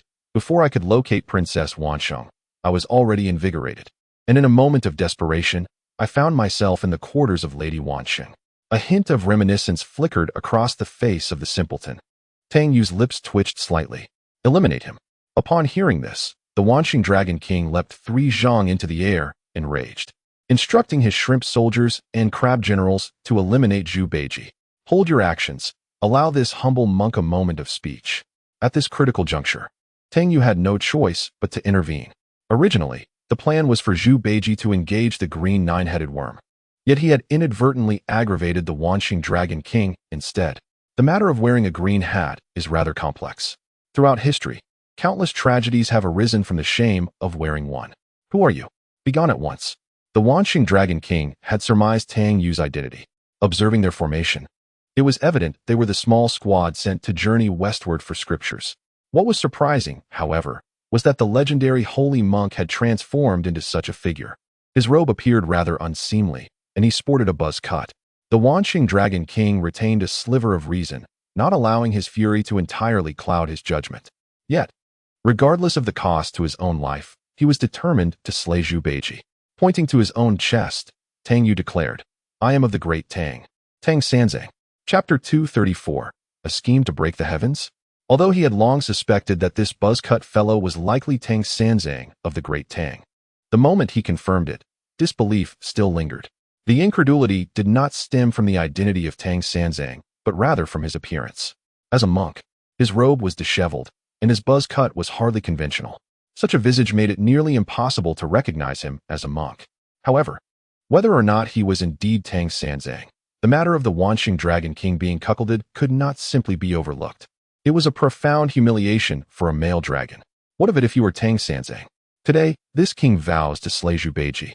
The Wansheng Dragon King declared through gritted teeth, his entire being trembling with rage. A shrimp soldier approached. It must be said that the 3 disciples remained remarkably loyal, encircling Tang Yu for protection. Even Zhu Beiji, despite having just emerged from a fierce battle and lacking some vitality, picked up his weapon and fought back. Yet, upon closer inspection, his legs trembled slightly. It was evident he had not yet recovered from the fatigue of the previous skirmish. This is a disciple of this humble monk. You cannot simply kill him. In a pivotal moment, Tang Yu assumed the demeanor of a master, determined to safeguard his disciple. Subdue them, the Wanxing Dragon King seethed, preparing to capture a few individuals before dealing with Zhu Beiji. With the command of the Dragon King of Halloween, the array of shrimp soldiers and crab generals surrounding the master and his disciples charged forth. At this moment, the multitude of Buddhas in the Western paradise watched with bated breath. Through the astute maneuvering of silver-headed Jiejing, the situation took a turn for the better. Although some issues arose with Zhu Beiji, they were not insurmountable. There was no need for alarm. As long as the nine-headed insect and his ilk were vanquished, this challenge would be deemed accomplished. Consequently, the treasures of the Bai Bo pool would belong to the Buddhist realm, a worthy exchange for cigarettes, wouldn't it? The visage of Buddha Shakyamuni radiated with barely contained excitement. It is worth noting that the trials faced since the inception of the journey to the West were few and far between. Most importantly, the matter of the Bai Bo pool's treasures loomed large, stirring a palpable thrill within the Buddha. It appeared that this trial would likely proceed without incident. Buddha Shakyamuni exhaled deeply, instinctively reaching for a cigarette to light. However, after rummaging for a while, he remembered that his supply had run dry. Suddenly, a steely glint appeared in his gaze as he turned to the assembly of Buddhas. The Buddhas perked up, apprehensive that the Buddha might issue yet another task. I have run out of cigarettes. Who among you has some to spare? Buddha Shakyamuni spoke softly. The assembled Buddhas exchanged glances, aware that the Buddha had indulged in smoking on numerous occasions. Whenever a cigarette was placed on the mahjong table, he would smoke one after another. And even after the game concluded, if there were still cigarettes left, he would undoubtedly pocket them. This habit had begun to breed discontent among the Buddhas of Ling Mountain. Yet they dared not voice their grievances. Lingji Bodhisattva hesitated briefly, then turned to retrieve a cigarette from his pack, offering it forth. The reason for his turning away was clear. Should Buddha Shakyamuni catch sight of the pack, it would surely vanish, due to the profit margin involved. One could say that Lingji Bodhisattva had become quite affluent, ranking among the elite of Ling Mountain. While the other Buddhas possessed a fair amount of personal funds, the cost of smoking was a significant drain. Initially, it seemed trivial, but upon closer examination, it amounted to a considerable sum, with expenditures far exceeding any income. Presently, the treasury of Ling Mountain lay barren, with wages having been withheld for several months. Consequently, the Buddhas found themselves in a rather precarious financial situation. Particularly Maitreya Buddha and the Happy Buddha, who had expended most of their private savings as gifts for the Ling Mountain elections. Buddha Shakyamuni accepted the cigarette with a beaming smile, lighting it and savoring the moment. Yet, thoughts of the empty Buddhist treasury soon clouded his enjoyment, bringing forth a sense of unease. Why was the heavenly court so affluent while Ling Mountain languished in poverty? Buddha Shakyamuni felt an unsettling imbalance within his heart.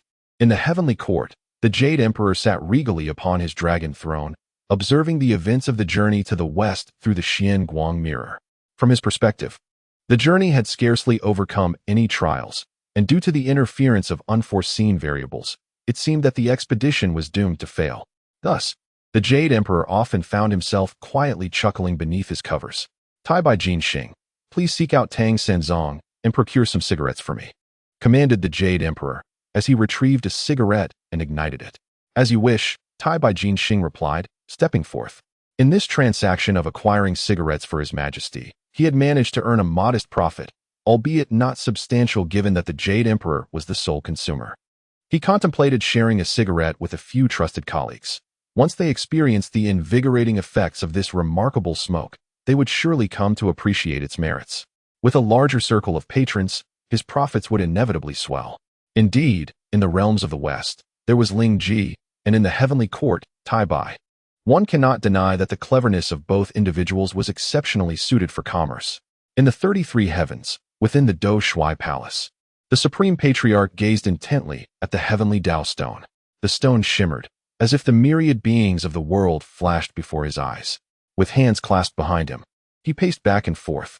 A wave of his hand revealed the image of a slumbering woman from the depths of the 19th layer of hell.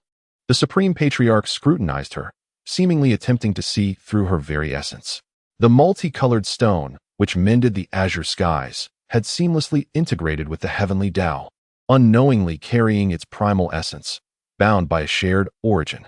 By synthesizing with the heavenly Tao, he could harness its power in crucial moments to engage in battle. To sever the connection between himself and the heavenly Tao, was it indeed the multicolored stone? If so, it was undoubtedly a deliberate remnant left by you. To break the heavens? He would never passively observe as you metamorphosed successfully. Yet, was this endeavor truly for his own ascendance? Or was it part of a grand scheme devised against him? With another wave, the figure of the woman illuminated by the heavenly Tao stone vanished without a trace, and the stone reverted to its ancient, unremarkable form. If this was indeed a scheme aimed at him, then there must be more at play than just yourself. Regardless of the motive, it seems you have been plotting for quite some time. Whether it concerns breaking the heavens or opposing him, what relevance does it have to me? What kind of transformation is this? What path lies ahead for me? With hands clasped behind his back and brow furrowed, he continued to pace within the Do Shui Palace, deep in contemplation. In the lower realm, by the banks of the Baibo Pool, numerous minor demons had already fallen.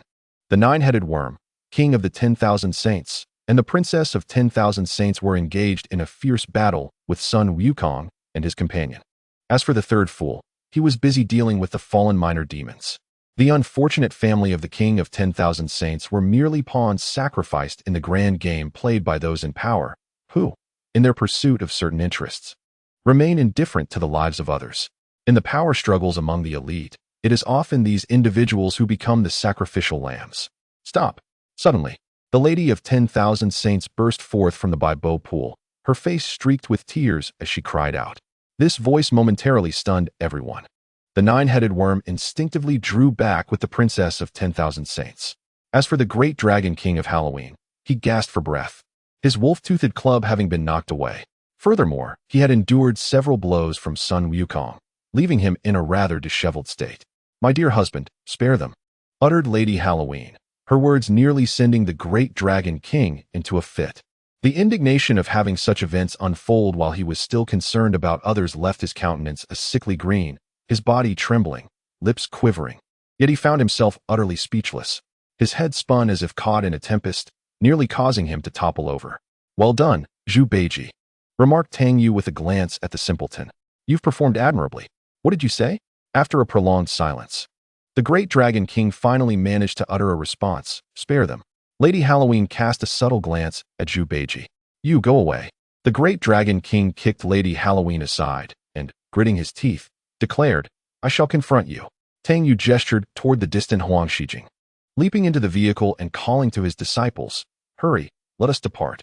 Although they held the upper hand, the sudden decision of their master to flee puzzled them. Zhu Beiji was the first to react, realizing that his master must have had a sound reason for such an action. Besides, he had spent an hour as a couple with Lady Halloween and felt a tinge of sentiment. "Brother Monkey, we must heed Master's command and leave swiftly." Before departing, Zhu Beiji tugged at Sun Wukong. As for the third fool, he was the first to flee after Tang Yu finished speaking. He excelled in nothing but the art of escape, even collecting several transformed shrimp soldiers and crab generals along the way, unwilling to let fine ingredients go to waste. In the blink of an eye, the four of them vanished without a trace. Enraged, the great dragon king contemplated pursuing them, but Lady Halloween knelt, clinging to his leg desperately. Regarding the matter of the green hat, how it would be resolved was no longer Tang Yu's concern, for the master and his disciples were already on their journey. This challenge, after all, had reached its conclusion. Hidden in the shadows, silver-headed Jiejing remained in a state of bewilderment, as his own maneuvers had been executed flawlessly. The multitude of Buddhas from Ling Mountain had already abandoned this trial, acknowledging his cleverness, which had dramatically altered the situation. One could only imagine how proud silver-headed Jiejing felt, certain to receive accolades upon returning to Ling Mountain. To him, the success of this trial seemed assured. However, he did not anticipate that Tang Sanzang would retreat, calling for his disciples to flee. Such a maneuver was unexpected. Your three disciples possess remarkable abilities. Why not confront them instead of running away? Was he to call Tang Sanzang back and say, "Brother, you must vanquish them to complete the trial"? If that were the case, it was uncertain whether Tang Sanzang would return, and even if he did, extortion would surely ensue. This much was certain. Very well, it has come to this, let it be. In the eyes of the silver-headed revelator, his recent actions were entirely justified. As for the treasures of the Buddhist realm that the Buddha had hoped for, it seems they will not come to fruition. In the West, The multitude of Buddhas were nearly taken aback by the sudden gentleness of Tang Sung, who, contrary to his usual demeanor, fled. This was utterly uncharacteristic of him. To anyone observing, the challenge seemed destined for resolution, especially since a fierce battle had already commenced, with Sun Wukong and his companions seeming to hold the upper hand. Yet unexpectedly, Tang Sung called for his disciples to retreat, even summoning Huang Shijing to ascend to the heavens. While one might not claim to possess an exhaustive understanding of Tang Sung, his numerous encounters with the Buddhist community had provided substantial insight into his character. He was by no means a person to be trifled with, devoid of any compassion. Any disagreement would prompt him to declare, "Wukong, eliminate them." However, this incident revealed their misconceptions. It appeared they did not fully grasp his nature. One could never anticipate how he might execute a sudden maneuver, evading their grasp just as victory seemed imminent. Yet, he chose to withdraw, abandoning the fight at the slightest provocation. Was he suddenly stricken by conscience? Absolutely not. In matters concerning cigarettes, even the compassionate Maitreya Buddha personally requested 2 packs on credit, which were promptly refused. Did he possess any sense of morality? At least in the eyes of the Tathagata, regarding this issue, he exhibited no semblance of conscience. Initially, he had hoped to exchange treasures from the Bai Bo Pond for 2 packs of cigarettes, but the Buddha had since refrained from further gambling. Having won only a modest sum, the fantasies were beautiful, yet the reality was harsh. With no viable options left, the Tathagata's gaze was hollow and bewildered. Victory was nearly within reach, with the treasures of the Bai Bo Pond almost secured, but at the crucial moment, Tang Sung had fled. Thus, this challenge was rendered futile. He removed a half-smoked cigarette from behind his ear, lighting it for a puff. Given the current economic climate of Lingshan, even smoking had become a cautious affair. Usually, he would extinguish his cigarette after just half a stick. As the smoke entered his lungs, his once vacant eyes regained a flicker of clarity. Let this challenge be forgotten, as circumstances had unfolded thus. Yet life must continue, with hopes of overcoming the next trial. What was the next challenge, anyway? The Tathagata waved his hand to summon the script, eager to discern what lay ahead. Recently, he had felt his mind was not functioning as it should. Perhaps the theft of the Lingshan treasury, coupled with internal betrayal and the myriad events of the journey to the west, had weighed heavily upon him, causing immense mental strain. If the pool of merit were still intact, he would have indulged in a sauna to unwind. Perusing the script carefully, he realized, I see. We have arrived at Fengxian County, where rain is sought. In the realm of Fengxian County, the royal prince rudely pushed the offerings on the Jade Emperor's altar, which were subsequently devoured by a dog. Enraged, the Jade Emperor decreed a severe drought upon Fengxian County for 3 long years. In response, Sun Wukong and Zhu Beiji ascended to the heavens to beseech for rain, causing chaos in the Hall of Fragrance. This predicament, while seemingly trivial, is deceptively simple. Yet, the Buddha refrained from underestimating the situation, for one could never anticipate the actions of Tang Sanzang. What if he chose to depart or remain indifferent? Such an act would not be beyond his capabilities. Additionally, there is the unpredictable notion of Tang Sanzang leisurely riding his yellow steed to the heavens. What if he personally sought out the Jade Emperor? Such a possibility could not be dismissed. Thus, the Buddha found himself increasingly apprehensive, as a series of unforeseen events had instilled a sense of unease regarding each trial faced during the journey to the west. Gazing at the script, the Buddha furrowed his brow in deep contemplation. After a moment, he suddenly chuckled. Finally, he could create some turmoil in the heavenly court. Chapter 236. My words hold weight. Observing the Buddha's peculiar smile, several deities exchanged glances, perplexed by the cause of his mirth. However, a few enlightened ones understood the underlying sentiment. Throughout the journey to the west thus far, the Buddhist order had borne the brunt of the trials, suffering considerable losses due to the capricious nature of events. Meanwhile, the heavenly court remained largely unscathed. One could not claim it was entirely unharmed. Yet its losses paled in comparison to those suffered by the Buddhist order. Thus, this particular trial would proceed without interference from the Buddhist realm, ensuring that the heavenly court would indeed face a reckoning. This thought greatly lifted the Buddha's spirits. Historically, he had wished for the absence of variables, yet in this moment, he found himself yearning for their emergence, hoping for a significant upheaval in the heavenly court. As for the safety of the pilgrims on their quest for scriptures, the Buddha felt no concern. Should the heavenly court take drastic action, he would not need to intervene. the saints behind him would ensure their reckoning. It must be acknowledged that the Buddhist order had endured immense losses during this period. Since the onset of these unpredictable events, the Buddha had been plagued by sleepless nights filled with worry and a desire to find remedies, yet to no avail, resulting in unimaginable detriment to the Buddhist order. The demise of the golden-headed Jeti and the reincarnation of the tiger subduing Arhat only compounded the dismay, as the Buddhist treasury lay depleted. Amidst this turmoil, the Buddha secretly found amusement. Just then, the silver-headed Jeti returned, exclaiming, "I pay my respects to the Buddha." In light of the silver-headed Jeti's remarkable actions, no one could voice dissent. After all, he had single-handedly reversed the tides of fate. To all observers, it appeared that this trial had already reached its conclusion. Yet, unbeknownst to all, Tang Sanzang had vanished, opting to withdraw from the fray. With a wave of his hand, the Buddha summoned the Bodhisattva Lingji into the chaos. "Go seek out Tang Sanzang in exchange for a few packs of cigarettes, and that round bottle of erguo too. He will know what you mean." At long last, Tang Sanzang and his companions were poised to stir the heavenly court. This was indeed a fortuitous turn of events. The Buddha prepared to indulge in a drink to celebrate, as he had long missed the pleasant sensation of mild intoxication. Had it not been for his inability to venture out of Ling Mountain, he would have long sought out Tang Sanzang for a couple of bottles of erguo too. This matter must not be disclosed to anyone. The Buddha, feeling a sense of unease, issued a brief instruction and then produced some treasures won from a game of mahjong. As for the cost of the liquor, the Tathagata Buddha was yet unaware.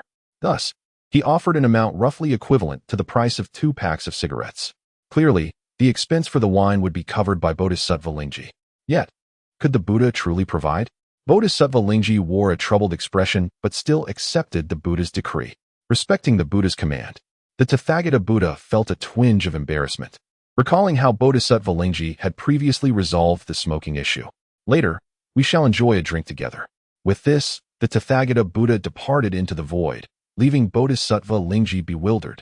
As he descended to the mortal realm to exchange for cigarettes and erguo too with Tang Sanzang. Upon returning to his small stool, the Tathagata Buddha issued a decree. From this day forth, the Great Lane Temple shall close its doors to visitors, allowing for introspective meditation on the Dharma. Why such a course of action? In the Buddha's view, should the Jade Emperor and his court fail to manage Tang Sanzang and his companions, they might very well send someone to the Western Paradise to inquire about solutions. Indeed, seizing the opportunity to extort the heavenly court in such a manner was still feasible. However, it was crucial to appear only when necessary, thus retaining control over the initiative of the extortion. One must admit, the Tathagata Buddha was exceptionally astute, considering every angle with great foresight. He even had a rough estimation in mind regarding the extent of the extortion from the heavenly court. Descending to the mortal realm. Shortly after Tang Yu's departure, a series of notifications from the system rang out. Ding!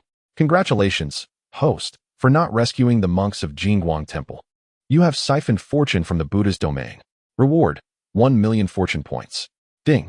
Congratulations, host, for sending Maitreya Buddha to the Western Paradise. You have plundered fortune points from the Buddha's domain.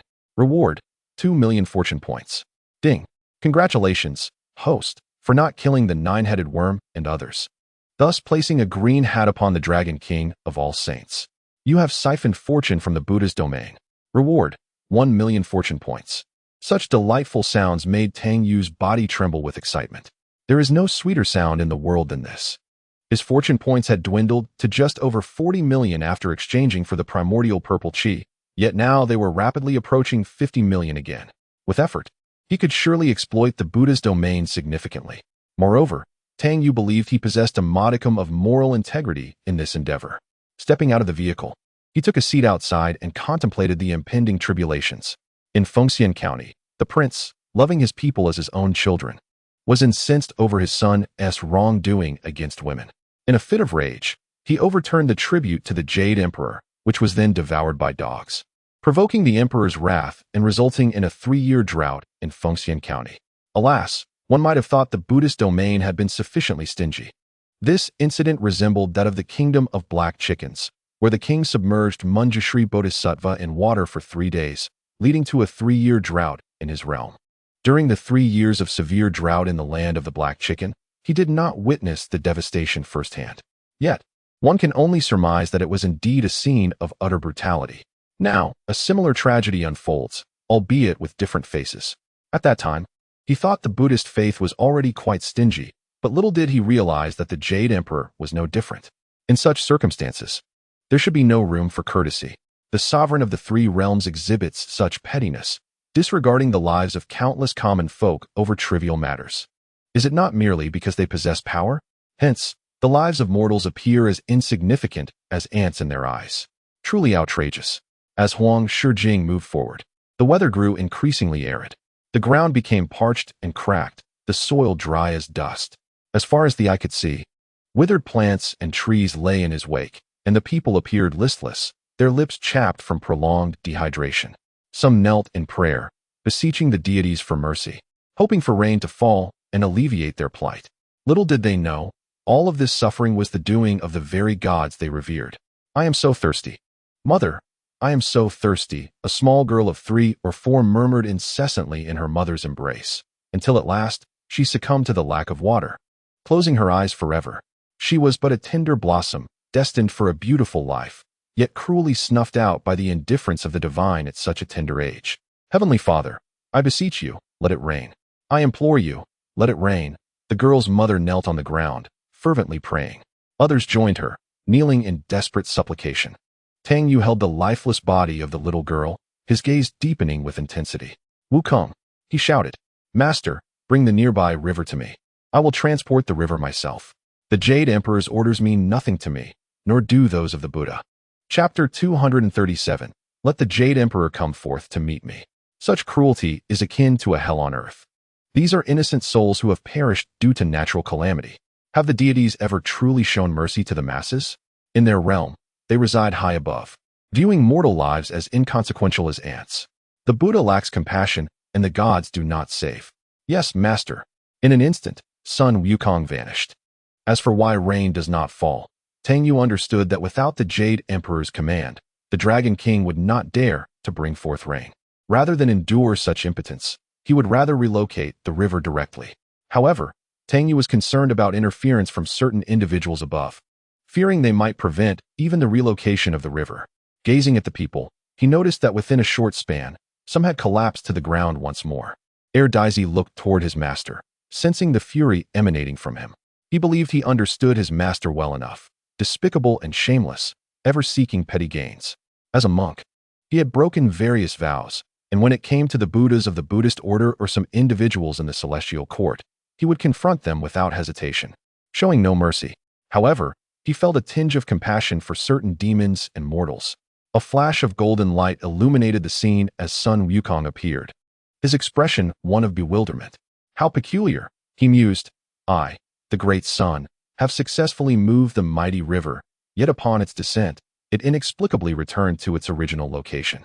He had attempted this numerous times, even preparing to drop the river in various locales, but as long as it was within this territory, it would revert to its former position. Beyond this realm, however, such phenomena did not occur. Thus, perplexed, he had no choice but to return. "Trash. A bunch of worthless trash," Tang Yu exclaimed, raising his middle finger to the heavens. As anticipated, his suspicions were confirmed. This matter necessitated a visit to the heavenly court. He dismounted from the vehicle atop Huang Shijing and climbed onto the beast. With a decisive pat, he commanded it to soar upward, aiming for the celestial realm. He hoped the Jade Emperor would show some consideration. Otherwise, Tang Yu was not averse to causing a stir. Not long after ascending, he spotted the Star of Tai Bai approaching, and he paused in surprise. It seemed that Tang Sung was once again leisurely riding a lion. He was well aware that this peculiar habit had become a nightmare for the Western heaven. Some denizens of the heavenly court were rather gleeful about it. Third brother. Third brother," Tai Bai Jinxing called out as he hastened forward. He had initially come to find Tang Sung for a cigarette exchange, but fortuitously encountered him along the way, saving considerable time. "Get lost," Tang Yu retorted sharply. Tai Bai Jinxing was taken aback. What was the matter? However, from the expression on Tang Sung's face, it was evident that his mood was far from pleasant. Having served the Jade Emperor for years, Tai Bai Jinxing had honed his ability to read the room. He could understand the Emperor's intentions with just a glance. This was precisely why the Jade Emperor placed such trust in him. "Third brother, what troubles you? You seem quite downcast," Tai Bai Jinxing asked with a sheepish smile. "The Jade Emperor sent me to fetch you for some cigarettes. and if it helps, I could offer a higher price. Consider it a favor for you. One had to admit, Tai Bai Jinxing was quite adept at navigating the social landscape. Get lost. Tang Yu cursed again. I need to see the Jade Emperor. Instantly, Tai Bai Jinxing was taken aback. The seeker of scriptures wished to meet the Jade Emperor? This was unacceptable. While the matter of rain in Fengxian County was indeed orchestrated by the heavenly court, it was only after Sun Wukong and Zhu Beiji created chaos in the Hall of Fragrance that it rained. What could Tang Xing possibly want with the Jade Emperor? Third brother, this is out of the question. You are entrusted with a significant mission, and the Jade Emperor is exceedingly busy. He has no time to meet with you. Tai Bai Jinxing said with a forced smile, attempting to dissuade Tang Xing. A meeting with the Jade Emperor was simply inconceivable. Get lost. Not a single pack. Not even one cigarette, Tang Yu retorted, urging Huang Shijing to hasten. However, just as they reached the southern heavenly gate, they were intercepted. Was he destined to cause a ruckus in the heavenly palace? To be honest, he was quite tempted to relive the thrill that Sun Wukong once experienced. Tang Xing, why do you not focus on your quest for the scriptures and instead come to my heavenly court?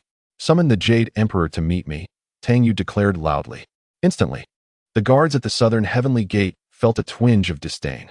Who are you to demand an audience with the Jade Emperor? Even if you are Tang Xing, entrusted with the sacred mission, such audacity is unacceptable. Meanwhile, the Jade Emperor was in his chamber, enjoying the dance of celestial maidens. On the table before him lay a fruit platter and an empty cigarette box.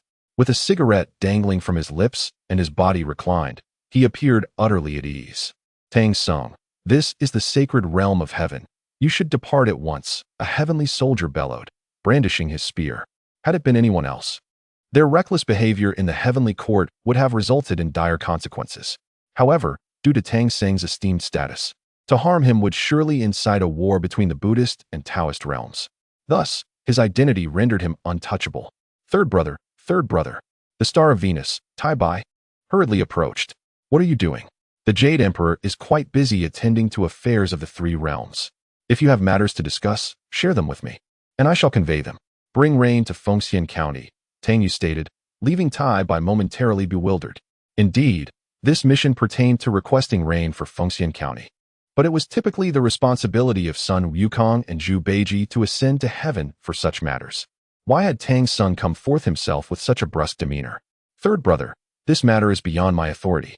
You must understand that the fates of mortals are predetermined by heaven, and we cannot interfere, Tai Bai replied, his face a mask of concern. What do you mean predetermined? Everything is dictated by your heavenly court. Tang Yu retorted with sudden laughter. In the future, do not seek my assistance. I am without even a single cigarette. Third brother, what is the meaning of this? Tang Yu snapped in frustration. What had caused Tang Xing to be in such a foul mood? Tai Bai was completely perplexed. Why was he so irate? Yet, burdened with the Jade Emperor's responsibilities, he felt compelled to procure cigarettes, especially since his own supply had run dry. Third brother, what troubles you? Speak to me, perhaps I can offer a solution, Tai Bai said, wearing a fawning smile. Was it the matter of rain for Fengxian County? Yet, it seemed excessive to be in such a rage over it. Moreover, Tai Bai did not perceive Tang Xing as a particularly benevolent individual. Leave me be. Tang Yu dismissed him, mounting his lion and preparing to descend. A pang of regret struck Tai Bai. Had he meddled unnecessarily? However, upon witnessing the plight of those in Fengxian County suffering from the drought, his heart ached with discomfort. Third brother, Tai Bai hastily pursued him. This esteemed one wishes to exchange for some cigarettes. Without uttering a word, Tang Yu rode down. Tai Bai sighed heavily. He could see that Tang Xing was in a foul mood and felt it prudent not to disturb him further at this moment. He might end up cursing himself for it and have to endure the consequences. Thus, he returned to the heavenly court. As the illustrious Tai Bai Jinxing stepped through the southern heavenly gate, the Jade Emperor immediately sensed his presence. In haste, he dispatched someone to retrieve incense. It is worth noting that he had been deprived of it for some time. In the impoverished realm of Buddhism, even the Buddha refrained from indulging, cutting off his smoke midway. Conversely, the Jade Emperor typically discarded a half-smoked stick. Such was the privilege of the heavenly court, endowed with wealth to indulge freely. Due to the discontent of Tang Sanzang, the exchange for incense was thwarted. Consequently, Tai Bai Jinxing was compelled to personally explain the situation to the Jade Emperor. Tang Sanzang's inexplicable mood had rendered him unwilling to trade even for incense, neglecting all profitable endeavors. Although he had previously shown no courtesy towards Taibai Jinxing, the latter could discern no anger in his demeanor this time. However, it was evident that Tang Sanzang was in a foul mood, which in turn affected the Jade Emperor's spirits. Taibai Jinxing lamented his predicament, feeling caught between two unsatisfactory situations. Taibai, what troubles you? The Jade Emperor emerged from his chamber. Your Majesty, Tang Sanzang has refused to exchange, Taibai Jinxing reported, casting a discreet glance at the Jade Emperor. I perceive that he is somewhat displeased. Thus, I humbly suggest waiting until his spirits lift before approaching him for the exchange. The Jade Emperor furrowed his brow. What is the meaning of this? Why is he withholding the incense? The more we discuss it, the more I crave a smoke. Without it, I feel quite unsettled. Your Majesty, I am uncertain, but it is clear that Tang Sanzang's mood is indeed quite poor, Taibai Jinxing replied cautiously. To approach him now for the exchange would surely invite rebuke. What are we to do? The Jade Emperor mused, disheartened by the lack of incense. After a brief hesitation, Taibai Jinxing revealed his own meager supply, which consisted of only 2 remaining sticks. Initially, he had intended to seize this opportunity to procure more incense from Tang Sanzang, but was unexpectedly met with rebuff, leaving him no room for complaint. The Jade Emperor seized a stick, lighting it with evident enjoyment, then commanded, "You must promptly seek out Tang Sanzang for the incense exchange. Moreover, given his sour mood, feel free to raise the price slightly to cheer him up.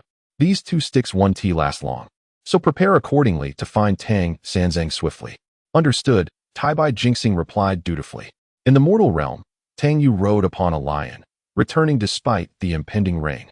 Witnessing the multitude kneeling in heartfelt supplication alongside those collapsing from thirst, he found the sight painfully stark. "Master," Zhu Beiji called out, somewhat aware of Tang Yu's intentions. Tang Yu shook his head and then turned to Sun Wukong, saying, "Wukong, how I wish you could overturn this heaven." Despite his words, Tang Yu understood the futility of such a desire. If it were to happen, chaos would undoubtedly ensue across the 3 realms. Moreover, should events escalate to a certain extent, it would not only attract the attention of the saints, even the one above would not idly watch such happenings unfold. Sun Wukong, filled with confusion, could not comprehend the meaning behind his master's words, while Tang Yu had already begun to stride forward. At the Duke's residence, upon hearing that a high monk from the Tang dynasty had arrived, the Duke personally went out to greet him. However, upon seeing Tang Yu's appearance, he paused momentarily in surprise. Was this truly a high monk from the Tang dynasty? He looked so peculiar, utterly out of place. "Amitba, I am the monk Tang Sanzang from the Tang dynasty, journeying to the west to pay homage and seek scriptures," Tang Yu proclaimed, adopting a demeanor befitting a revered monk. Were it not for his shaved head, anyone would perceive him as an esteemed holy man.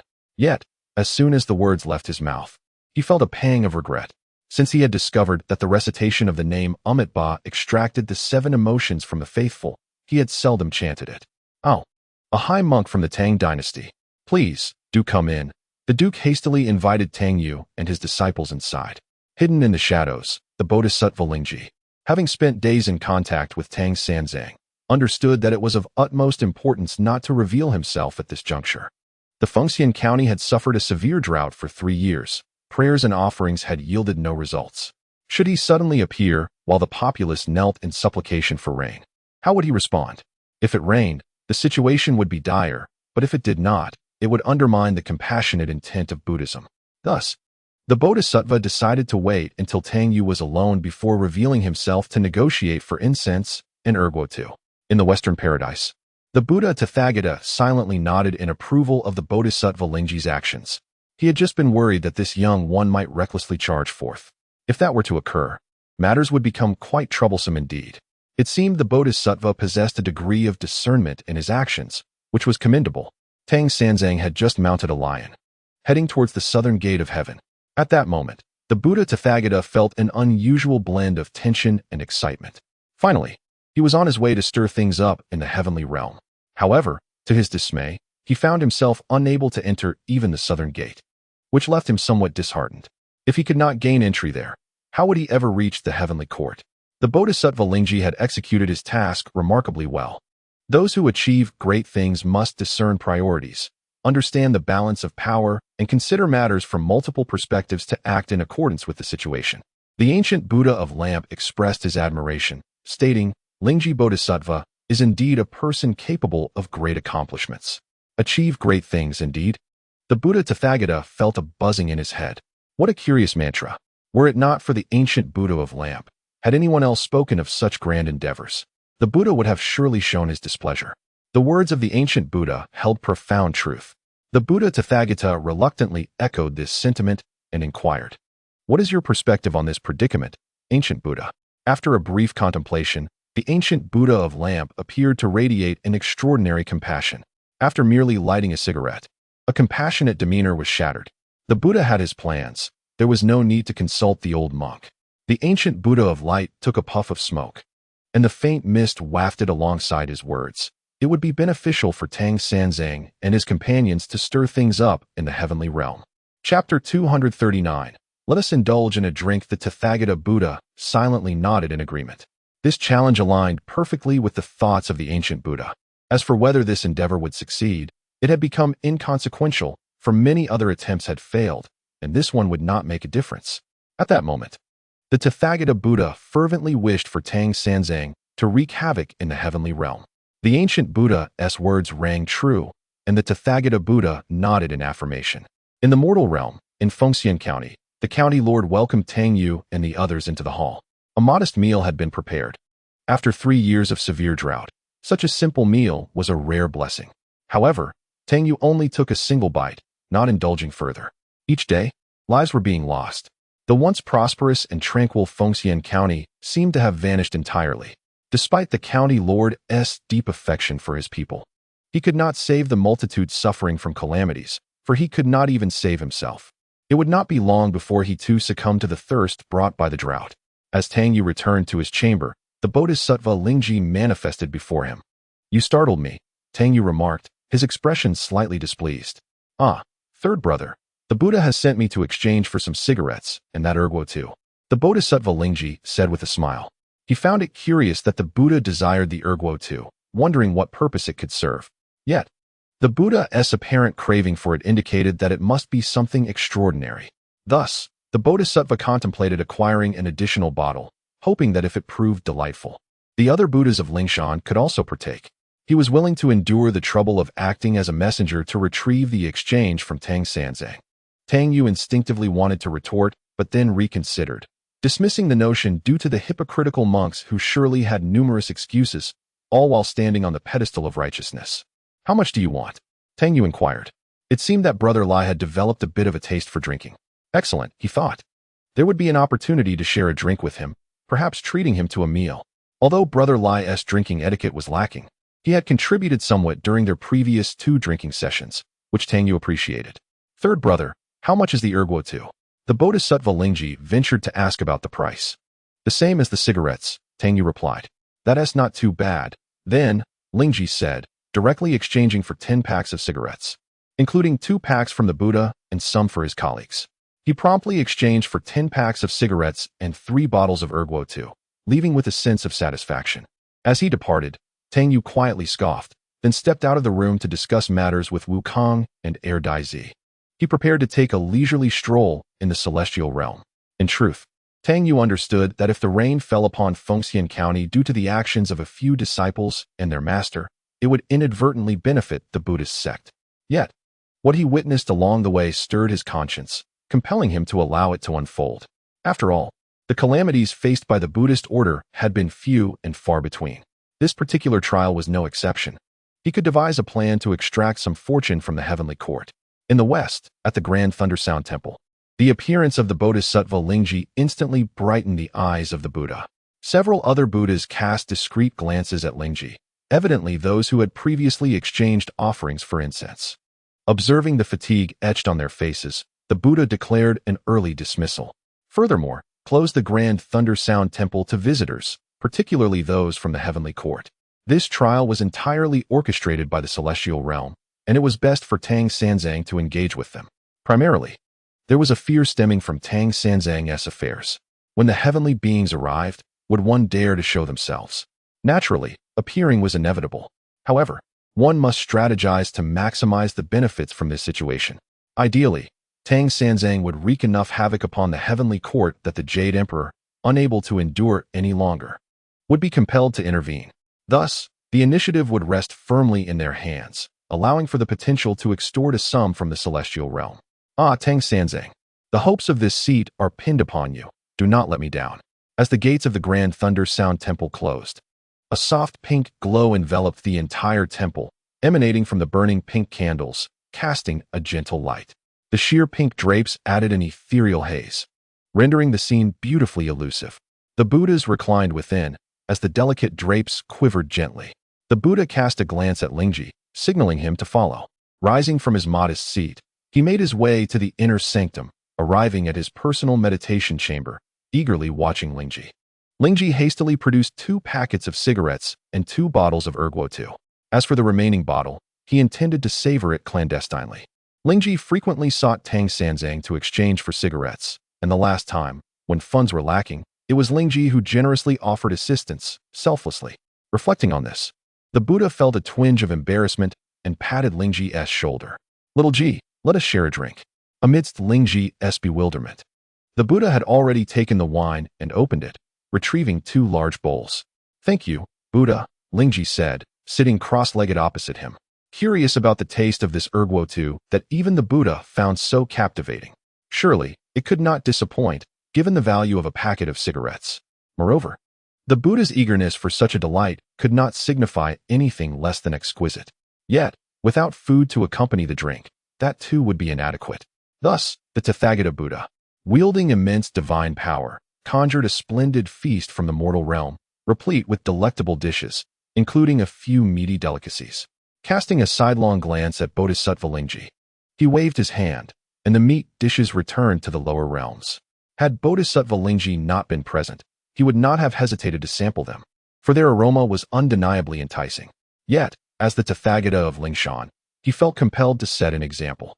Observing the bowl of liquid before him, Bodhisattva Lingji lifted it and took a tentative sip, immediately furrowing his brow and exhaling sharply. The Tathagata erupted into laughter. Ah, little Ji, I too grimaced the first time I tasted this. It is indeed a remarkable concoction. He seized the bowl, demonstrating his resolve, and downed half of it in one gulp. Rapidly following it with a couple of peanuts to temper the alcohol's potency, he noted, albeit reluctantly, that his spiritual power seemed to have subtly increased. His eyes gleamed with realization as he took another hearty swig. Thus, the Tathagata and Bodhisattva Lingji, each smoking a pipe and sipping wine, found themselves in a jovial state. Bodhisattva Lingji's cheeks flushed crimson as he belched and wrapped an arm around the Tathagata's shoulders. Buddha, rest assured, in my heart, you shall forever remain the Tathagata. Aside from you, I acknowledge no other. Chapter 240. The celestial court is ablaze. It was evident that both were somewhat inebriated. Under ordinary circumstances, Bodhisattva Lingji would not dare to embrace the Tathagata in such a manner, knowing well the potential repercussions. Little Ji, with your words, my heart finds contentment, he remarked. Belching once more, the Tathagata, his eyes beginning to glaze over, also belched and reached for another smoke. Bodhisattva Lingji, ever adept at navigating social situations, flicked his fingers, igniting a pale blue flame on his middle finger to light the Tathagata's pipe. After inhaling deeply, the Tathagata continued. Ah, I too feel weary. The pressure is overwhelming, especially with the uncertainties surrounding the journey to the west and the economic affairs of Lingshan. Buddha, there is no need for further elaboration. I understand, I truly do. Bodhisattva Lingji replied, patting his chest like a loyal confidant. During the grand elections of Lingshan, I was quite incensed with Maitreya Buddha and the joyful Buddha. How could they dare to act in such a manner while you were away? Is this not rebellion? Alas, my strength was insufficient. Had I possessed the power, I would have certainly dealt with them. Despite his words, it must be noted that he had openly supported Maitreya Buddha at the time and had covertly assisted in garnering votes for him.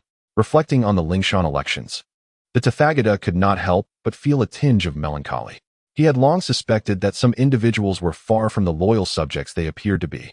If only he could devise a means to clarify matters regarding certain individuals. Enough of this, let us drink, the Tathagata declared, lifting his bowl and draining it in one go. He reached for the wine bottle, hoping to refill his glass, only to discover it was empty. No more wine, the Tathagata murmured, his gaze bleary. Unbeknownst to him, Bodhisattva Lingji had hidden a bottle away. Although slightly tipsy, he knew better than to reveal it at this moment. I went to find the third brother, who was holding 2 bottles.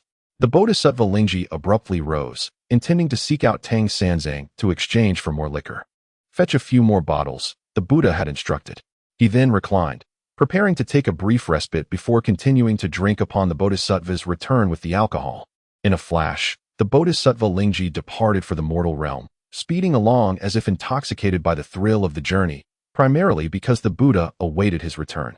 In the lower realm, Tang Yu and several disciples deliberated. The clumsy one was left behind to guard their camp, while Sun Wukong had been transformed into a smaller form and tucked away in Tang Yu's pocket. Tang Yu felt quite vexed, despite possessing formidable magical power. He found himself unable to manifest it. Once all preparations were complete, the trio set forth towards the heavenly court. To avoid unnecessary extravagance, they planned to meander discreetly, for they were already aware of the underlying issues. With determination, they headed straight for the Hall of Fragrance. It was only upon reaching the heavenly court that Tang Yu was restored to his original form by Sun Wukong. A figure soared away unnoticed, embodying the essence of the 3 pure ones. This was Tang Yu's first visit to the heavenly court, and he felt compelled to explore its wonders thoroughly. At the Hall of Fragrance, there were mounds of rice and flour, with a chicken nearby. A hook was tethered to one of the flour mounds, and not far away, a massive padlock loomed, beneath which a small candle flickered. Suddenly, Tang Yu recalled a saying from his previous life, when he had asked the heavens when he would find a partner. The answer had been to wait until the chicken finished the rice, the dog finished the flour, and the fire burned through the lock. Master, is this the rice mound and flour mound? Zhu Beiji inquired, observing their modest size, thinking he could easily devour them. Indeed, Tang Yu mused. Walking a couple of laps around the rice mound, he understood that it was protected by a forbidden technique. Even if he were to exert great power to remove it, it would simply reappear. He found himself in a quandary regarding how to deal with the rice and flour mounds. What should we do, master? Sun Wukong attempted to manipulate the padlock, yet it remained utterly unyielding, leaving him momentarily at a loss and even questioning his own strength. How could a grand figure like the great sage equaling heaven be unable to break a mere lock? Tang Yu, lost in thought, realized that his purpose in ascending was not to meddle with these items, but to find a way to bring rain to Fengxian County, adhering to the narrative. Sun Wukong and Zhu Beiji were meant to create chaos in the Hall of Fragrance, prompting the Jade Emperor to summon the Dragon King to initiate rainfall. The overarching plot remained intact, except now he had taken the lead. Wukong, I have a task for you, Tang Yu whispered to Sun Wukong, nodding in understanding. Sun Wukong vanished in an instant. Beiji, go gather some firewood. Fear not. Should anything occur, I shall bear the consequences, Tang Yu instructed Zhu Beiji. After casting a deep glance at his master, Zhu Beiji seemed to grasp the underlying meaning. Soon, Sun Wukong returned, carrying a large iron pot and an assortment of ingredients from various creatures. With the return of the foolish one, Tang Yu immediately took charge of the cooking, intending to have a meal first before addressing any matters at hand. As the fire blazed, thick black smoke billowed forth, spreading like a dragon across the sky. Outside the fragrant hall, some guards rushed in to investigate, only to see Sun Wukong and promptly flee to report to His Majesty. The monk seeking scriptures had ascended to the heavens, where he was preparing a meal in the fragrant hall. Your Majesty, it is dire news, one guard exclaimed. What do you mean dire? Retorted the Jade Emperor, who was seated on his dragon throne, his brow furrowed with mild concern. His worries primarily stemmed from the smoke dissipating. Meanwhile, Tang Sanzang was in a foul mood, making it unwise for Tai Bai Jinxing to approach him, lest he incur his wrath. What is the matter? Inquired the Jade Emperor. Tang Sanzang is in our heavenly realm, Tai Bai Jinxing exclaimed. The Jade Emperor abruptly stood, interrupting him. What did you say? Tang Sanzang has come to our heavens? Splendid. He then instructed Tai Bai, quickly, go find Tang Sanzang and exchange for some incense. With that, the Jade Emperor produced the last cigarette, eager to indulge. He had refrained from smoking it for the sake of conserving it, but with Tang Sanzang's arrival, the opportunity for an exchange was perfect. In the Jade Emperor's estimation, Tang Sanzang would surely be loitering outside the southern heavenly gate, as the guards would not permit him entry. Suddenly, the assembly of deities turned their heads towards the fragrant hall, noticing wisps of blue smoke wafting through the air. Has the heavenly palace caught fire? No, Your Majesty. It is Tang Sanzang. He and Sun Wukong are inside the fragrant hall, cooking, a guard hurriedly reported. The Jade Emperor's figure flickered, and he hastened towards the fragrant hall. Cooking in my fragrant hall? This is utter nonsense. Though he was already aware of the chaos caused by Sun Wukong and Zhu Beiji, it was excessive for Tang Sanzang to lead such a debacle in the fragrant hall. Tang Sanzang. The Jade Emperor's figure materialized within the hall, and he bellowed with authority. Upon entering the fragrant hall and witnessing the scene before him, the Jade Emperor was nearly struck senseless. What had he turned his fragrant hall into? A kitchen? Tang Sanzang, Sun Wukong, and Zhu Beiji were feasting on a sumptuous array of delicacies. Tang Sanzang even produced a small bottle emblazoned with 5 prominent characters, Red Star, Erguo 2. The 3 of them were indulging heartily in their revelry. Most absurdly, a chicken was simmering in broth, and a dog was also being cooked. Due to a previous incident where drinking with the monkey had nearly cost him his life, Tang Yu had only poured a small amount for Sun Wukong this time, knowing that the monkey could become unruly when intoxicated. Upon seeing the Jade Emperor, Zhu Beiji instinctively attempted to rise and prostrate himself. For after many years as the marshal of the heavenly canopy, he still felt a tremor of awe in the presence of the Jade Emperor. However, upon witnessing his master and senior brother indulging in a lavish feast, seemingly indifferent to the presence of the Jade Emperor, Zhu Beiji remained unmoved, feeling disregarded. Tang Sanzang. The Jade Emperor bellowed once more, urging them to partake in the meal. Tang Yu waved his hand and remarked, "Oh, Emperor, where did you procure this chicken? Its flavor is exquisite, and this little black dog is also quite delightful." He picked up a dog leg, savoring it with grease coating his lips, and took a sip of wine, exhaling contentedly, wearing an expression of sheer enjoyment. The Jade Emperor swallowed hard, inquiring, "Is that so? Let me have a taste." As the words escaped his lips, he realized the impropriety of such a thought. "How dare you cause a ruckus in my fragrant palace?" he thundered. He had braced himself for the chaos that Sun Wukong and Zhu Beiji might unleash in the fragrant palace. Yet, events unfolded in an utterly unexpected manner. No one anticipated that Tang Sanzang, despite being merely a mortal, would clandestinely ascend to the heavens alongside them. Despite his status as an ordinary human, the recent series of events had transformed the entire journey to the west into utter disarray. Compared to Sun Wukong and Zhu Beiji, the Jade Emperor felt a peculiar fear towards Tang Sanzang. He had witnessed the havoc wreaked upon the Buddhist realm, turning it into a veritable nightmare for countless Buddhas. Did he too have to tread the same path towards the west? The thought alone was terrifying. While he held no fear of Sun Wukong and Zhu Beiji, Tang Sanzang was another matter entirely. His identity as a seeker of scriptures rendered him untouchable. Why not simply induce rain upon Fengxian County, allowing him to descend and continue his disruption of the Buddhist order? Surely, that would prove most entertaining. Yet, Tang Sanzang's audacious ascent to the heavens stirred confusion within the Jade Emperor. In his perspective, it was inconceivable that Tang Sanzang possessed such a benevolent disposition. "Care for a drink?" Tang Yu burped and continued to inquire, oblivious to the Jade Emperor's grim demeanor. The Jade Emperor paused, then turned to Sun Wukong. "Sun Wukong, after your tumultuous rebellion in the heavenly palace, you were imprisoned beneath the 5-Finger Mountain, and only with great difficulty were you liberated to escort the scripture seeker to the west to pay homage to the Buddha and seek wisdom.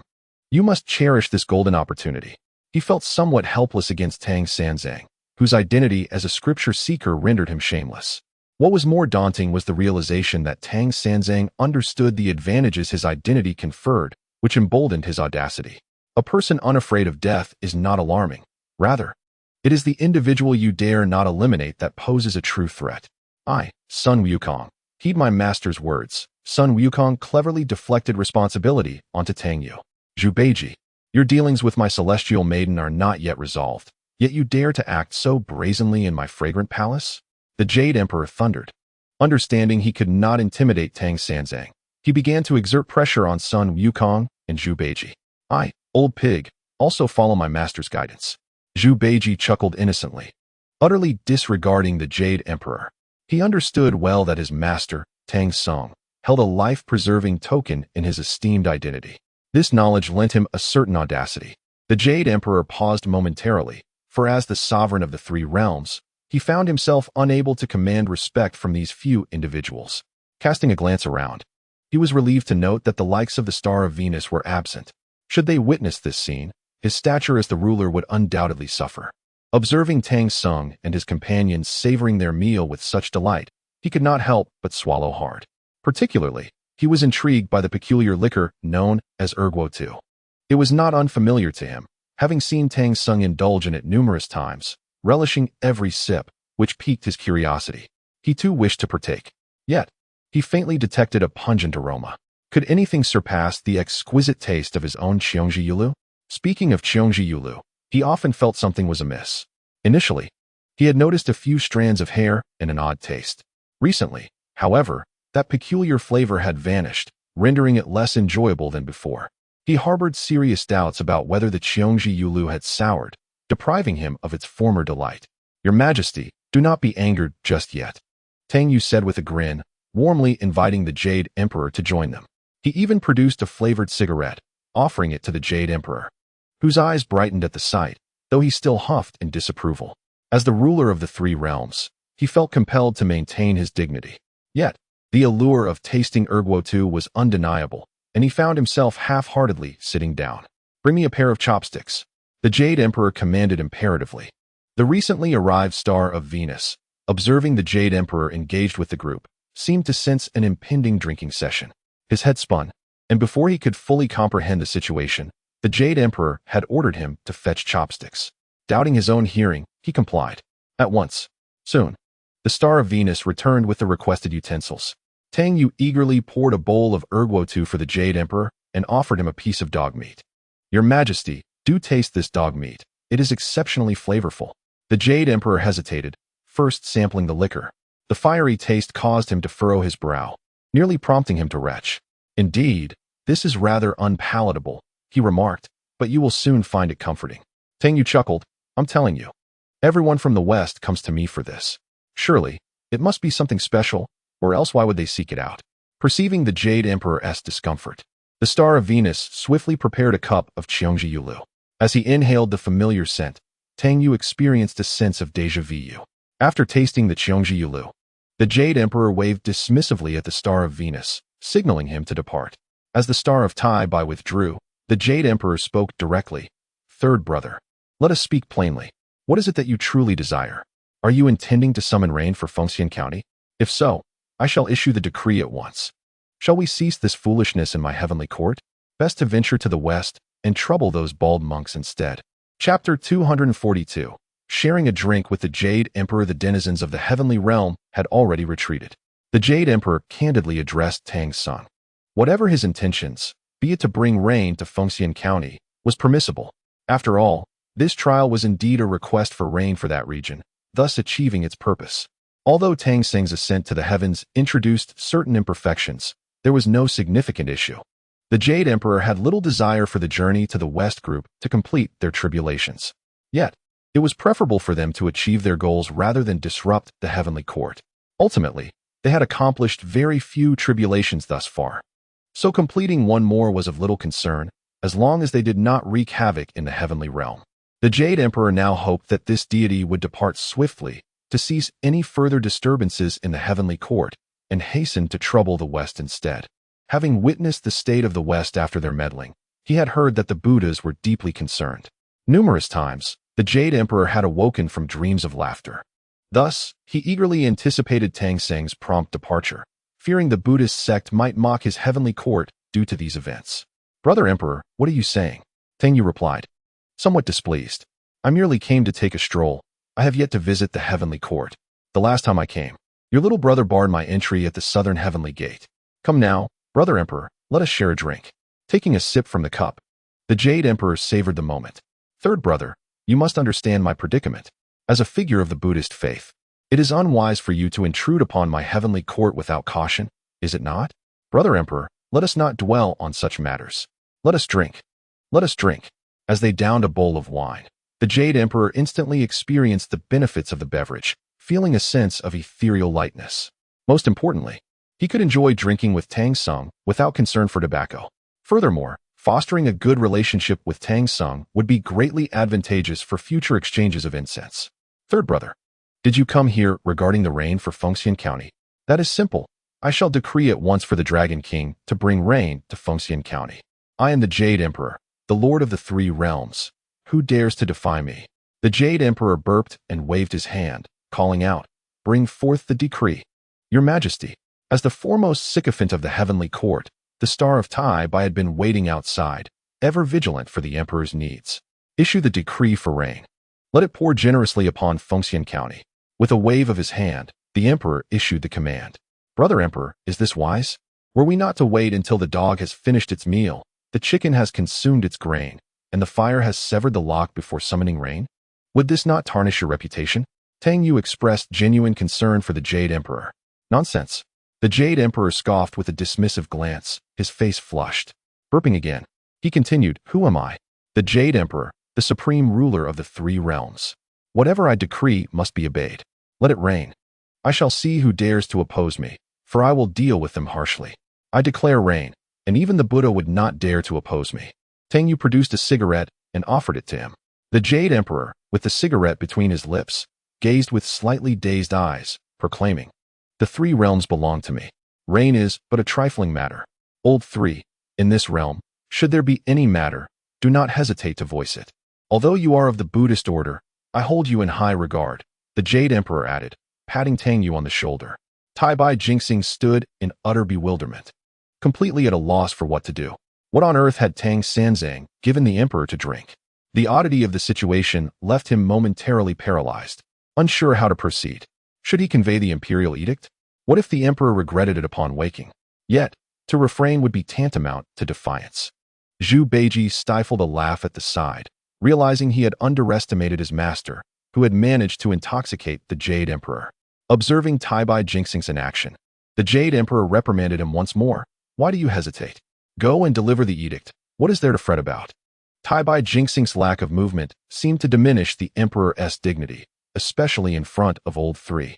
Having boasted moments ago, he now found his words lacking efficacy. "As you command." Tai Bai Jingxing finally snapped back to attention, hastening to find the Dragon King to convey the Emperor's decree for rain. "Old Three, do you see how effective I am? Who would dare disobey? Ha! Those who do not heed my word shall face dire consequences," the Jade Emperor proclaimed, thumping his chest with pride. However, his intoxication rendered his face flushed and his gaze somewhat unfocused, diminishing his usual grandeur. "Your authority is undeniable," Tang Yu acknowledged, giving a thumbs up. "You are the sovereign of the three realms. Before you, none can stand. Indeed, before me, none can prevail, for the three realms are mine." The Jade Emperor mused, lifting his bowl for another drink. Noticing his cup empty, Tang Yu kindly refilled it. "Let us not discuss anything else, merely drink." Tang Yu urged the Jade Emperor. "In the future, should any matters arise, you may confide in me. In matters concerning the three realms, I still have a voice." The Jade Emperor thumped his chest in assurance. How is this any different from the Buddha? A bit of drink, and suddenly no one is worthy of his regard. His decorum leaves much to be desired, Tang Yu quietly scoffed. Tai Bai Jingxing swiftly relayed the Emperor's edict to the Dragon King of the East Sea. As the torrential rain began to fall, the people of Fengxian County were engulfed in a stupor, with some even kneeling and bowing in gratitude for the heaven's mercy. Amidst their cheers, the beings of Ling Mountain also rejoiced. "Ha ha! It has come to fruition. Finally, we have achieved this great endeavor." The atmosphere in the Great Thunder Sound Temple was electrified with fervent celebration. Yet, where was the Buddha? Such an event could not transpire without him. The ancient Buddha of Light promptly dispatched Manjushri Bodhisattva to summon the Buddha. Now that a significant event had occurred, it was only fitting that the Buddha share in the joy. Even Maitreya Buddha and the ancient Buddha of Light produced the fireworks they had once acquired, preparing to set them off in celebration. Manjushri Bodhisattva arrived at the meditation chamber of the Buddha, calling out twice, yet the Buddha remained unresponsive. After a brief moment of hesitation, he pushed open the door to the meditation room. Instantly, a strong aroma of smoke and alcohol engulfed him, causing Manjushri to cough a couple of times. Inside the chamber, remnants of vegetarian dishes littered the floor, along with 2 bottles carelessly discarded. As for the Tathagata, he lay sprawled on the ground, deeply asleep, clutching a bowl in his arms. His mouth agape, he snored loudly, reminiscent of distant thunder. What was happening? Manjushri felt somewhat bewildered. "Buddha, Buddha, wake up, he urged, attempting to rouse him. After all, a significant event had transpired, one worthy of joy, and it was only fitting that the Buddha share in this happiness. Most importantly, the fireworks were yet to be set off, awaiting the arrival of their principal guest. Just then, the Tathagata burped, groggily opened his eyes for a fleeting moment, then rolled over and fell back asleep, mumbling, "Where's the wine?" Chapter 243. Celebratory Fireworks. Manjushri was left utterly at a loss, unsure of how to proceed. The Buddha had clearly overindulged. What had transpired? Who had he been drinking with to render him in such a state? "Buddha, wake up, it's me, Manjushri," he called out several more times. "Get away. Don't disturb me.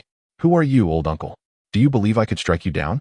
The Tathagata mumbled before drifting back to slumber. Seeing this, Manjushri realized that he might not be able to awaken him. Moreover, the Buddha being inebriated posed a risk. If he were to become unruly, it would be a tragic misfortune for him. Thus, Manjushri retreated and sought out the ancient Buddha of light. At that moment, the ancient Buddha was leading a gathering of other Buddhas, all prepared to ignite the fireworks and celebrate. "Esteemed Buddha, the Tathagata has had too much to drink," Manjushri reported. "Too much to drink?" The ancient Buddha paused, seemingly grasping the situation. No wonder he had suggested they finish early. It turned out he had been involved in a secretive drinking affair. Yet, it was rather surprising for the head of the Western paradise to indulge in alcohol. "Let us not dwell on this. I shall attend to it," he stated, cautioning against spreading the word. After all, the Buddha's inebriation could easily lead to chaos in the spiritual realm. It is well known that contagion can be quite alarming. However, the ancient Buddha understood the rationale behind the Tathagata's indulgence. As the leader of the Western paradise, he bore the weight of numerous responsibilities, including the incessant tribulations faced during the journey and the troubling incident of the stolen treasures from the Lingshan. The burden resting on the somewhat portly shoulders of the Tathagata was indeed considerable. Thus, his desire to quell his sorrows with a drink was, in a sense, comprehensible.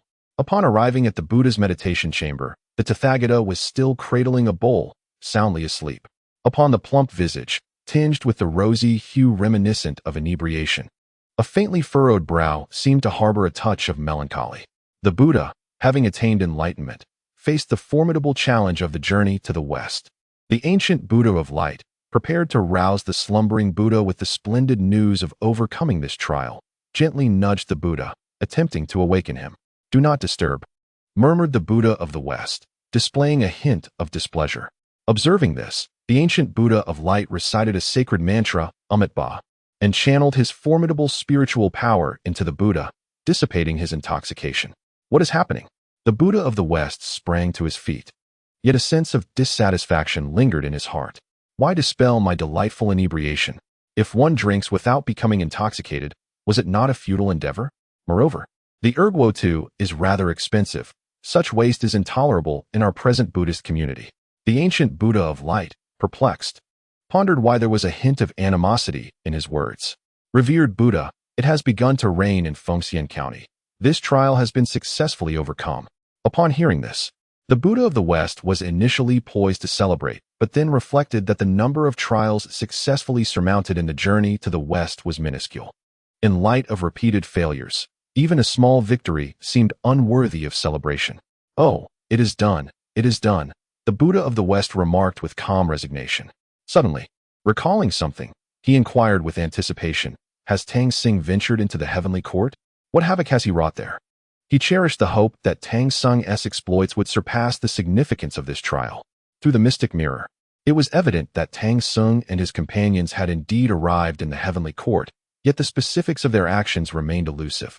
The ancient Buddha of light explained, "The mystic mirror can only perceive the affairs of the mortal realm, and certain places, such as individual sanctuaries, remain beyond its reach."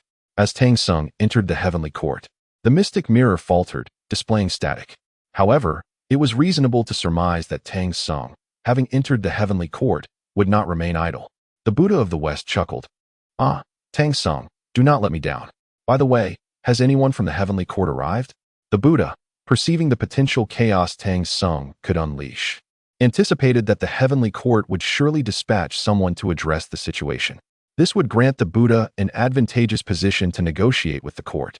"Isn't it delightful to buy some cigarettes?" Suddenly, the Buddha recalled, "What did you just say? It is raining?" The realization struck him. Did this imply that Tang Sung had not caused significant upheaval in the heavenly court? He had been awaiting visitors from the heavenly court, which should not have been the case. "Yes, revered Buddha, it is indeed raining." Thus, this trial has been successfully overcome, the ancient Buddha of light observed. Casting a curious glance at the Buddha of the West, who seemed momentarily confused despite the earlier announcement.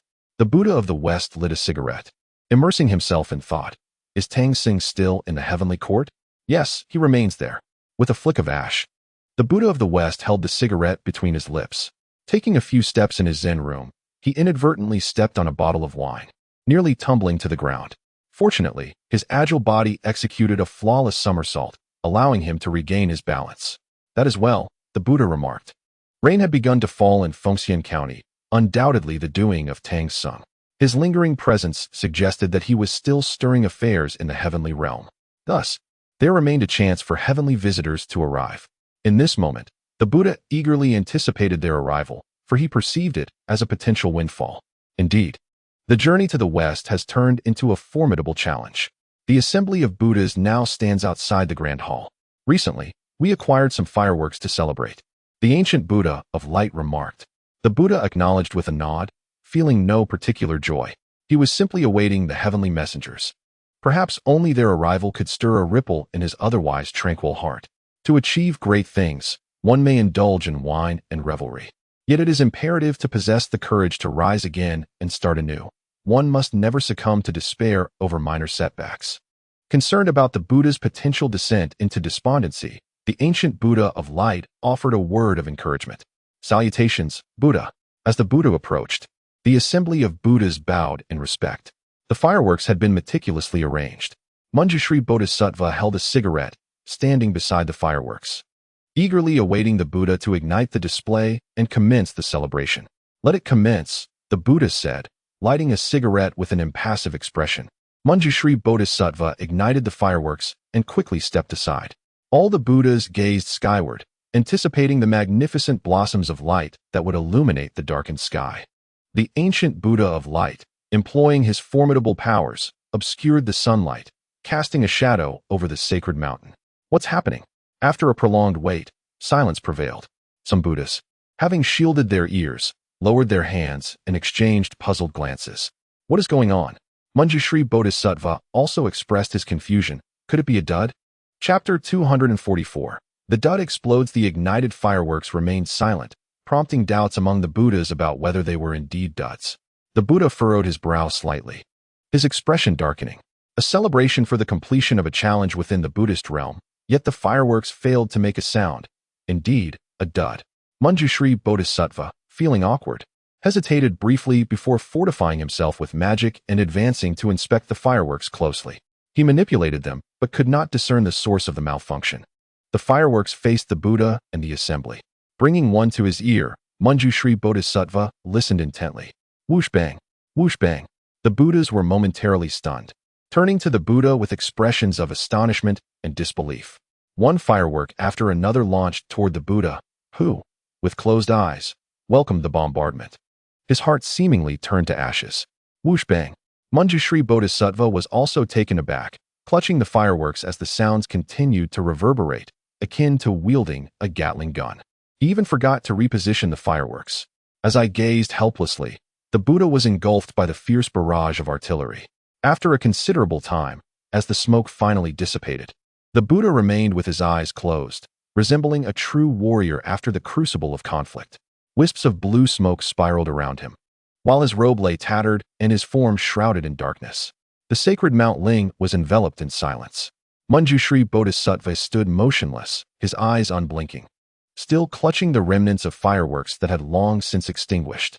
The ancient Buddha of light hastily turned his head, silently reciting a mantra, Amitba, Amitba.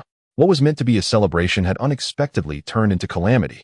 The ancient Buddha even resorted to his formidable powers to shield the sun over the entire sacred mountain. A faint cough escaped the lips of the Buddha, accompanied by a puff of black smoke. His form, now entirely obscured, was unrecognizable. Fortunately, as a being of near saintly attainment, he endured. A mere mortal would have surely perished under such bombardment. Buddha, forgive us, Manjushri Bodhisattva exclaimed, snapping out of his stupor, discarding the remnants of the fireworks, and kneeling upon the ground. None could have anticipated such an event, especially not someone like Manjushri, who was well versed in artillery. He inspected the unfired fireworks, finding no fault in them. Yet, the fact that the cannon had been aimed at the Buddha was undeniably amiss. The Buddha coughed once more, opened his eyes, and revealed a bright smile, exposing his pearly white teeth. "Very well," he uttered in a low voice. But it was clear to all that something was amiss in his tone, particularly to the trembling Manjushri, who braced himself for a reprimand.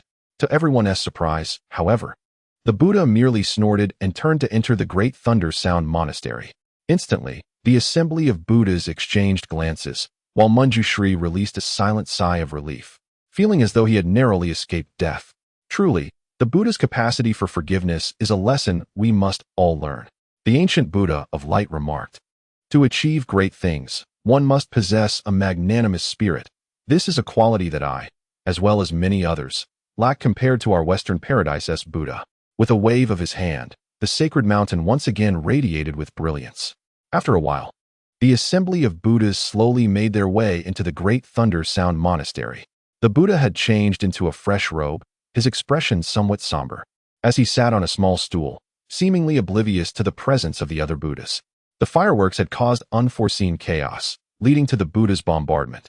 Manjushri, feeling somewhat guilty, took the initiative to offer the Buddha a cigarette, perhaps out of embarrassment or fear of reprimand. In the heavenly realm, the Jade Emperor and Tang Yu were merrily indulging in drinks, calling each other Emperor Brother and Old Third with great familiarity. Should the bright star of Venus have intervened, the Jade Emperor would have immediately sworn brotherhood with Tang Yu. "Old Third, in the future, whenever you have nothing to do, come to my heavenly abode and witness how I shall entertain you. You did not inform me of your arrival beforehand. In the future, do let me know in advance. We cannot afford such cold receptions, can we? It feels like a slap to my face." The Jade Emperor's face flushed crimson, punctuated by occasional belches as he gestured animatedly while holding a cigarette. "Here, we have an abundance of food. The three realms belong to me. Just tell me what you wish to eat, and if it is not here, I shall send someone to procure it for you." He sprawled over the shoulders of the celestial silver star, yet continued to boast alongside Tang Yu. The sovereign power of the ruler of the three realms was vividly displayed at that moment. He assured Old Third that he must be properly entertained on his next visit. As a ruler of the three realms, it was unacceptable to allow a guest to sit on the floor and partake of only simple fare. Was that not a humiliation? "Brother, when I come again, let us enjoy some drinks together," Tang Yu said, feigning drunkenness while remaining entirely clear-headed. The rain had already fallen in Fengxian County, and it was time to ensure the Jade Emperor had his fill of drink. It was also time for him to depart, allowing his other self to act unencumbered. "Old Third, the Emperor is waiting for you," the Jade Emperor belched again. "Go now, my dear brother, get some rest. I still have scriptures to fetch. I cannot afford any delays." Tang Yu leaped onto Sun Wukong's back. "Emperor, I am leaving now. I must go." "Hey, Old Third, what are you doing? Get down. Why should anyone carry you? I will have someone drive you," the Jade Emperor called to the flabbergasted Tai Bai Jinxing. "Go, bring my dragon carriage." Tai Bai Jinxing stood frozen in place, utterly at a loss. His Majesty intended to send Tang Sanzang off in a dragon carriage? Fortunately, at a crucial moment, Tang Yu spoke up. "Emperor, that will not be necessary. I will have Wukong carry me. With a swift leap, I shall arrive at my destination. Do not worry." He patted Sun Wukong, signaling that they could depart. "Emperor, I am leaving now. I must fetch the scriptures. Rest well, rest well." "Ah, Old Third, Old Third."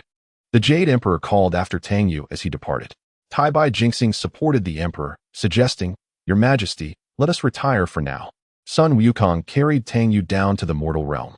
As for what transpired in the heavenly court afterwards, it was of no concern to Tang Yu, for all eyes were upon Sun Wukong as he bore a mere mortal down below. Thus, should anything occur, he would not be implicated. In the mortal realm, Fengxian County erupted in jubilant cheers as everyone reveled in the downpour. With the return of Tang Yu and his companions, the county lord hurriedly shared in their joy. After 3 years of severe drought, rain had finally graced the land. The drunken visage of the heavenly court had vanished entirely. Tang Yu congratulated the county lord. "By the way, holy monk, not long after you left, someone came looking for you, claiming to be the Bodhisattva Lingji from the Western Paradise."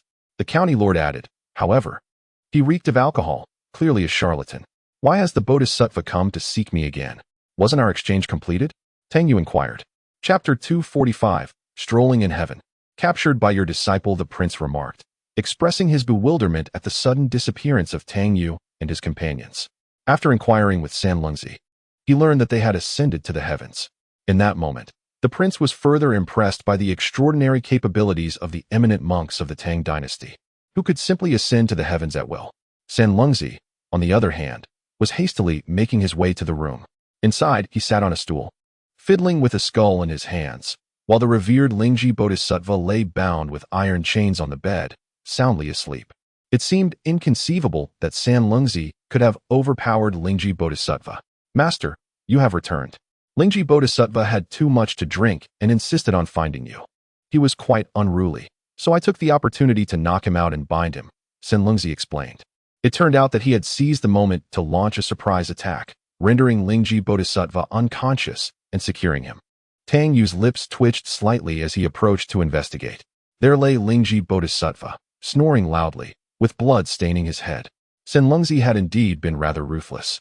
Xiao Ji, Tang Yu called out, preparing to rouse Lingji Bodhisattva while simultaneously attempting to loosen the chains around him. What was Sanlungzi thinking? Did he believe mere iron chains could restrain such a being?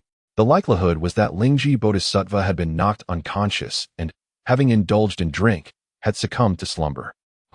Sangu? Lingji Bodhisattva stirred, appearing somewhat dazed. "What happened? My head aches." "Xiaoji, what is going on?" Tang Yu commanded Dai Zi to fetch a cup of water. After drinking, Lingji Bodhisattva's bewildered expression seemed to clear a bit. Rubbing his head, he pondered, "What was I doing here? What happened?" He had forgotten, seemingly unable to recall how he ended up in this predicament. "I don't know why I came here." Lingji Bodhisattva confessed, vaguely remembering drinking with the Buddha Tathagata, but the details were elusive. Why does my head hurt so much?" he exclaimed, casting a furtive glance at Sanlungzi. Tang Yu, maintaining his composure, replied, "Weren't you drinking?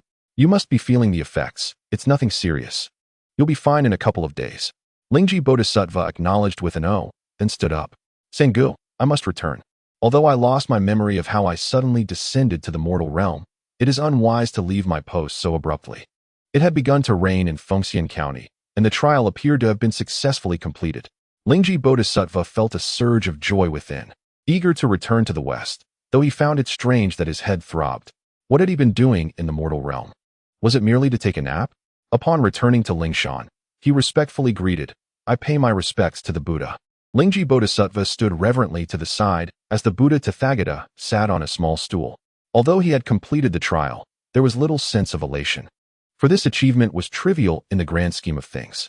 Since the inception of Journey to the West, it has encountered numerous tribulations. A series of setbacks, followed by an occasional triumph, brings little joy, for greater challenges loom ahead. The multitude of Buddhas in the Western paradise exchanged glances. To them, the successful navigation of a calamity was a cause for celebration. Yet, the Buddha's countenance remained clouded with sorrow. Was it perhaps the unexpected incident during the fireworks celebration that dampened his spirits? Little did they know that the Buddha's melancholy stemmed from the absence of celestial beings. In his view, Tang Sung should have summoned a grand display for the heavenly court, providing him with an opportunity for some clever maneuvering. However, the Buddha soon realized he had erred in placing his hopes upon Tang Sung. "What prowess do you possess to confront the Buddhist realm?" It was folly to have harbored such expectations. Suddenly, a voice resonated in the Buddha's ear. He hastily extinguished the remaining half of his cigarette, preserving it carefully. Though he had already exchanged for 2 packs, the economic concerns of the Western paradise allowed no room for waste. In a flash, he appeared amidst the chaos. "I pay my respects to the 2 sages," he greeted. "What news of the calamities in Journey to the West?" asked the sage, Zhuan-Ti. The Buddha's expression turned grave as he replied, "I report to the sages that due to unforeseen variables, the number of completed calamities is regrettably few. The recent trial in Fengxian County proceeded relatively smoothly. We are diligently investigating these variables." Jia-in interjected, "The affairs of Journey to the West require your utmost attention. I believe that even in the presence of these variables, as long as we are prepared, they will prove inconsequential." "Are you suggesting that I am incompetent?" "Preparedness? Are you jesting? How can one prepare when the opponent's strategies remain unknown? Countless times, I believe my preparations were sound. Take, for instance, the calamity at Baibo Pond, which seemed assured. Yet, at a crucial moment, the adversary withdrew. What recourse is there? Indeed, I shall endeavor to facilitate the completion of each calamity, the Buddha conceded, suppressing his dissatisfaction. Regardless of his feelings, it was imperative to find a way to ensure the completion of the journey to the West tribulations. Jia spoke solemnly. Even if it requires sacrificing all the strength of the Buddhist realm, we must ensure the completion of journey to the West. At these words, the Buddha's gaze flickered momentarily. The implication was clear. Your demise is inconsequential, but the journey to the West must be fulfilled. Humph. The Buddha understood that the tribulations of journey to the West were not merely a matter of repaying the celestial merits. The paths of Jia and Zhuan were intricately connected to the journey to the West, which is why they were so invested in its outcome. The Buddha silently huffed, but respectfully replied, "Very well. We shall continue our investigation into the variables. You may depart." He bowed and returned to the Western paradise. His expression shadowed, as if lost in contemplation. In the heavenly court, Tang Yu wandered through the heavenly realm, shrouded in the veil of the celestial mechanism formation, employing his stealth technique. Approaching him was Li Tianwang, who held a rather peculiar bowl, its jagged edges displayed prominently. With a commanding stride, he exuded an air of authority, yet the bowl in his grasp lent an oddity to his imposing presence. Inexplicably, Tang Yu felt a compulsion to toss some wealth into that bowl. Remarkably, with such demeanor, if he were to join the beggar sect under Maitreya Buddha, he would undoubtedly be regarded as an esteemed disciple or even an elder.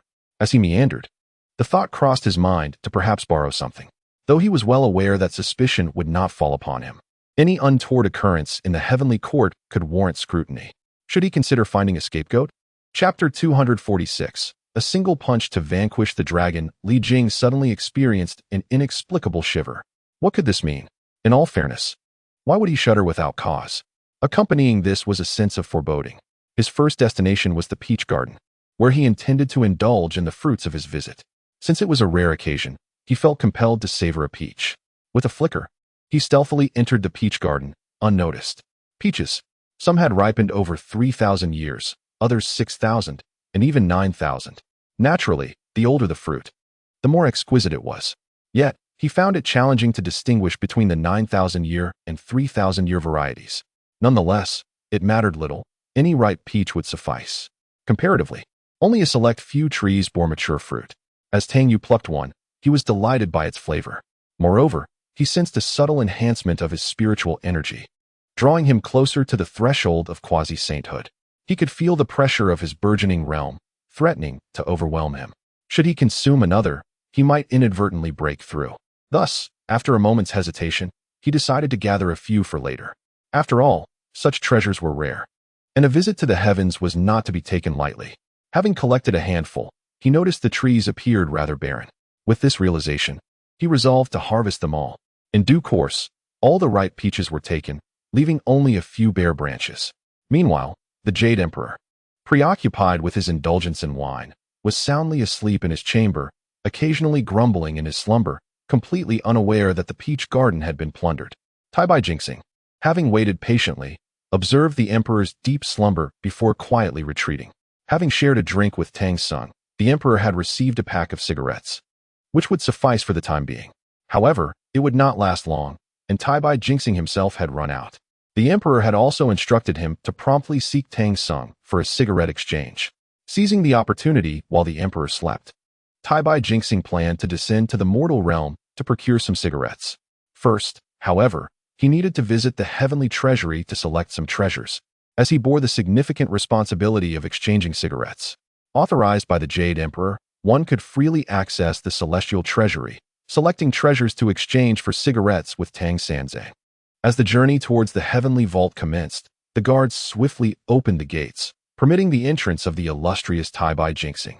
Yet, unbeknownst to all, a shadow silently glided in behind him. After a cursory selection of seemingly unimpressive magical artifacts, Tai Jinxing exited, preparing to descend to the mortal realm to barter with Tang Sanzang for cigarettes. Originally intending to meander through the heavenly treasury, Tang Yu had not anticipated such ease in following Tai Jinxing inside. Truly, the celestial vault surpassed even the Buddhist treasury in opulence. Could all be taken? No. That would be an affront to decency. Moreover, this was the emperor's domain, a place of reverence. After surveying the treasures, Tang Yu resolved to take just over half. reasoning that since these items were forsaken by the heavens, their abandonment constituted a waste. Thus, he retrieved the limitless Qian Kuan bag, previously used to deplete the Buddhist treasury, and proceeded to gather half of the celestial treasures. Tang Yu felt quite benevolent in his actions. He had already sensed the protective formations within the heavenly treasury, requiring the concerted efforts of several guards to dismantle. This was confirmed upon Tai Bai jinxing sentry. However, this posed no challenge for Tang Yu. With 200,000 fortune points, he exchanged for a forbidden spirit talisman and boldly exited, unnoticed. He even waved at the guards, as if bidding them farewell. Suddenly, he was struck by an unpleasant aura, Xianglong Luohan. Due to the Buddhist sect's inability to provide funds for his release, the heavens continued to detain him. Now tending to the celestial steeds, his robe was tied at the waist, sleeves rolled up, diligently laboring in service to the Jade Emperor's heavenly steeds. The once mighty Xianglong Luohan had fallen to such a plight. During moments of respite, he would gaze towards the western heavens, yearning for a familiar figure to rescue him. Yet silence reigned, as if he had been entirely forgotten.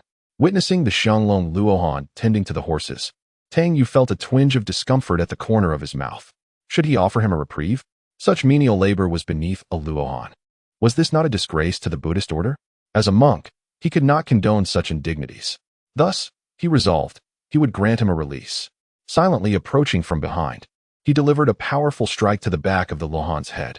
Even in a fair confrontation, Tang Yu could have dispatched the Xianglong Luohan in an instant. And so it was that the Luohan's form was obliterated without a sound. Yet, Tang Yu refrained from extinguishing his essence entirely, leaving a fragment of his true spirit intact. The western heavens awaited. Seated upon a humble wooden bench, the Buddha of enlightenment suddenly rose to his feet. He felt an instantaneous awareness of the demise of the dragon subduing Arhat, which evoked a quiet, sardonic smile within him. Initially, he was uncertain how to address the situation concerning the Arhat.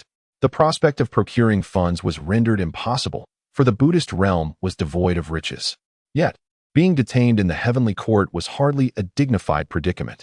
With the passing of the dragon subduing Arhat, the Buddha could now confront the Jade Emperor with renewed vigor, transforming his passivity into assertiveness. For an extended duration, he had refrained from meeting the Jade Emperor, primarily due to this very matter. Now, however, the sacrifice of the dragon subduing Arhat had ultimately enabled the Buddha to reclaim his stance. What has transpired, Buddha? Inquired the ancient Buddha of illumination. The dragon subduing Arhat has perished, the Buddha replied with a huff. The heavenly court dares to show such disrespect, wantonly harming the followers of the Western paradise. I shall demand an explanation from the Jade Emperor. With that, the Buddha, brimming with urgency, rushed forth. As he stepped out of the great Thunder Sound Temple, a grin involuntarily spread across his face.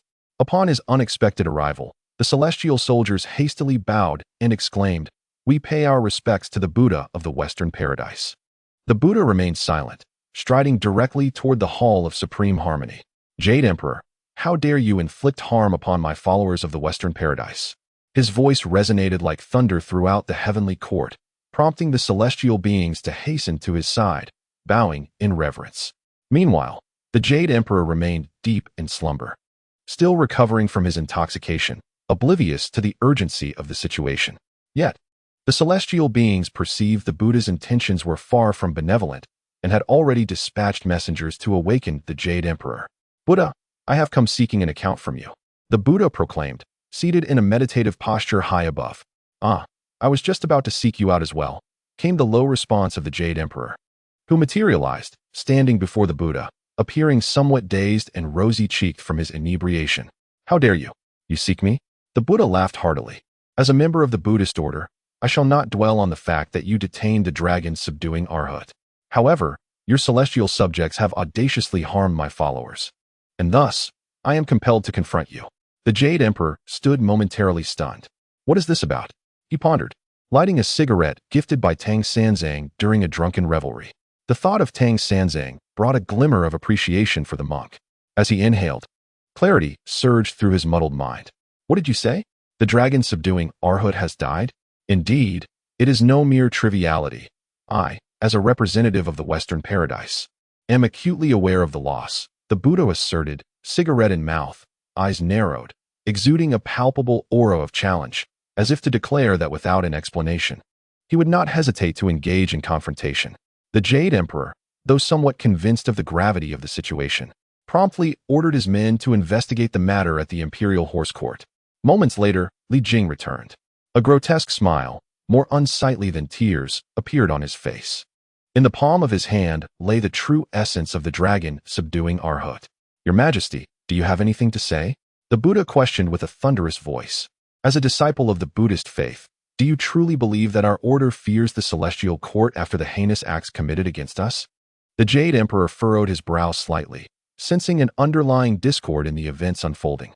Although he had dispatched the dragon subduing Arhut to the Imperial Horse Stable, where he would tend to horses, the celestial beings would never harm him. The Jade Emperor himself would not resort to such actions, for he was acutely aware of the despicable nature of the Western Buddhist sect. If the dragon subduing Arhut were to perish, the shameless Buddhist order would undoubtedly retaliate. Thus, the apparent humiliation of making the Arhut tend to horses was merely a facade.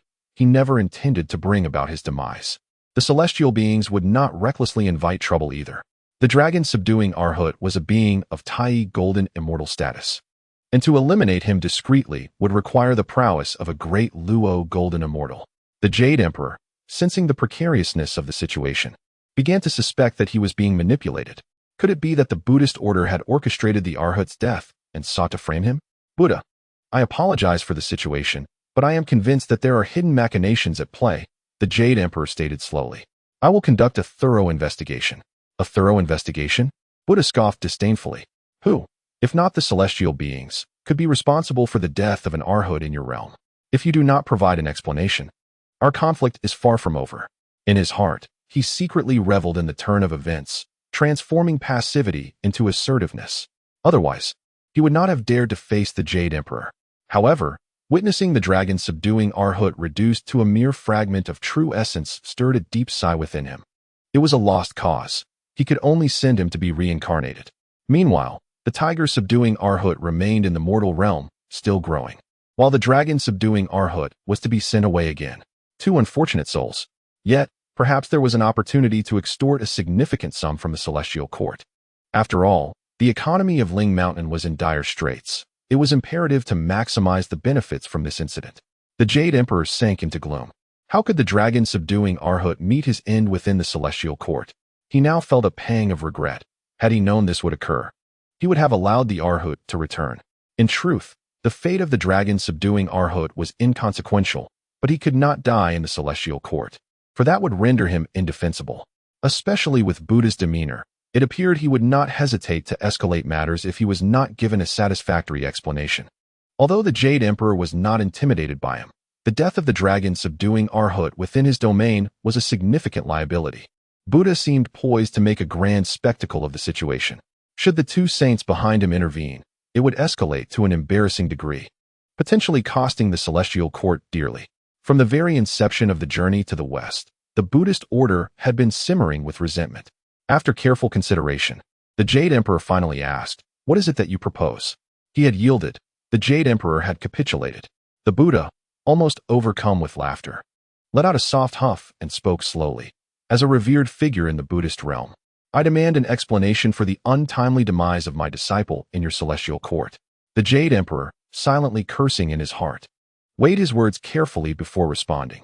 "In light of the events concerning the dragon subduing Arhut, I must acknowledge that, regardless of whether it was one of my celestial subjects at fault, I bear a portion of the responsibility."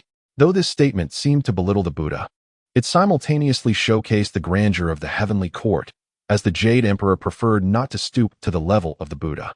The Buddha discerned the underlying meaning of the Jade Emperor's words, yet the prospect of extorting a fortune from the heavenly court was too enticing to ignore.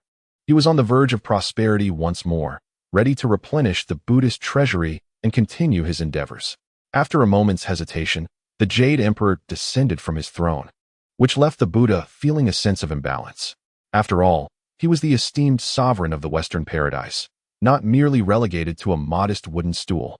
They poured 2 cups of exquisite nectar and began to discuss the aftermath of the dragon subduing Arhut's passing. It was not that the Jade Emperor was intimidated. Rather, he was simply disinclined to engage with the Buddha. Adhering to the principle of avoiding unnecessary conflict, he conceded. Moreover, The dragon subduing Arhat retained only a vestige of his true spirit, destined for rebirth. Thus, the loss of some treasures was of little consequence. Should the Western Buddhist realm continue to experience such losses, even if he were to deplete the entire heavenly treasury, it would matter not. The two spent considerable time negotiating, and after much back and forth, they arrived at a mutually agreeable understanding. The Jade Emperor then led the Buddha toward the heavenly treasury at a leisurely pace. The Buddha felt an exhilarating thrill within. At last, he would acquire wealth once more. The remnant essence of the dragon subduing Arhat was firmly within his grasp. Whether alive or deceased, he remained a part of the Buddhist order, and upon returning to Mount Ling, arrangements would be made for his rebirth, ensuring that he could once again contribute to the Buddhist cause. In light of the sacrifice of the dragon subduing Arhat and the subsequent benefits to the Buddhist realm, the Buddha believed his passing was not in vain, but rather a necessary prelude. Otherwise, remaining in the heavenly court for an extended period without funds would have been untenable, even to the point of avoiding the Jade Emperor's gaze. With his sacrifice, the entire situation had shifted dramatically. The Buddha chuckled to himself as he followed the Jade Emperor to the heavenly treasury. Upon arrival, several guards joined forces to unlock the treasury. However, upon seeing its contents, the Buddha was momentarily taken aback, and then, filled with righteous anger, exclaimed, "Jade Emperor, you scoundrel!" For the heavenly treasury was found to be nearly half empty, with many precious artifacts conspicuously absent. Although the heavenly treasury had not been completely breached, from the perspective of the Buddha, it was certainly not so desolate. Hence, it was evident that the Jade Emperor had preemptively arranged for certain individuals to relocate some of the precious artifacts. This prompted a moment of indignation from him. The Jade Emperor, bewildered, gazed upon the significantly diminished heavenly treasury, struggling to comprehend the situation, doubting his own vision, and rubbing his eyes in disbelief. What is happening? Why is my heavenly treasury missing such a substantial portion? Could it have been stolen? Impossible. There are protective formations in place, accessible only through the combined efforts of the guards. Your Majesty, we beseech your forgiveness. Several guards, having witnessed the depletion of the treasury, hastily knelt in contrition. The Jade Emperor appeared dazed, seemingly still in a state of shock. After a considerable pause, he suddenly bellowed, "What on earth is going on? Summon someone to investigate at once. Tai Bai Jinxing, Tai Bai Jinxing." He called out for Tai Bai Jinxing twice. However, at that moment, Tai Bai Jinxing had already descended to the mortal realm, intending to exchange for some tobacco. Wait a moment. The Jade Emperor's mind clicked into place. Due to the tobacco exchange, he had granted Tai Bai Jinxing the privilege of unrestricted access to the heavenly treasury, allowing him to enter and exit at will to select treasures for trade. Could it be Tai Bai Jinxing? Apart from myself, he alone had the ability to access the treasury without restriction. Even the Queen Mother could not. Coincidentally, Tai Bai Jinxing was absent from the heavenly court, which raised the likelihood that he had absconded with ill-gotten gains. "Bring forth Tai Bai Jinxing at once," the Jade Emperor exclaimed, his beard trembling with fury. The heavenly treasury had been looted of a significant portion. Years of accumulation vanished in an instant. "Humph, Jade Emperor, I must remark upon your shamelessness. Your performance was quite convincing, as you evidently orchestrated the relocation of treasures in advance." The Buddha huffed, certain that the Jade Emperor had secretly notified others to transfer certain treasures, feigning the capture of Tai Bai Jinxing as a ruse for my benefit. How could one as astute as I be so easily deceived? The Buddha's admiration for his own cleverness grew as he lit a cigarette, the hazy smoke curling around his profound gaze, a subtle smile gracing his lips as if he held dominion over all in the universe. "Am I performing in a play?" The Jade Emperor retorted in a fit of exasperation. "Do you truly believe I am idle enough to concoct such a farce? My heavenly treasury has been ransacked." Observing the Jade Emperor's demeanor, it seemed unlikely he was feigning. Could it be that the heavenly treasury had indeed been pilfered? The Buddha could hardly contain a smile, feeling a sense of equilibrium at the thought of the heavenly court treading upon the path of demise. Yet, upon reflection, he noted that the treasury still retained a portion of its contents, not entirely emptied. Instantly, the Buddha felt a twinge of dissatisfaction in his eyes. If the heavenly treasury had truly been robbed, the thief is likely the same individual who pilfered from the Buddhist treasury. One cannot help but wonder why. After emptying the Buddhist domain, he opted to leave half for the heavenly court. Li Jing, having received the imperial decree, hurriedly assembled his forces and descended to the mortal realm. He chuckled inwardly, thinking, Tai Bai, your time has finally come. Coughing lightly, the Buddha expressed his sympathy for the heavenly court's plight, fearing he might burst into laughter. Given the gravity of the situation in the heavenly realm, it was clear that the Jade Emperor would be exceedingly busy, and thus, the Buddha refrained from further disturbance. The corners of the Jade Emperor's mouth twitched slightly, yet he remained silent. Extending his hand, the Buddha collected a number of treasures at the previously agreed price, and, accompanied by the essence of the dragon subduing Arhat, departed. Throughout the journey, the Buddha could hardly contain his mirth, largely due to the betrayal within the Buddhist order. He stealthily returned to Ling Mountain, ensuring no one detected his presence. Upon reaching the Buddhist treasury, he scattered the treasures he had brought from the heavenly court within. These treasures, mere fragments compared to the former opulence of the Buddhist treasury, were nonetheless akin to a lifeline for the impoverished order. He meticulously set several protective spells around the treasury, feeling reassured that all was secure. Upon returning to his modest seat, the Buddha's expression darkened, prompting some bodhisattvas to speculate whether he had suffered a setback at the hands of the Jade Emperor. This was precisely the response he desired. Suppressing a smirk, the Buddha thought, the demise of a Buddhist Arhat at the hands of the heavenly court is indeed a grave misfortune for our order. Fortunately, the essence of the dragon subduing Arhat still lingers. His gaze swept across the assembly, finally resting on Bodhisattva Samantabhadra. You shall escort the essence of the dragon subduing Arhat into reincarnation and find an opportune moment to elevate him once more. At your command, replied Bodhisattva Samantabhadra, as he set forth to arrange for the Arhat's rebirth. Naturally, the Buddha refrained from disclosing the recent influx of treasures in the Buddhist treasury to anyone aware of the internal betrayal. It was regrettable that Avalokiteshvara had found no leads despite extensive inquiries. The traitor was well concealed. Meanwhile, Tai Bai Jinxing had just arrived in Fengxian County, only to find Tang Sung enjoying tea with the county prince. As a representative of the heavenly court, he bore the weight of its dignity and could not afford to be seen in such a manner. After a moment's contemplation, Tai Bai Jinxing resolved to wait until Tang Sung returned to his quarters to approach him for a cigarette exchange, reasoning that even if he faced reprimand, it would be without the scrutiny of outsiders. Suddenly, a thunderous shout echoed in Tai Bai Jinxing's ears, and he found himself surrounded by a throng of celestial soldiers. Li Tianwang, wielding a shattered bowl, glared at him. Audacious Tai Bai, how dare you steal from the heavenly treasury? Surrender at once. This declaration left Tai Bai Jinxing utterly bewildered. What a perplexing situation. It seems as though the heavenly treasury has been pilfered. Before he could utter a word of explanation, Li Jing bellowed, "Seize him." Throughout the ordeal, the illustrious Tai Bai Jinxing remained utterly bewildered. The celestial binding ropes swiftly ensnared him, leaving him in a state of confusion regarding the unfolding events. However, he was certain that whatever transpired, an audience with His Majesty would alleviate any significant troubles. Thus, he offered little resistance, for there was little he could do, and he was promptly escorted away. As for the events that transpired, Tang Yu was fully aware of the intricacies involved. Chapter 249. Li Jing's analysis. Upon first encountering the heavenly King Li, Tang Yu had mentally designated him as the scapegoat. However, he was astounded to discover that Tai Bai Jinxing could traverse the heavenly treasury freely. This revelation compelled Tang Yu to redirect his suspicions and further reconsider his actions. Aside from the Jade Emperor, who else could gain such access? As for the demise of the dragon subduing Arhat, it was due to his belief that this task had been accomplished. He could no longer accrue fortune from the Buddhist sect, and the Arhat was relegated to menial tasks in the heavenly realm, living a rather stifled existence, which was a disgrace to the Buddha's teachings. For the sake of the Buddhist dignity, for the sake of fortune, and to spare the Arhat from a life of indignity, he felt compelled to send him on his way. His intentions were noble, aimed at preserving the honor of the Buddhist order. Ordinarily, such deeds would merit great merit. Yet, he was accustomed to operating in the shadows, unnoticed and uncelebrated, which suited him just fine, performing good deeds without leaving a trace.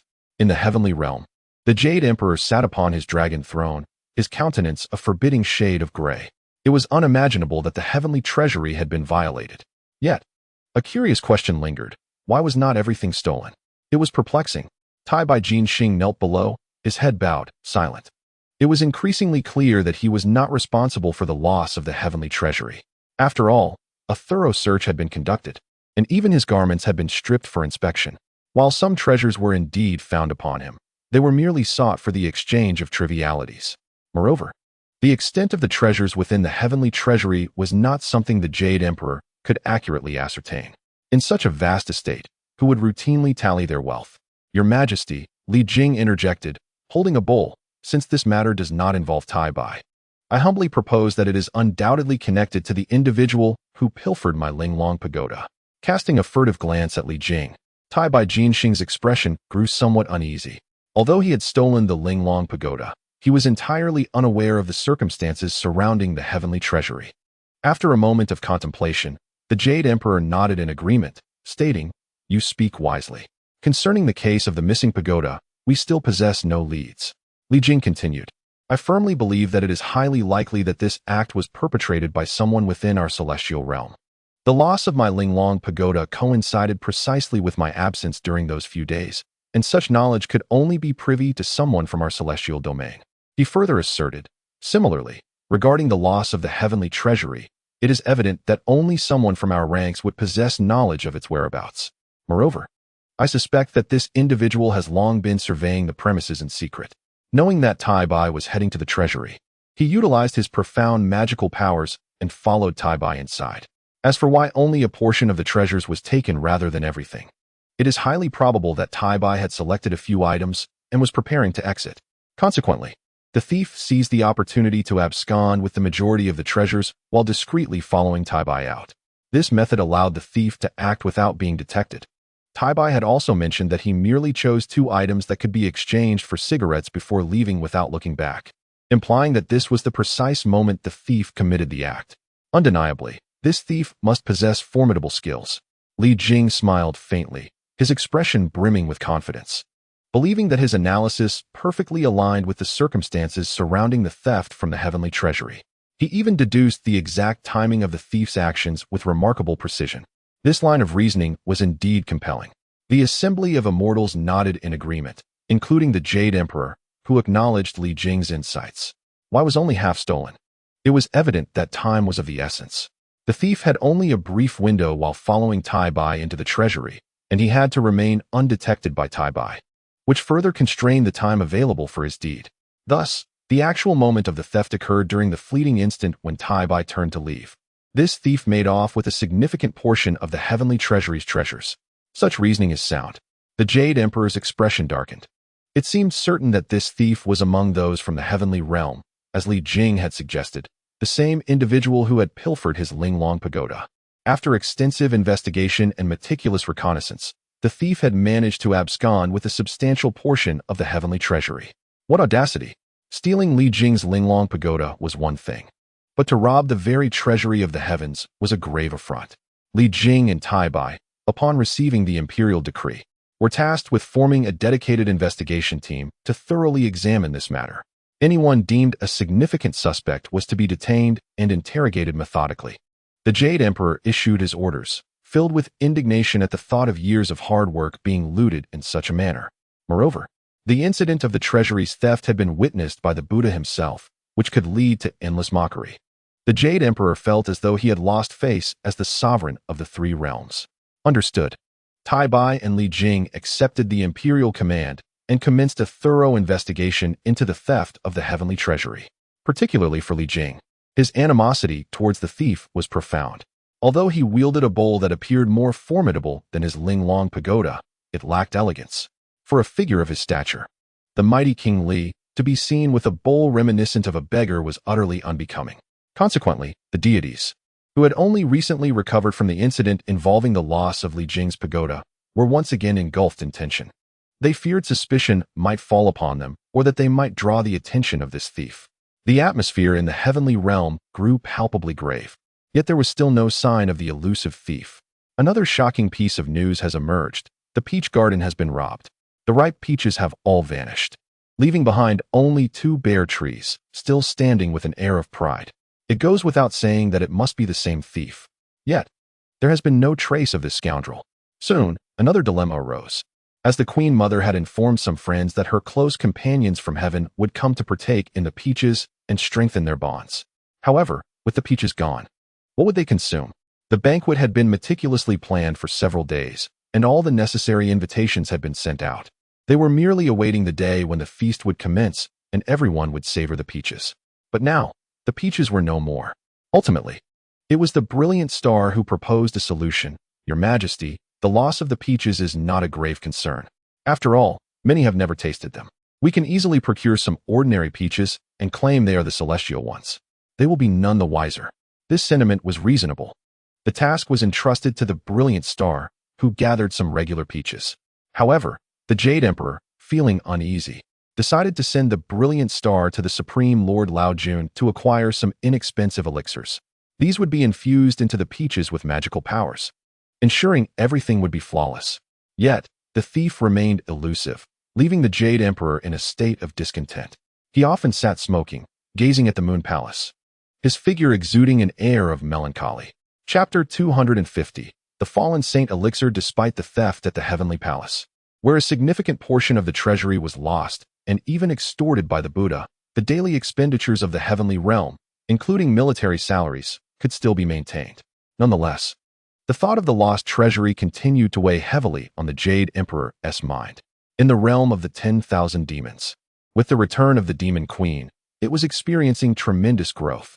The once struggling kingdom of demons, which had been forced to survive in the shadows and prohibited from cultivation, now seemed to have emerged from its dark days. All the demons diligently practiced their skills, as they understood that one day, the Demon King would return. When that time came, they would undoubtedly confront the heavenly realm and even the Buddha. "Have you ever met him?"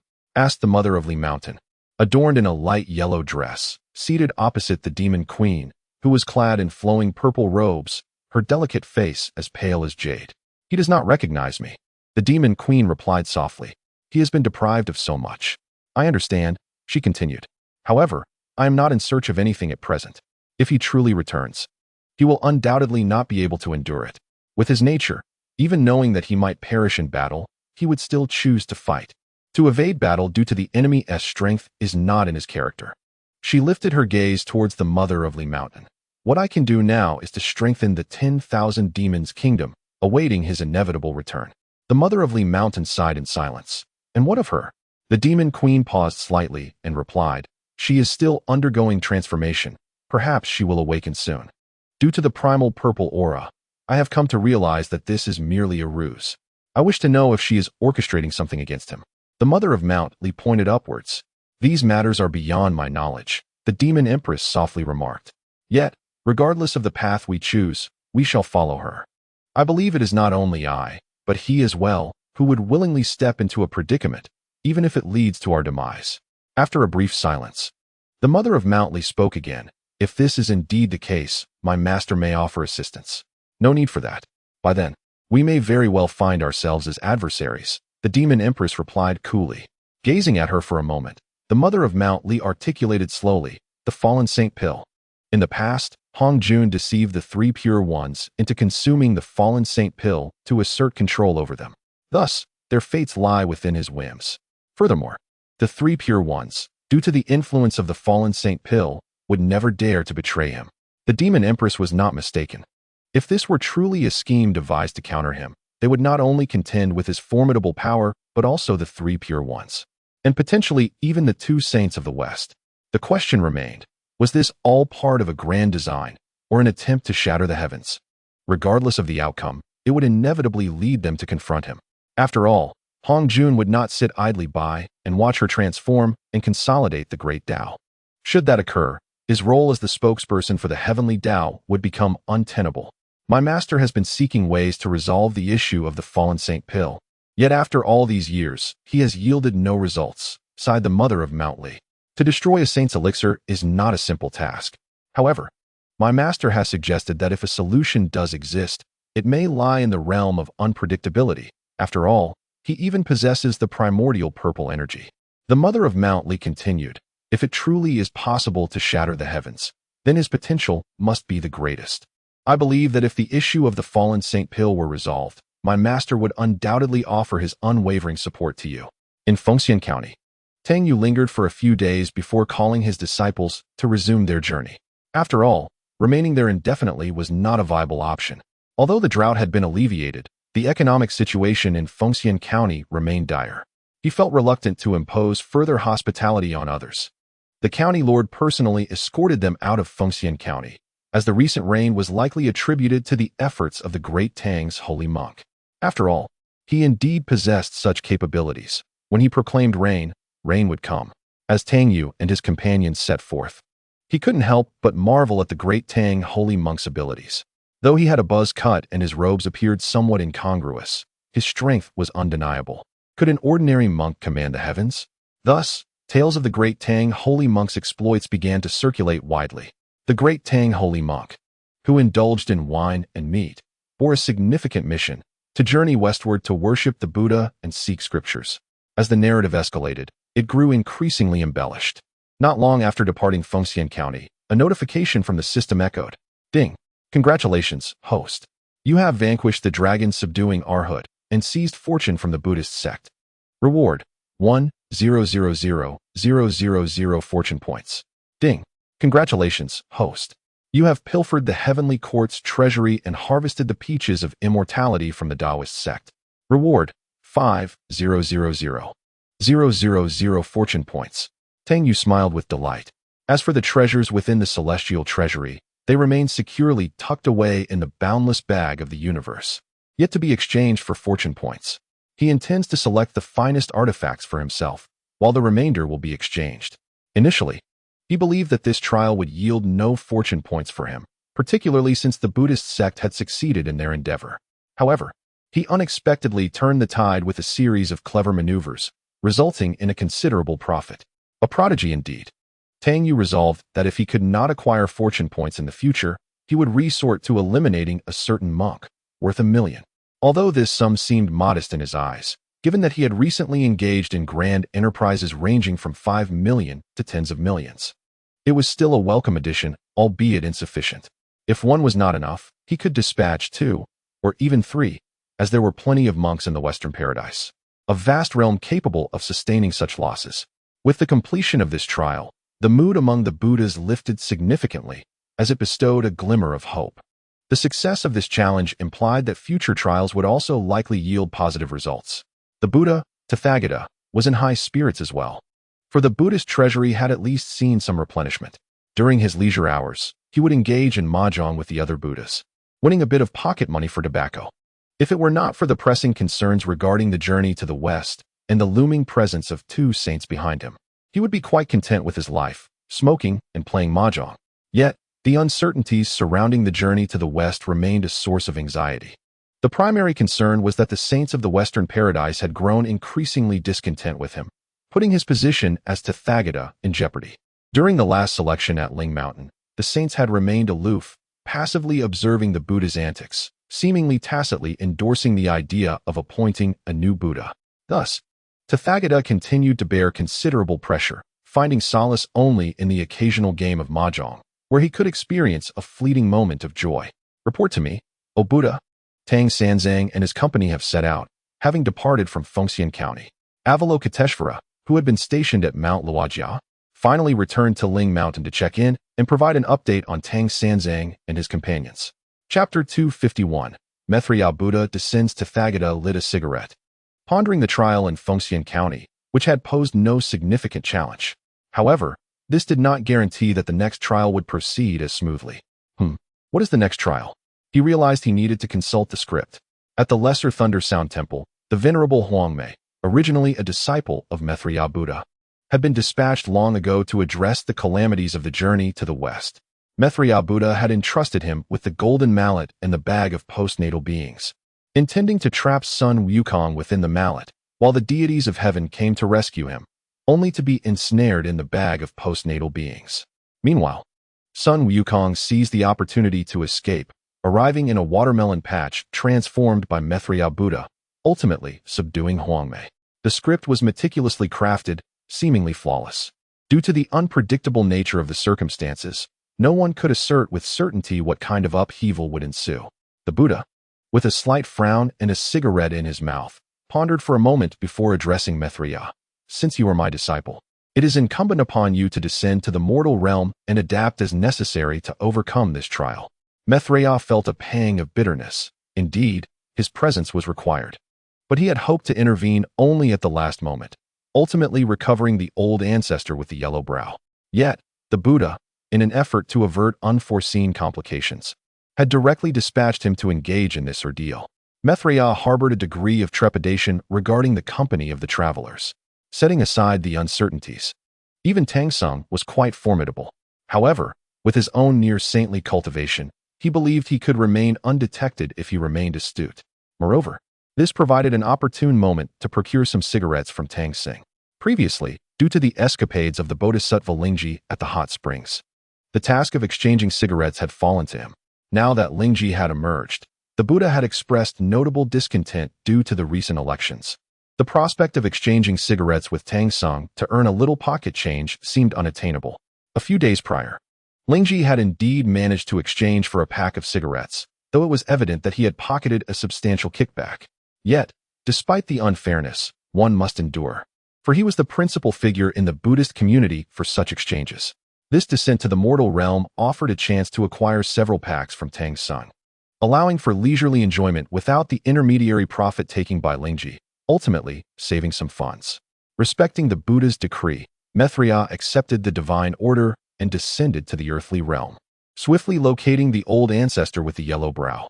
The old ancestor and his myriad minions knelt in reverence.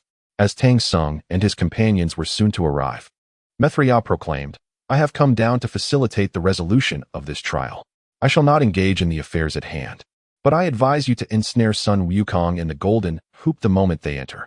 Should Sun Wukong be captured within the golden hoop, the resolution of this trial would be virtually assured.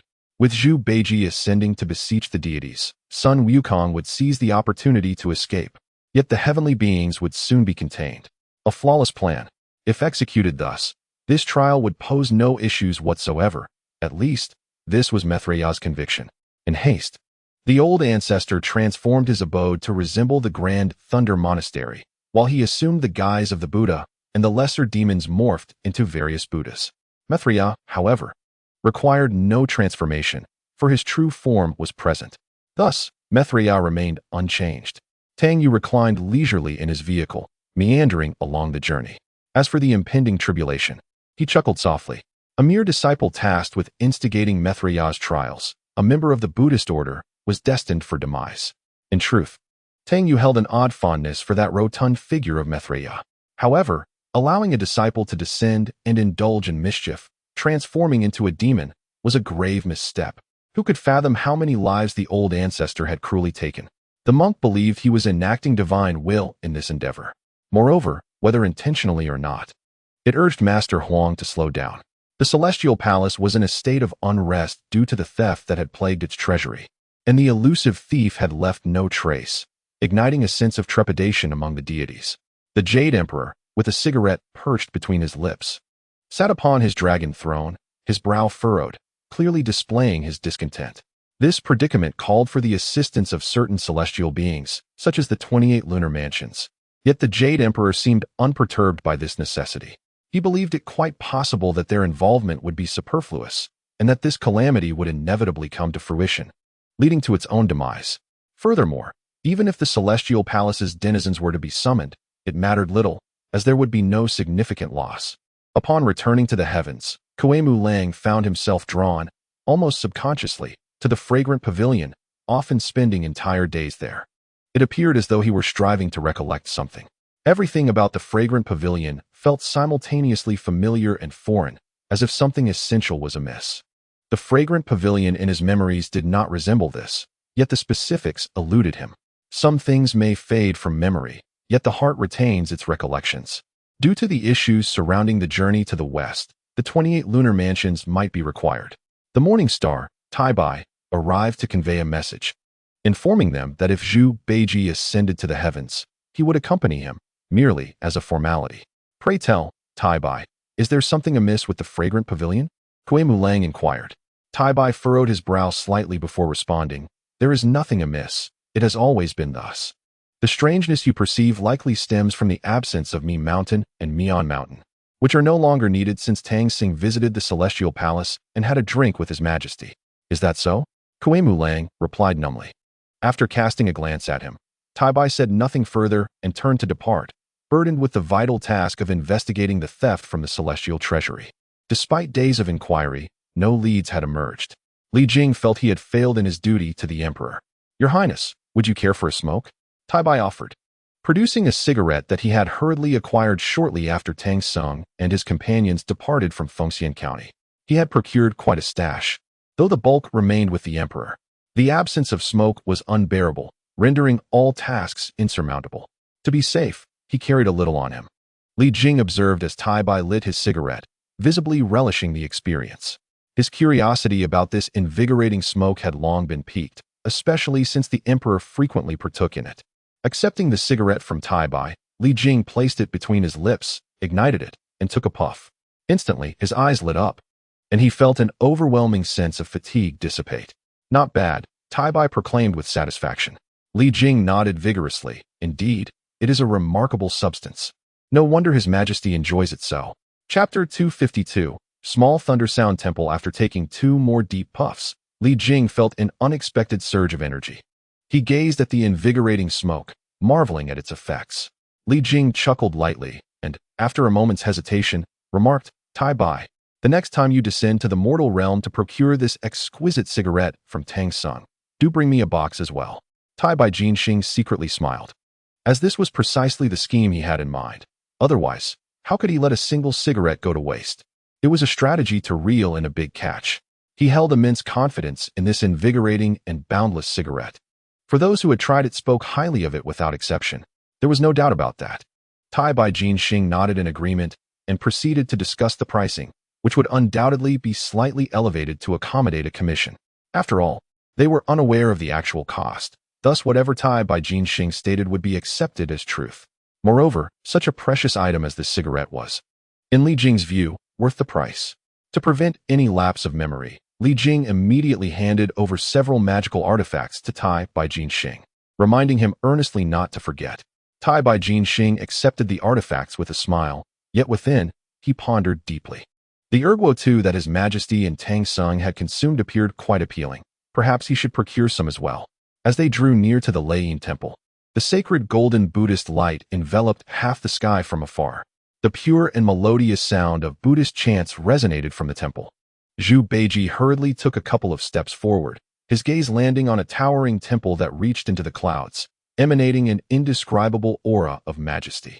The plaque of the temple shone with several luminous characters. Shao Leiyin Si. Master, Shao Leiyin Si. Is it possible that we are about to arrive at the Leiyin Si? Zhu Beiji exclaimed with delight. Sun Wukong lifted his eyes toward Shao Leiyin Si, sensing an oddity that was both tangible and intangible. However, with Maitreya Buddha present, his fiery eyes could not discern that all of this was merely an illusion cast by demons. Still, he remained cautious. "I have only heard of the Leiyin Si. What is this Shao Leiyin Si? To me, it seems rather peculiar, perhaps a transformation by some demon," Sun Wukong remarked. Regardless, he was prepared to confront Huang Mei Lao Zu. Tang Yu was ready to take the initiative, for since it was Shao Leiyin Si, there must be a connection to the Leiyin Si. After all, how could a monk encounter a Buddha without paying homage? Tang Yu felt a sense of control in this moment. Upon hearing this, the 3 disciples looked at him with bewilderment. "A monk? Are you sure you haven't misspoken? You, a monk? Spare us that," they retorted. However, Zhu Beiji sensed that his master was up to something peculiar again, and he resolved to be vigilant. Some matters had already led him to feel that he had been led astray by his master, so this time, he would be more astute. "Bring forth the cassock," Tang Yu instructed.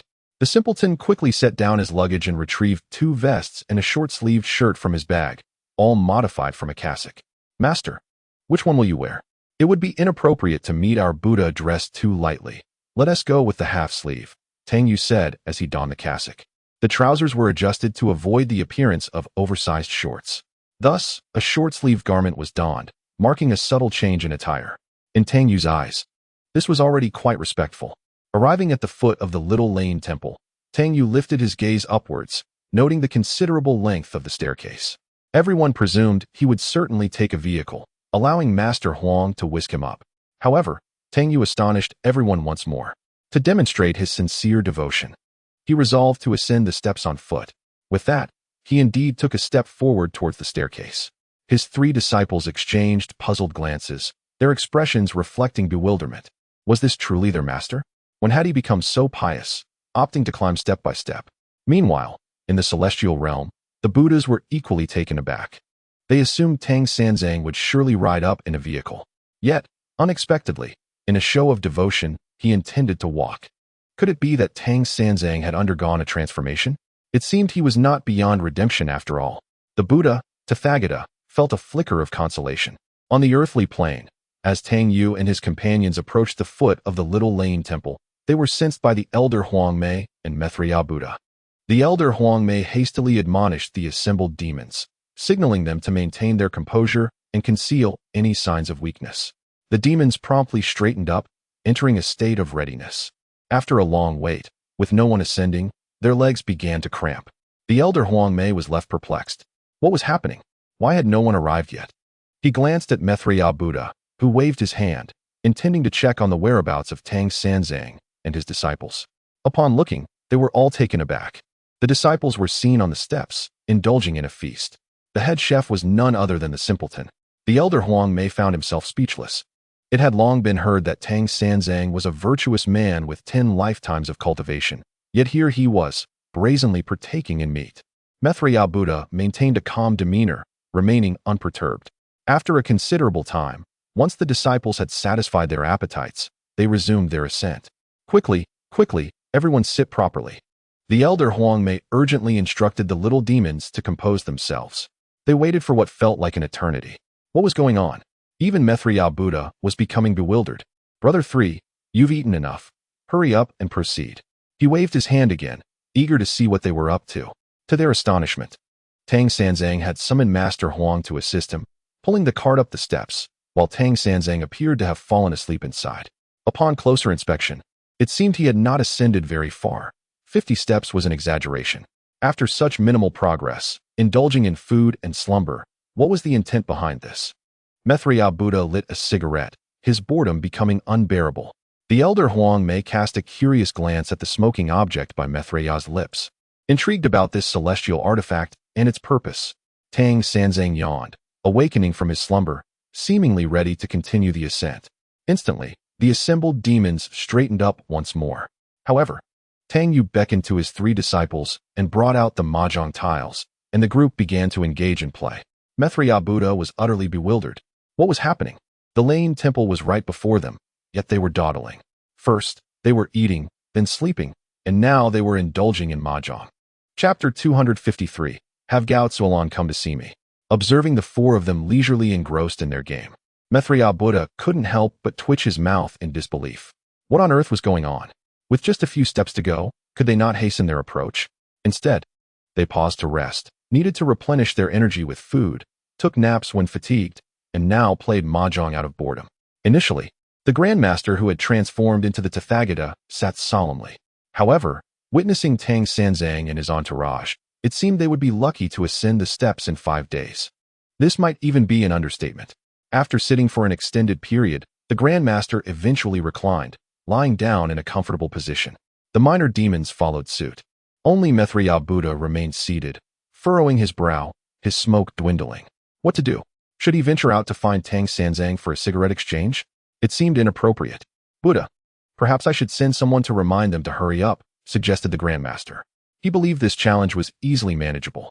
In fact, there was no need for Maitreya to descend personally. He could handle it himself. The Grandmaster thought that Maitreya's involvement was an overestimation of the situation.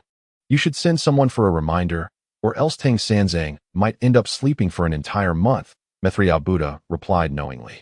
Isn't he just a monk? The Grandmaster scoffed. As long as I trap Sun Wukong in the golden pestle, Zhu Beiji and Sha Wujing are inconsequential.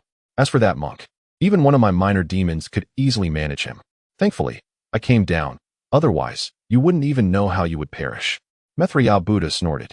Although Sun Wukong was the strongest among their group, Maitreya found the most formidable challenge to be the unassuming Tang Sanzang. He was utterly incapable of handling him.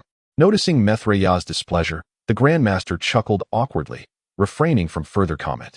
He intended to light a cigarette, but found none left, which further furrowed Maitreya's brow. After scanning the ground, he discovered a relatively long cigarette, but picked it up, blew off the dust, and placed it between his lips. After taking a puff, Maitreya Buddha remarked. Seeing that they are unlikely to arrive soon, I shall make a brief trip back to the Western paradise to attend to some pressing matters. There are no cigarettes left. Isn't that a significant issue? Tang Sanzang is about to reach the entrance. Surely, I cannot directly ask him for an exchange.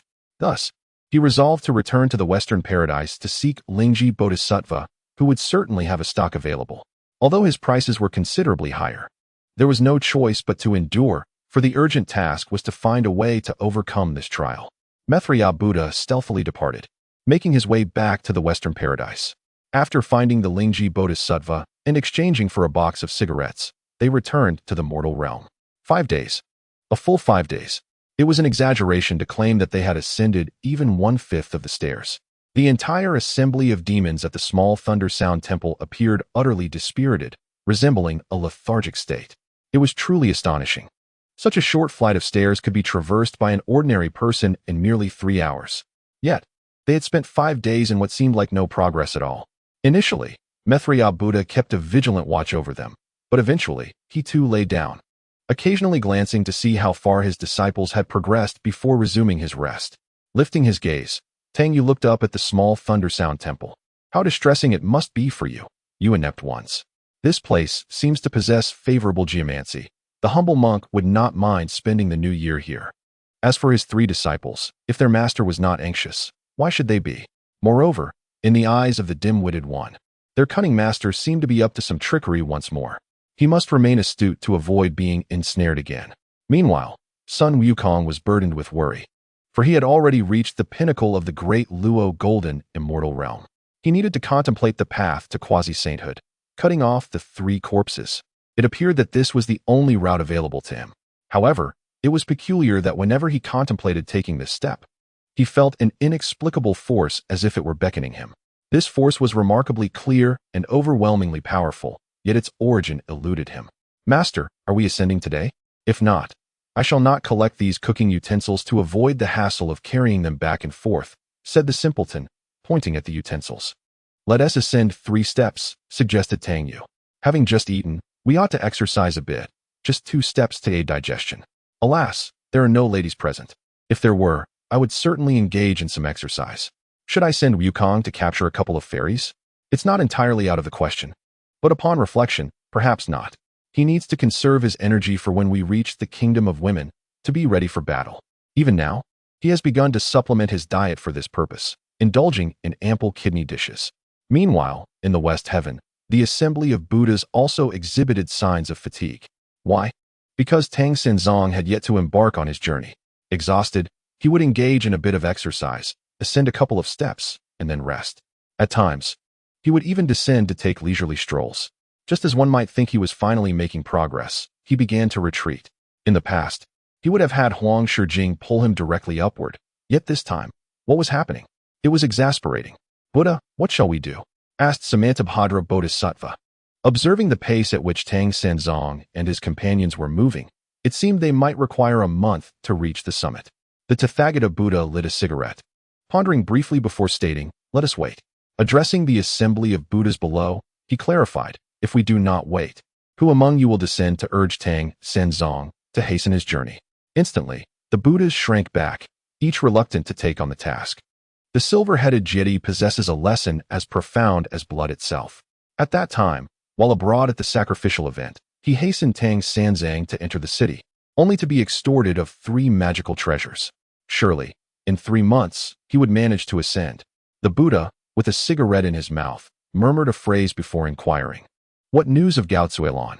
Honored Buddha, Gao Tzuelan has been resting and studying the Dharma at our great Thunder Sound Temple, and I have imparted to her some cultivation techniques, replied the Bodhisattva Puxian. After a moment of contemplation, the Buddha commanded, let Gao Tzuelan come to see me. Before long, Gao Tzuelan emerged from the rear hall, more enchanting than she had been in the mortal realm.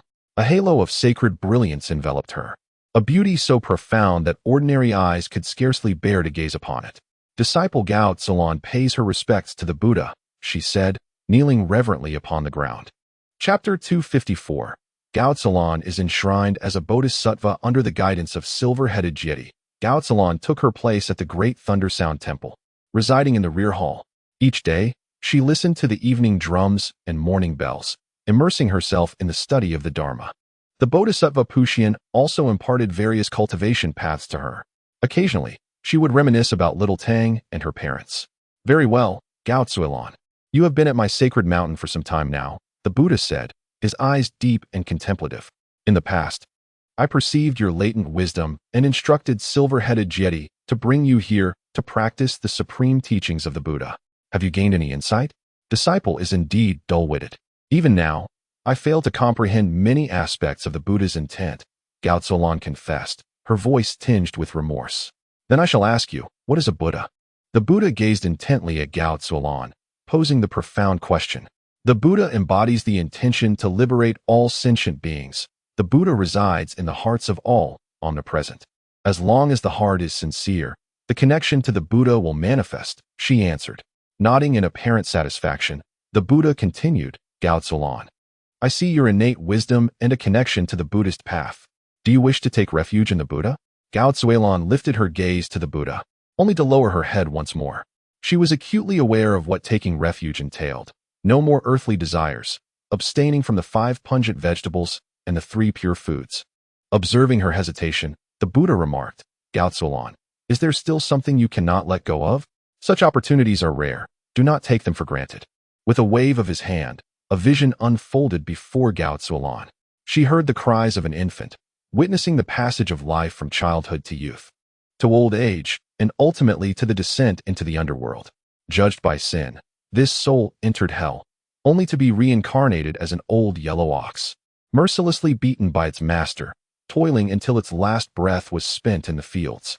Finally, the old ox collapsed, closing its eyes in relief, before re-entering the cycle of reincarnation. Do you comprehend? The life of an ordinary person is but a fleeting moment, a mere gathering of flowers in the morning and picking them in the evening. The Buddha's voice resonated in Gao Zuilan's ears. Human life is inherently stained by sin, though the extent varies. Thus, people require the Buddha's teachings for salvation. For the sake of universal liberation, Ksitigarbha willingly descended into the underworld, vowing that he would not attain Buddhahood until all hells were empty. You are but a speck of dust among the myriad of beings. Had it not been for the auspicious connection to the Buddha, you would merely traverse the cycle of reincarnation after a century. All the sights before you have vanished. Gao Zuilan remains kneeling on the ground. If you are unwilling, I shall not impose. The Tathagata spoke. I perceive your wisdom and the affinity you share with the Western Buddhist teachings, which is why I have endeavored tirelessly to guide you. Is there anything you cannot relinquish? In the span of a lifetime, love and attachment are but fleeting illusions, ephemeral as smoke. Why should one cling to them? Only the Buddha can endure in the hearts of all beings. Are you unable to let go of Tang Sung? Once he completes his journey to the West, he too shall become a disciple of our Buddhist order. A flicker of struggle appeared in Gao Zuilan's eyes. After a moment, she took a deep breath and declared, I wish to take refuge in the Buddha. Excellent. The Tathagata rejoiced. From this day forth, I shall bestow upon you the title of Huai Lan Bodhisattva, symbolizing the compassion of our Buddhist teachings. Thank you, Buddha. Gao Zuilan rose, a faint golden light of the Dharma enveloping her. Standing beside the great Thunder Sound Monastery, she radiated an aura of sanctity. At last, she has been persuaded to join. Indeed, the Buddhist order has welcomed a new soul, infusing fresh vitality. The Tathagata smiled inwardly and remarked, now that Huai Lan Bodhisattva is one of us, she shall be privy to significant matters of our order, including the journey to the West. Through the Xianguang mirror, she glimpsed Tang Sung. A flutter of excitement stirred within her. She quickly recited a couple of Buddhist phrases, realizing the significance of the journey for the Buddhist order. This undertaking has been years in the making, aimed at the flourishing of Buddhism in this era. Yet, unforeseen circumstances have arisen, rendering the completion of the journey fraught with challenges. Huai Lan Bodhisattva, since you have grasped the importance of this endeavor, the Tathagata inquired while lighting a cigarette, how should our Buddhist order proceed with this trial? After all, Gao Zuilan was once close to Tang Sung and surely possesses considerable insight into him. She replied, in my humble opinion, it would be wise to directly reveal the truth to Tang Sung. He is one of us, and I believe he would strive to fulfill this advantageous task for our order. After a moment's contemplation, Gao Zuilan added, alternatively, we could apply pressure as members of our order to urge him to embark on his journey more swiftly. The Tathagata smiled wryly, realizing the futility of such suggestions. To disclose the truth to Tangxing? Given his current audacity, if he were to understand his true role, he might ascend to the heavens. As for exerting pressure, that is utterly impossible. Who has ever indulged Tangxing? Even reprimanding Maitreya Buddha is akin to scolding a child. The reason the ancient Buddha has refrained from intervening is due to his advanced age. Should Tangxing become enraged, he might attain nirvana prematurely. Your reasoning is sound. Huai Bodhisattva. I shall consider it further, the Tathagata concluded. Gao Tsuelon recited a Buddhist phrase and stepped aside. Below the heavens, Maitreya Buddha had exchanged several pouches of tobacco in the heavens, while Tangxing and his companions had barely traversed half the distance. It was reasonable to expect that, in about 10 to 15 days, they would also ascend. The old ancestor with the yellow eyebrows was nestled beneath a quilt, deeply immersed in slumber, as were the lesser demons below. Only Maitreya Buddha was awake, plagued by insomnia. He now lamented his decision to descend. It had already been half a month. Tangxing remained unperturbed. Suddenly, a glimmer of excitement lit up Maitreya Buddha's eyes as he observed Tangxing's party hastening their pace. He kicked the old ancestor awake and exclaimed, "Quickly, prepare yourselves, they are coming." The old ancestor yawned and transformed into the Buddha of enlightenment, hastily sitting upright. At long last, they had arrived after a fortnight. The reason for their increased speed was that Tangyu had grown weary of the game. They soon ascended the steps and arrived at the entrance of the Little Thunder Sound Temple, causing an immediate surge of tension among the demonic inhabitants, including Maitreya Buddha himself. The old ancestor discreetly retrieved his golden symbols, ready to follow Maitreya Buddha's cue to ensnare Sun Wukong as soon as they entered. However, the group at the threshold paused once more. Are we playing with fire here? Tangyu pondered and turned to Sun Wukong, instructing, go fetch some wild fruits, peaches, apples, or something of the sort. I am unsure of what the master is scheming. Despite his uncertainty, Sun Wukong complied and soon returned with a selection of wild fruits. Tangyu sat on the ground and partook of some, discarding the few that were infested with worms into a small cloth pouch. Wait here for a moment. I shall enter first. With a resounding kick, Tangyu forcefully swung open the door to the Grand Thunder Sound Temple. Chapter 255. Monsters Abound, Flee. Although his three disciples were bewildered by their master's intentions, they remained in place, awaiting further instruction. They are coming, they are coming. Where is Sun Wukong? The old ancestor with the yellow eyebrows had initially intended to act decisively, but Sun Wukong's absence left him dumbfounded. Scanning the surroundings, he saw all the Buddhas from the Western Paradise gathered, along with the 18 Arhats. Tangyu sneered inwardly, noting that the dragon-subduing and tiger-taming brothers had already been reincarnated, with the dragon-subduing Arhat being the one he had recently dispatched with a single punch. Even if this was merely a ruse, could they not first familiarize themselves with the situation? Tangyu cast a deliberate glance toward Maitreya Buddha. Realizing that the Buddhist order was resorting to any means necessary to fulfill this trial, even enlisting Maitreya Buddha himself. The reason for this was apparent to him, for the surrounding Buddhas seemed to sense an oddity, while only Maitreya Buddha remained unaffected. Moreover, there were countless cigarette butts strewn about. How peculiar. As Tangyu's gaze fell upon him, Maitreya Buddha felt a wave of anxiety wash over him. Upon reflection, as a quasi-saint, it is absurd to think that I, even if merely a mortal like Tangxing, would not be recognized here, let alone by the likes of Sun Wukong. Come here, brother. Tangyu joyfully approached the transformed Buddha, who was the yellow eyebrow ancestor, and did not forget to extend a handful of wild fruits. Brother, these are some fruits I purchased at a high price on my journey. I thought you might like to taste them. Please, don't be modest. The yellow eyebrow ancestor's mouth fell slightly ajar, utterly bewildered, completely at a loss. According to the trivialities, such behavior was unprecedented. Tangyu casually seated himself in front of him, a smile playing on his lips. Brother, what's wrong? Speak up. Casting a discreet glance at Maitreya Buddha, he sought a hint, yet Maitreya was equally perplexed. Although he had anticipated some alterations, he never imagined the upheaval would be so profound. Tangyu had boldly entered, addressing him directly as brother. Tangxing, recognizing who I am, should kneel down in reverence.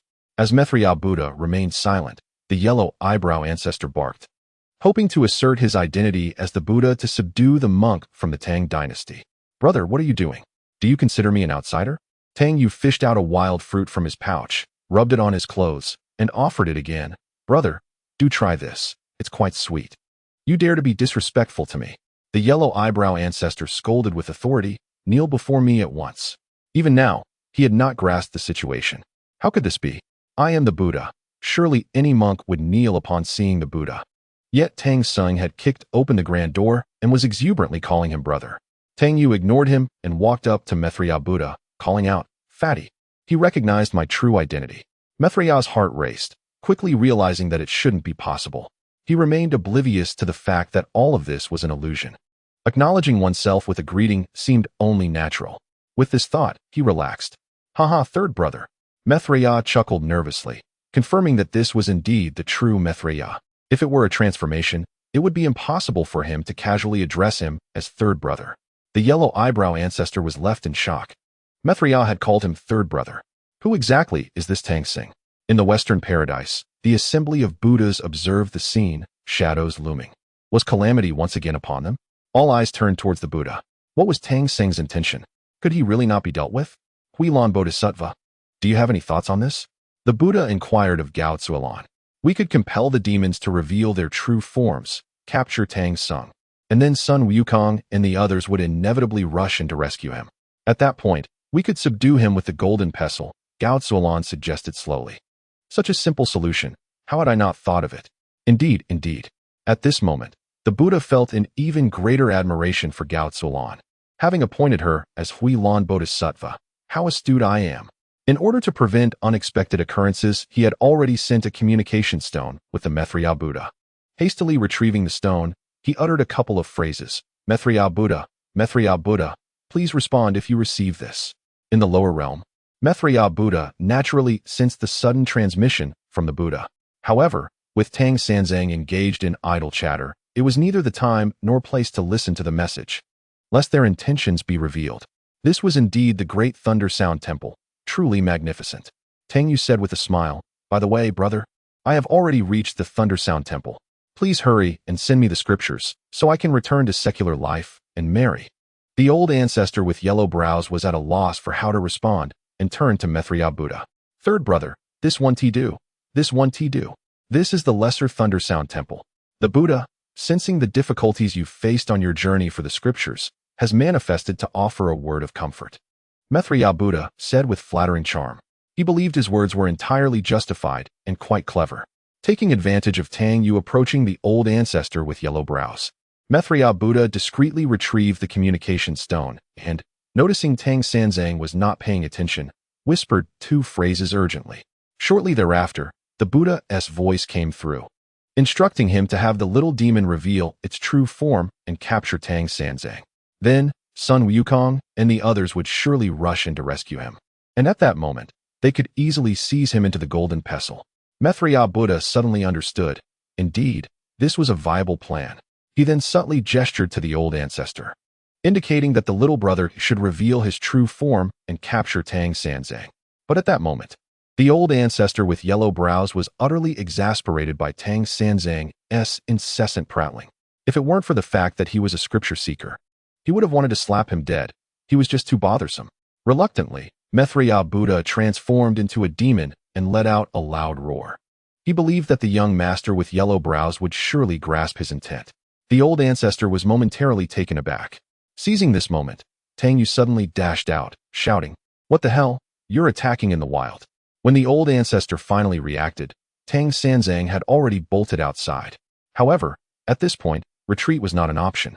Instantly, the demons revealed their true forms, and simultaneously, the Lesser Thunder Sound Temple transformed into a cave. Tang Yu sped out, exclaiming, "Run, there are demons." Sun Wukong spun his golden staff, preparing to charge in. "Master, listen to me and hurry, don't engage." Tang Yu flipped onto the vehicle, and Huang Shijing took off, racing out in an instant. Chapter 256. The speculation of the ancient Buddha of lighting from a distance. Huang Shijing finally landed. At the same time, the three disciples arrived. "Master, why can't I take action?" Sun Wukong asked, feeling somewhat frustrated. They hadn't fought any demons along the way, and he was itching for a confrontation. "Monkey brother, don't ask. Just follow Master's instructions," the second fool advised, well aware that his master had his own plans.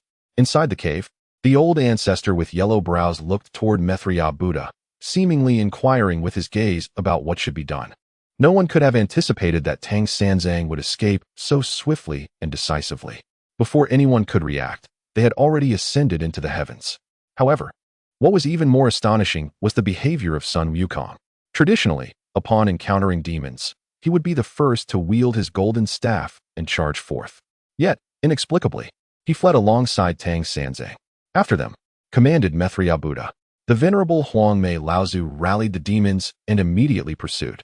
However, Tang Sanzang's lion could soar into the skies.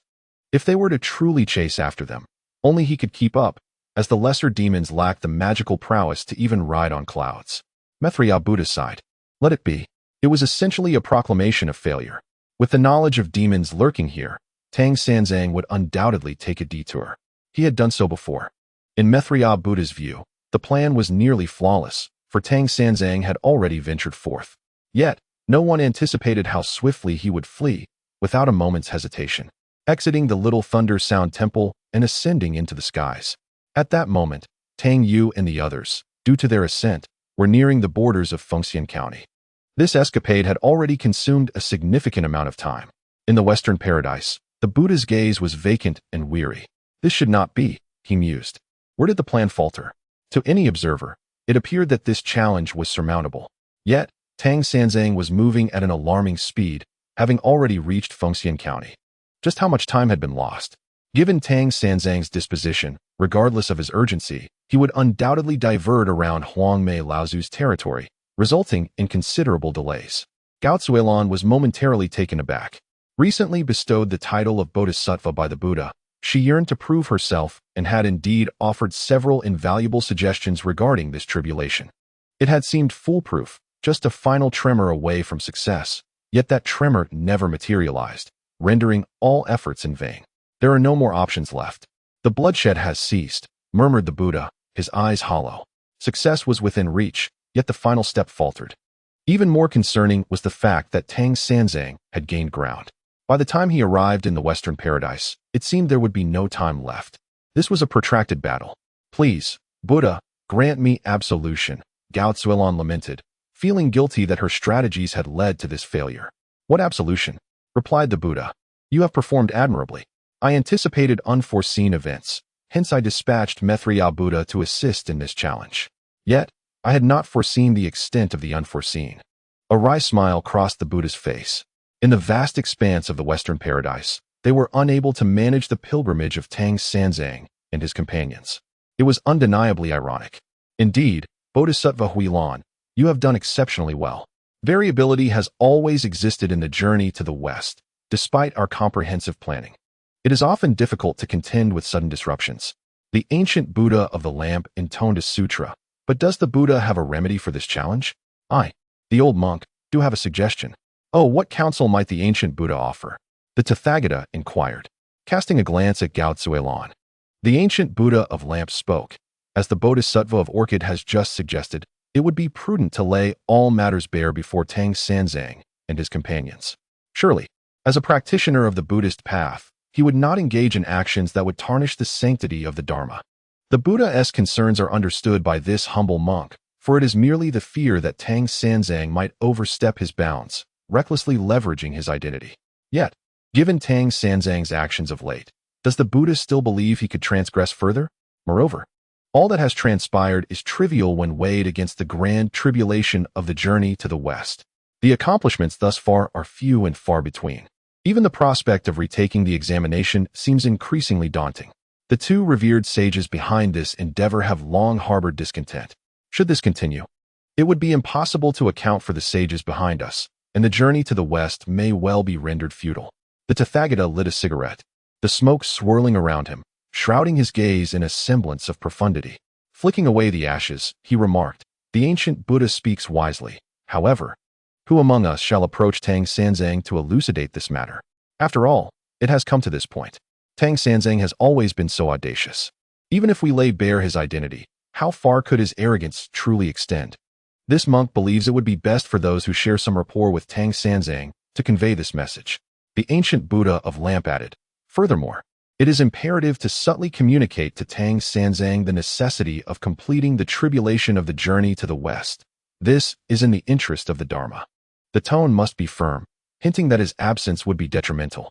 This should ensure that Tang Sanzang refrains from excessive folly. In my humble view, the so-called variables must rely on Tang Sanzang to orchestrate certain actions, thereby disrupting the tribulation. And this variable, the sages have already indicated, exists within the ranks of the journey to the West.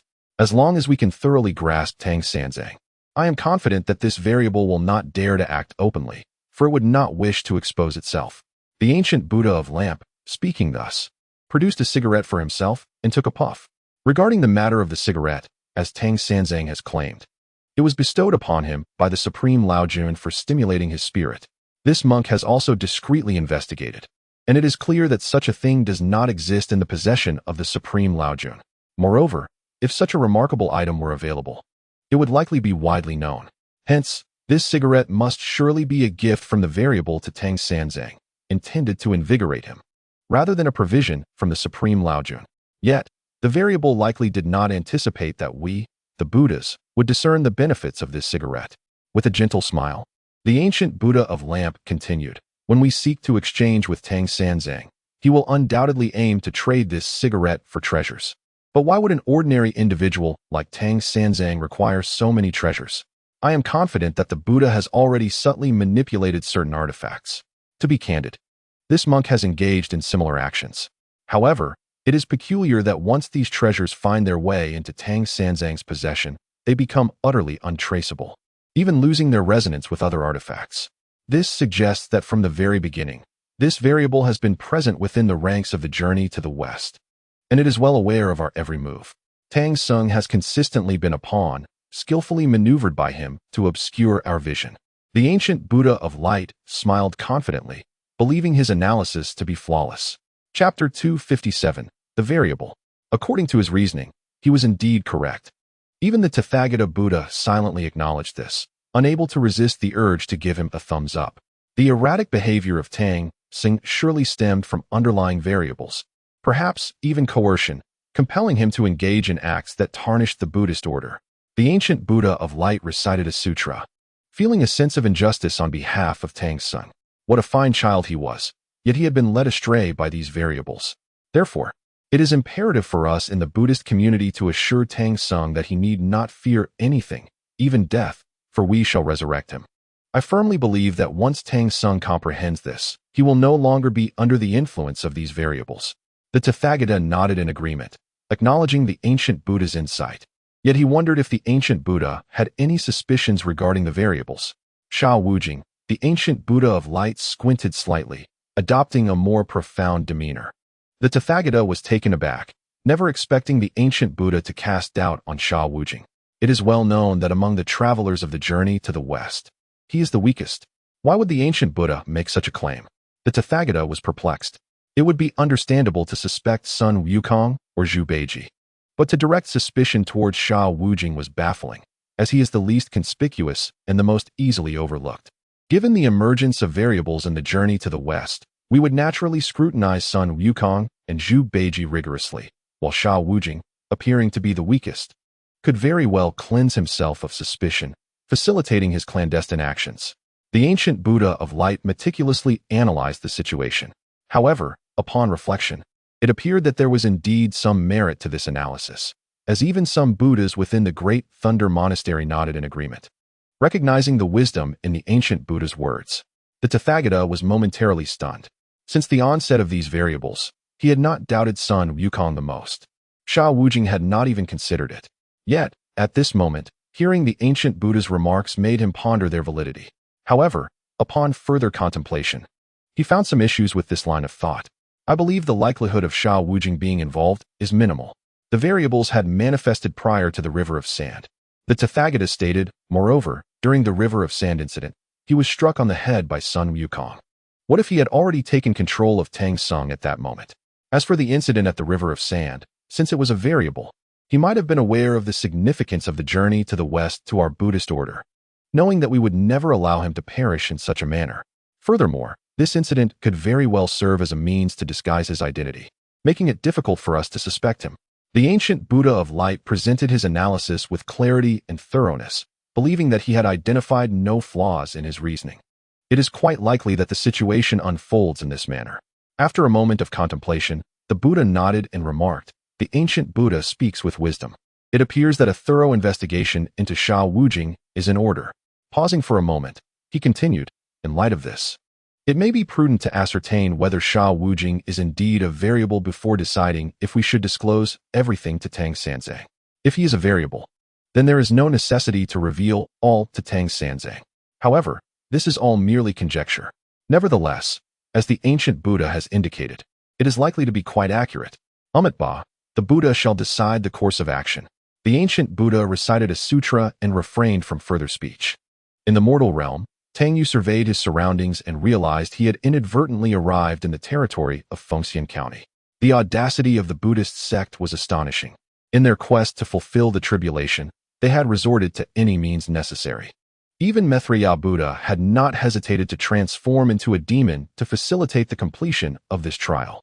Regarding Maitreya's sudden metamorphosis into a demon and his ensuing actions, Tang Yu had deduced the truth with considerable accuracy. It was likely a straightforward apprehension, followed by reliance on Wu Kong and others for rescue, thereby forcibly completing this trial. Truth be told, Tang Yu felt it had been a hasty oversight. He had come perilously close to falling into the hands of a demon, and he dared not resist in the slightest. Had he been captured, the trial would have been nearly assured. Fortunately, at that crucial moment, the old ancestor with the yellow brows had been caught off guard, allowing Tang Yu to escape. However, he pondered how the Buddhist sect had become so astute. It was not that he underestimated their intellect. Rather, he believed it would have been beyond their capabilities to orchestrate such a scheme. Perhaps they had learned from their past misfortunes, becoming more cunning as a result. "Master, did you suspect something was amiss all along?" Zhu Beiji whispered into Tang Yu's ear. Tang Yu chuckled softly, choosing not to reply. Indeed, at that moment, Tang Yu's stature appeared even more imposing in Zhu Beiji's eyes. Strangely enough, he remained oblivious to any underlying issues. How had his master discerned the truth? "Master, what shall we do about those demons?" Zhu Beiji inquired. "There's no need to rush. We shall rest here for a few days before continuing our journey. If necessary, we can find a way to circumvent them," Tang Yu replied with a grin. Sun Wukong, wielding his golden staff, remained silent, seemingly disgruntled by Tang Yu's decision to refrain from engaging the demons. Indeed, throughout their journey thus far, Sun Wukong's formidable powers had been rendered largely unnecessary. "I shall heed the master's words," Zhu Beiji affirmed. Within the lair of the old ancestor with the yellow brows, Maitreya Buddha found himself at a loss. Tang Sanzang and his companions had ventured too far, retracing their steps into Fengxian County. Unbeknownst to them, considerable time had been squandered. It was hardly feasible to pursue Tang Sanzang into Fengxian County for the sake of completing this trial. Should the pursuit continue, Tang Sanzang might elude them yet again, potentially returning to the Great Tang. This was a distinct possibility, especially considering that Huang Shijing could fly and possessed considerable speed. Had it not been for Huang Shijing's presence, they would undoubtedly have succeeded in capturing Tang Sanzang. In the journey to the west, yet another twist has emerged, seemingly bringing forth even more uncertainties. "Buddha, what shall we do?" inquired the old ancestor with the yellow eyebrows. "Do not fret. Take me back to heaven for a moment. I shall consult with the Buddha Tathagata," said Maitreya Buddha, his form suddenly vanishing. However, he did not head towards the western paradise, but sought out Tang Sung instead, stopping to exchange for some cigarettes along the way. The prices were exorbitant at the abode of Lingji Bodhisattva. He could purchase 3 packs from a less scrupulous vendor, while only able to acquire 2 from the former. This unscrupulous second-hand dealer. Maitreya Buddha's face was adorned with a broad smile. "Ah, Brother San, Brother San." At this moment, Tang Yu was sitting by the riverbank not far away, leisurely fishing. With a cigarette dangling from his mouth and his eyes squinting, he appeared utterly relaxed and carefree. "Brother San, are you catching any fish?" Maitreya Buddha inquired with feigned enthusiasm. "Have any bites?" He squatted beside him, curiosity piqued, unable to suppress a gulp. It is essential to note that during his days in the mortal realm, while begging, he did not discriminate between meat and vegetables. Having something to eat was already a blessing, even having once fought with wild dogs for scraps. Now, gazing at the lively fish, he thought how delightful it would be to roast one. "What brings you here?" Tang Yu set down his fishing rod. "Maitreya, I must tell you, I just encountered a monster. Furthermore, this monster transformed into the Tathagata Buddha and even took your form. In short, It was a variety of figures from your Buddhist order. When that fellow revealed his true nature, I realized. As he spoke, Tang Yu gestured animatedly. I felt something was amiss. If I hadn't fled swiftly, Maitreya, you would no longer see your brother San. Do you understand? He wiped his eyes, devoid of tears, and then wiped his nose on Maitreya Buddha's robe. Maitreya Buddha nearly retched, but managed to respond with a grin.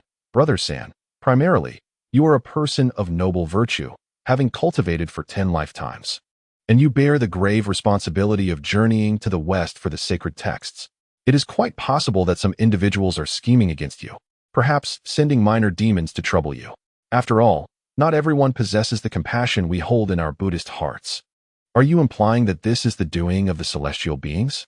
Maitreya Buddha, having grown astute, diverted the blame. It is perilous indeed. Perhaps I should refrain from going. Tang Yu lamented. Moreover, I am aware that I have broken my vows. Such transgressions render me a disgrace to the Buddhist order. Please return to the Western paradise and inform my brother that I wish to renounce my monastic ties. Let another take my place. I do not wish for my violations to tarnish the reputation of the entire Buddhist community. I am considering the order's honor. Perhaps we could choose Jin Chi. Yes, that old fellow from the Guanyin Zen Institute. If he is still alive, I believe he would be quite suitable. He is wholeheartedly devoted to the Dharma. Let me return to secular life. It is far too daunting. I refuse to continue. Grasping Maitreya Buddha's robe, Tang Yu covered his face, wiping his nose with abandon. Upon hearing that Tang Sung wished to abandon his quest, Maitreya Buddha could not disregard the situation and hurriedly offered words of consolation. Brother San, how can you speak this way? How could you be a disgrace to the Buddhist order? You are indeed aware of your standing as a member of our esteemed community. In the past, why did you not possess such awareness? Regardless, Tang Sanzang now intends to abandon his quest. Has he truly been provoked by the demons from the Lesser Thunderclap Monastery? Such a reaction is entirely unwarranted. Throughout this journey, who has he feared? He has dispatched demons with ease and confronted spirits without hesitation. Maitreya Buddha spoke with righteous fervor. Brother, you are a hero, indeed a grand hero. You have tirelessly journeyed from the Tang dynasty to the West, with the noble purpose of saving sentient beings and promoting Mahayana Buddhism. Brother, you are remarkable. Your selflessness is commendable. Your achievements shall be celebrated for generations, and no monument or worship can adequately express your greatness. As for your breaking of vows, while it may appear unbecoming in the eyes of the Buddha, you bear a heavy responsibility. Your efforts to enlighten others overshadow any transgressions. Upon my return to the Spirit Mountain, I shall surely extol your virtues, encouraging all Buddhas to emulate you. Maitreya Buddha adorned Tang Sanzang with praise. What if Tang Sanzang truly relinquishes his quest? Would they carry him to the West? It would be far more prudent to entrust the scriptures to Sun Wukong. What then of their pilgrimage? Moreover, the primary dilemma of their journey does not solely revolve around the scriptures. The Buddhist community still relies on Tang Sanzang. Thus, to dissuade him from abandoning his mission, Maitreya Buddha spoke at length. Brother, our journey to the West is fraught with challenges. You must not falter over minor setbacks. Completing this pilgrimage will yield immense merit. Tang Sanzang lifted his head, gazing at him with a pitiful expression. But there are demons, and I am afraid. Maitreya, please grant me a reprieve. Allow me to return to lay life. I have sullied the Buddhist path. I have broken my vows. Would you expel me? Fear not, brother. No demon shall harm you. Maitreya Buddha sighed, feeling a sense of helplessness. In the future, may I seek your assistance? Maitreya Buddha was about to nod in agreement when he suddenly realized the implications. If he acquiesced, every trivial matter during their journey would lead to incessant requests for help. Furthermore, he could not intervene excessively in the pilgrimage. Brother, this is not merely a question of whether I can assist you. Our relationship assures that should you need me, I will be there. However, my time may be limited. Maitreya Buddha spoke with great tact, eager to divert the conversation from Tang Sanzang's inclination to abandon his mission. Brother, consider these treasures. How many packs of cigarettes might they be worth? I have matters to attend to with the Tathagata, so I must hasten my return to the West. It seemed that this trial might soon reach its conclusion. Yet Tang Sanzang appeared to waver in his resolve to abandon the quest. This matter must be reported to the Tathagata. How he chooses to proceed is his prerogative. Tang Sanzang had originally wished to further lament his plight to Maitreya Buddha. However, upon reflection, he decided against it. He handed over 3 packs of cigarettes and waved his hand, indicating that the other should swiftly depart. Maitreya, with a satisfied expression, took the cigarettes and left. As for the old ancestor with the yellow brow, he remained in the mortal realm.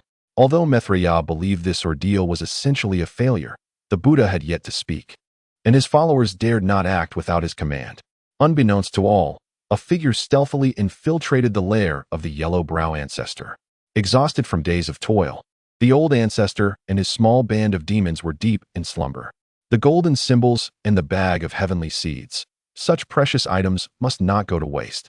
Thus, Tang Yu resolved to exert some effort to procure these 2 treasures. The golden symbols were conveniently placed by the old ancestor's bedside and were swiftly seized by Tang Yu. As for the bag of heavenly seeds, it was secured around his waist. For Tang Yu, acquiring these 2 treasures was a trivial matter. Should he eliminate the old ancestor? It was an enticing thought, but ultimately, Tang Yu chose to forego that course of action. Before departing, he unceremoniously placed a pill into the old ancestor's mouth, causing him to choke, roll his eyes, and then return to his slumber. In the West, Maitreya returned to report the events, including the reluctance of Tang Sung to proceed with his task. In truth, this challenge appeared quite manageable to any observer. However, no one anticipated Tang Sung's swift escape, as he promptly boarded a vehicle and took to the skies without a moment's hesitation. The Buddha, smoking contemplatively, wore a vacant expression. The relentless setbacks had instilled in him a profound desire to surrender entirely. Had this challenge truly reached its end? He flicked the ash from his cigarette and murmured to himself.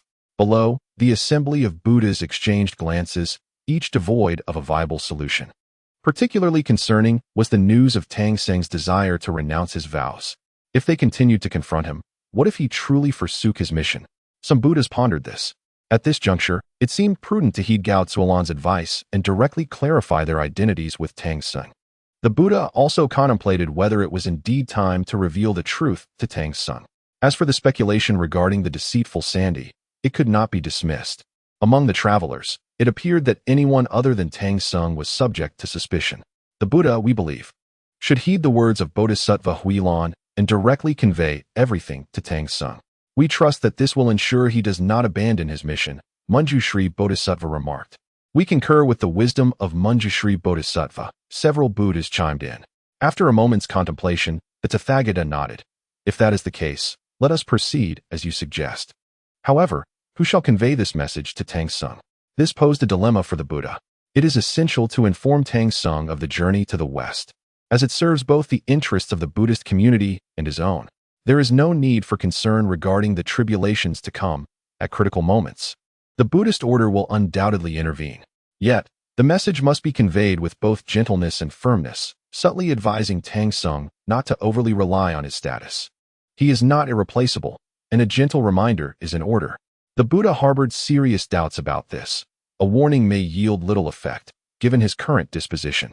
Could he possibly behave worse than he already does? Moreover, if he is indeed contemplating abandoning his role, informing him not to be complacent, lest he lose his position as the seeker of scriptures, may prompt him to flee. The ancient Buddha's gaze settled on Gao Zuolan, and after a moment's reflection, he addressed Maitreya Buddha. As a crucial figure within our order, you have had multiple encounters with Tang Sung. It might be prudent for you to descend and relay this message to him. The ancient Buddha speaks wisely. Therefore, Maitreya, you shall descend and convey all this truthfully to Tang Sung. The Tathagata continued. If Tang Sung comprehends the underlying purpose and considers it in favor of our Buddhist order, then this tribulation may still be surmountable. Indeed, subsequent challenges may also present opportunities for resolution. Pausing briefly, the Tathagata added, should everything unfold as the ancient Buddha anticipates, Tang Sung will undoubtedly recognize who the variable is. His actions, which have brought dishonor to our order, may very well be influenced or even coerced by this variable. Maitreya, you may also discreetly investigate and assure him that we, the Buddhist order, stand behind him. There is no need for fear, regardless of the dangers ahead. As the Buddha's command was received, Maitreya felt a twinge of unease but accepted the task, descending to the mortal realm. If it were possible to avoid direct contact with Tang Sung, Maitreya would certainly prefer to do so, as the matter was quite bothersome. In the mortal realm, Tang Yu remained deep in thought about his impending tribulations. After a moment of contemplation, he could not discern a clear resolution. If exposure were inevitable, so be it. According to Tang Yu's perspective, survival was paramount. If he could endure to become a sage, then nothing else would matter. As the skies shimmered with light, Maitreya Buddha appeared beside Tang Yu, a smile instinctively spreading across his face. Ah, third brother, what brings you here again? Tang Yu mused, suspecting that Maitreya had come to hasten his journey. Haven't all the offerings been exchanged already? What is it now, fat Maitreya? He inquired, anticipating that they would soon devise a means to navigate this challenge together. After all, in the pursuit of the trials of the journey to the West, the Buddhist sect has resorted to every possible means, employing various despicable and shameless tactics. However, the Buddhist sect has always been devoid of shame. In comparison, their reputation pales into insignificance against the backdrop of the tribulations of the journey to the West. Glancing at a few disciples, Maitreya Buddha casually waved his hand, cloaking the heavenly secrets of the surroundings, wary of being detected by the unpredictable. According to the ancient Buddha of Light's revelations, Sha Wujing was highly likely to be the variable. Yet, Maitreya Buddha felt utterly incapable of discerning this.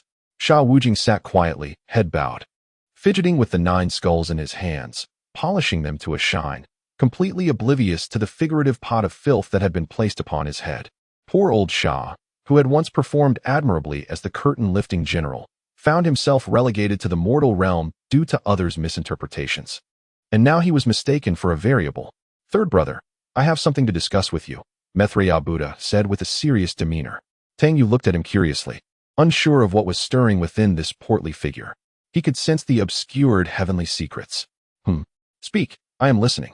Third brother, do you know why the Buddha dispatched you across vast distances from the Tang dynasty to the great Thunder Sound Temple for scriptures? Before Tang Yu could respond, Maitreya Buddha expounded upon the events of the journey to the West, conveying that it was a matter of great merit, beneficial to the Buddhist sect and to himself. He reassured that there was no need to worry about the calamities, for the Buddhist sect would always serve as his steadfast support.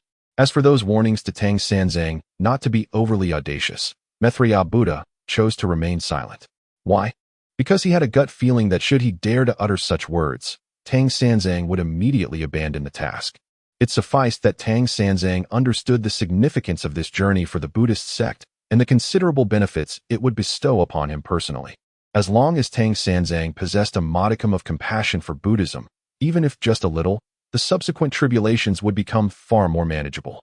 The course of events thus far had unfolded as a result of Tang Sanzang's actions. Of course, in Maitreya Buddha's eyes, it appeared that he was entirely under the control of the variable, with threats looming large. This was why Tang Sanzang had broken his vows, continuously acting without restraint. Noticing Tang Yu's silence, Maitreya Buddha cautiously surveyed the surroundings and inquired, Third brother, is Sha Wujing indeed the variable? If it is inconvenient for you to speak, just blink. Tang Yu was utterly astonished, compelled to admire the creativity of the Buddhist sect's disciples, who had even cast suspicion upon the seemingly simple-minded Sha Wujing. A gust of wind swept by, carrying a bit of dirt, causing Tang Yu to blink several times. Chapter 260, Confirmation of Sha Wujing at once. Maitreya Buddha experienced a moment of enlightenment. It truly was Sha Wujing. One had to admit, he had concealed himself quite well. After all, he was the weakest among the travelers of the journey to the West, and appeared to be an honest and taciturn individual. Who would have thought it would be him? Tang Yu rubbed his eyes. No, Maitreya, listen to me. Third brother, no need to elaborate, I understand. Maitreya Buddha interjected, gesturing to Tang Sanzang, indicating that he comprehended the matter at hand, requiring no further elaboration. Listen to me, just now it was wind, third brother. There's no need for excessive discourse. My dear brother understands, he stated. No, you must listen. Third brother is aware, and it is prudent not to dwell on such matters. Speaking too much may inadvertently place you in peril. Maitreya Buddha cast a discreet glance at Sha Wujing, quietly advising Tang Yu, genuinely concerned for his well-being. After all, it was now evident that the variable was indeed Sha Wujing, rendering further discussion unnecessary. Alas, third brother has endured much on this journey. His actions are surely under duress from this variable, influenced by external forces.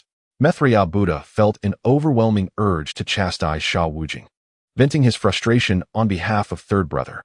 However, the thought that Sha Wujing was the variable, possibly linked to higher powers, restrained him. What if a certain sage had orchestrated this, nurturing Sha Wujing into a variable, while remaining concealed in the shadows? Listen to me, Maitreya. It was wind third brother just now. No need for further discussion.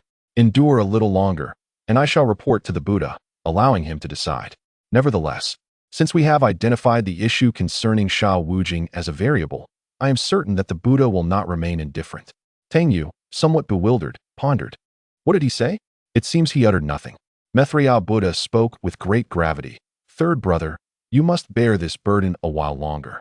I shall return to the Western paradise at once. No, Maitreya, listen to me. I am the variable. I am the variable, Tang Yu asserted, pointing to his own chest, declaring his identity as the variable. Though he spoke the truth, at times others failed to believe him. Third brother, I understand. You are deliberately deflecting blame onto yourself, perhaps even out of fear. Listen to me, there is nothing to fear. Maitreya, I truly am the variable. No further words are necessary. I am already aware. I shall return to Lingshan to report to the Buddha. With that, Maitreya Buddha vanished in haste, racing toward the Western paradise to convey the matter of Sha Wujing as a variable to the Tathagata Buddha, seeking his guidance. Tang Yu was left utterly confounded. What on earth is happening? How has San Lingzi become the variable? He had already informed Maitreya that he himself was the variable, yet Maitreya seemed to doubt him. To speak the truth and find no belief in it left Tang Yu in a state of inner turmoil. He glanced at San Lingzi, feeling pity for the poor child, who had an unjust burden placed upon him. He wished to clarify, yet Maitreya Buddha had not afforded him the opportunity, even openly declaring that he was the variable. Yet, disbelief prevailed. You still have a way to go, to the Western paradise. With Maitreya Buddha's return, all the Buddhas turned their gazes upon him. Buddha, it has been confirmed. The variable is indeed Sha Wujing, Maitreya Buddha declared emphatically. As soon as these words left his mouth, a commotion erupted in Lingshan, a fervor igniting. It was indeed Sha Wujing, the one who had remained silent, unexpectedly concealing his depths. Because of this variable, the journey to the west had been thrown into disarray. Amipa, the ancient Buddha of light, after reciting a Buddhist chant, promptly took a cigarette and placed it between his lips. With a faint smile, his meaning was unmistakably clear. Indeed, he had anticipated this outcome. Do you confirm? Inquired the Tathagata. Maitreya Buddha nodded firmly, affirming, Buddha, I confirm, it is indeed Sha Wujing. Moreover, I sense that Tang Sung seems to harbor a certain fear of him, in an attempt to obscure the identity of this variable. He has gone so far as to assert that he himself is the variable. The Tathagata fell into contemplation. Could it truly be Sha Wujing? Initially, he had some doubts. Yet upon hearing Maitreya's assertion, the case could largely be considered closed. The Tathagata remarked, if Sha Wujing is the variable, what level of cultivation does he possess? Merely a novice among the Tai golden immortals. Could such a being truly be a variable? His skepticism lingered. It was not that he underestimated Sha Wujing, but rather that he believed Sha Wujing lacked the qualifications to be deemed a variable. Given that Sha Wujing was indeed the variable, it was inevitable that a sage was orchestrating events from behind the scenes. The ancient Buddha of light flicked the ash from his cigarette and continued his analysis. At that time, the two saints from the West had made it clear that there was no sage intervening from behind the scenes.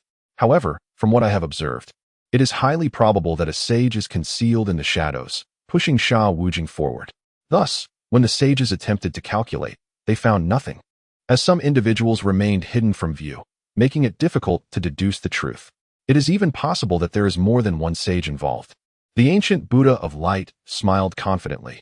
As for the great undertakings of our Buddhist teachings, some individuals are undoubtedly loath to witness them. The Tathagata nodded in agreement, finding wisdom in the words of the ancient Buddha of light. Their gazes met, and a mutual understanding dawned upon them. The Supreme Old Lord. Yet, one could not dismiss the possibility of the primordial heavenly venerable. Although there was indeed collaboration with the primordial heavenly venerable, it could also be a tactic to infiltrate the enemy's ranks and gather intelligence. The inquiry into the heavenly mechanism array raised considerable suspicion for the Tathagata. How could the array, jointly arranged by the three sages, fail to yield results? As it stands, it seems the primordial heavenly venerable presents significant issues. It is likely that this is indeed the case. As for Sha Wujing, it is evident that he has been intentionally thrust into the spotlight. Subsequently, he has controlled and even threatened Tang Sung, leading him to break precepts and commit a series of acts that disgrace the Buddhist teachings. It is likely that these events were orchestrated by the sage behind the scenes, intended to bring great humiliation to our sect. Let us not forget that the reputation of Buddhism has already been tarnished beyond repair. Surely, some individuals are secretly laughing at our plight. The Tathagata inwardly chuckled coldly. Buddha, now that we are aware that Shao Wujing is the variable, what should we do? Asked Samantabhadra Bodhisattva. The Tathagata lit a cigarette for himself, enveloped in swirling smoke. His gaze was profoundly inscrutable. Maitreya Buddha, have you clarified the matters of the journey to the west with Tang Sung? I have informed Tang Sung, and I believe he will comprehend, Maitreya Buddha replied. Good. Having acknowledged the issue of uncertainty, the Buddha, serene and confident, remarked with a gentle smile, this trial shall persist. Furthermore, Maitreya Buddha was instructed to descend to the mortal realm and keep a vigilant watch over Shao Wujing. Ensure that you apprehend him at the slightest hint of irregularity. In that moment, the Buddha resembled a great general commanding the battlefield, fully aware of the prevailing uncertainties. To him, victory in the campaign was assured. Chapter 261. The pitiful simpleton Maitreya Buddha pondered for a moment before hesitantly stating, I beseech you, my Buddha, what if Tang Sung takes a detour? After a brief contemplation, the Buddha replied, since you have clarified the stakes with Tang Sung and assured him that our order shall always be his steadfast support, I trust he will not stray from the path. However, under the influence of unforeseen variables, one can never be too certain. His own voice wavered with doubt as he continued, Lingji Bodhisattva, you have had considerable interaction with Tang Sung. Descend and inform them that this route need not be retraced, lest they waste several days. You may use your powers to transport them to the domain of the Yellow Eyebrow Boy. Maitreya Buddha, you must discreetly inform the Yellow Eyebrow Boy to capture Sun Wukong at once. Lingji Bodhisattva felt somewhat troubled, for there was no need for him to employ his powers. After all, Tang Sung rode a lion capable of flight, often meandering through the heavens. Did the Buddha forget this? He longed to offer a gentle reminder, but, noticing the confident smile on the Buddha's face, hesitated to speak. By your decree, Maitreya Buddha and Lingji Bodhisattva accepted the Buddha's command and descended to the mortal realm, suddenly invigorated. With the knowledge of the uncertainty, the forthcoming tribulations could undoubtedly be surmounted. Any unfulfilled tasks could be rectified. The journey to the west would surely reach completion, and the Buddhist order would soon flourish. The atmosphere in the spiritual mountain was jubilant, with even some Buddhas unable to contain their desire to cheer aloud. The Buddha himself felt a surge of joy, contemplating a celebratory drink of erguo. Yet, upon reflection, he realized he had been somewhat hasty. Lingji Bodhisattva, on his way down, could conveniently retrieve some erguo. With a wave of his hand, the Buddha summoned Intu Jiedi into the chaos. Intu Jiedi, you are one I trust. I now decree that you descend to the mortal realm to exchange something with Tang Sung. Simply mention erguo, and he will understand. The Buddha commanded. Intu Jiedi felt bewildered. Though he was unsure what erguo was, he was not entirely unfamiliar with it, having witnessed Tang Sung consume it numerous times. However, if an exchange was to be made, surely he would require some funds. The Buddha showed no inclination to provide any money. With a silent sigh, Intu Jiedi lamented the impending expense, having already lost considerable treasures to Tang Sung, not to mention the recent purchases of tobacco. It could be said that he was nearly out of funds.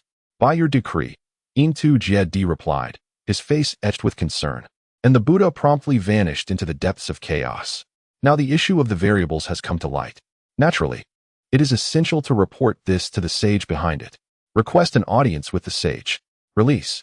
The voice of Zhuanti resonated through the air. What does release mean?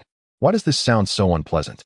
The Buddha, somewhat dissatisfied, took a deep breath and said, I respectfully inform the sage that we have discerned the identity of the variable in the journey to the west. Really? Zhuanti's voice carried a hint of excitement. He and his brother Jane had been tirelessly calculating the issue of the variables, yet they had yielded no results.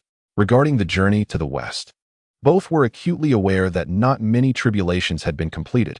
Should the journey fail, the merits owed to the heavenly Tao would be impossible to repay. What if the heavenly Tao sought retribution? Thus, the two brothers had been rather anxious, their tempers frayed.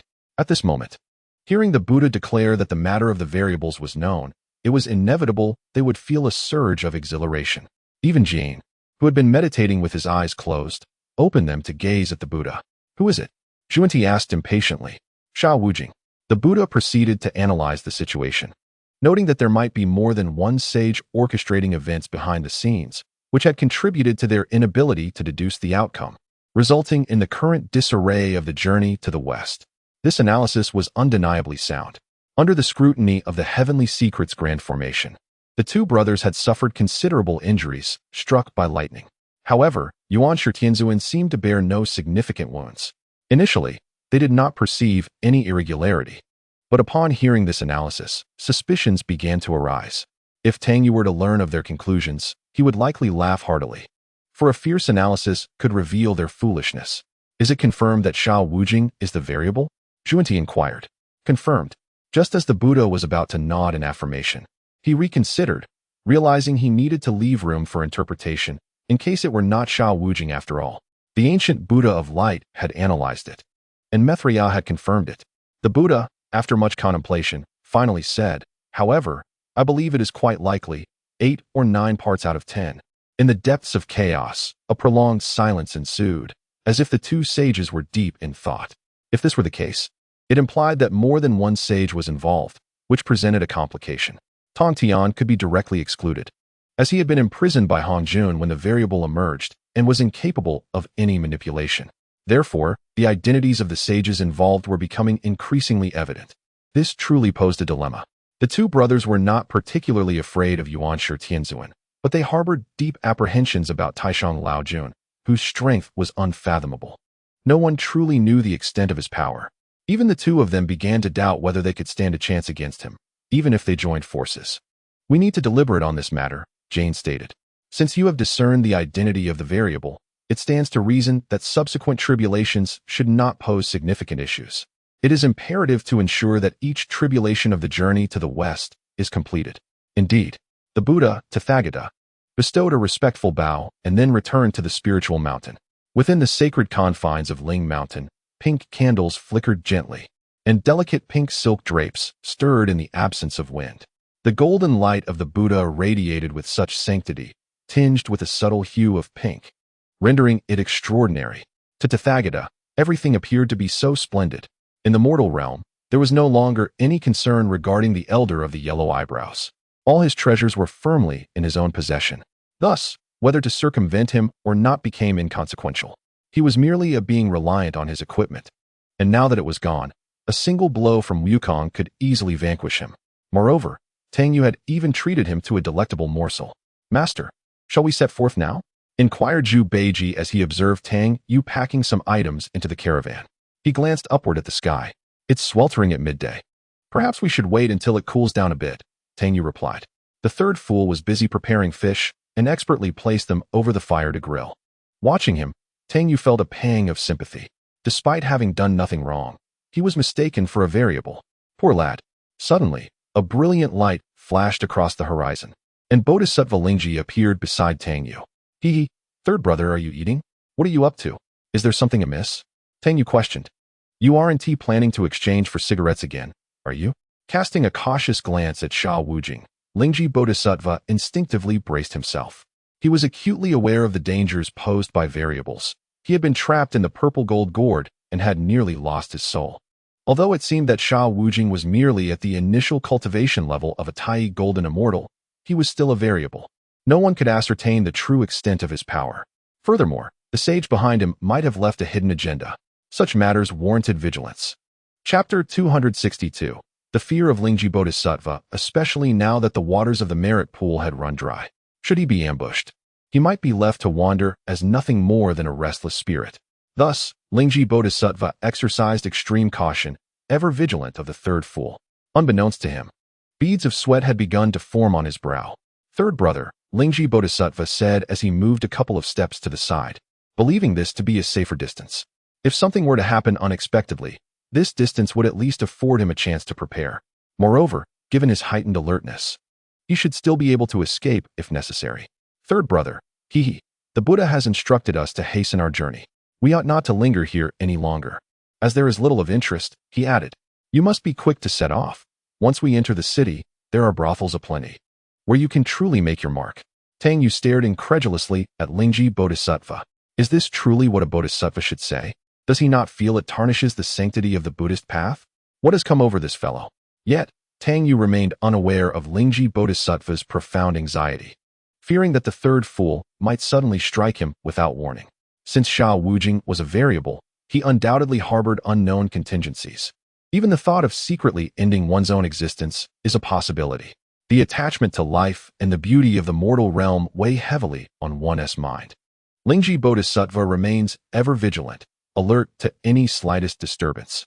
Even the whisper of a breeze sends shivers down his spine. He has even employed his formidable powers to establish several layers of protective barriers around himself. The Buddha has stated that there is no need to traverse a winding path. We can soar directly.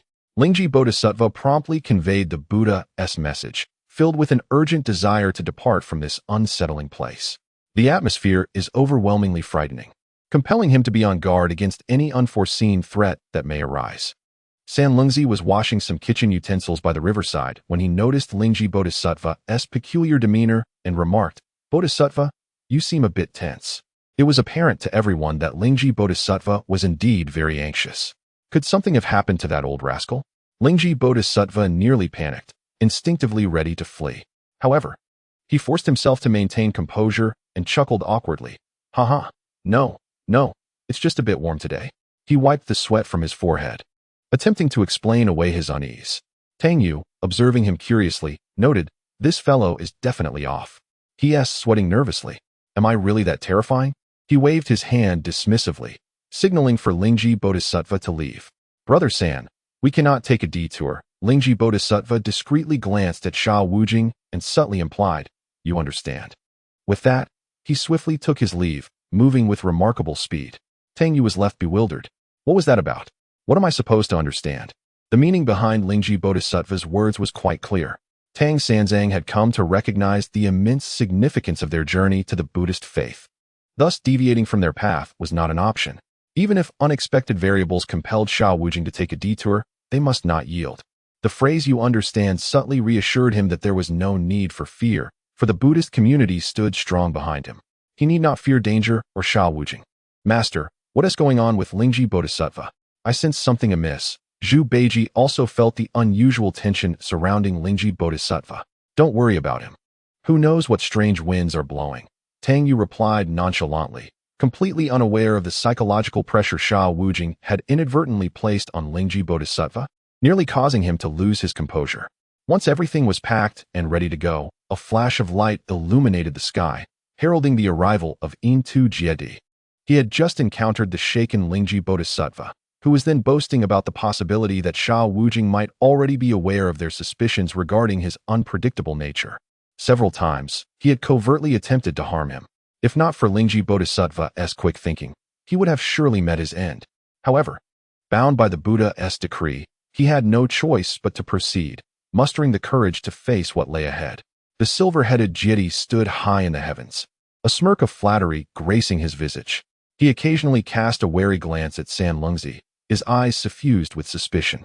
With a wave of his hand, a trove of treasures cascaded beside Tang Yu. "The Buddha has sent me to exchange for 2 bottles of Erguo Tu," the silver-headed Jiedi proclaimed with a smile. Tang Yu produced the liquor. "Here you go." Just as the silver-headed Jiedi prepared to descend and claim it, he intentionally glanced at San Lungzi and remarked, "Third brother, simply place the goods on the ground. I shall retrieve them myself shortly." "What a nuisance," Tang Yu muttered inwardly. The followers of the Buddha seemed rather eccentric, as if they had lost their wits. He placed the wine on the ground and beckoned his disciple to set forth. Although Lingji Bodhisattva suggested they could fly, when had third brother ever heeded such words? "Just because you ask me to fly doesn't mean I will. It is essential to walk there. Besides, if one wishes to fly, who can impose restrictions?" As Tang Yu and his companions distanced themselves, the silver-headed Jiedi swiftly descended, seized the wine, and made his escape. Meanwhile, Maitreya Buddha was conferring with the yellow-browed ancestor.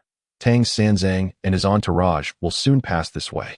You need only seize the opportunity en route to ensnare Sun Wukong with the golden snare, and victory will be assured. Once Sun Wukong is captured, this trial will be nearly resolved." The yellow-browed ancestor, however, was preoccupied, for he had lost both the golden snare and the afterworld seed bag. He had turned his lair upside down in a frantic search, but had found nothing. Without those two treasures, to act recklessly would be tantamount to self-destruction. He even had to contemplate where he might bury himself. Have you comprehended my words? Maitreya Buddha inquired. Following these instructions, he intended to keep a vigilant watch over Sha Wujing to prevent any disruptions that might once again throw the journey to the west into chaos.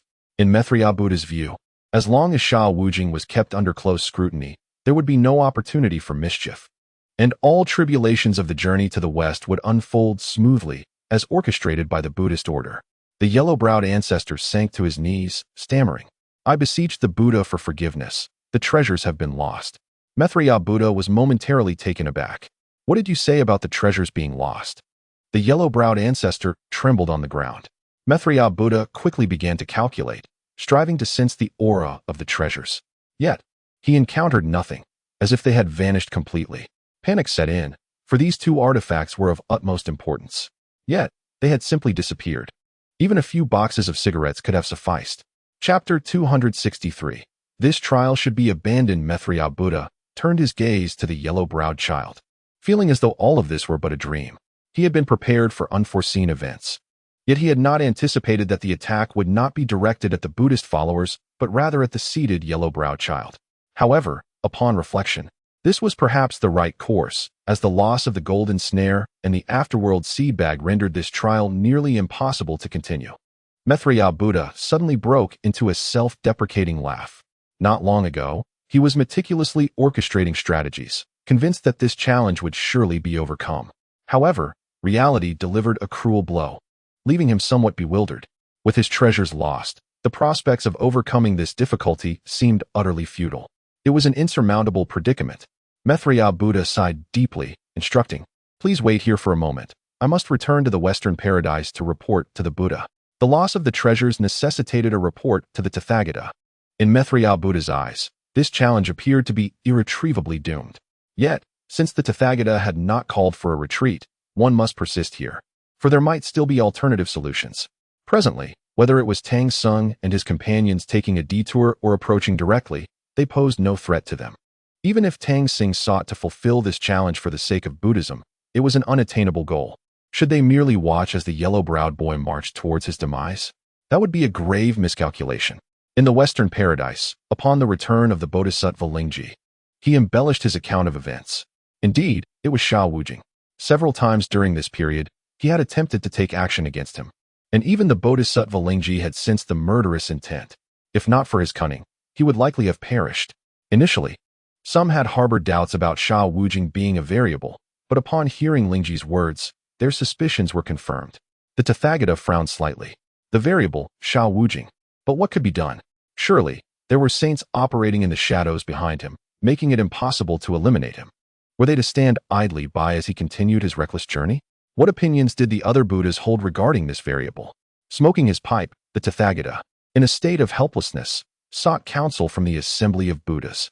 They exchanged glances and began to chatter, seemingly deliberating. Yet, no flawless solution emerged.